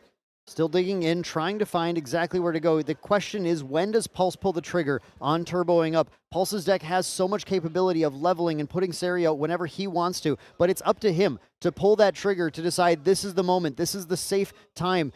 My opponent is not ready for the Seiryu, and of course you can, like we saw in the last game, get those counters set up, but then still wait a moment. Am I ready to flip the dragon yet? And that's what we see out of the best Seiryu players in the world, is knowing exactly when to put the dragon up. But we're going to start immediately. Beseech Fatestone. We get to materialize something. It could be Guoja level 2. It also could be something else. It could be that mirror. It could be preparing for the future to potentially protect that dragon, getting every piece of protection in play that you might need to stop your opponent's routes. But we are going to see Guoja level 2, Blessed Scion, coming down, and we have the option to draw or get quest counters. Pulse loves to draw cards. We've seen it twice now. Pulse going for the draw instead of the quest counters, knowing he doesn't need it. You're going to banish 1 card in a turn, get a 5th quest counter, and 5 is the magic number where you know when you level with a Dungeon Guide next turn, you're able to flip your dragon still. And actually right now, if he wants to, he can flip this Beseech Fatestone as well, but I think choosing to instead keep the 3 cards in memory, using those for the level up next turn, going all the way up to Guoja 3, the Heaven's Favorite, and we want to know if Pulse is going to be Heaven's Favorite today. Raylam, on the other hand, is going up to level 2, Lorraine Blade Master. He will be able to use that in order to get a +2 on his champion, and that could also be why Pulse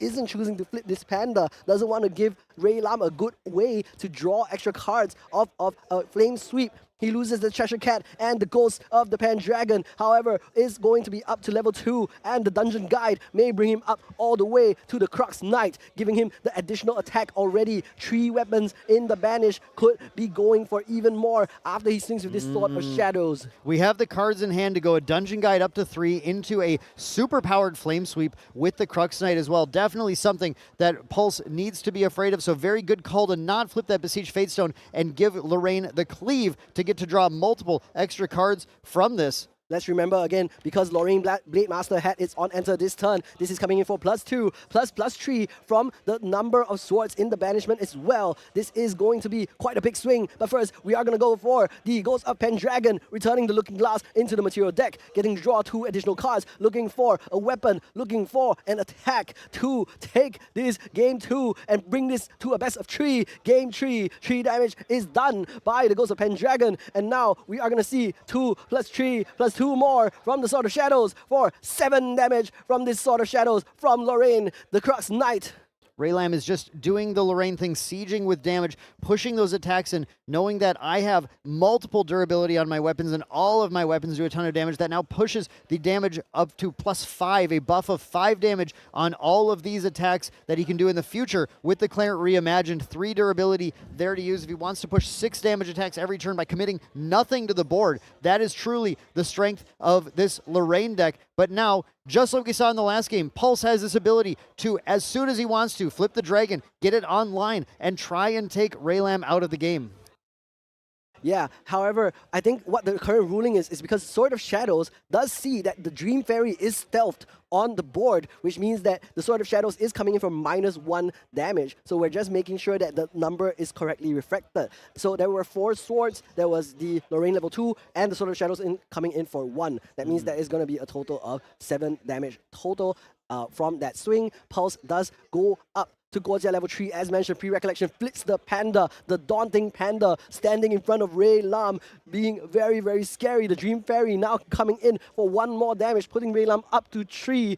And let's see if Seiryu makes his advent this turn. He does have many, many cards left in hand. Pulse has the option to do many things, but chooses instead to listen to the whispers of the fairies. We see no win cards. That's right, all 3 non-win sets all to the bottom. We're gonna go gambling. Is it gonna be win? It's not, it's hard as lightning. Okay, well, that's never what you want to see using Fairy Whispers, but a lot of Win players are very experienced at how to continue to play the game after you see that miss on the Fairy Whispers. Instead, we just go knowing at end of turn, Pulse feels okay, knowing that the trigger on the Fabled Azure Fate Stone is going to draw that Harness Lightning. Again, Harness Lightning, we saw in the last game, part of these crazy damage combos that can close the game off, but only 9 life remaining for Guojia. Is she going to be able to get there against Lorraine's +5 damage attacks? That's right. The only 2 cards left in Rayla's material deck right now are the Backup Charger and the Looking Glass. Pulse, of course, has several cards available in hand, 0 cards in memory, which means he has every single interaction available to him. Resolute Stand for the alternative cost, Innovate Agility to become stealth, protect his board alongside that as well. What has Ray Lam left in his hand? We will have to find out soon. He's counting out his option. He's counting out his swings. He's counting up the ways that he can make this game, this series, go to game 3. We'll go up to the wake up phase now. He is going to decide what the materialization is, but Pulse has too many options. Then what is Ray Lam to do? It's tough because a single Innervate Agility is an incredible line for Pulse to take, going down to 2, then immediately getting to free level back to 3, get a Recover 3 on the next turn. It's basically a Recover 8. It would bring Guojia to 8 damage counters with no other damage coming at them. If you stealth your board, this Lorraine version does not have a lot of other ways to actually deal damage, so it would put Pulse in an extremely safe spot to have an Innervate Agility this turn, protecting the board, protecting the life total, and then setting up to flip the dragon and activate those commands on the next turn, especially if you can get Raylam to commit to using some of his cards on his turn. But we are going to see the dragon now flipping here. That's right, Seiryu, Azure Dragon makes its advent once again. The Ghost of Pendragon has already selected its target, so the taunt will not apply, and that means Pulse only has 5 life left, and Ray Lam has a Spirit Blade Ascension. He wants to bring the prismatic edge onto the board, showing more damage, and then also having the option to use the Flame Sweep to deal even more damage to the face of Guojia, chosen by heaven. And now here the Flame Sweep goes. You are not going to be able to deny this with you are not going to be able to deny this with Resolute Stand. You're not going to be able to deny this with Innovate Agility. You're not going to be able to deny Ray Lam of victory. He goes to game 3 in the finals of Ascent Akihabara. That Flame Sweep, of course, you can't stealth it. It's a cleave attack. It's hitting everything. It does not matter whether or not they have stealth. So even with an Innervate Agility, there was nothing in hand that Pulse could have used at that point to deny that amount of damage that Lorraine was dealing. Flipping the Dragon, a last-ditch effort in response to that attack to say, I need to stop these attacks in some way. I think Pulse just missed finding a lot of those interaction pieces that were required to stay alive in that game. But yes, of course, for the viewers out there, so exciting. We do get to go to a Game 3 in this match where we've seen the Seiryu deck really do a remarkable job against these Crux decks throughout the event. But here, Crux might be mounting a comeback. Exactly, and again, even when we're considering the amount of interaction available for Pulse, Raylan was representing so much damage that turn. Even if we don't count the Dungeon Guide, the Ghost of Pendragon on the board, the Flame Sweep with the Prismatic Edge, with the Spirit Blade Ascension, that's 3 plus another 5 from the banishment alone. Sorry, 4 after you return 1 to the material deck. That's 7 total. Another 2 from the Flame Sweep. Now 9. Another 3 from the Prismatic Edge. Another 3 from the Ascension. That's so much damage, and Pulse had already taken a lot of poke up to that point. So maybe a little bit not respecting enough to turn the Seiryu up at the Recollection phase instead. It's a little tough because if you flip that Seiryu in the Recollection, then I think that Seiryu dies that turn instead. And I think the Seiryu dying and you dying are almost the exact same thing in this deck. That's right, Guojia and her Shenju, they are one and the same, bonded through their quest together, feeding so many quest counters into that Azure Dragon, and now they are one and the same. Losing the dragon is like losing your lifeblood, losing your win condition, and losing your way to the gauntlet. This is one of the reasons I think this Guoja deck is so cool. Guoja as a champion is so cool because this really embodies that tamer mentality of I have a pet dragon, and that dragon is the star of the show. It's not Guoja herself. Guoja in the backline supporting the dragon, but the dragon is like your champion. It's as if your champion was an ally on the board that can be interacted with. Sometimes tough to interact with, and that you play your resolute stance to protect instead of your champion. All of these things. It's an incredible design, and we're going to go in and see if that design is able to take Ascent Akihabara on the first turn of the game. Pulse is going to go for a Fairy Whispers. Look at the top 3 cards of the deck, hoping not to whiff. Once again, of course, we're not going to see that whiff. We do see a Baby Green Slime, at least one of the options that Pulse can put on top in order to reveal and add to hand. This is the first time that Pulse has been able to go first in this series, and he's going to try to get first at this event.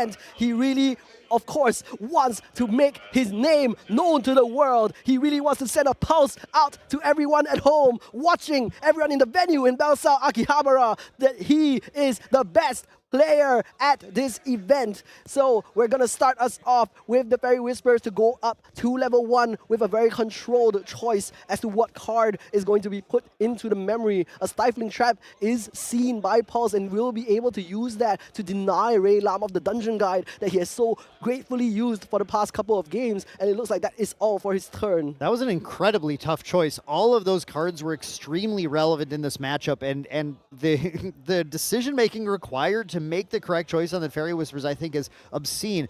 Pulse ultimately choosing to put both the command and putting the Baby Green Slime on the bottom of the deck, both super relevant cards, but just taking that Stifling Trap, trying to deny Raylan that ability to get to 3 and push that lethal line, opening the way for that Seiryu. But first, now we are going to see a Creative Shock available for Ray Lam for his starting turn once again. He also does have the Tree of Hearts, which he can use as an ally to push in some more damage, but it looks like Creative Shock into Liminal Guide is going to be the play of choice. There's also a Cremation Ritual available for him, so he can use that the following turn. But right now, the Creative Shock is going to be the more high-value option. Pulse needs to, or excuse me, Raylam needs to carefully decide which of these cards is going to go down, because if we're just going to Creative Shock, we're going to Creative Shock this Liminal Guide, then if we're going to Creative Shock this Liminal Guide, then that means that we are going to have to banish a card from memory in order to level. And so whatever we put down in memory right now is a risk. It is a card that we might potentially lose, and it could be a relevant card in this matchup because Raylam's hand wasn't exactly full of a lot of chaff, a lot of things that you're happy to lose. And immediately the Sensor of Restful Peace is materialized for Pulse because he was able to go first. He can take this off turn to deny Ray Lam of the value that he can get from his graveyard. No reduce to ash that I can see right now, because that is going to be the key and the only way to unlock the graveyard that Pulse is trying to put a shut on.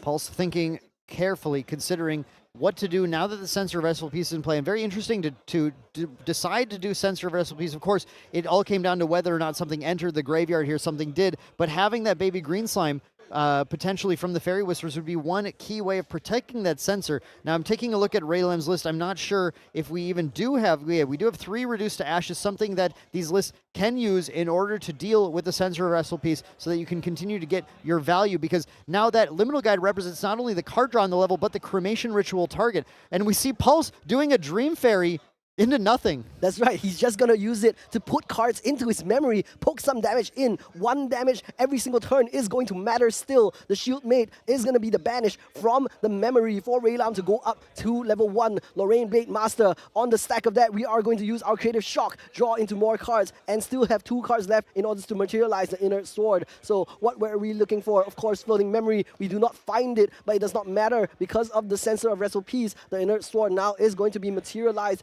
for Ray Lam, and unfortunately still hasn't found a Reduced to Ash to open the gates to his graveyard. That graveyard, it's going to potentially be the difference maker in this match. That Liminal Guide this turn would have completely shifted Ray Lam's momentum, the ability to get that card on the level up, and then Cremation Ritual, that Liminal Guide. But we do see that Fluffy Shopkeep. Fluffy Shopkeep still able to help get Ray Lam turboed. Every single game we see this Fluffy Shopkeep coming down and really keeping the pressure and the cards flowing. But actually we're going Cheshire Cat instead with that Inert Sword in play, a 3 damage attack, deciding to shift the gears to, okay, fine, if you're going to play Sensor of Restful Peace, if you're not going to level, I'm going to put the pressure on the board. That's right, with that 3 damage swing every single turn now, and the Dream Fairy already used on the board just on air. We are going to have a rather safe Cheshire Cat here to provide some more pressure. Pulse, though, is going to go up finally to Guotia level 1, show off the material deck once again. The Nullifying Mirror is still the choice over the Lantern. Of course, only 3 Spirit Blades Ascensions, but only 1 Rending Flames, so it's a clear choice as to what the trade-off is. Pulse, though, now going up to level 1 with the fabled Azurite Fate Stone, will start her quest to become the very best and have the championship title of Ascent Akihabara. We're immediately going to turbo up with the Dungeon Guide. We are going to try and get to Guotia level 2 now. With that on enter, we're either going to get even more quest counters or to draw cards and refill our hand. Look at this, we lost a Regal Inquisition here. Pulse willing to risk a Regal Inquisition just to get this level up here. I think that means he's really ready to try and make Ray Lam have it in this match. He's in fact risked both his Regal Inquisitions. He put both of them down to level up and then loses the other one off of the Azurite Fate Stone end of turn effect. Now going all the way up to 3 quest counters, choosing to draw on enter instead, because if he banishes another 6 cards, he banishes another 3 cards, we'll go up to 6, then gets another 3 from Guotia level 3. End of turn, he will get 1 more, and that is the dragon make its way onto the board. Ray Lam now going up to level 2, losing a Floating Memory that he cannot use, and the Tree of Hearts as well, going up to Lorraine Blade Master. Does he have the Dungeon Guide to go all the way to the top of his lineage, Crux Knight? One thing you're seeing in this matchup, you gotta pay attention. The fact that this card exists, this is squeezing Lorraine. Lorraine is just failing to actually accumulate the same kind of influence that she's had that freedom to accumulate in other games with those Liminal Guides, with those Floating Memories. Instead, Ray Lam just forced to attack the board, start putting the pressure on, and keep potentially just losing influence, keeping influence low. This Flame Sweep is coming in. It is going to clear the board, but it's putting Ray Lam down to just 1 card in hand until that Lorraine on enter resolves. Killing both of those allies causes 2 more card draws so that if influence immediately reaccumulates. What an insane turn for Ray Lam. Of course, this is how the Crux Lorraine deck functions. With the Blade Master effect getting +2, that makes the Flame Sweep come in for 2 more. 6 to the entire board, including the 2 guides and the Dream Fairy on the board of Pulse. And not only that, as a bonus, you get to draw 2 additional cards. Ray Lam has effectively negated the effect of this Sensor of Restful Peace. That Liminal Guide is no longer a necessity, but a luxury. And instead, Pulse now going up to level 2 still, takes a turn off with the Portentous Tangu, now going for the Forest Cake, will try to draw more influence again. End of turn effect going up to that very crucial 5 quest counters, which means next turn a Dungeon Guide will send him all the way up to 10. If Raylam was not able to get that influence that turn, I think this would have been Pulse's game to lose. Pulse was getting into a pretty good position, but man, rough that Raylam finds that flame sweep, reaccumulates that influence, gets back into the game, going into this next turn with a potential 7. Now still having to lose more cards if he wants to go to that higher level, but look at this, already 12 damage marked on Guoja, right? 10 life remaining. Raylam is already so close to securing victory. That said, it is certainly not out for Pulse because we've seen Pulse do these remarkable 0 to lethal lines. He's going up, he's going to 3. Lorraine Cruxlight makes her way onto the board, and with how many swords in the banishment will we see is going to be a very big buff still. First, the Cheshire Cat is going to come in for 3, putting Pulse up to 15. Now, what is going to be the attack card available? There's a devastating blow, and does Pulse have a response, or is his chances of winning this game devastated? Pulse needs something. Pulse needs an Innervate Agility, I think, is the main thing that Pulse can use to get out of this. If Pulse has the Innervate, I think he would slam it here. You would need to have that card right now. Do we have the Innervate? He does look like he's going to put 2 cards down. That could be the Innovate Agility. What is the option? A Resolute Stand will not be it. Innovate Agility is the play. Sends himself into the stealth. He is agile. He is running quickly away from lethal. And unfortunately for him, is still very far away from Guojia level 3 right now. Will have to go all the way back down to level 1. The chosen disciple he wants to be. However, what he really wants to be at right now is Heaven's Favored. He's going to use the baby green slime to suppress his forest cake, draw an additional card, and I think we're going back up to Guojia level 2 this turn.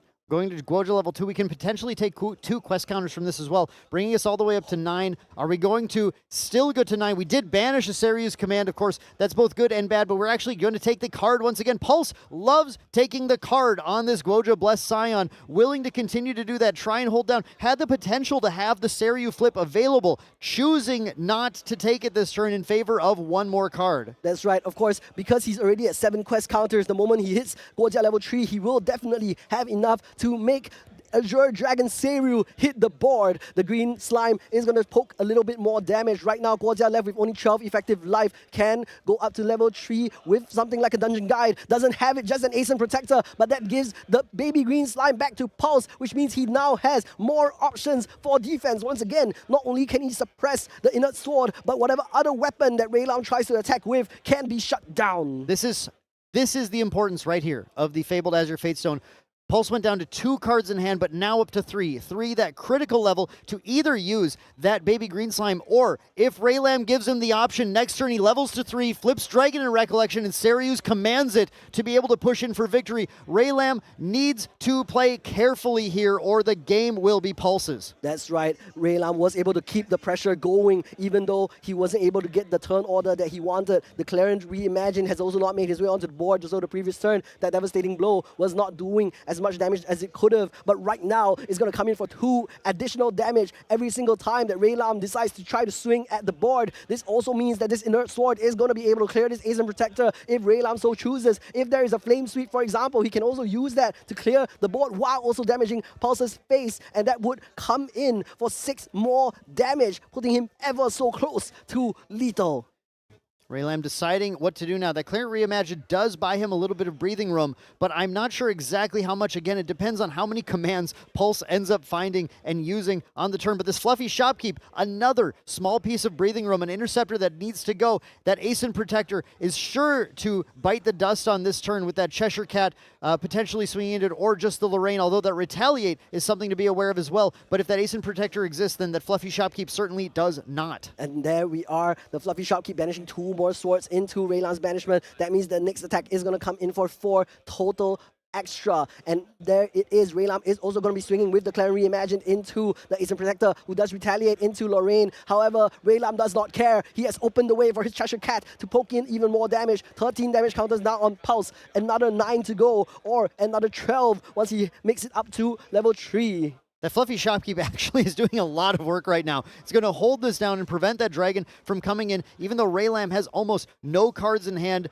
he needs to have a way around the Fluffy Shopkeep. And the problem is Pulse, even materializing a smoke bombs, only gets him to 9 quest counters. You need to materialize Guoja right now if you want to flip the dragon this turn. That's right. If he wants to make Azure Dragon Savior appear during his main phase instead of during the Recollection, he does need at least that Guojia level 3 in order to go all the way up. However, I don't know if he wants to lose all of that influence just yet. He might even be counting because I see the Savior's command in hand, and he is going to send Guojia, Heaven's Favor, makes her way onto the board. 3 more quest counters are going to be the case. Now we're going to see Recover 3 back to 10 damage counters for Pulse, and there's no command in the pre-recollection. There's no flip of the Azure Dragon. We are going to still continue to hold interaction instead. This worked for Pulse very well in game 1, holding that interaction up. Again, Raylam, even though getting that incredible flame sweep, still squeezed a little bit on that influence. Doesn't have everything that he would love to have, that he had that let him take that second game. So even if Raylam wants to play anything on the main phase, it's going to basically deny him his ability to interact until this influence builds a little bit higher. Needs to find cards like Ghost of Pendragon in order to do that, but hasn't quite been able to. This backup charger coming down, but no ability to use it during Recollection. Instead, just going to Recollect here, and we see, was that pink? I'm not sure, but we will find out. There is going to be the Cheshire Cat and the Fluffy Shopkeep available. I think I see Dungeon Guide, but I'm not sure what else is in Raylam's hand. Remember, 4 swords in banishment right now. The Clarent and the Inert Sword both on the board. Cheshire Cat wants to go in for another 3. Fluffy Shopkeep can go for another 1. That would put Pulse at just 11 more to go, and another devastating blow would once again put him in danger of lethal. But instead, I see a crystallized destiny, and Raylam will be happy to see that as a defensive option for the Arcane Blast later. But it's not what he wants right now if he wants to finish the game here and now. I don't think finishing the game is going to be on the table. Raylam just has to decide, do I commit more to build the board right now, or do I hold up this Fluffy Shopkeep? And we're going to see this cremation ritual. Actually, we are going to build, we are going to draw, we're going to get rid of the Cheshire Cat. The Cheshire Cat, one of our best options for pushing damage, but the Fluffy Shopkeep is far too important. That's right, and I think that's also because this means Raylam has unlocked the Inert Sword. He wants to get rid of that and put it into the Banish, because if he does use it right now and still keeps the Cheshire Cat, it no longer goes in for 3. However, because of this, Raylam has now given himself the ability to use this Inert Sword to swing in for 6 this turn, and the next turn onwards he can focus on using the Clarent Reimagined instead. It is only 21 damage to take Lorraine out. It really is not going to take that much, especially when we see the Incandescent Reliquary come down, a very likely play here. Guoja's going to take the damage. That Recover 3 doing a lot of work, keeping Guoja out of that lethal line of even a Spirit Blade Ascension. Guoja feels a little bit safer, but that Fluffy Shopkeep still standing in the way. This card right here, we saw it at Boston. We've seen it every previous Ascent. This card has been absolutely crazy since its release in Distorted Reflections, in its ability to hold down the fort while keeping your influence neutral. That's right, but what are Pulse's options? The following turn, he's dead to just the swing from Lorraine Crux Knight. He's only at 6 damage counters left before he has to go home to the airport, but he wants to be going to the Gauntlet instead. Has a lot to think about right now in pre-recollection. If he flips the dragon, and he will, Seiryuu for the 3rd time this series, for the last time at Ascent Akihabara, we will see the Azure Dragon make his way onto the board. He's commanded now to have 3 times his on attack triggers. He will be used to deal more and more damage to Raylam, the player of the Lorraine Crux Knight. He currently only has 2 stacks left on the Clarent Reimagined. It's only going to be able to prevent 4 damage from an Arcane Blast. Here we are going to see Generate and Power. How many Arcane Blasts are we going to be able to get into the Banishment? How many Arcane Blasts are we going to be able to activate this turn? How much damage are we going to be able to put into Raylam's face? Are we going to be able to blast him away to the airport and ourselves to Nationals? Or are we going to instead head home unfairly defeated by Lorraine? The Arcane Blast coming in, 11 damage potential. Now we do have the option to go ahead and use these Clarent Reimagined triggers to prevent the damage, but that then takes Lorraine's only sword off the board. If she uses both of those, she has to make a very, very important decision with Pulse holding cards in hand, still potentially having another Innervate Agility, another way to hold down the fort and keep the dragon safe and give him an option in order to push that lethal damage on the next turn. Takes the full 11, opting to hold on to both durability on the Clarion here. We see the Byaku's command coming down. The Byaku's command from hand is going to put the buff counter on Seiryu. Another 5 damage swing. Going to get the 3 times triggers from Seryu's command. Going to get another Arcane Blast. That Claire Reimagined might have needed to be used. However, Ray Lam does still have the opportunity to respond. He gives it the thumbs up. He doesn't have anything to say. Crystallized Destiny, though, is going to prevent the Arcane Blast. He is not going to take 11 damage this turn. And now at 23, with still 5 life remaining, he goes to Recollect. He has the Clarion Reimagined. 6 damage is going to be all it takes to finish the game, to finish Ascent Akihabara, to win and make his way to the Gauntlet. Wow, unbelievable. We saw Crux Lorraine in such a close game three of an entirely incredible match, coming down to the wire as both players going for lethal, but that Crystallized Destiny draw, I cannot believe that Crystallized Destiny off the top on the last turn, saving Ray Lam, exactly what he needed.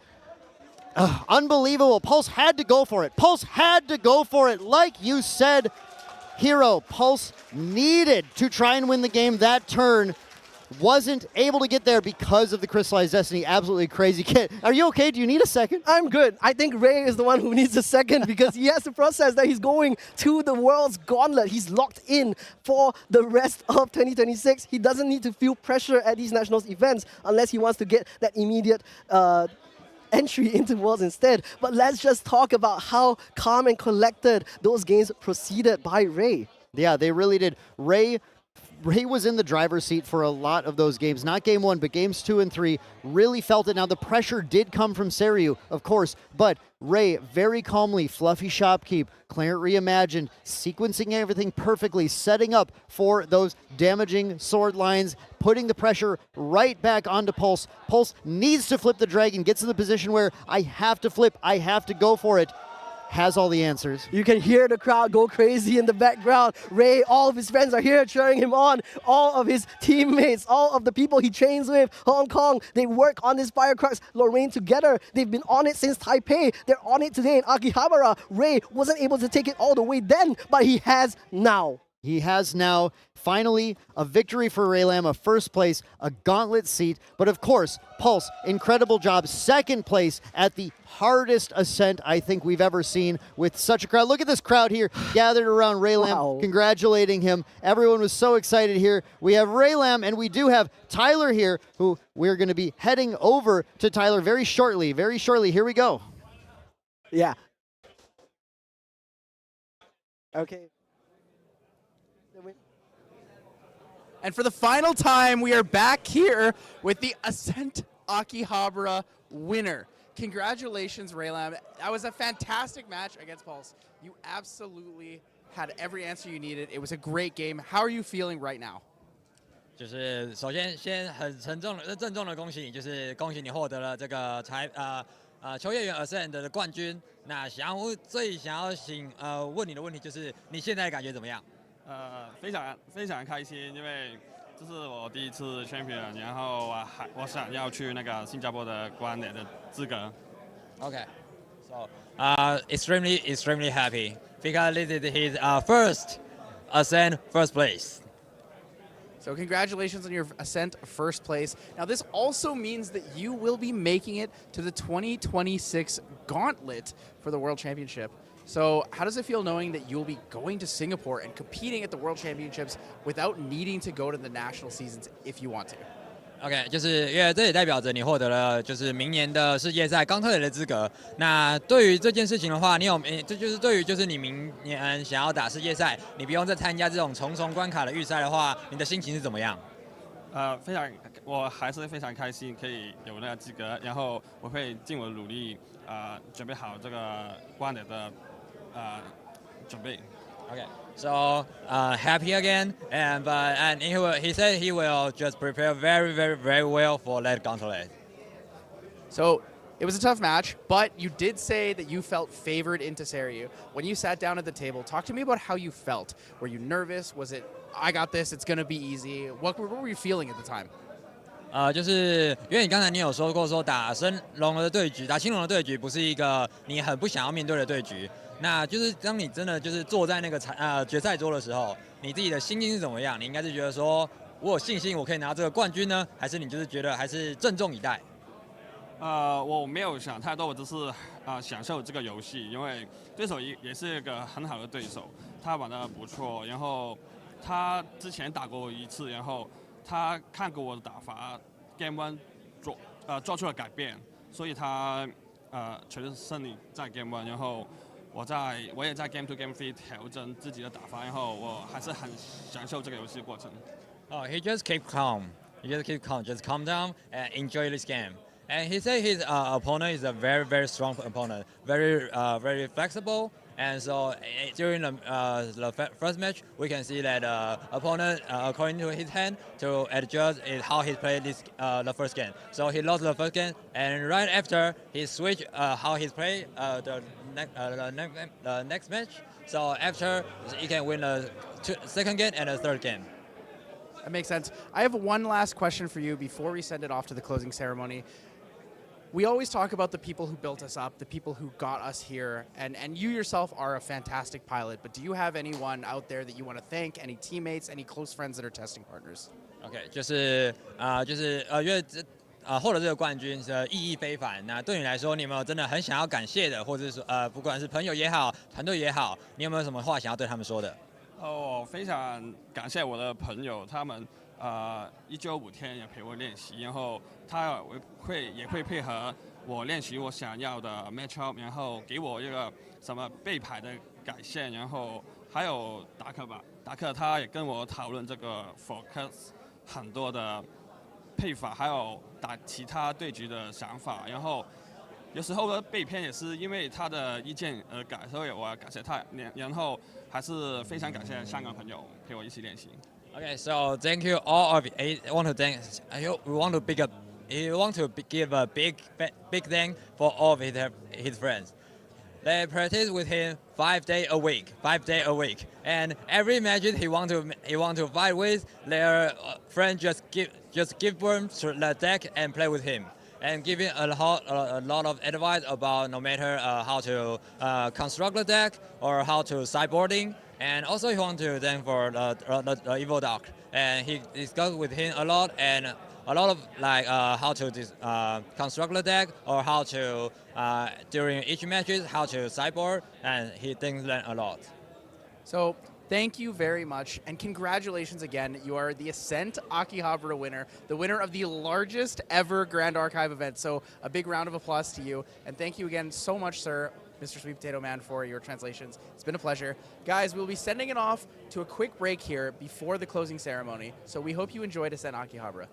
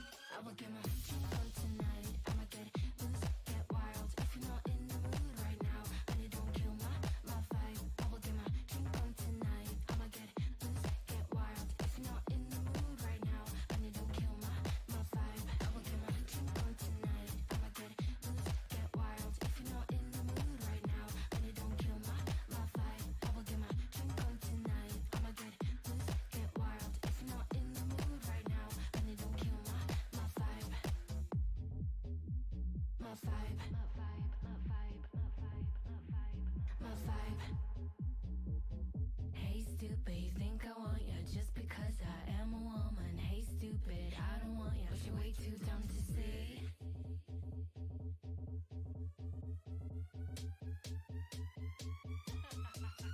I will get my